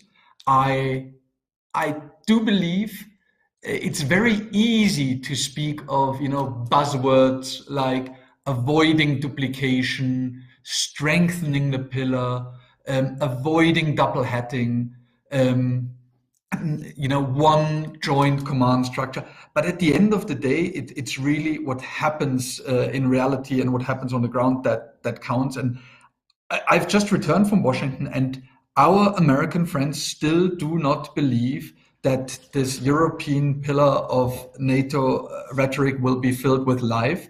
Let's be totally honest, many of them don't trust some of our European member countries. They doubt their good intentions. And so I think it's really up to us Europeans to use the process of the compass to come up, as I said, with a very clear narrative on our level of ambition. Very much. Thank you for your participation. Thank you, Minister Spătaru, for being together with us here in person. We thank for the video messages to the European Commissioner Vălean and to the Minister Logar from Slovenia.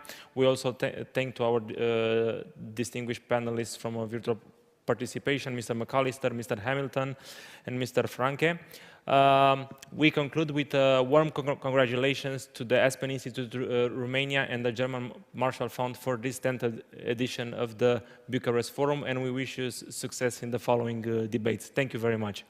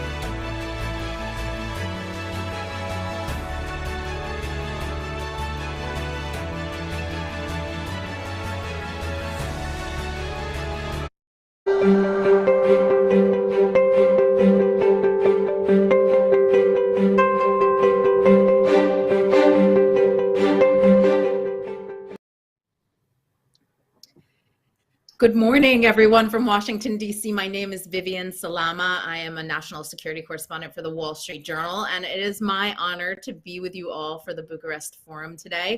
We're talking about strategic competition in the Asia-Pacific region, and when discussing the state of international relations and global balance of power, President Joe Biden's administration has increasingly been referring to strategic competition as opposed to former President Trump's great power competition.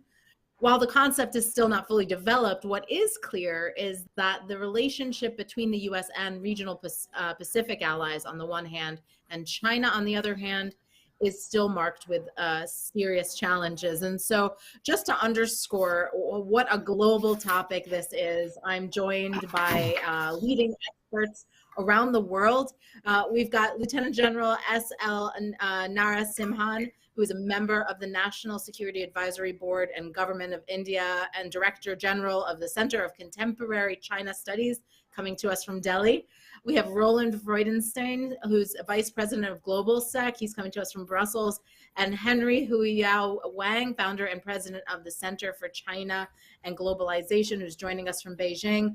Alexander Downer over at King's College London is having some technical problems. We do hope he joins us at some point during our discussion. So gentlemen, let's just dive right in.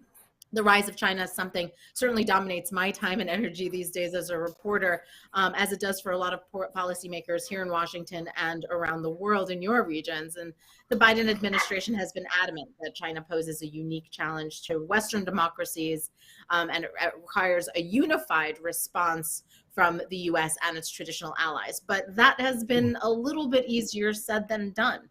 A lot of challenges in getting a lot of the Pacific allies to just wholeheartedly back what the Biden administration is doing. And so I'd like to hear from each of you just sort of briefly first, a minute or two in opening remarks about why this is such a challenge right now in 2021 and sort of what's dominating your thoughts at the moment on this issue.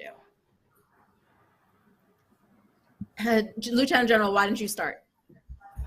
Okay. Thank you very much, Vivian, and thanks Aspen Institute for giving me an opportunity to join this forum. It's wonderful to be here today. I would just mention 3 points. One is, China has got interests in the Southwest Pacific region.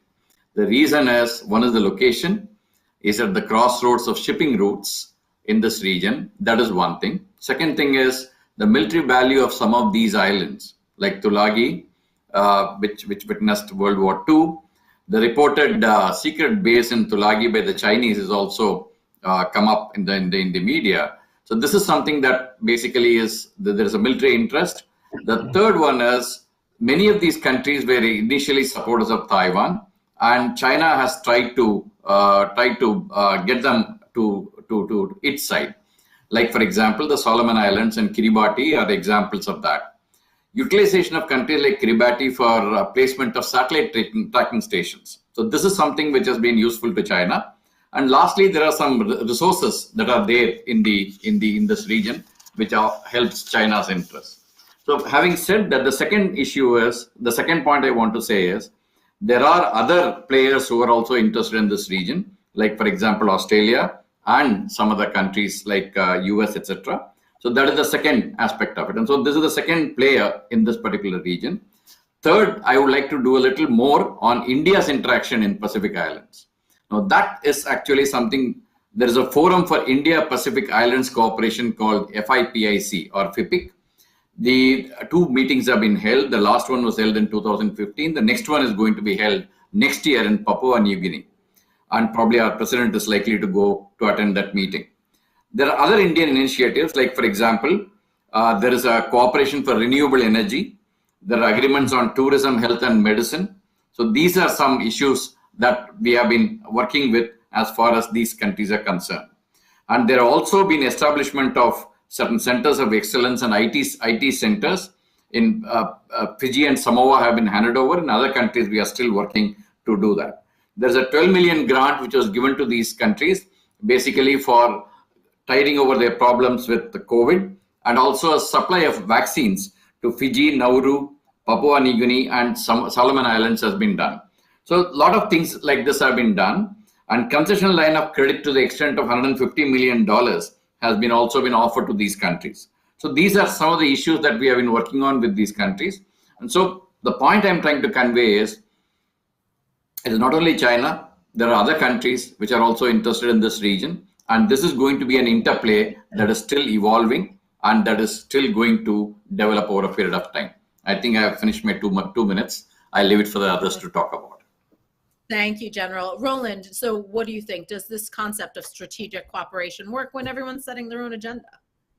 Vivian, thanks, and dear colleagues, thanks for having me. I would even use a different terminology here. This is a systemic conflict, right? This is a competition of antagonistic political systems. This is democracy versus authoritarianism. That doesn't explain every little detail about the Solomon Islands and so on, which was very interesting. But it does explain the larger framework in which this competition is taking place. So instead of calling it either great power or strategic competition, I would call it a systemic rivalry. And this is the way also the European Union is increasingly defining its relations with China. Let me just maybe say 2 more points at this stage here. You know, the American journalist Ann Applebaum has just come out with a really seminal article in The Atlantic a couple of weeks ago. The bad guys are winning. It is about what she calls autocracy incorporated. So this is like, you know, autocracies across the world have learned from their mistakes, if you want, of 1989, of the color revolutions, of the Arab Spring. And they now have developed a model of clinging to power, which is largely free of classical ideologies. It is just autocracy. It is the contrary of democracy. Of course, sometimes mimicking democratic procedures. But, you know, to claim that Russia is based on a constitution today or China is a multi-party system, as the 2 ambassadors of those countries just did in an op-ed piece, it's a bit of a bad joke, I would say. So Ann Applebaum says in this article, democracies have to get together, have to get their act together, have to be more united and exchange best practices, how to defend their democracy and the rule of law at home, and how to push back globally, and East Asia is part of this very much, against the authoritarian cooperation that we see. And the conference, which is going on as we speak, the Summit for Democracy, to which President Biden has invited countries, governments, NGOs, civil society representatives, that's a first step. But that's this is more the beginning than the end of a development. And I'm pretty optimistic that democracy will prevail. It's just going to take a little bit longer. Thank you for that. Henry, you are sitting in Beijing. What is your view from where you sit? Yeah. Oh, thank you, Vivian, and also all the panelists for discussion. But I think, you know, that maybe we have to look at things a little differently because we are now in a pandemic of the big crisis of the century. I think since the Second World War, we have a Bretton Woods system which carried us until today, largely prosperous and peaceful. But now we are having a worldwide virus broke out. You know, I think we need to really think about the system we are in. You know, when Bretton Woods system set up, there's only 2.5 billion global population. Now it's 7.8 billion.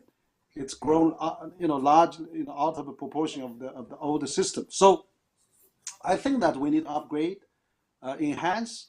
It's not really makes sense to say which system is better and which system is inferior. But let's compare the performance, basically. That's, I think, the bottom line. And Center for China Globalization, my think tank, we just held a 6th annual Global Think Tank Innovation Forum. I had invited Brookings and Council of Foreign Relations and the Peterson Institute and a number of the think tank people on the chat. But basically, there's a voice from the think tankers to say, let's measure the effectiveness of democracy. China also has international forum of national democracy, and also more than 120 country representatives participated in the last 2 weeks.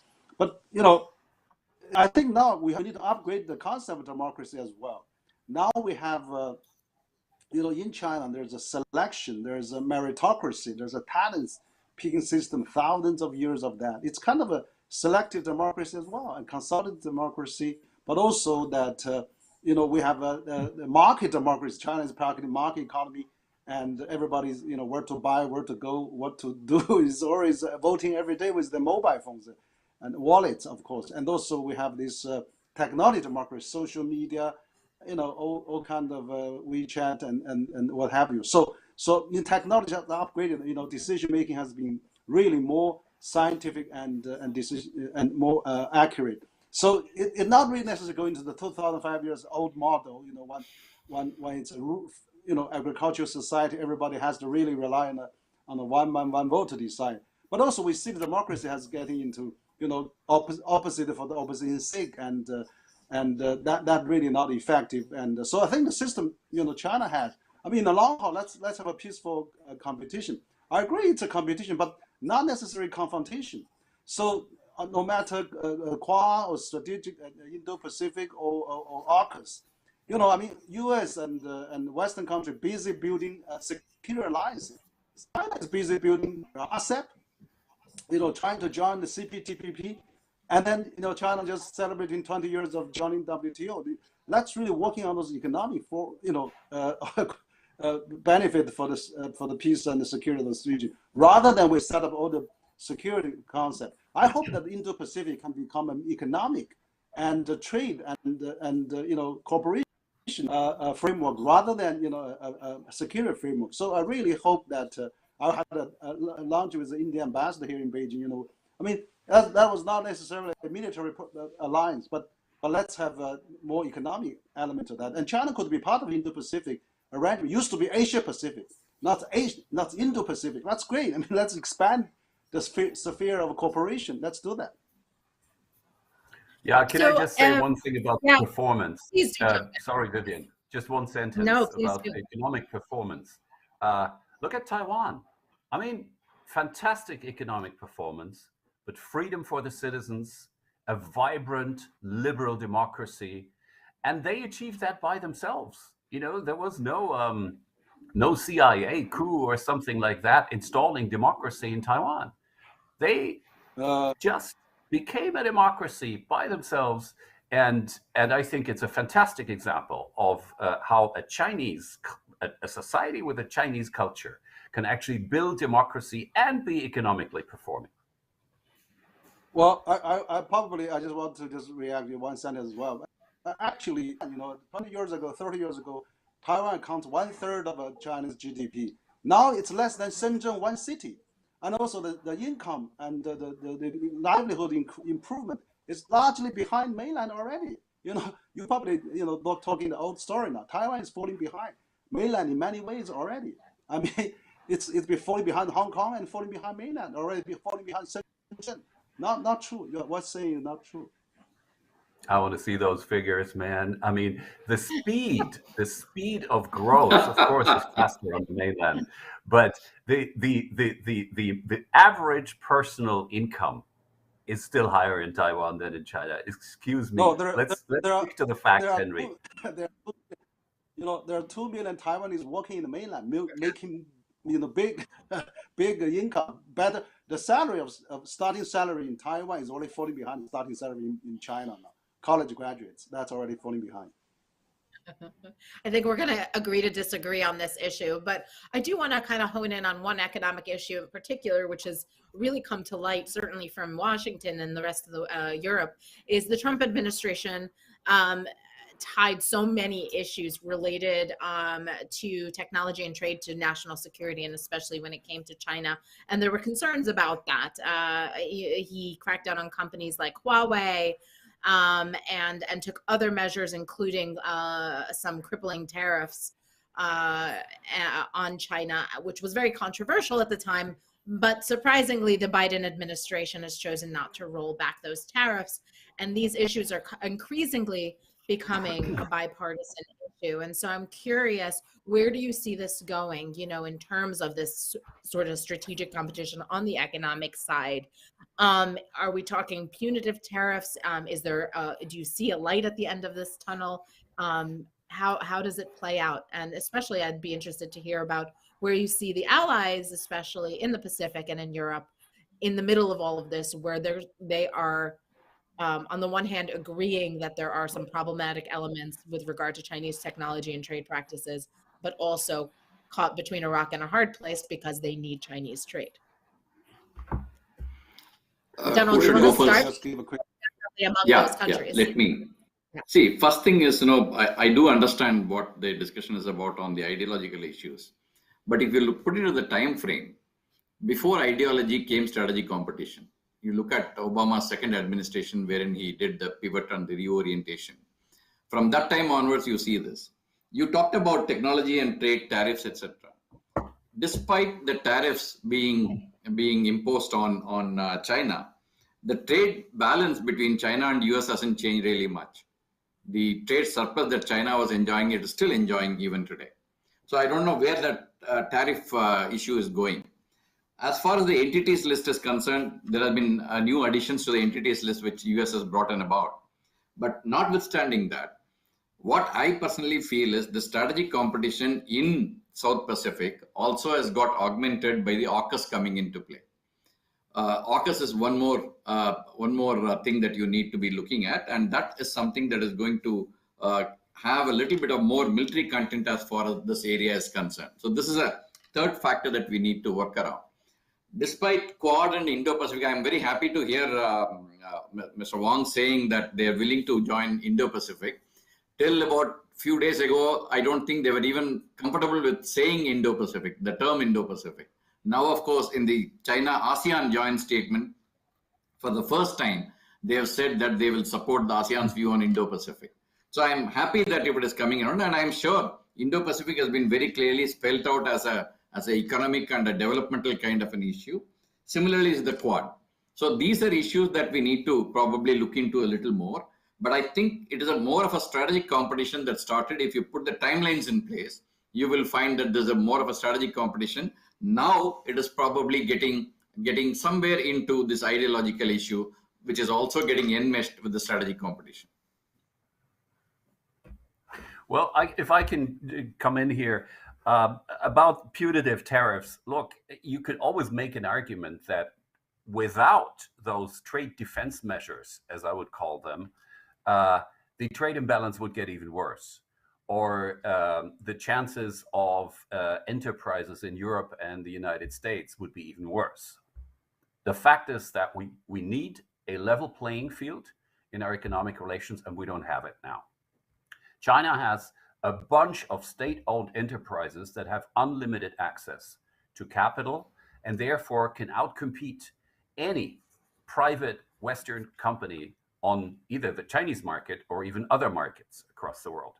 We have forced technology transfer, we have copyright issues, we have a whole bunch of economic problems that we need to solve in negotiations. And if you want to negotiate credibly with someone else, you need to have trade defense measures either at the ready or in action, just to show that you mean business. I think that's completely normal. And by the way, this is the way things are going also in Europe, in the European Union, vis-a-vis China. Yeah. Okay. Maybe I can share my view as well. Yeah. So Vivian, you talk about this tariff and why U.S. is not rolling back, and Biden is in awkward position. Hasn't maybe inherited a lot of Trump's policies on China. I think he was really facing a very dilemma. I mean, those tariffs are terrible. It was added to the American consumers. This so-called trade deficit is really a myth, because a lot of the things China just made a labor cost. For example, an Apple phone selling US $1,000, China probably made $50, but then half of the price probably counted on China's surplus, because China didn't have all those or spare parts or design or brand or whatever, But that really was a myth for a long time.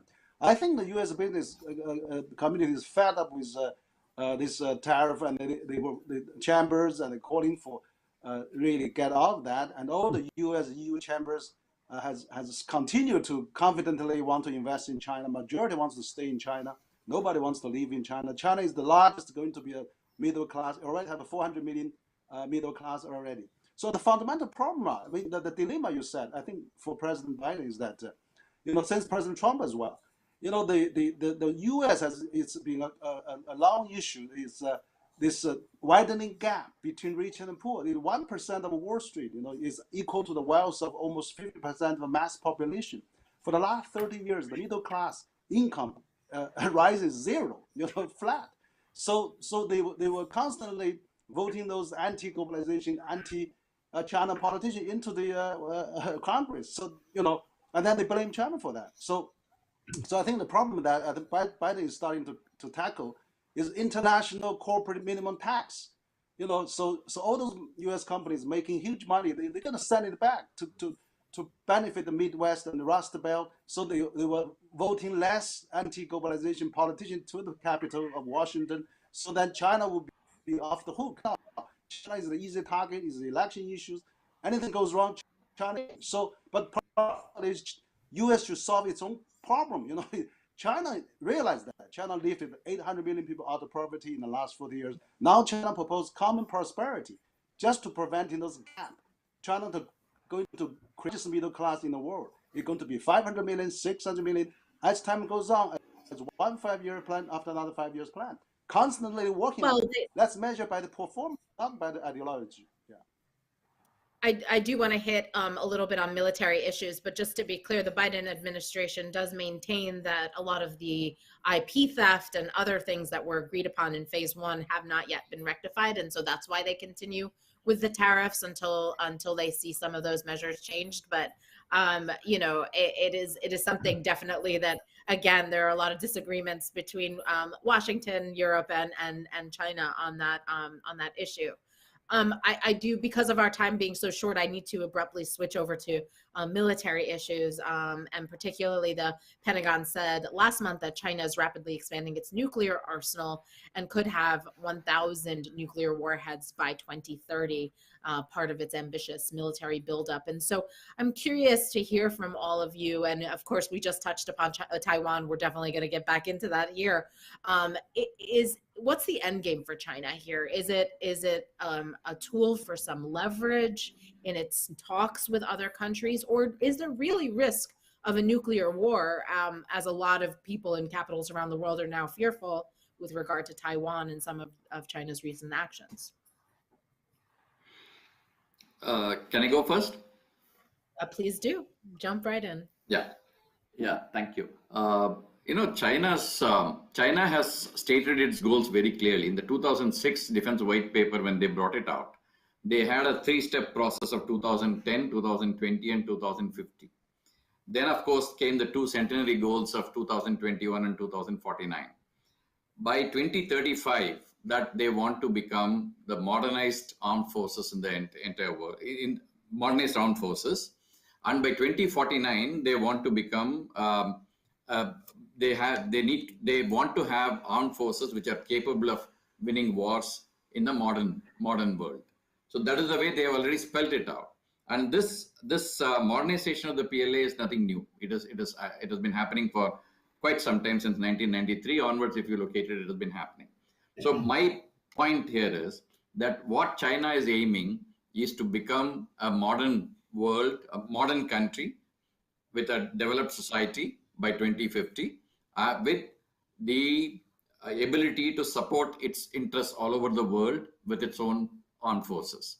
So that is where it comes up. And therefore, you will find that the not only the platforms, you will find the joint fighting capability and the integrated operations capability will improve, and they will try to become the modernized armed forces which are capable of winning wars anywhere in the world. That is what they are aiming, and that is what they are progressing. On the nuclear front, actually they have actually seems to be graduating from the minimum deterrence that they were talking about earlier, with these silos which have been located recently, which you mentioned about. these silos are actually indicative that there are more number of warheads that are going to come up. And supported by what Pentagon said, you find the numbers are going to increase, and that is going to become a cause of concern. But however, traditionally, nuclear warheads or nuclear weapons have been weapons of deterrence. They have not been weapons of war fighting. That is something that we need to keep in mind. Even at the height of the Cold War, you found, even though thousands of nuclear warheads were deployed by both the sides, it didn't escalate to the extent of war fighting. But that can't be ruled out in future. But this is something which is actually a dangerous trend.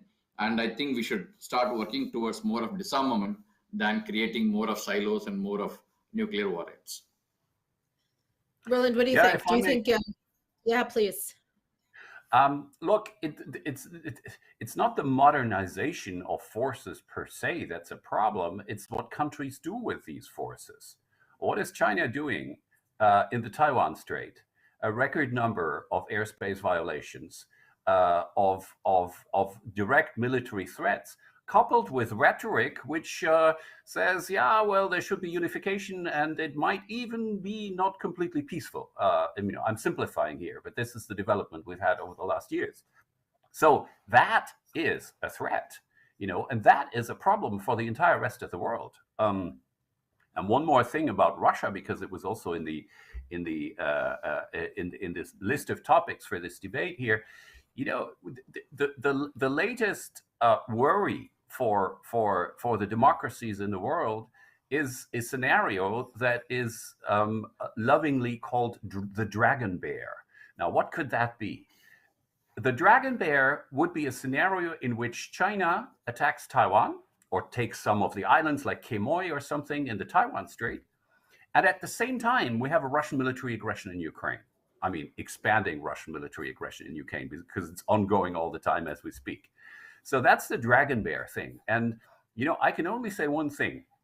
We are aware of this in the West, and the conclusion can only be better defenses, better deterrence, while maintaining a dialogue with the other side.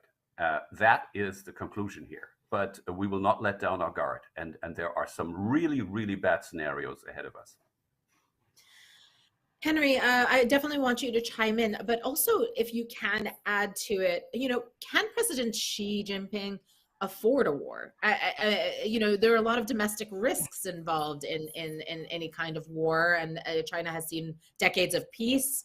The economy has really turned around in recent years, and so that element of it also kind of quite raises a lot of eyebrows here in Washington about, why would he want to get into a war? But all signs seem to be pointing in that direction. Nobody wants to get in a war. I think the president doesn't want to have a war at all. Doesn't want to have a war. Absolutely. I mean, China. But then why does it seem to be that all signs seem to be pointing in that direction? Let me explain. China now is becoming the global supply chain center to the world. China's import-export hit a new historical record high. The shipping company exec told me all the container going out of China is full and coming back is most of it empty. China is really supplying and stabilize the world. I mean, now people won't have a nice Christmas because there's a lot of a Christmas gift cannot be sent on time from China. I think the issue is absolutely important.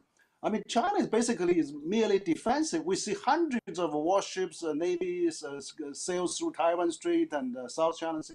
China is basically responding, talking about nuclear heads. U.S. and Russia have many more thousands more than China. China maybe have a few hundred. U.S. has several thousand. And let me give you one number. China has actually 2/3 of the global high-speed railway land. Total length of China's high-speed railway is equal to the next 10 countries combined, whereas U.S. military budget is equal to the next 10 countries combined. So you see who is doing military and who is doing peaceful prosperity building.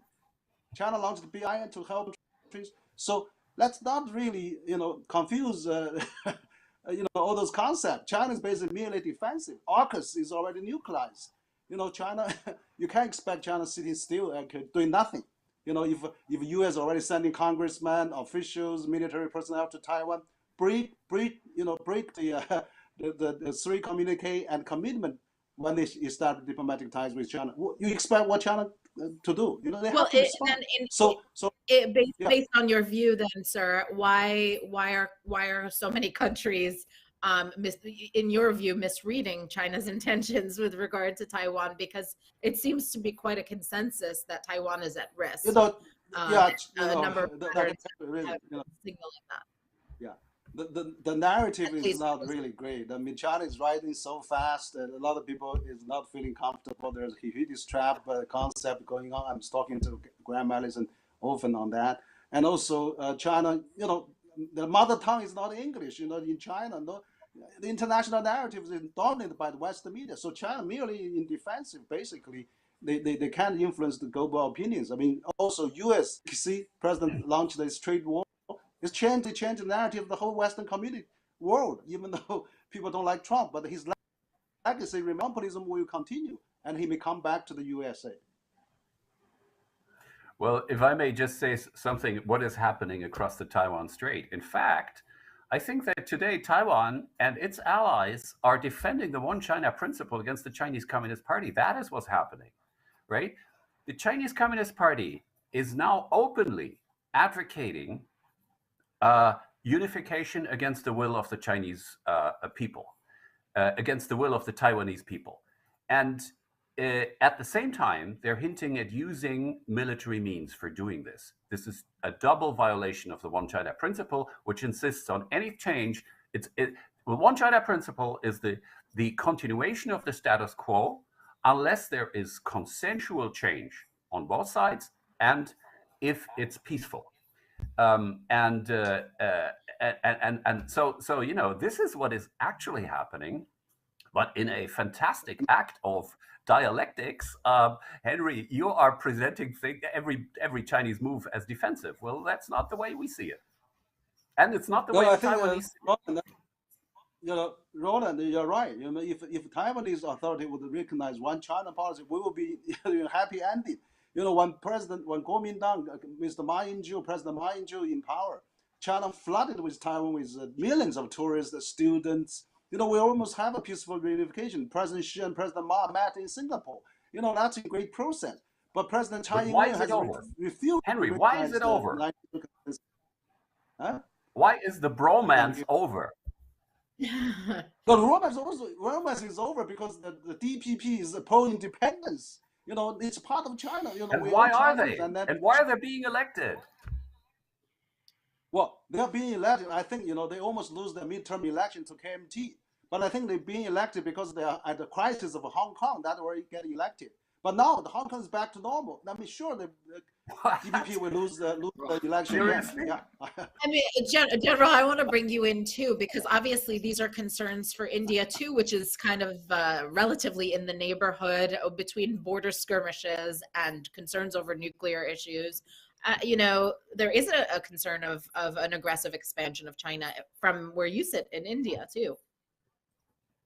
Yeah, you see, let me just handle this Taiwan issue a bit for a second. The unification of Taiwan has always been said by China. What has changed is the ambiguity between whether it is a peaceful unification or a non-peaceful kind of reunification is something, the ambiguity has come in.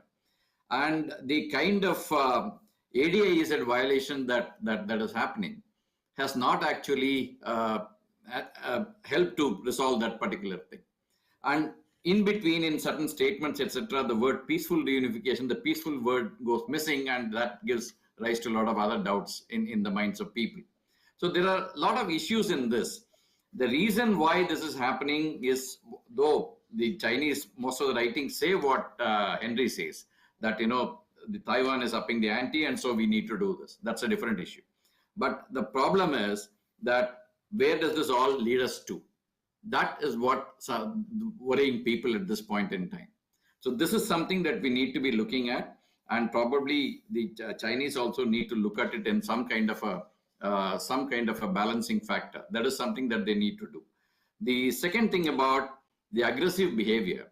The aggressive behavior has not started something new.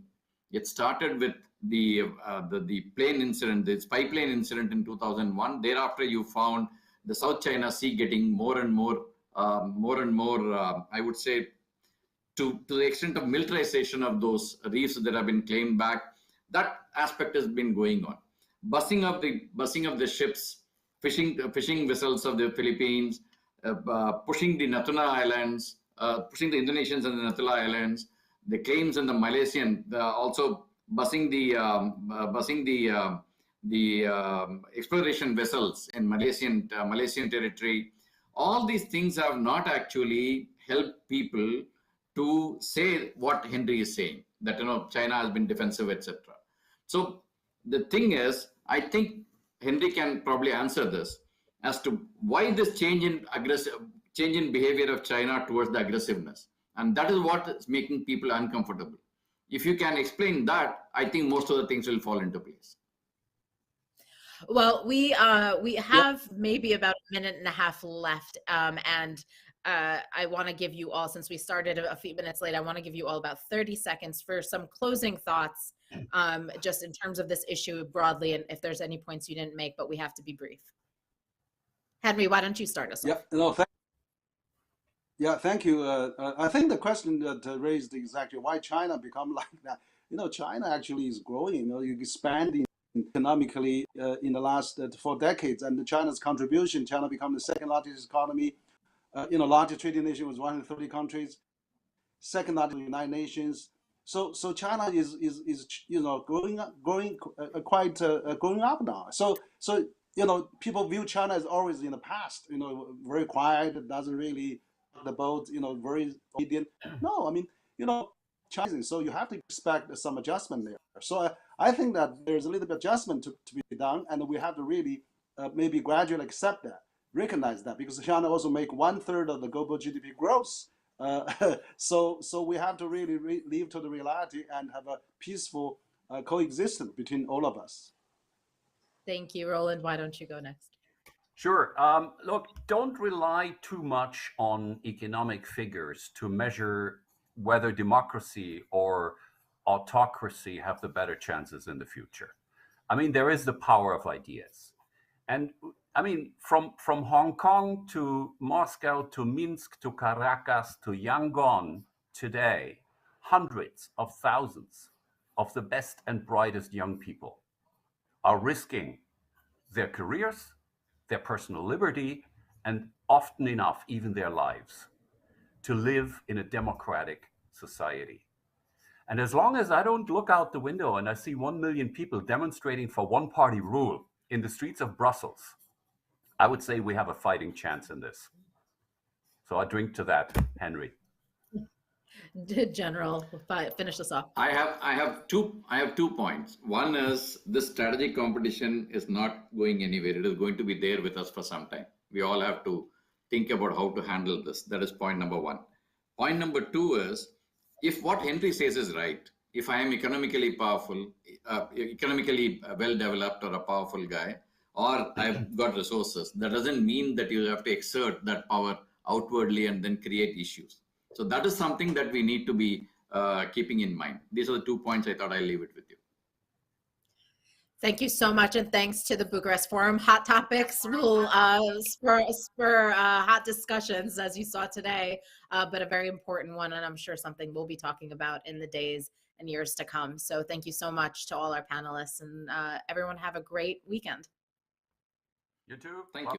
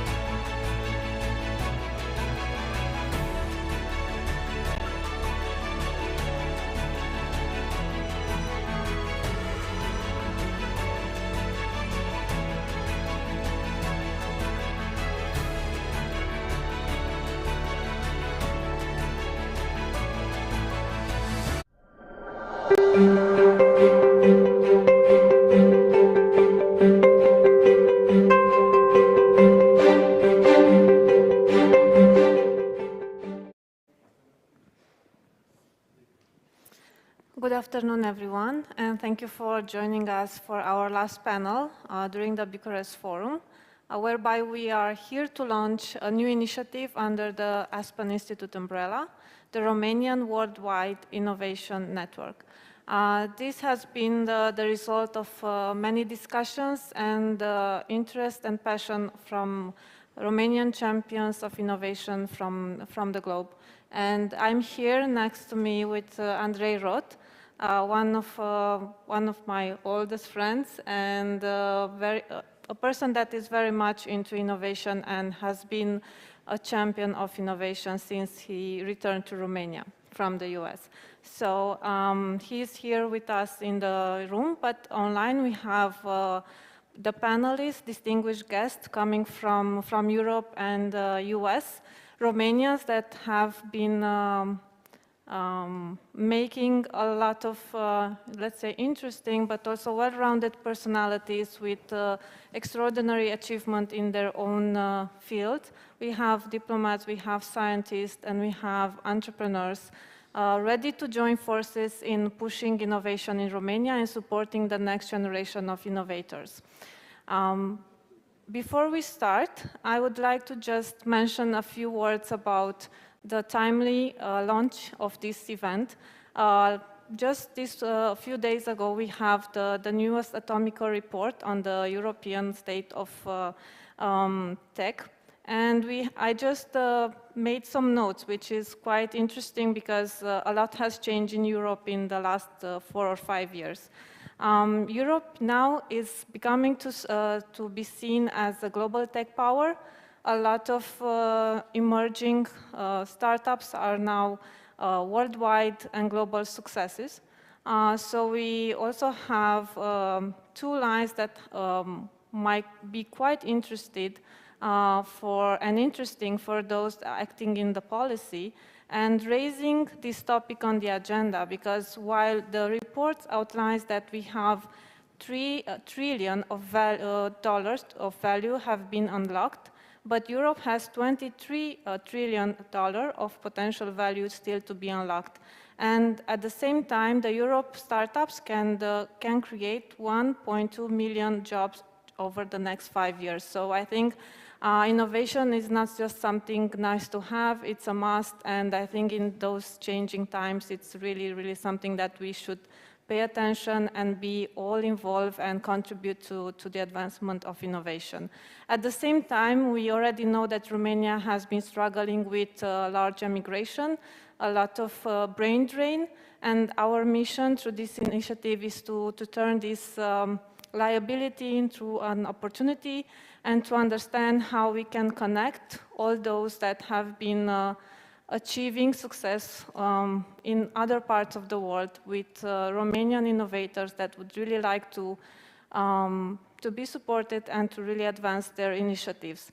So our dedication is also, we are targeting innovators, researchers, we are targeting business people that would really want to join forces and to advance innovation in Romania.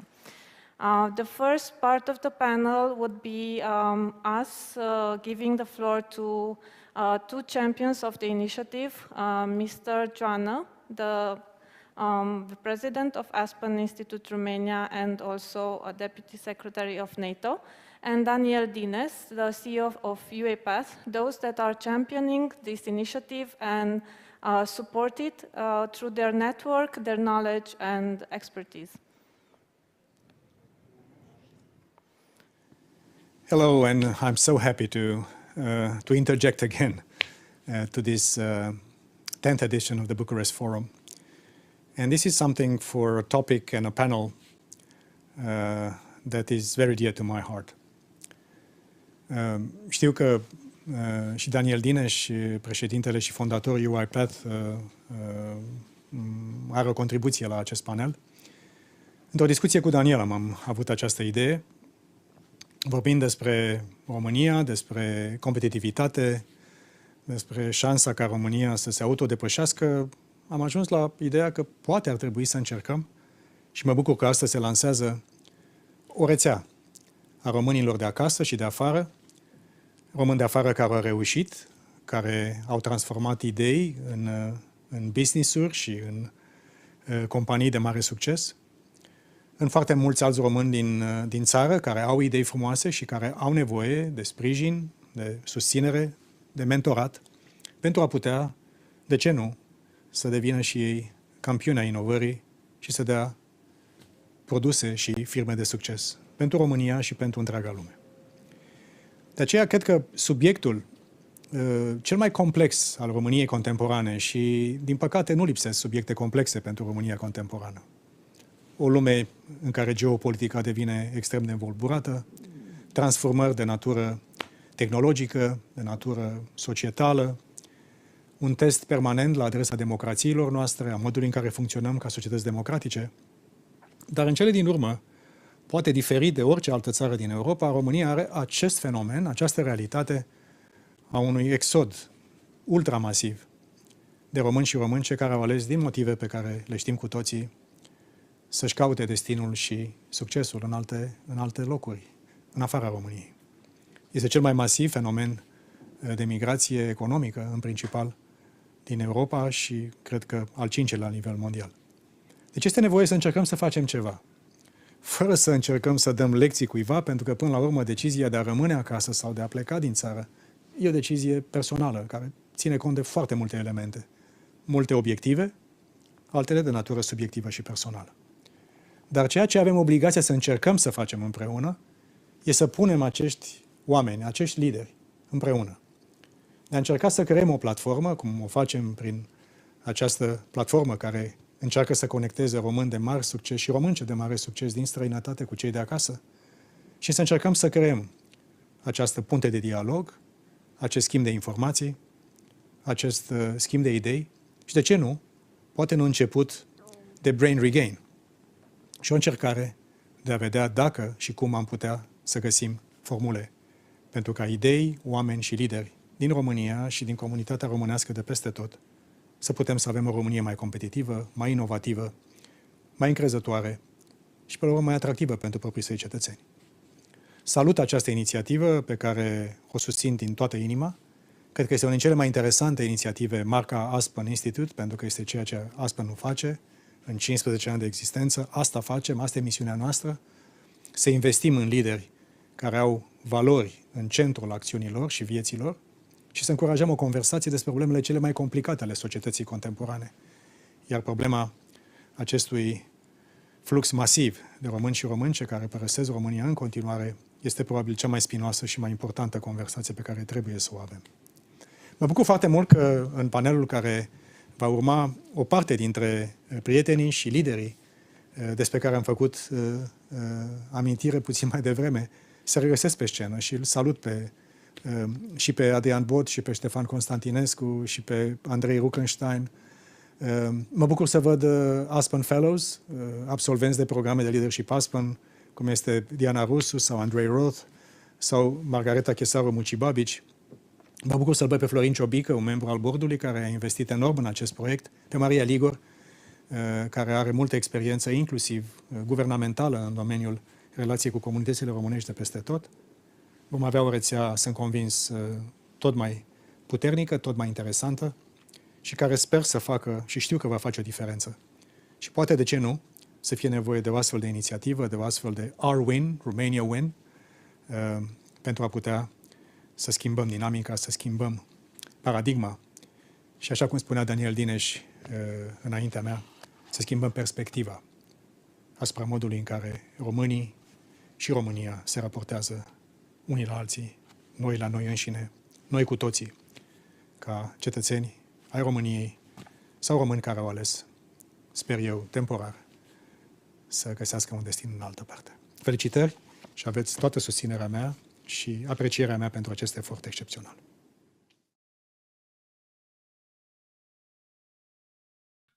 My name is Daniel Dines. I'm the CEO and founder of UiPath. It's a great pleasure to be here with you. I would like to express my thanks to Aspen Romania for organizing this event. This is something that I'm really passionate about it. As many of you probably already know, I used to work in US for Microsoft between 2000 and 2005. And then I made what I consider back then to be the worst decision of my life, to go back to Romania and start a company. Eventually, it turned out to be very positive, but it's been quite a lot of hardship for me. So my goal is to help people, Romanian talent that consider going back to our country and start a company, to not go through the same hardship and the same hurdles that I have to overcome in my first 10 years upon my returning. Also, I believe that there are a lot of talented people in Romania that will benefit from this type of mentorship, that Romanians that spend time outside Romania can come up with different perspective. I think our country literally needs different perspective that the people that live for so long outside the country can provide this type of crowd that is already there. And I think UiPath shows that there is really great talent in Romania, that you can build a global company starting out of Romania. Still, a big part of our engineering talent is employed in Bucharest and in Cluj and Iași. So talent is there. It just has to be mentored. And I have quite a few friends that live outside Romania, and all of them are really same passion as me to come back to the country, to help, to grow the culture. Because guys, in the end, we belong in this culture. We were raised here in Romania. Even if some of us maybe left when they were like 10 or 11 or something like, it's still, there is some seed of this culture that stays with us. And that makes all of us really thinking about contributing, giving something back to this country. And this is a fantastic event. I think it's a great way to start our thinking, brainstorming. How can we create mentorships? How can we create work groups? How can we bring more Romanian outside the country to help with this initiative? I'm really extremely pleased that this is happening. With this, I'm gonna pass to Andy, that is in the audience. It's present directly, and he will participate in the Q&A. Thank you so much, guys. Thank you very much. That was amazing, and this is like digitalization at its best. We are connecting with everyone through the internet, and that's amazing because it shows that we can really build this network, this borderless network of Romanians. Now we can move to the most the interactive part of our panel, and I will introduce the speakers. So we have next to us, maybe the team from the technical team can help me because I don't see Miss Ligor, Maria Ligor, on the screen. Okay, thank you. I will start by introducing Ms. Maria Ligor, Ambassador of Romania to Finland and former Minister Delegate for Diaspora. Well-rounded diplomat and on my personal and professional note, one of the best diplomats that we have, and we hope that she will be active in many more years, and she will bring many more achievements for us. So it was a pleasure to work alongside her in the Cioloș government, and it was a very useful and a learning experience for me. So thank you very much, and thank you for joining us, Ms. Ligor. Next, we have Mr. Adrian Bot, Chief Scientific Officer, Executive Vice President of Research and Development, Capstan Therapeutics, with over 20 years of experience in biopharmaceutical industry and focusing on treatments for cancer. So I think that's a very interesting topic, and I'm looking forward to learn more about this.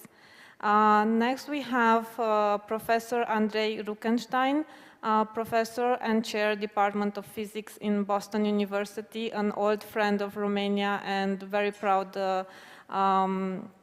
Romanian living in the US, and very much interested in pushing for fundamental research and supporting the research in Romania. So you'll be much interested in his efforts that have been previous part of the discussions with previous governments and long-term involvement in this topic in Romania. We have also with us Mr. Ștefan Constantinescu, President of the Federation of European Academies of Medicine. Again, a very active scientist and well-renowned scientist in the work of cancer research and treatment. So that's again a very interesting topic, and I'm looking forward to learn more about your work in Brussels, but also in Oxford, and I think you can also share some other new projects you are joining. And last but not least, we have Andrei Roth, representing here Daniel Dines, and he's part of the UiPath as a commercial pricing director, but he's very passionate also about different other projects, and he's leading the Automation Awards part of the UiPath. So thank you for having taking the time to join this panel, sharing your experience, and my requirement and invitation is to have an informal conversation and to be very focused in our conversation about the reasons that got you into this discussion, what motivates you to really be part of the initiative, how do you envisage, what's the next stage for this initiative, and most especially, what could be your contribution. So I would like to give the floor to Ms. Ligor for the first question regarding the motivation to join this initiative, but also not joining, but really pushing for this initiative and supporting it from the initial steps. Well, thank you very much, Diana. First of all, let me say that I'm indeed extremely happy to see that our ideas are finally breaking through, and we see them taking off with this initiative. In fact, to answer your question, it wasn't about answering an invitation, rather to launch an invitation. And we've started the discussions and the thinking and brainstorming about such a possibility to provide a vehicle for networking between Romanians' talent around the world. With some years ago, in fact, even in the time we were in the government, but I had, if you want, previous experiences with the encounters, the meetings I had among the Romanians living in countries like Canada, where I served as an ambassador before, or even indeed in Spain, with a diverse and distinct pattern of the Romanian presence. And the type of messages I got from those encounters was that many were interested to give back or to get in touch with other Romanians, with those around the globe and those at home, but there weren't too many possibilities. And I think that what Aspen is now creating by this initiative is very much suited and responds, if you want, to this need to connect and to network. I would probably get back to a second round, if you want, of intervention and questions. I would just like to give the floor to the other panelists, and I'm indeed very glad to share this panel with the distinguished colleagues. Thank you very much. Now we can move on to Mr. Bot, and we are very curious about your reply to this question of motivation and what really triggered your interest in joining the invitation you received from Mr. Joanna. Sorry, we can't hear you. Can you hear me now? Yes. I hope you can hear me now. So first and foremost, it is a great honor to be part of this panel, part of this initiative. I left Romania indeed 3 decades ago, almost 3 decades ago, to pursue my dreams in biotechnology and science. But I was remote only physically. I maintain a strong emotional connection with Romania, with our motherland. And now it's time to give back for many of us. I'm very interested to help out, to learn, support and lead efforts to bring about positive change in Eastern Europe. And I think that we can do that by bringing together complementary experts with complementary expertise in various areas, business, policymakers, as well as technology and innovation.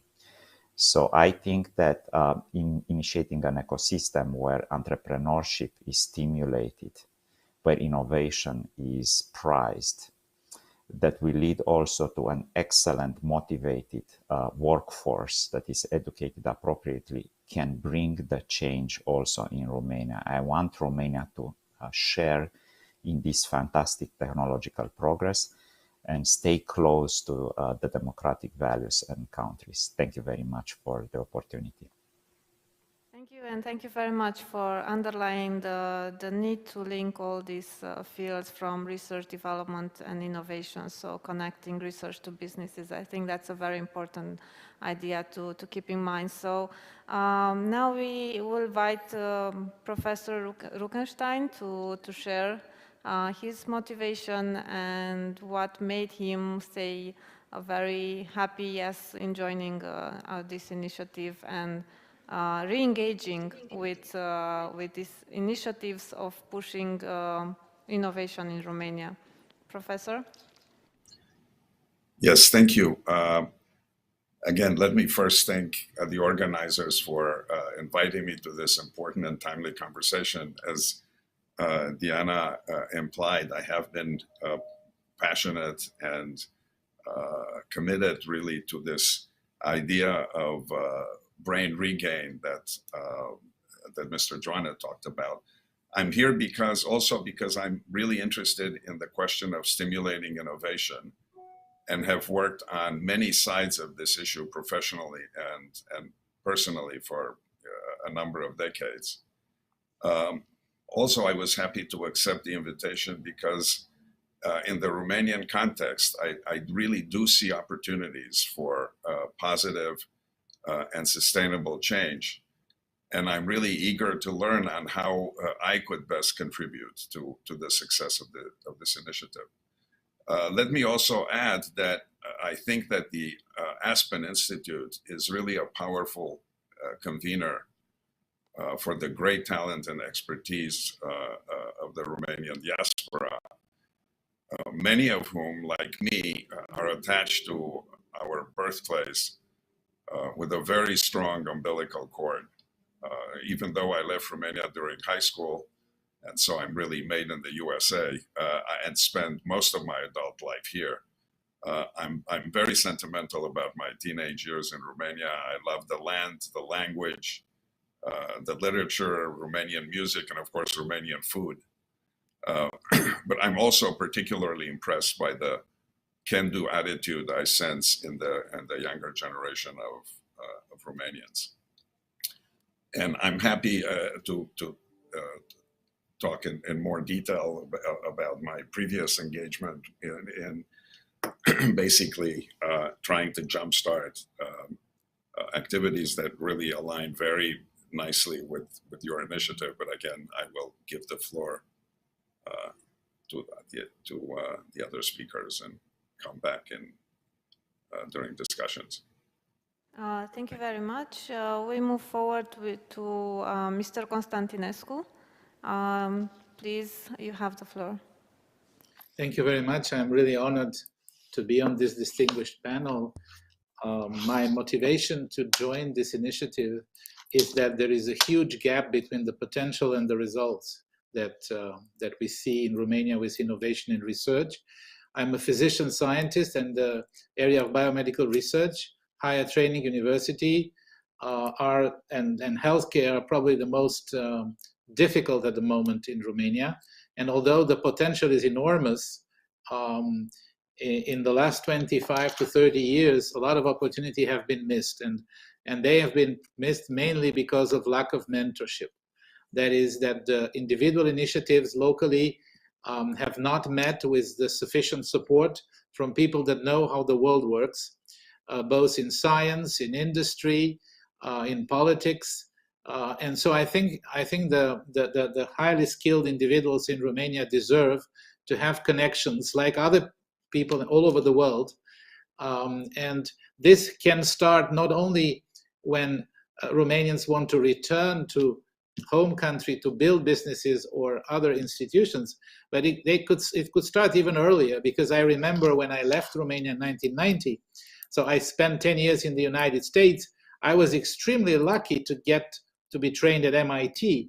I didn't know what I was getting into, but that changed my life. So my goal is to help others to get this kind of opportunities and get into the place where science is made, into the places where new knowledge is gained and transmitted to others. Very much, and I think it's really wonderful that the word and the concept of mentoring keeps reappearing, because indeed connecting innovators to mentors and networks is paramount in advancing. So thank you very much for highlighting this. Now I think I will invite Andrei Roth to share his motivation, but also his role in representing UiPath in this project, these initiatives, but also building on his numerous initiatives in the area of diaspora and innovation. So. Thank you, Diana. And if you were honored about being this, imagine how I feel to be surrounded by such an esteemed group of colleagues, if you will. Personally, I would start with my personal motivation. I, like Daniel, share an experience working actually with Microsoft in the US. I used to work in Silicon Valley in Microsoft. I came back to Romania more than a decade ago. At that point thinking, there are opportunities in Romania, but I'm giving up the chance to have a Silicon Valley-like experience here, right, to see that rocket ship. Well, that rocket ship found me in Cluj, and I joined UiPath, and it's been an amazing experience. Before that, for me, it's an ongoing, let's just say, topic or area of interest, because since I was a student at UC Berkeley, I set up the Romanian student organization, the first one. Together with other student organizations from Harvard, from Columbia, from Stanford, we actually started thinking at that point about a network of Romanians living abroad and how they could help and bridge kind of the gap to Romania. And there's been several initiatives, some of them actually together with Diana a while back, where we tried to do this. And they've been successful, some of them, but right now, seeing this group of people come together under this umbrella, I think we really have a chance to make maybe the experience that I had as a Romanian coming back, as a regainer, as Mr. Jana said, more common to more Romanians. So I hope we can do that together.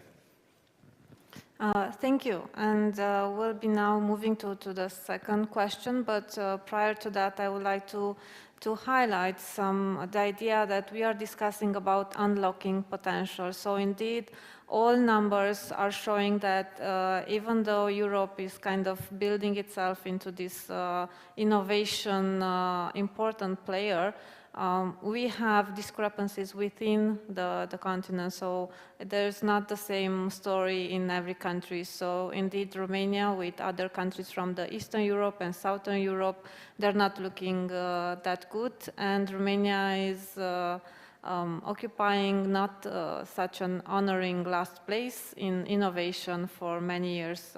So I think the conditions are not really inviting for innovation, and even so we have examples of tremendous success in business and innovation in spite of all the lack of support. So this is where this network comes. This network comes to create the environment, to generate the support, to programs, through initiatives such as mentoring, in order to really fill in the gaps and support the growth of innovation. And here we'll be covering discussions about research, about development, about collaboration between research and businesses. So taking the umbrella of innovation in a larger spectrum and really understanding that even though you have an invention, you need to take it into the market in order to transform it into an innovation. So in light of this general framework, I will invite again the panelists to address the second question that is much more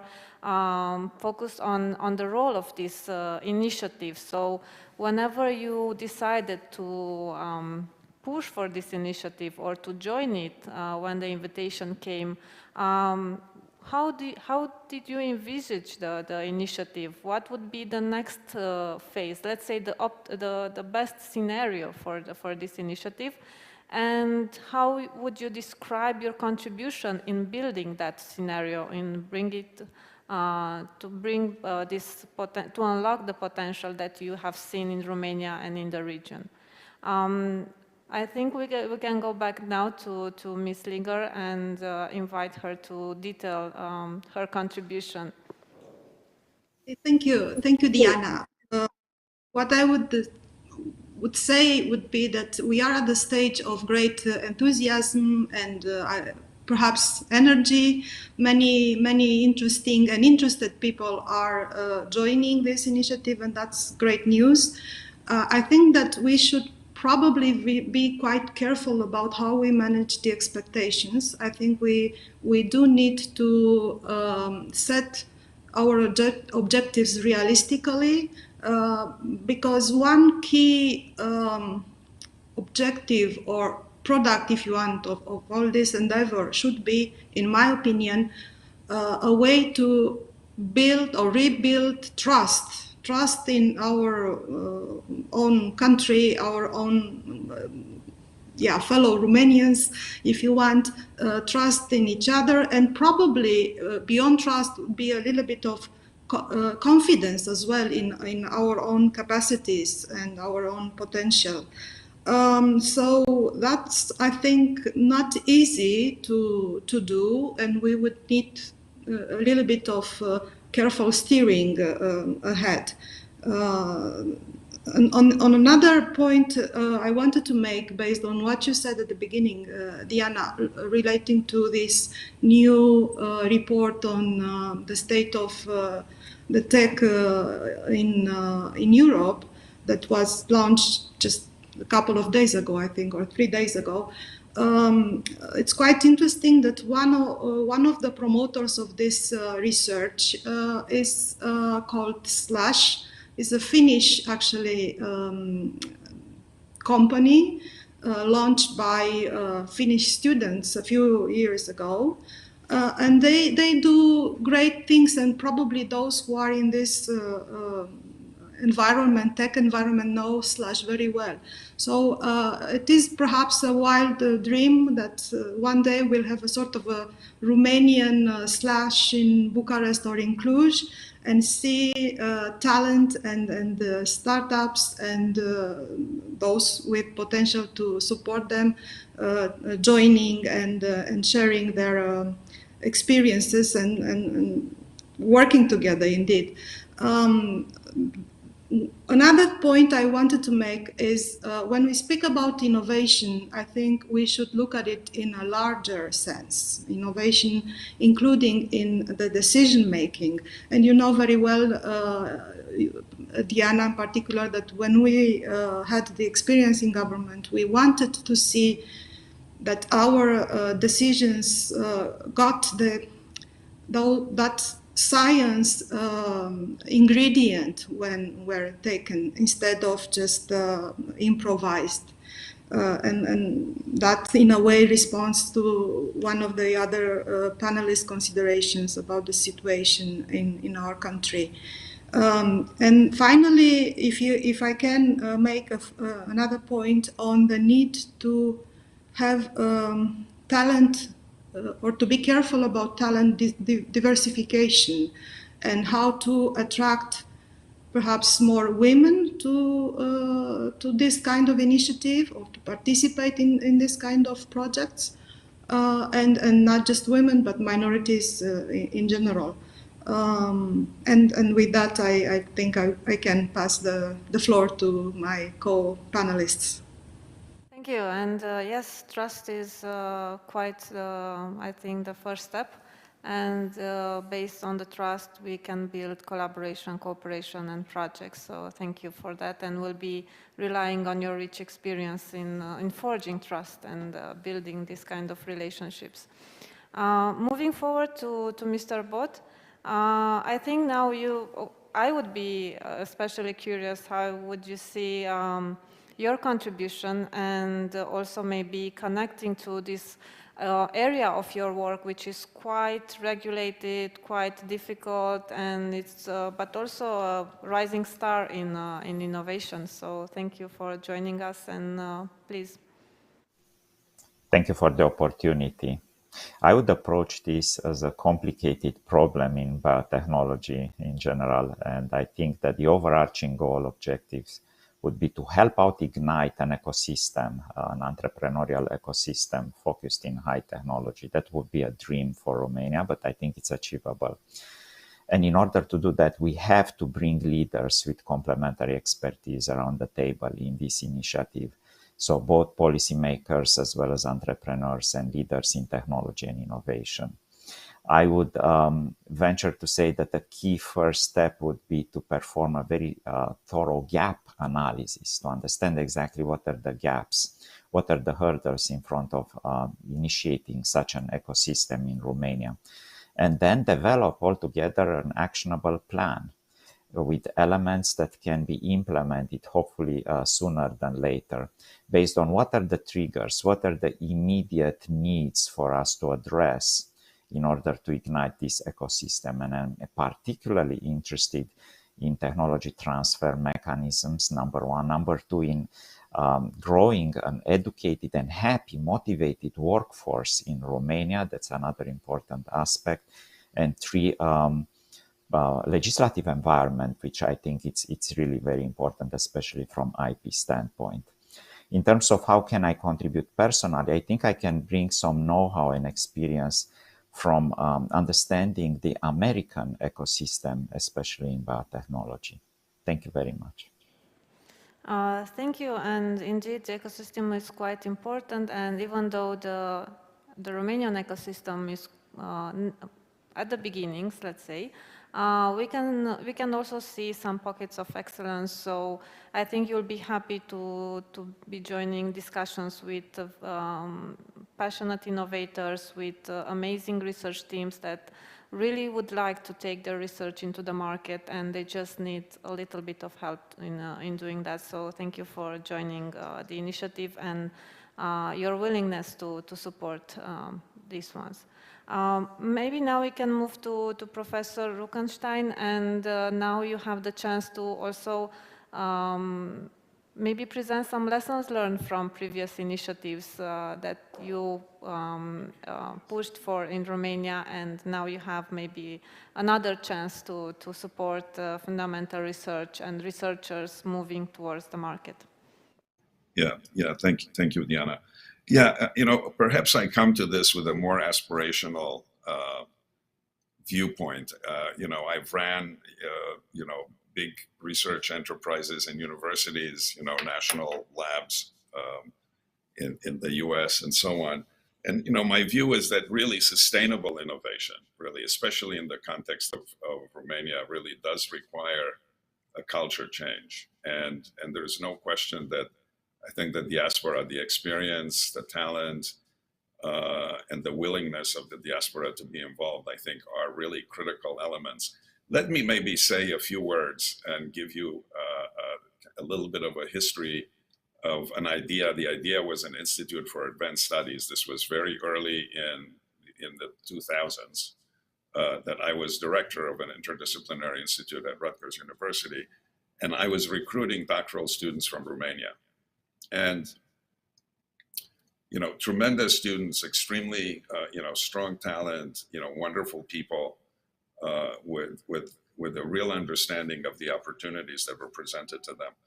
After a very short while, I became quite concerned because the very best ones really immediately opted for positions in the West. And of course, many of them would have loved to return home, but very quickly realized that in spite of the great talent, and in spite of the change in the system as a whole had little experience and really no strategy around nurturing a research culture or building the infrastructure that is really required to carry out world-class competitive research. And that's sort of what led me and some of my colleagues, many of them in relatively powerful places in the sort of in the political establishment in Romania, to the idea of an Institute for Advanced Studies. Of course, there are many such institutes. The idea was to have an entity that's basically entirely run according to sort of proven Western governance models, that would involve, international body of experts, and as an advanced 3 to 6 month school at the doctoral and postdoctoral level, staffed with local experts, but primarily with experts from the diaspora and their collaborators. And the focus of the institute wasn't just meant to be basic research, but it was really envisioned to be broad and cover really the full innovation pipeline, from academic, basic, and applied research to technology development and commercialization. And, this was about the time that Romania had entered the European Union, and I knew from sitting on some of the European Research Council panels that the council was really looking for worthwhile projects to fund in its new Eastern European members. And at the time, the Institute seemed like a promising idea. And I really did feel that such an institute would encourage and the local talent, by taking advantage of the diaspora, of the expertise and influence of the diaspora. And that this would help Romania rebuild a culture around research and development, which in the end, in my mind, cannot, this notion of an innovation economy or an innovation pipeline cannot be sustained except through, this kind of organic integration across all its elements. And of course, at the time, I saw both the European Union and philanthropy as significant sources of funding that, eventually would inspire government investment. And of course, the idea at the time was to test waters with a few pilot projects and hope that an interesting model would eventually emerge. For various reasons, I think primarily political. I think that perhaps too much of the rapidly changing political landscape and the competing personal interest and political turf war somehow got an initiative, basically sunk an initiative that basically seemed really like a win-win for absolutely everybody involved. To be honest, I think that perhaps the most important lesson, that to me is that to really you need in my view, you need really a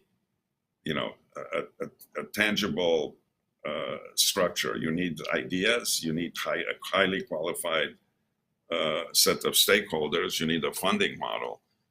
And then most importantly, I think you actually need an entity. You need a Western style governance model, which give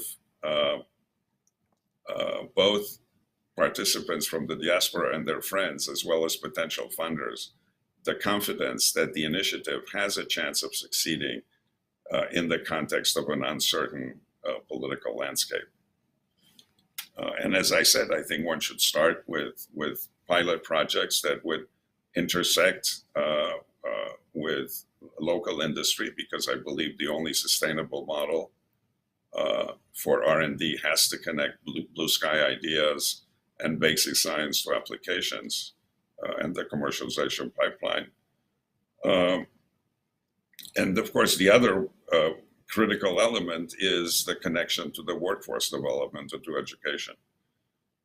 How one does this, of course, it's a complex problem. I'm a theoretical physicist now working in complex quantum problems. Thank God this is not a quantum problem, but perhaps is as complex, if not more complex.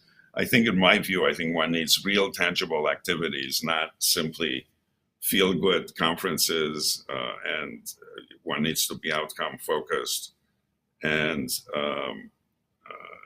really focus really in the end on sort of accessible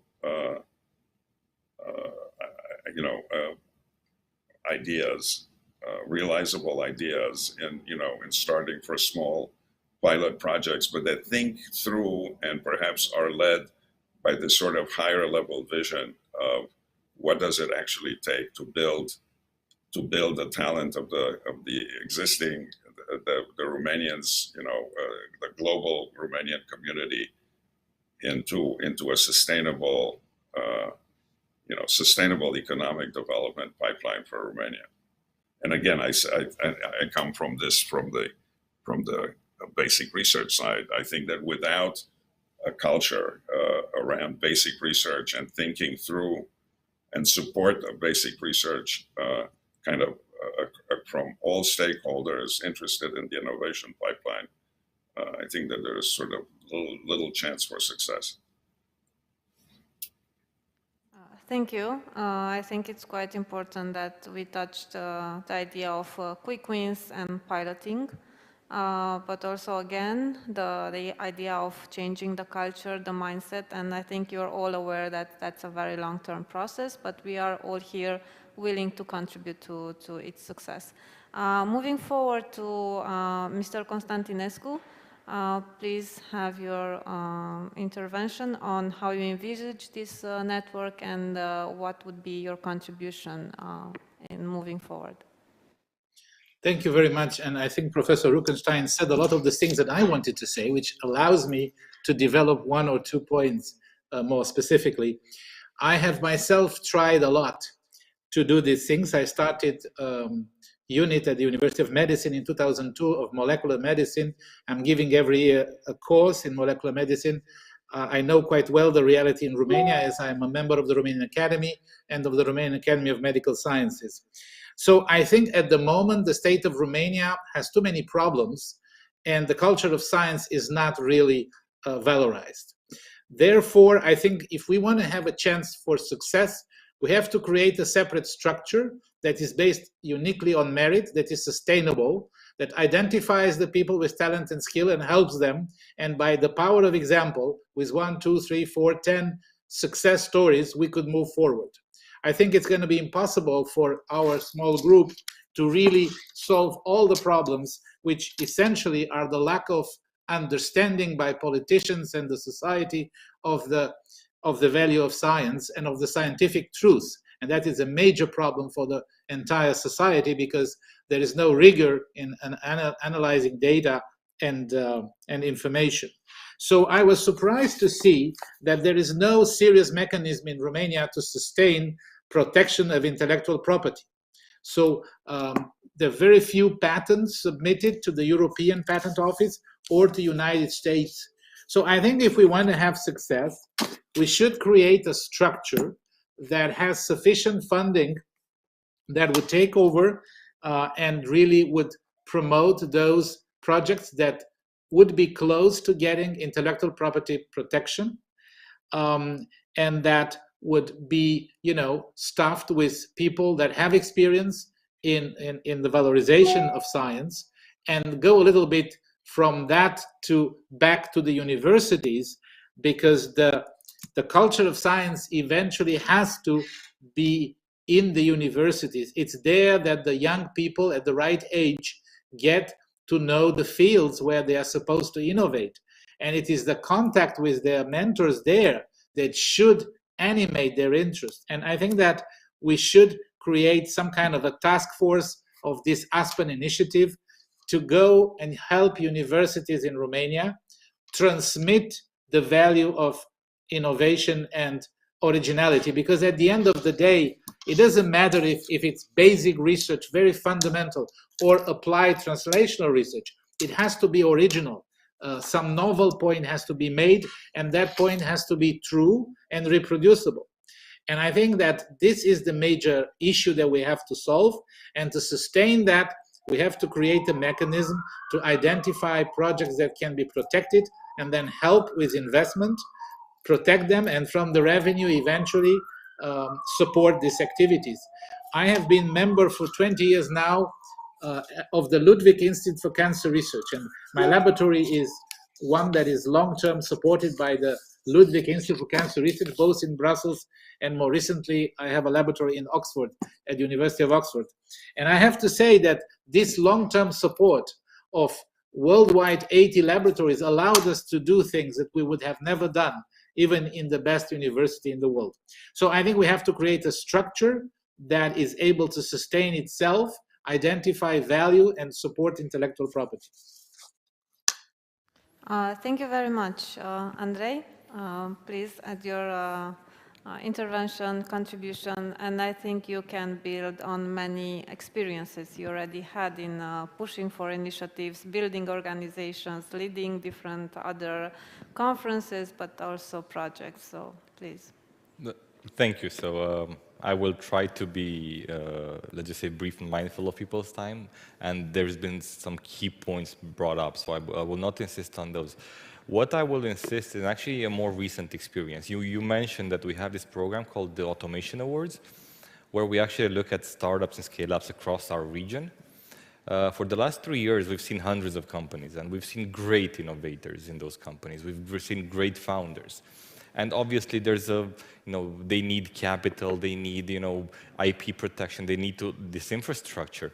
But what we've seen and what we think we can bring together is really a mentoring level, right? If we had this conversation 3, 4, 5 years ago, or 8 years ago when we started looking at these kind of projects with Diana, the conversation would have been, what is possible? Well, I think the last years have shown what actually happens. We've seen, and it's not only UiPath, there's several other companies that have taken center stage on the global scale. Now, that expertise, that sort of success will bring success. And what these new founders, this new generation needs mentorship. How to think, from developing a technology to taking it global. And I think this is where we really, together with the partners, can help and can really make a difference.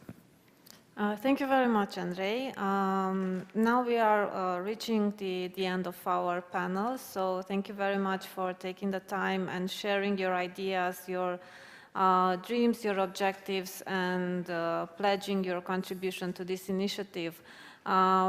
Part of this conclusion I will dedicate to some ideas that I just picked up from your interventions. So definitely we need to start with trust.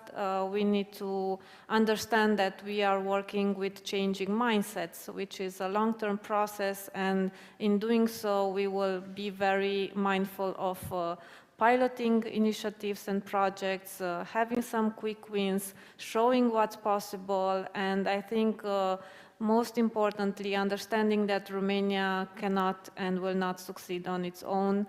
It needs to be connected to the global market, to very high-level hubs of innovation, and our role is to give access to Romanian innovators to these hubs, opening the doors to all the resources that are available, and especially and most importantly be there for them as mentors and supporters, and try to fill up the gaps that we see now in the system, be that about IP originator or IP management. So I think that's really important, but at the same time we will be open to collaborate with all the stakeholders, institutional partners, other organizations that are working with diaspora, different networks of diasporas, and also ecosystem builders from the innovation ecosystem in Romania and the regional ecosystem. So I think this is just the beginning. As Ms. Ligor was mentioning at the beginning, there's a lot of enthusiasm, but also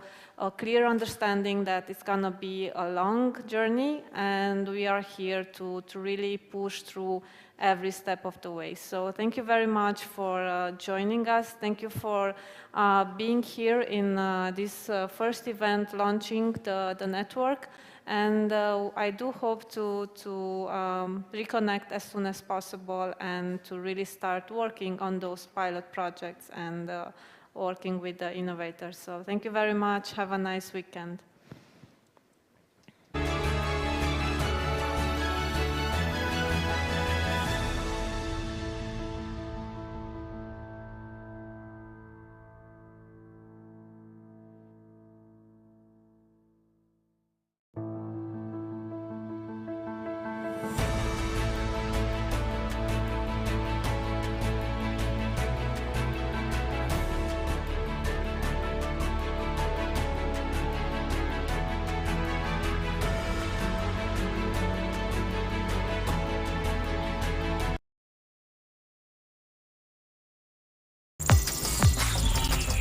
Here are the Q4 top stock picks chosen by eToro analysts. Can you spot them? Here we go. Number 5. This global money mover is transforming cash to digital currency. Number 4. This tech giant has booming revenue and net income. Number 3. This semiconductor leader owns the tech behind the latest microchips. Number 2. This e-commerce giant has skyrocketing earnings per share. And number 1. This petroleum star saw exceptional cash flow, earnings, and profits in 2022. Did you spot the right ones? Check out the full 2022 Q4 eToro Analysts Report here. Get smarter, get invested. eToro, investing better together.